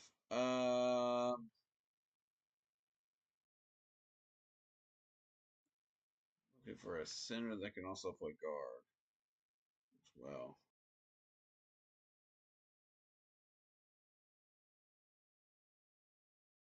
Lucky.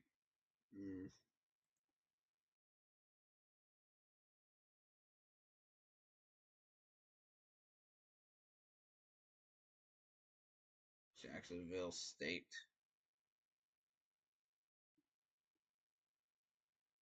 You're a left guard? No, looking for that.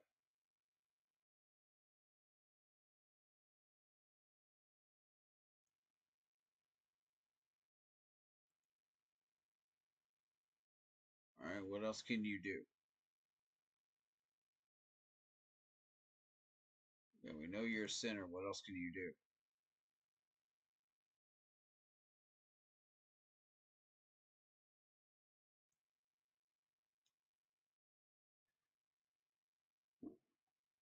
John Roberts. Not it.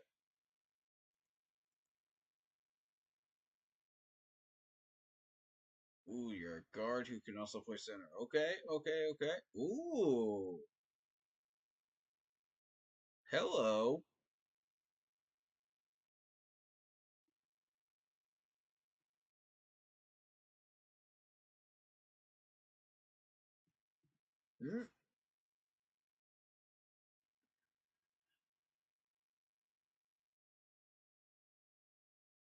Interesting.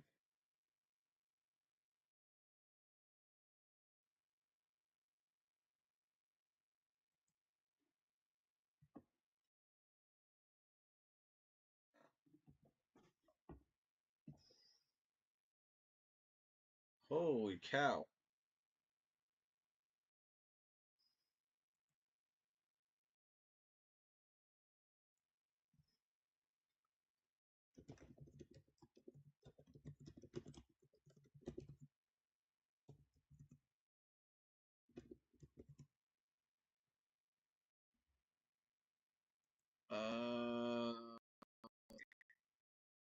Blue Lampkin.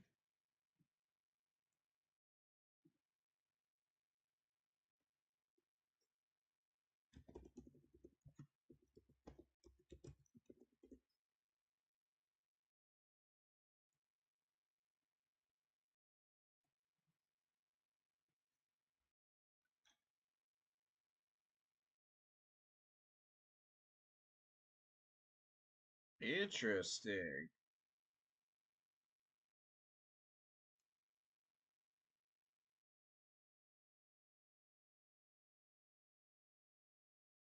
All right, now are you a left guard or are you a right guard?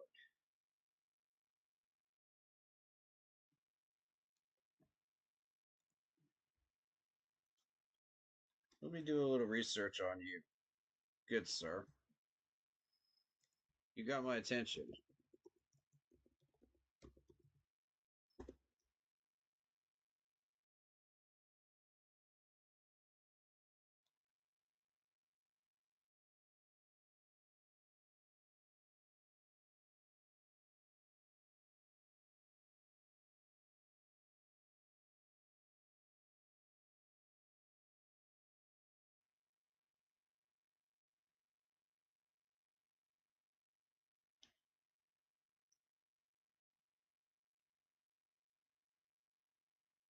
Left guard is a freshman. Okay.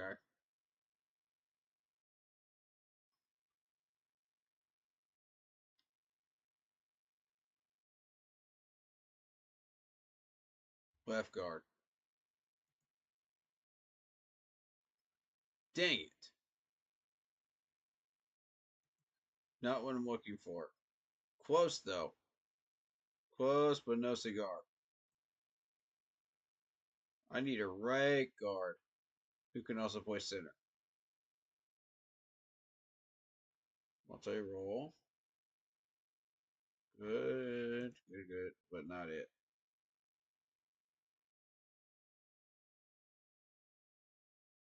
Oh, give me a winner. Give me a winner. No.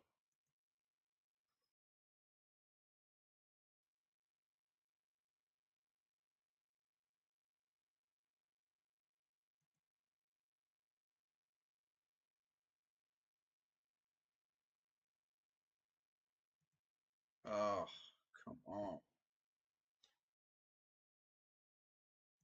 Kansas. Okay, you're a center, but can you be converted to guard as well? Nope. How about you?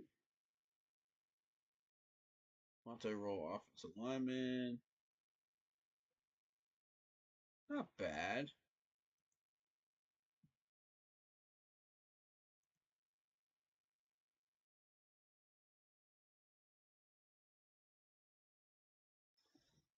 Oof.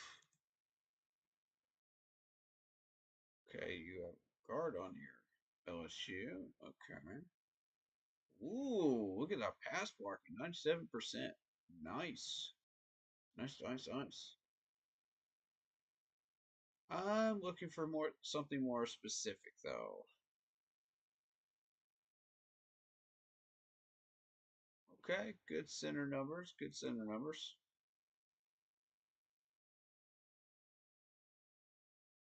I want something specific. I want something very specific. If you guys have been paying attention, you know exactly what I'm looking for.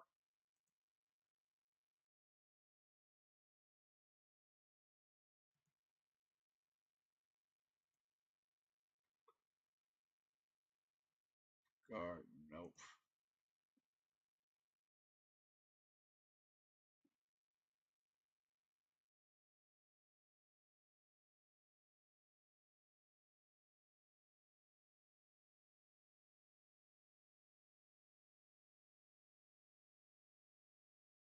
Man, I don't know that I'm gonna find it, man. I don't know that I'm gonna find what I'm looking for here.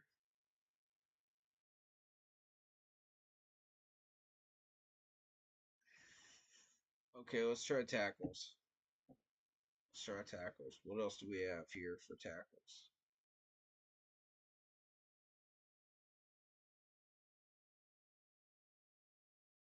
Already checked you. Don't like you. Damn, let's check you.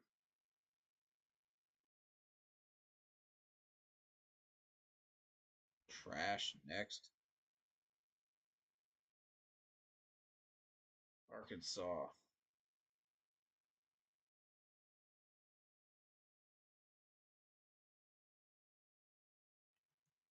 Mid.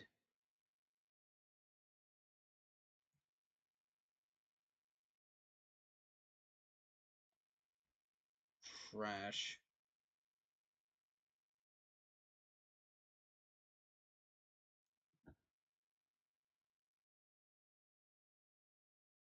That's more along the lines of what I'm looking for.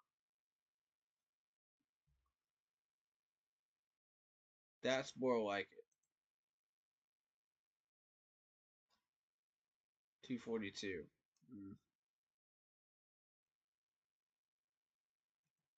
Okay, what tight ends do we have?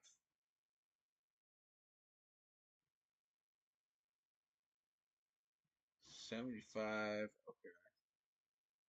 Decent, decent, decent. He can't block though. Nope. Next.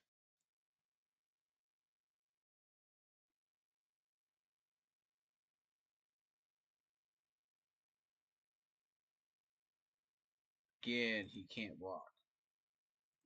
We need a blocking tight end. Nope, not it.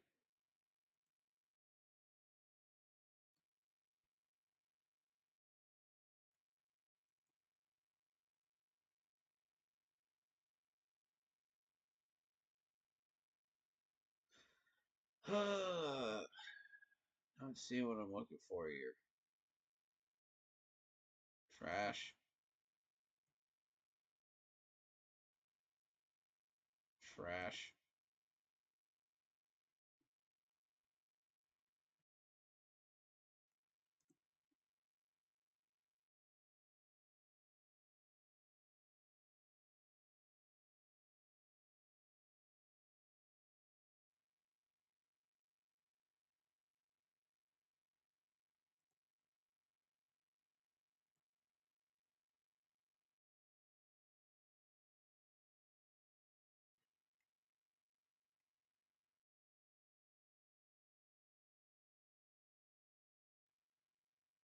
Okay. Not exactly what I'm looking for there. Huh.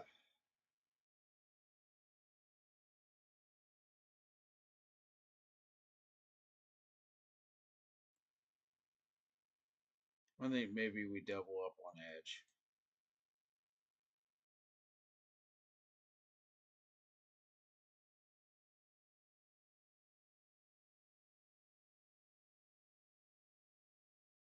We need the linebackers bad though. So, I don't know. That's a tough pick, man, because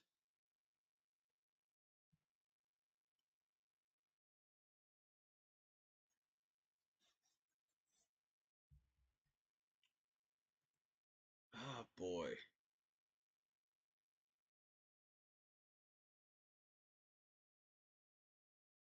All the good wide receivers are going, right?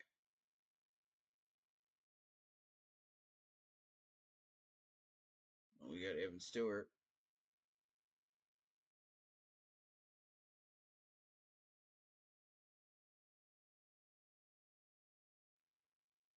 Okay. Decent, decent, decent.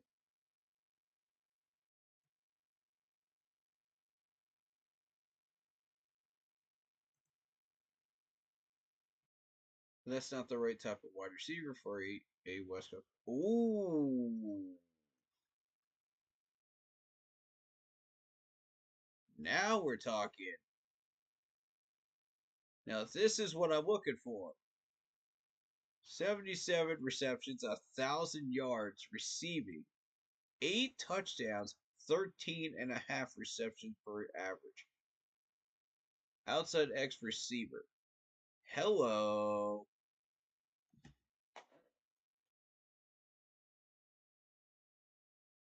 Yes, sir. That's what Deontay Johnson was. Ladies and gentlemen, we have found Deontay Johnson's replacement right here.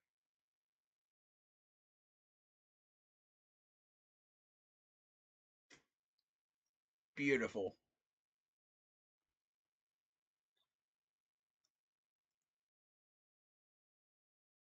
Yep, I'm drafting that. You best believe I'm drafting that. I'm not letting that leave.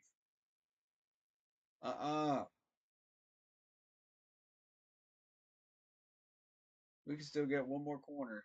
Can't we? It's fourth round.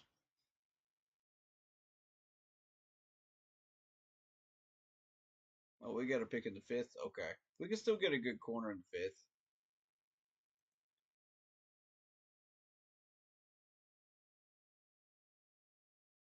Still get a good corner in the fifth. Nickel corner.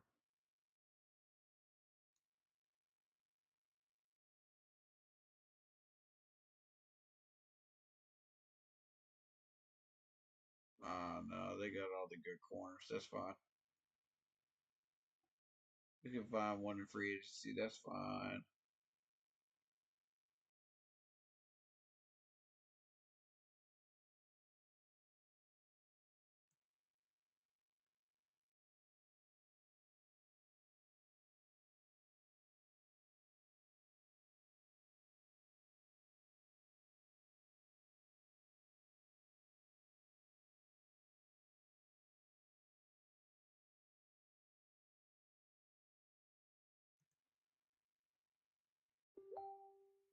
Tanner Robinson's still here.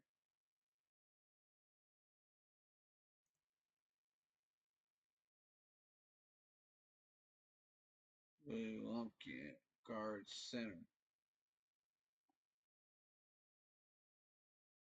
Yeah, this dude's still here.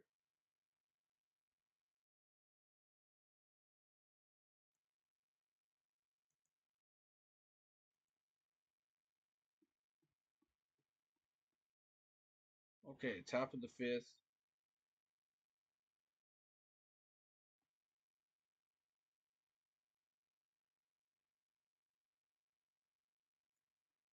The problem is he only plays left guard.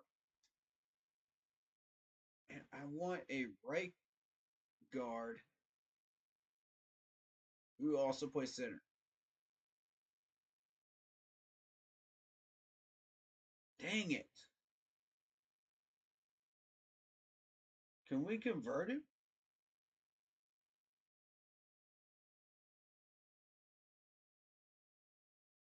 Like, is it possible?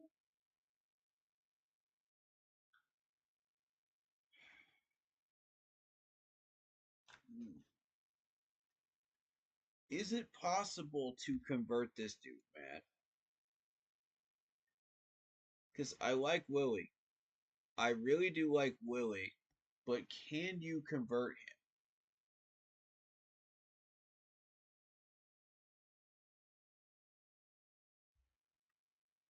He only plays left guard, though. Left guard and center. If we put him at center, who do we have on our depth chart? Let me see something.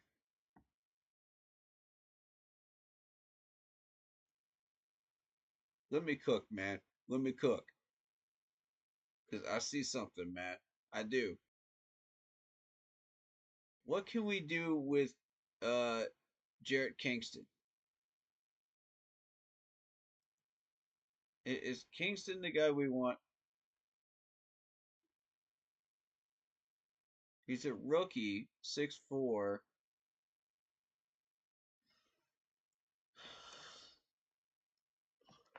I've never seen him on the field before.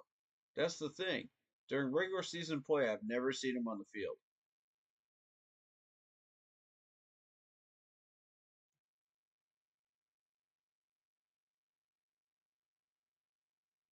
Zavala, I know, is not the answer. Wait a minute. You know what? Maybe we let Jared Kingston cook, man. Maybe we let Jared Kingston cook, and we just we focus on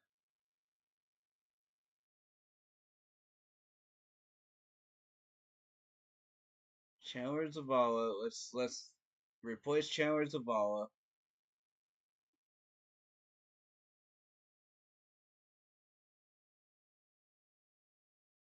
Cade Mays will have the freedom to move between center and right guard.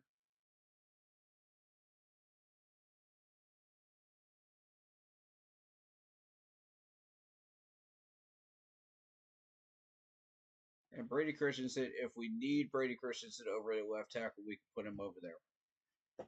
This could work. This could actually work. Hold on a second. This could actually work. Yo, this could work.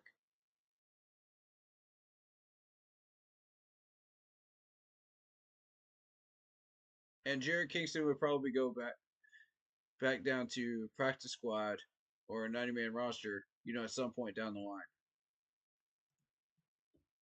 This draft pick could work. Yo.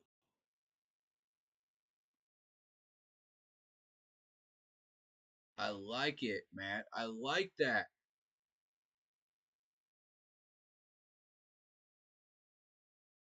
Did we just... Ooh. 163.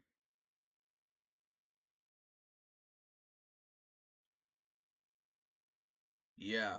Yeah, I can't pass this up. I gotta grab him. I gotta grab him. I cannot ignore that right there. That's something that really stands out to me right there. Yeah. That solves our center problem and our guard problem both in one shot. Beautiful. Now, what about you?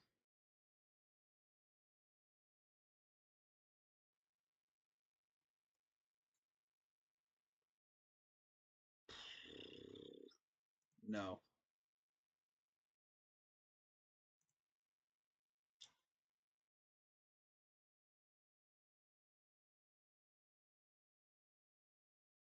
No. None of these guys can block. That's the problem. None of these guys can block. We need guys that can block.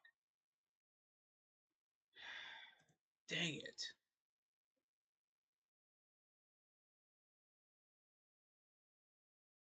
Okay, that's probably a good option, but 66% blocking. That's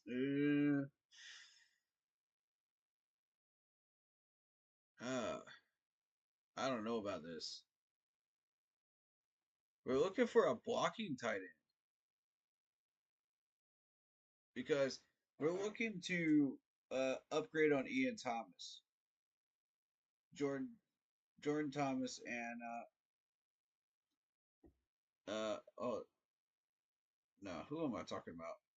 Ian Thomas, Felipe Franks, and I forget the dude's name. Yeah, Matthews, right? Matthews. So this would replace that second spot right there. That's what this would do. We need to upgrade that area. I like Jatavion Sanders. I like Tommy Tremble. Leave him be. But we need to upgrade. And I'm not seeing anything this late into the draft. that would really do that. This dude might. Oh. Slot receiving tight end. I like him for a West Coast, though. For a Vandy guy, he is battle tested against the SEC opponents. I don't know, man.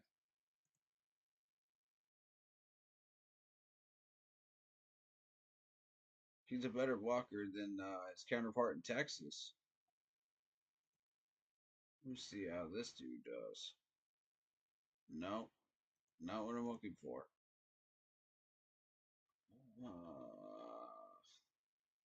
I don't know. I don't know, to be honest. I think at this point, Stowers is probably your best bet if you're looking to replace Ian Thomas, Felipe Franks, and Jordan Matthews. You know, the third string tight end, and make sure you get a solid guy. But at this point, like, he can't block. He's more of a receiving tight end. None of these guys can block past this point.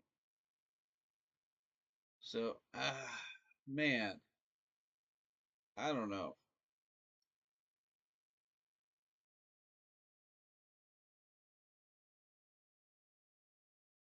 Honestly, do I double up on edge? Is that what I do?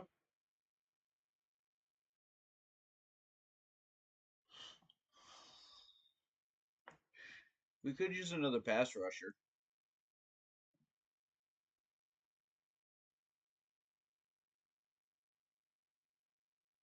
Nah.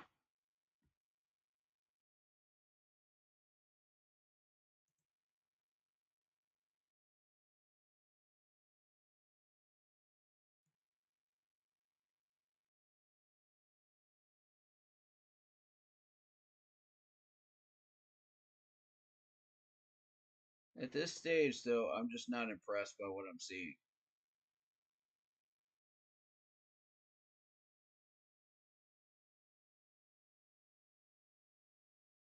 Is there a corner? At this point now, I'm looking for a nickel corner as well.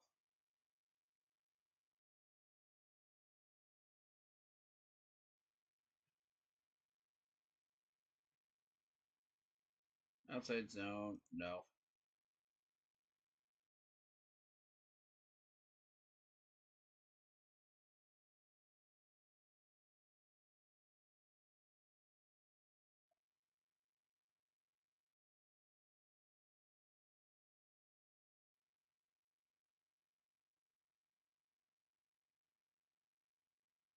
Hey, like I say, we've got 1, 2, 3,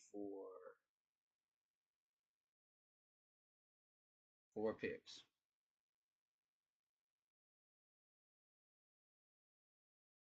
Technically, we've got 3 because I'm fixing to move both those 7s up for a 6. So we'll have 2 5th-round picks and a 6th.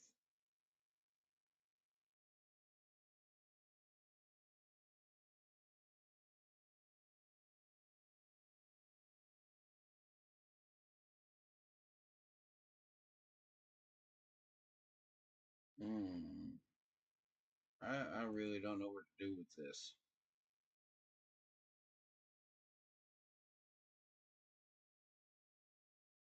Are any good tackles left?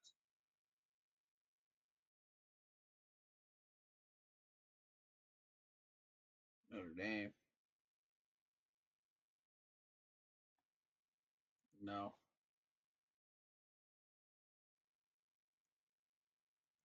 Arkansas, let's see.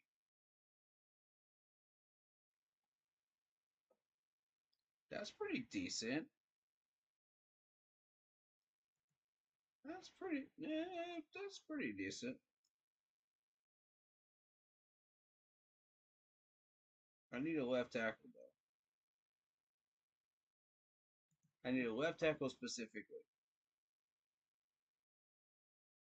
So this is where that lack of research is going to screw me over.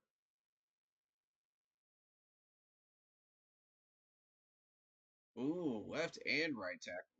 Ooh. You know what?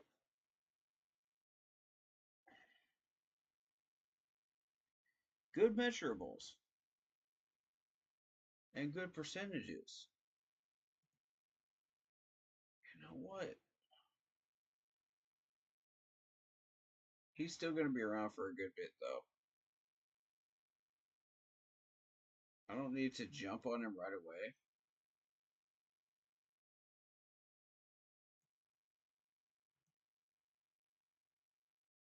We really need a solid defensive tackle. We still have yet to find one. And that's what's frustrating.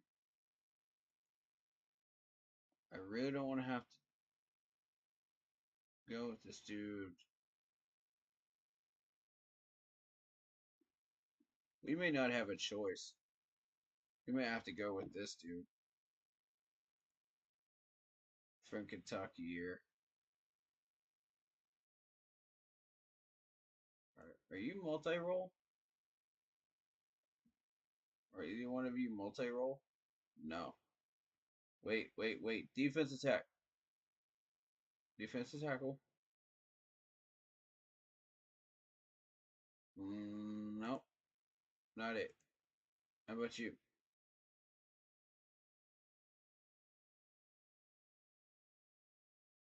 Those are not great numbers. Let's keep it going. Not it.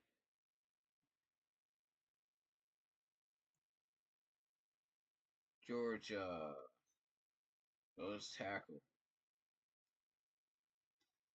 That's what I'm looking for. Bingo.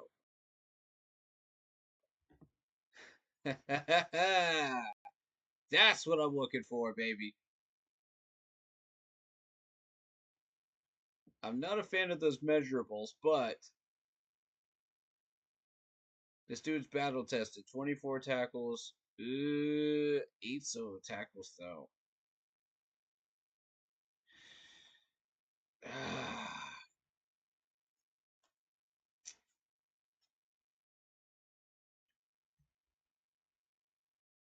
Do we have other stats on this dude? Let me see his other stats. Give me a minute. Let me look him up.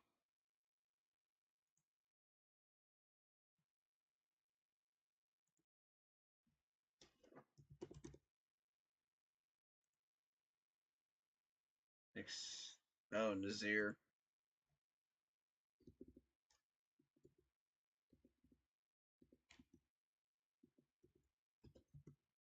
That's who we're looking for. There we go.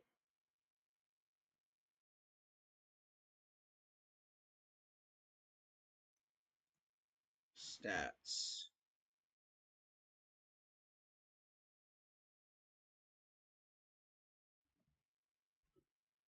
Sports reference is usually better. What do we got on this dude? Okay. 40.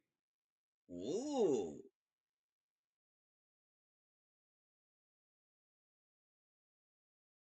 44 of solo tackles out of 93. But I like the tackles for loss. I like that interception. I like the sacks. Not bad. He won an award in 21 and 22. Oh. No, those are bowls. Okay. I got you.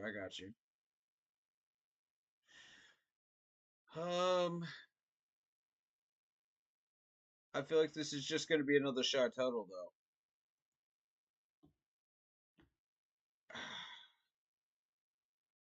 Dang it. That's what frustrates me. I feel like this is just going to be another shy total if we go for this dude.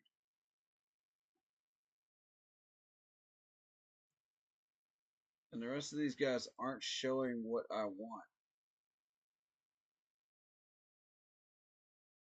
43 in tackling. Garbage.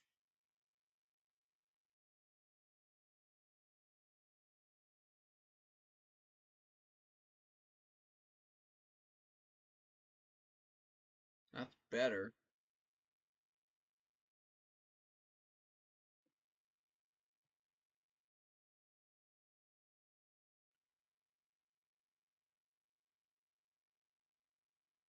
He's not the best tackler. See, that's more Shy Tuttle, like right there. That's the level that Shy Tuttle is at right now. We need to do a little bit better than that right there. If we can get a little bit better than 74% tackling, with solo tackling being the center point, and run defensive about 90 to 91 area. That would be what we're looking for.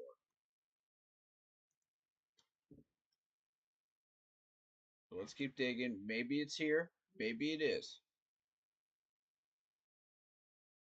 Nope. Not it. Let's see this one. 6 sacks. You're an edge rusher, though. Nope. I want a defensive tackle. I want specifically a defensive tackle. That tackling percentage is gross.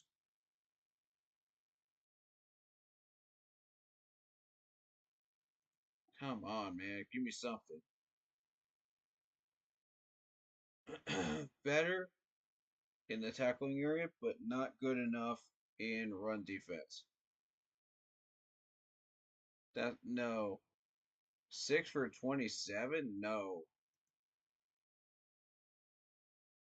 Come on, man. You gotta give me something worth my time here. Nope, garbage.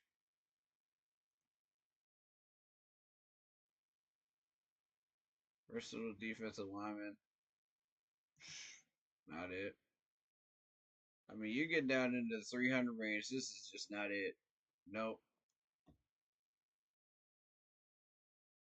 So, I mean,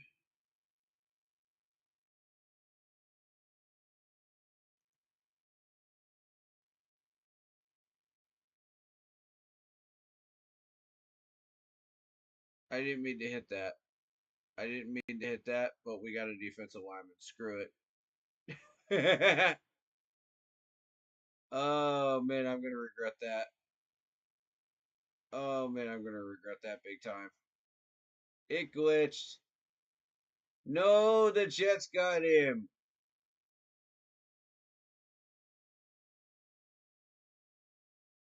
Oh, I hate you. I hate you, lag. I hate you.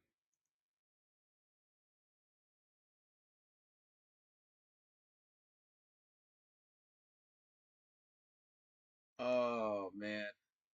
I gotta finish out this draft, though. Come on.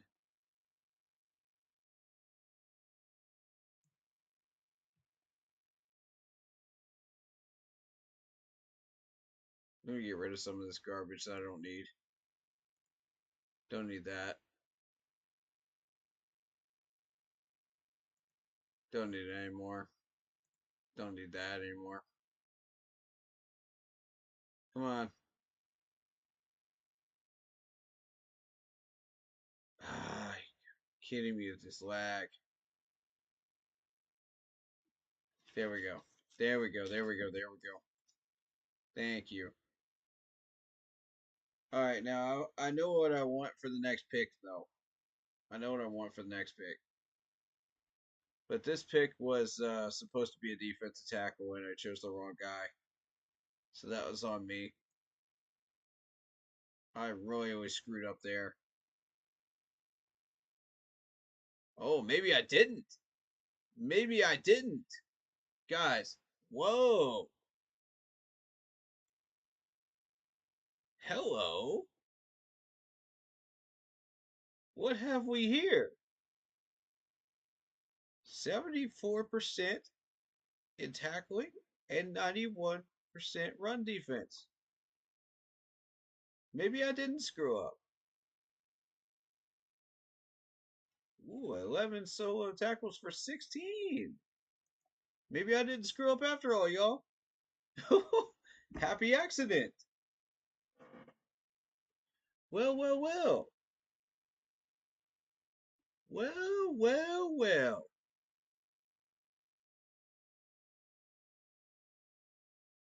How about that? Let's move this 2 sevens up for a sixth.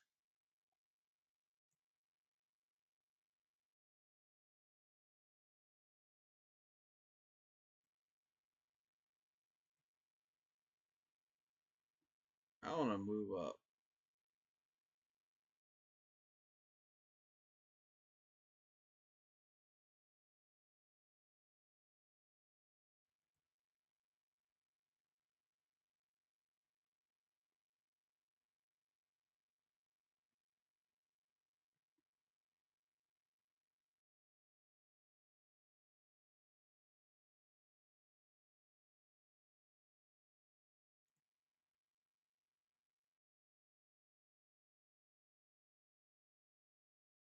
Who could I trade that to?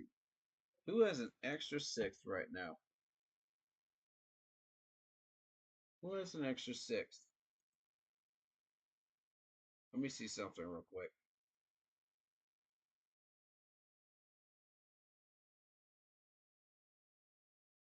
Who has an extra sixth they would be willing to donate? Broncos do.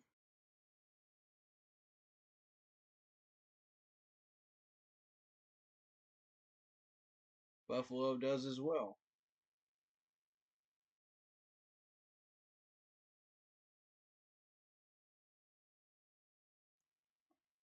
Come on, man. I'm almost done. All I gotta do is make 2 more picks after this trade.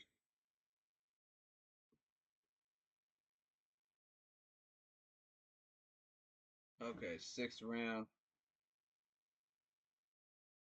Buffalo has.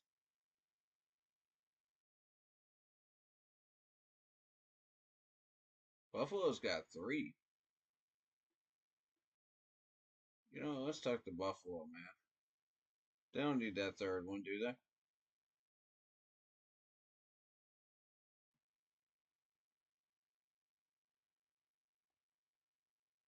We'll try to get to 205, but I doubt we'll get to 205.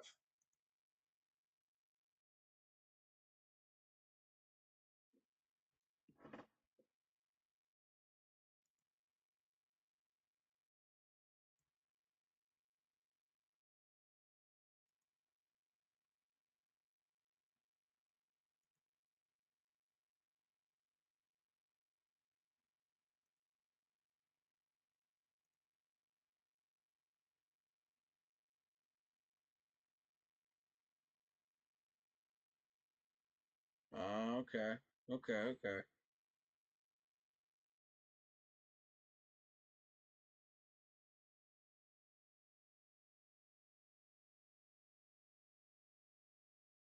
So you don't want to do that. Alright. What about a 208? No? Seriously? Bills, you're breaking my heart. Alright. I'll tell you what. Baltimore, I know you got a couple of them. Let's talk to Baltimore.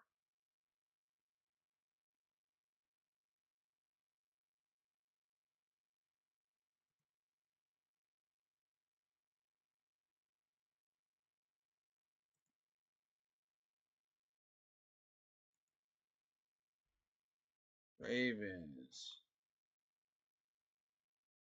Let's talk, man. Let's talk.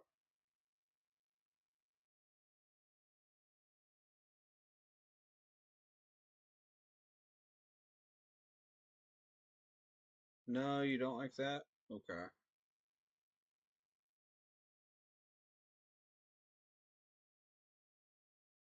How about a 211? That's a fair price, right? That's fair, right? Yeah.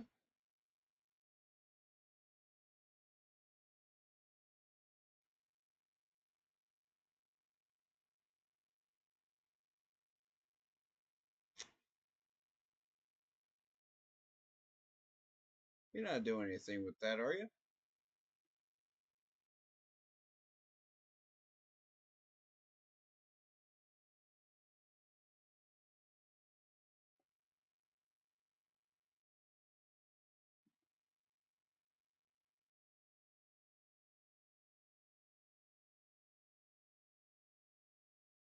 Yeah, 2 sevens.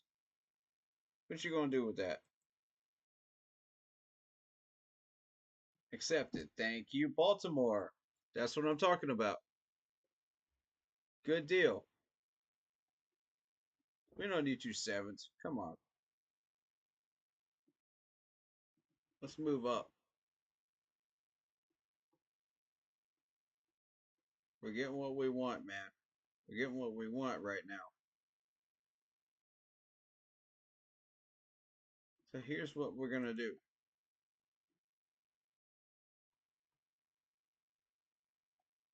Now we get a 6 rounder to work with.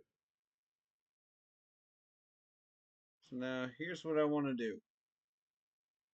I want to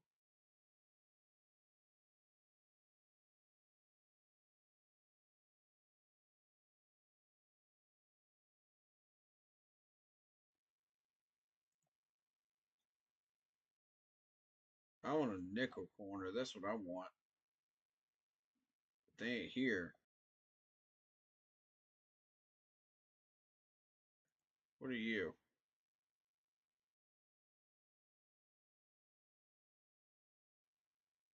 You're outside man, press cover. No, it's not what I'm looking for.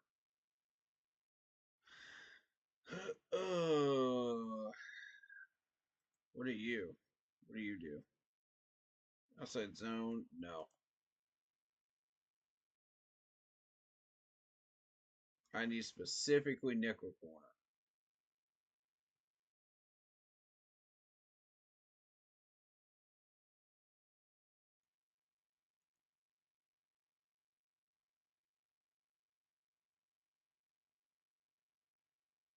Press corner? Nah.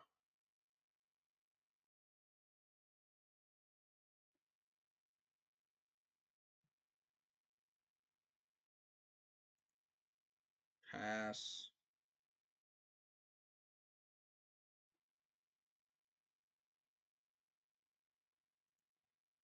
It's got to be a safety then, right?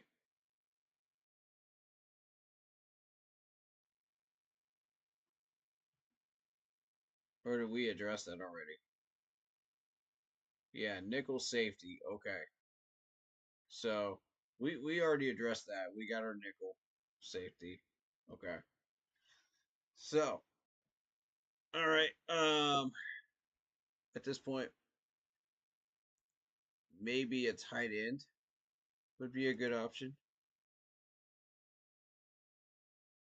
If you're a good receiving tight end, but you can't block real well. We can work with that. We could work with that.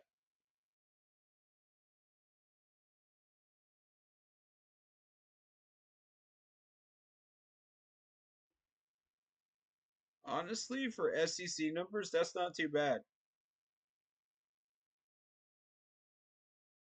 You know, good measurables. We can work with that. Yeah.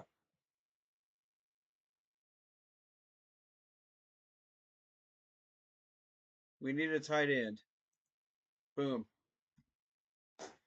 That's Ian Thomas's replacement.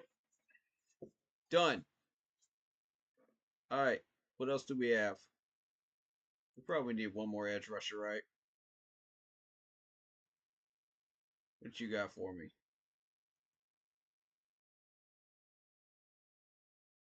Show me something I want. Good pass rush. Decent tackling. Not quite what I'm looking for.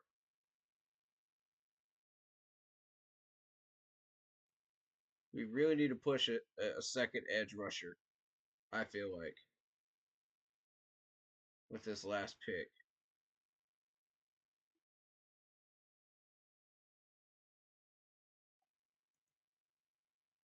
If we wish to go wide receiver, we can. Because we did find a solid pass rusher earlier in Donovan. So I feel pretty solid about that right there.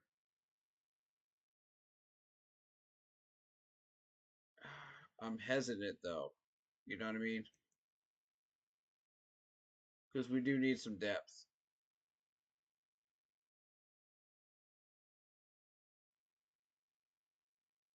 And this management's probably much, much better at scouting than we are. So let's be fair. You know, they'll be able to find these hidden gems, man.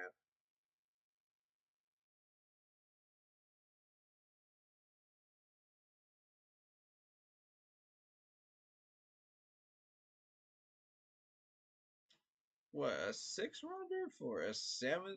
For 2 7s? No. No. I don't think so. So last pick, man. I traded my 2 7s up for a 6th. And I want to make sure I hit on this pick because this has got to be a big one. 77% across the board? That is oddly weird. It's very weird. Okay.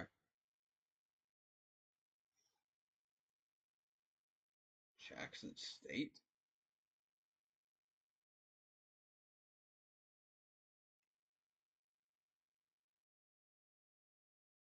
That's just a run defense.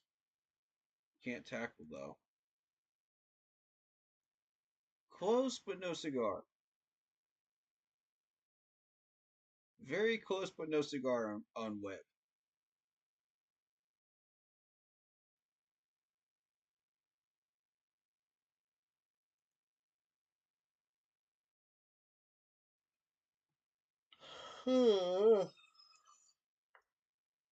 Okay, give me something I can work with here.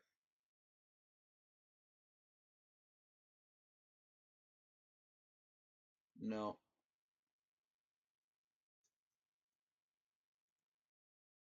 Keaton Wade.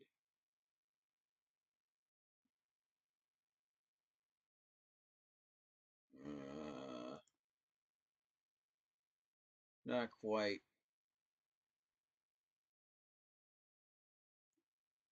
Tackling. No.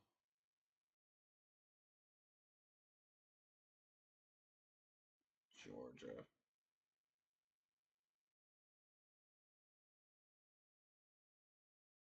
I'm not even going to waste my time. We're getting too far down the list. What offensive tackles are still here? Or did we get that already?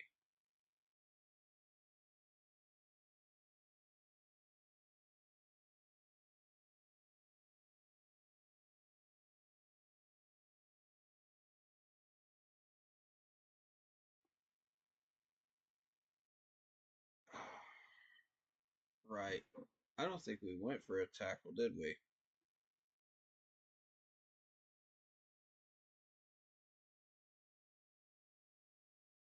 Did we? No, we did not. Okay, so tackle. Let's try to get Yosh out of here, man. Let's see if we can get something better. Let's go fishing. Illinois. This looks promising.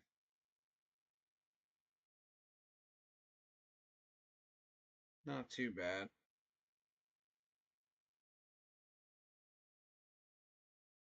Left tackle. I think we can do better. Purdue.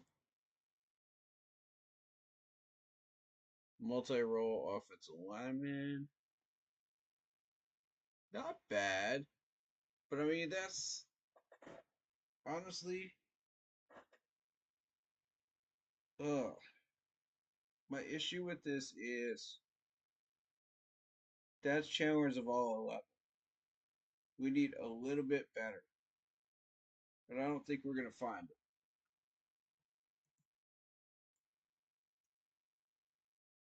But that's not bad.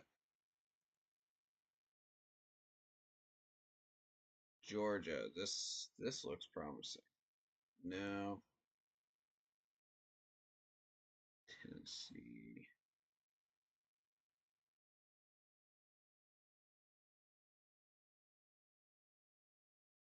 Tristan Lee. Nope.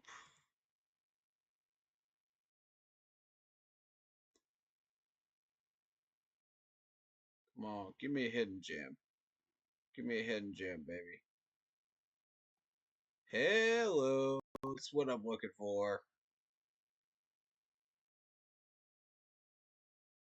And ladies and gentlemen, we have struck gold. There you go.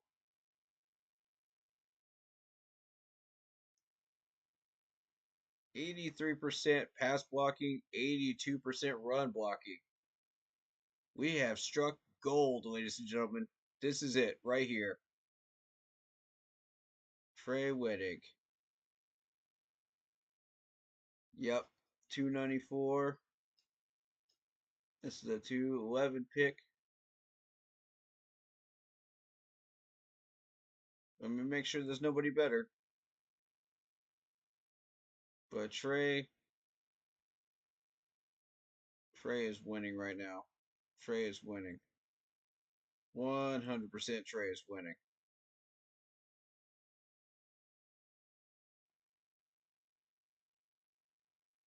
Yeah. I think we're going to stop messing around here and just go ahead and pick him. I think that's what we're going to have to do. You never know, a Maryland guy might surpass him. Nah. Nope. Guy from Miami? I'm willing to look at these guys. I mean, I'm not going to shy away from it. You know what I mean? If they're on the list, I'm going to look at them.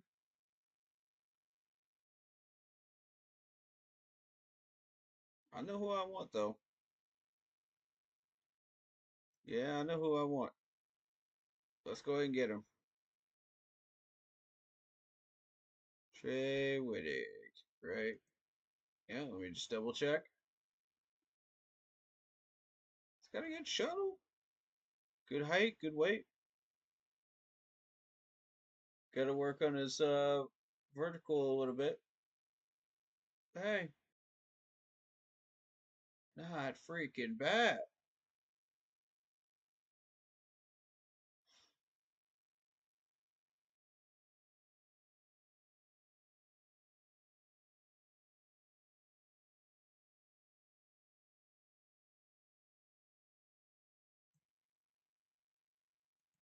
Got him. Got my man. And there is Josh Neiman's replacement right there. And your next Brady Christensen. Potentially. I'm just saying potentially. Who knows? I'm not ready to push that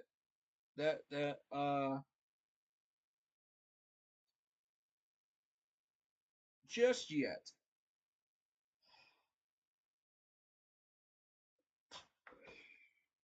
But guys, I think we just found a hidden gem.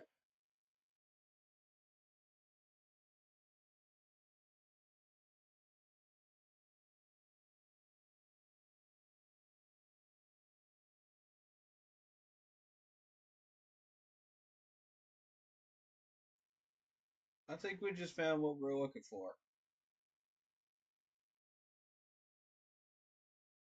Ooh, Tony Grimes. I've heard good things about Tony Grimes, though.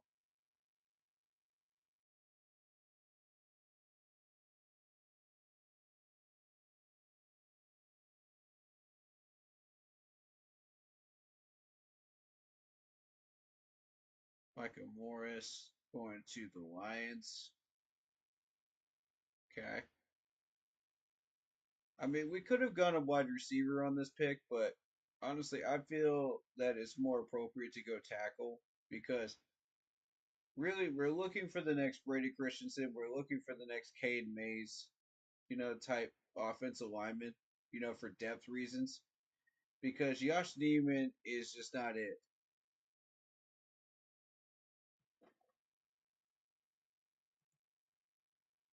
I'm going to say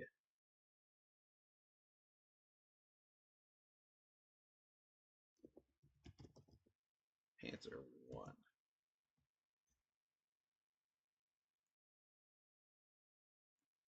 Just me for now.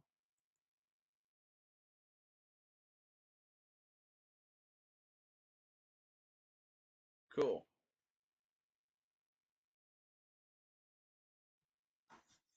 I think that's a solid mock draft. Just as of currently, what we need. You know what I mean?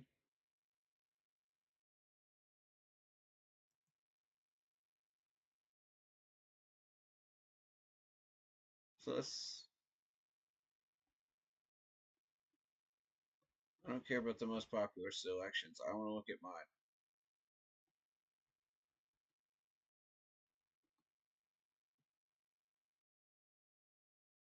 Jay Higgins. Yeah, see, I want to look at mine.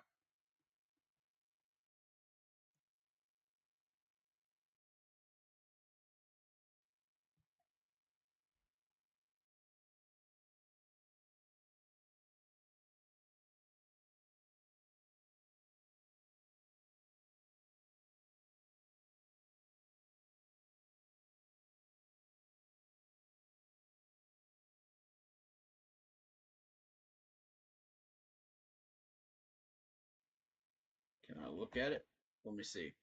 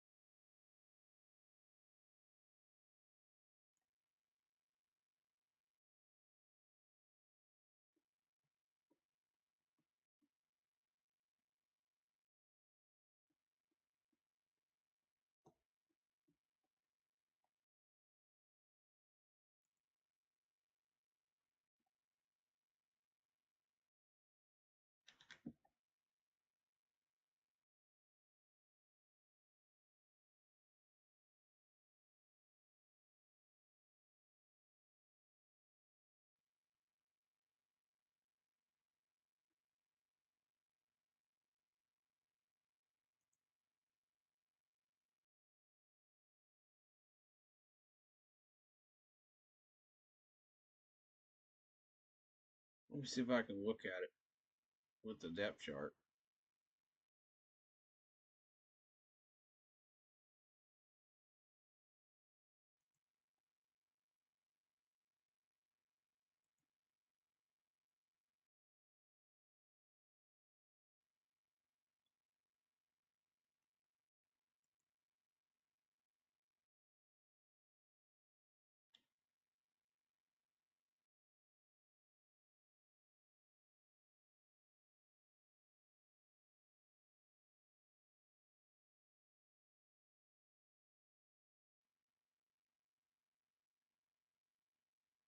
Can I look at it? Like, I don't care about the most popular ones. I want to see mine.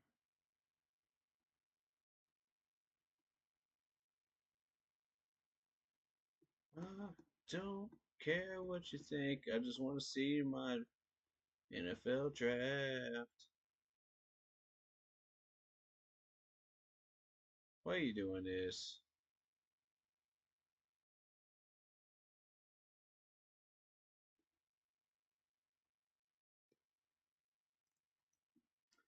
It is not going to let me see it, is it? You got to be kidding me. It only shows me like the most popular ones. I don't care about the most popular ones. I want to see my draft. I want to see my draft picks. Specifically, my draft picks. Yeah, see, it goes straight into that area. And I don't care about that. View, depth chart. Let's take a look at it. I want to plug these guys in. That's what I want to do. I want to see what we're dealing with. Yeah, there we go. Okay, so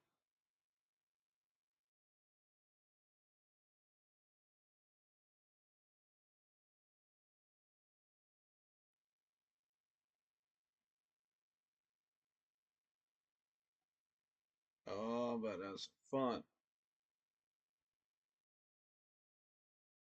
Oh, but that was some fun. All right, the ball can go, man. Bump that.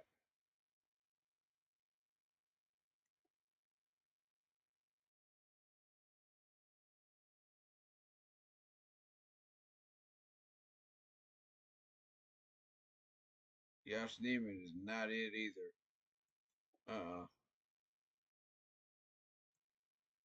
Offensive bench, let's go. All right, first of all, offensive tackle, problem solved.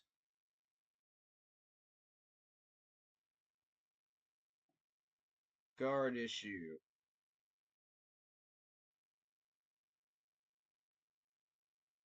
We're going to put Cade Mays over there.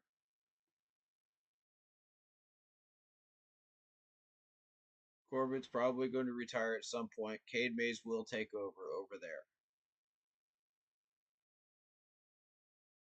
But until that happens,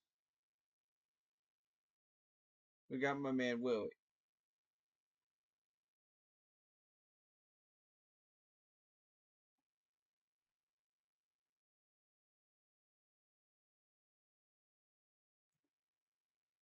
Actually, yeah, Willie's going to replace Saval over here.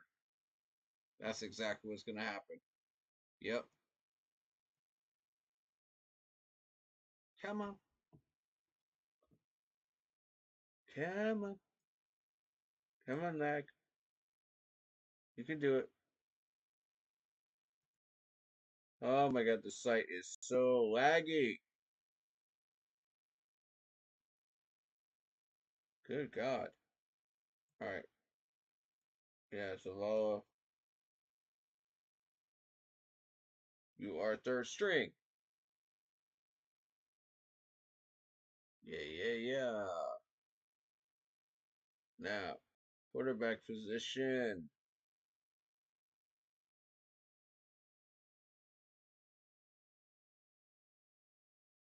We got my man Jackson Dart. I like it. And Andy Dalton is on his last year of his contract. So, now, depending on what we decide to do with quarterback, we can either go after a free agent quarterback, meaning Geno or Russell Wilson, depending on who is available. Most likely Geno. Or we can draft Jackson Dart. Pick up Geno for cheap, put Geno in, boom. There's your three. We have options, people. That's the thing. We have options. Jackson Dart most likely will be sitting there by the time we pick again around in the second round. Do you want him? That's the question. Do you want him? He may or may not survive the first round. We'll see.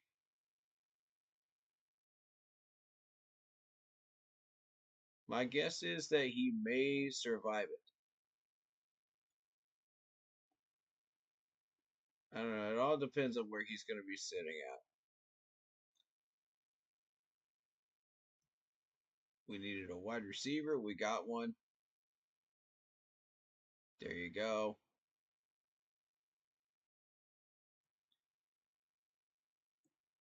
Mingo's gone.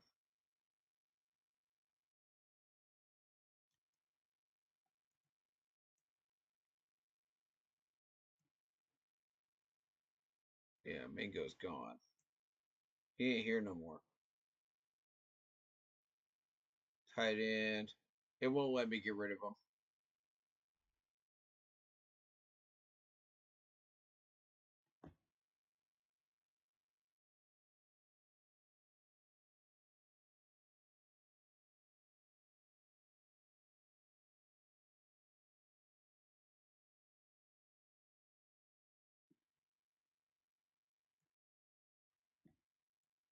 This dude needs to go down here. It's lagging. The website's lagging. Hey. Come on. Come on, website.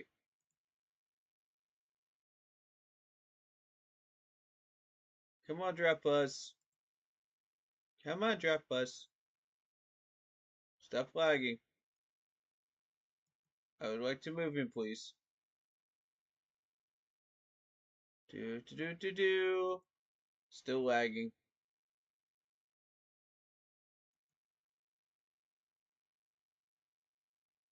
My God, horrible lag.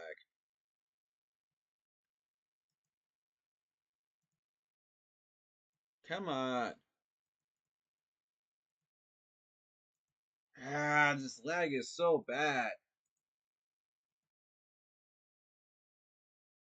I just want to finish my depth chart, man. That's all I want to do. I want to show you guys what I'm doing here.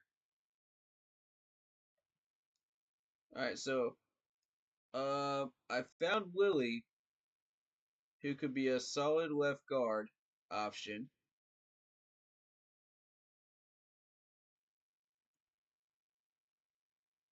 I found Trey, who I think might be a good tackle option.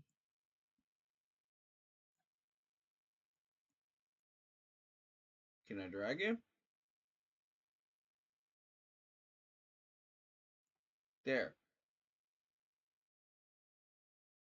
There's your three tight ends. We do away with Ian Thomas, Steven Sullivan, and Jordan Matthews. Boom. Cade May sits over at right guard. Eventually, Corbett will retire. And that's exactly why you have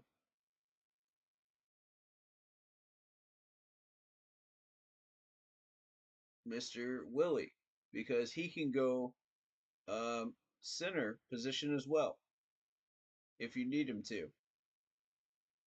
So, and we will be needing him to.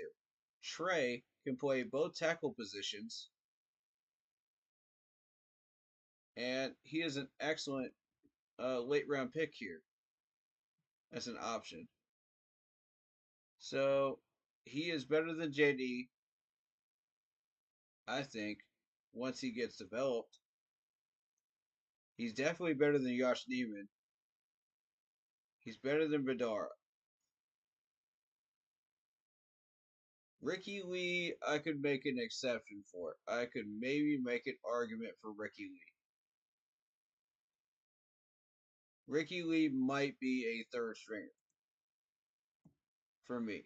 If this was my offensive line, I may look that direction. I mean, this is just the first trial run of offensive linemen, of course. But, you know.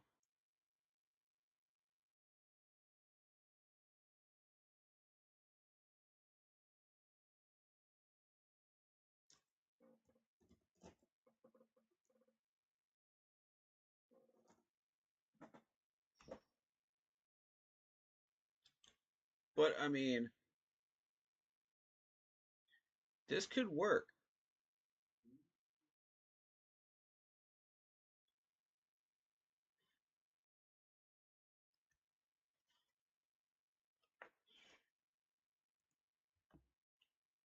Okay, so let's go defensive.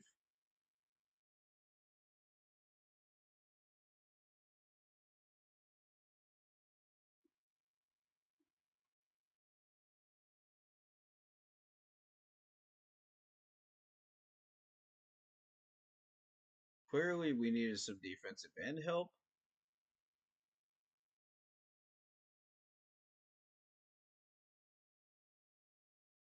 There you go. There's your defensive end help.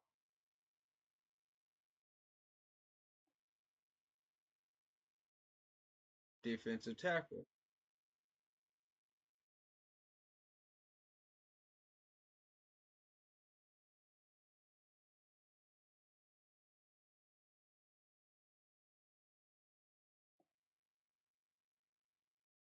You wanted us to get a linebacker. We got a linebacker. Boom. And you could really put him anywhere, to be honest. And Nick, the safety, which would also double as a nickel corner.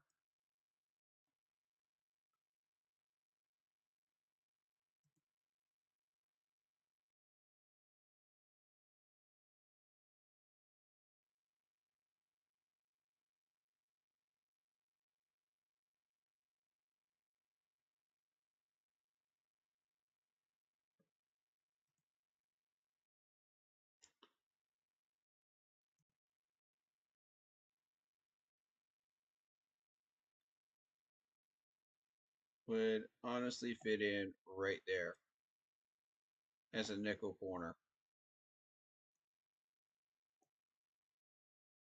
Not sure exactly what spot to put him in, but to be fair, we'll put him there as safety, but he can also be a nickel corner. So there you go. I mean, that's a solid looking crew here. I think we solved a lot of problems here. I'm satisfied with it. I don't know who would be in the 7th round that we'd be interested in. But I know that we could move those 2 7s up for a 6th, a late round 6th, and get something nice. And that's what I found is that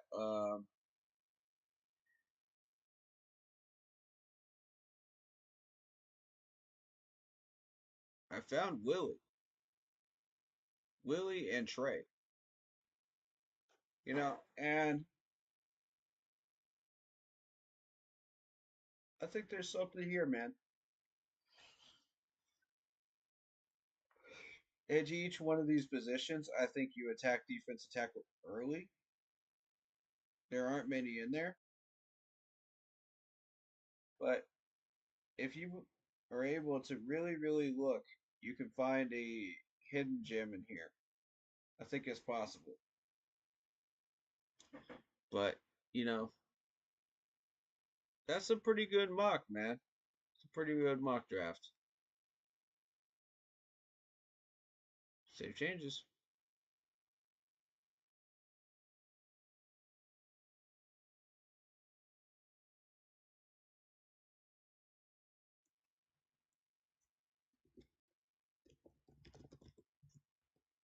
Panther 1. Take the name. Yeah. Save changes. Done.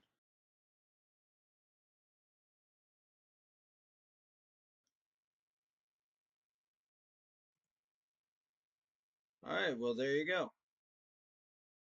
There's your mock draft. All right, we're going to call it a stream here. Appreciate you guys for coming out.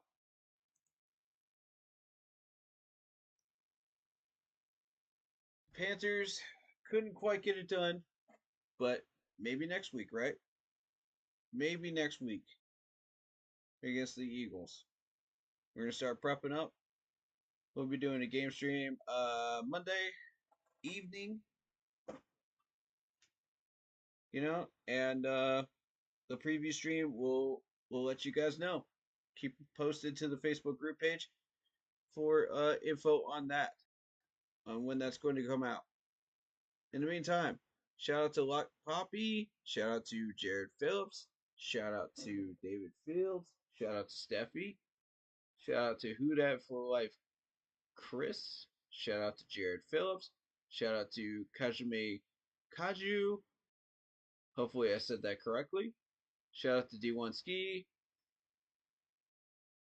Shout out to Isaiah Sizik. Shout out to Melody Stewart. And I think I got everybody. Shout out to Dead War 808. Yeah, I think I got everybody. Cool. All right. We'll see you guys in the next stream. Thank you very, very much for coming. Hit that like button, hit that sub button, hit that bell so I can leave a comment down below if you feel like doing so. And don't forget to check out the Facebook group page. Keep pounding in all caps for in-game posts, polls, opinions, and reactions to NFL news, such as scheduling for the channel and for the Keep Pounding Fantasy Football League via the Yahoo Sports app.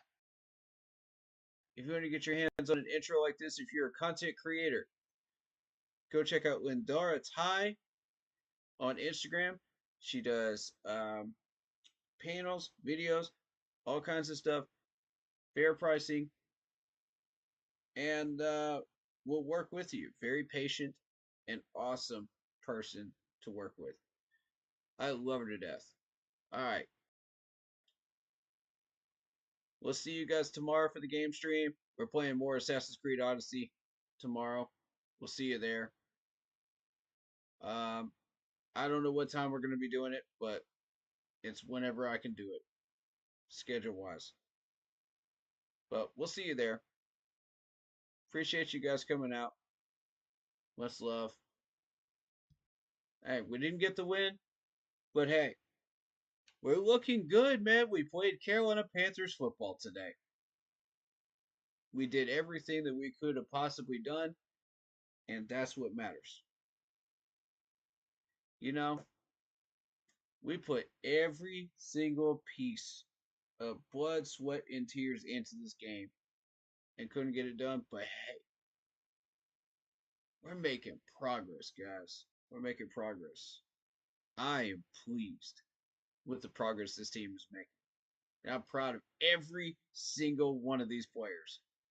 Thank you so much for what you did for us today and put in today. Thank you so much. And as always, man, what we got to do is we got to keep pounding. We got to keep pounding. We got to never give up, but we got to keep pounding. Stay on course. Stay on track. Keep doing what you're doing. If you're doing it right, keep doing it right. If you know you need to work on something, work on it. Improve. Let's go get it, man. Been a good day. Been a very, very good day. A frustrating loss, but a good day. All right, guys. You guys know what to do. Stay happy, healthy, and well. Hope you enjoyed the content. We are just a few subs away from 600. We'll see you guys in the next one. And next.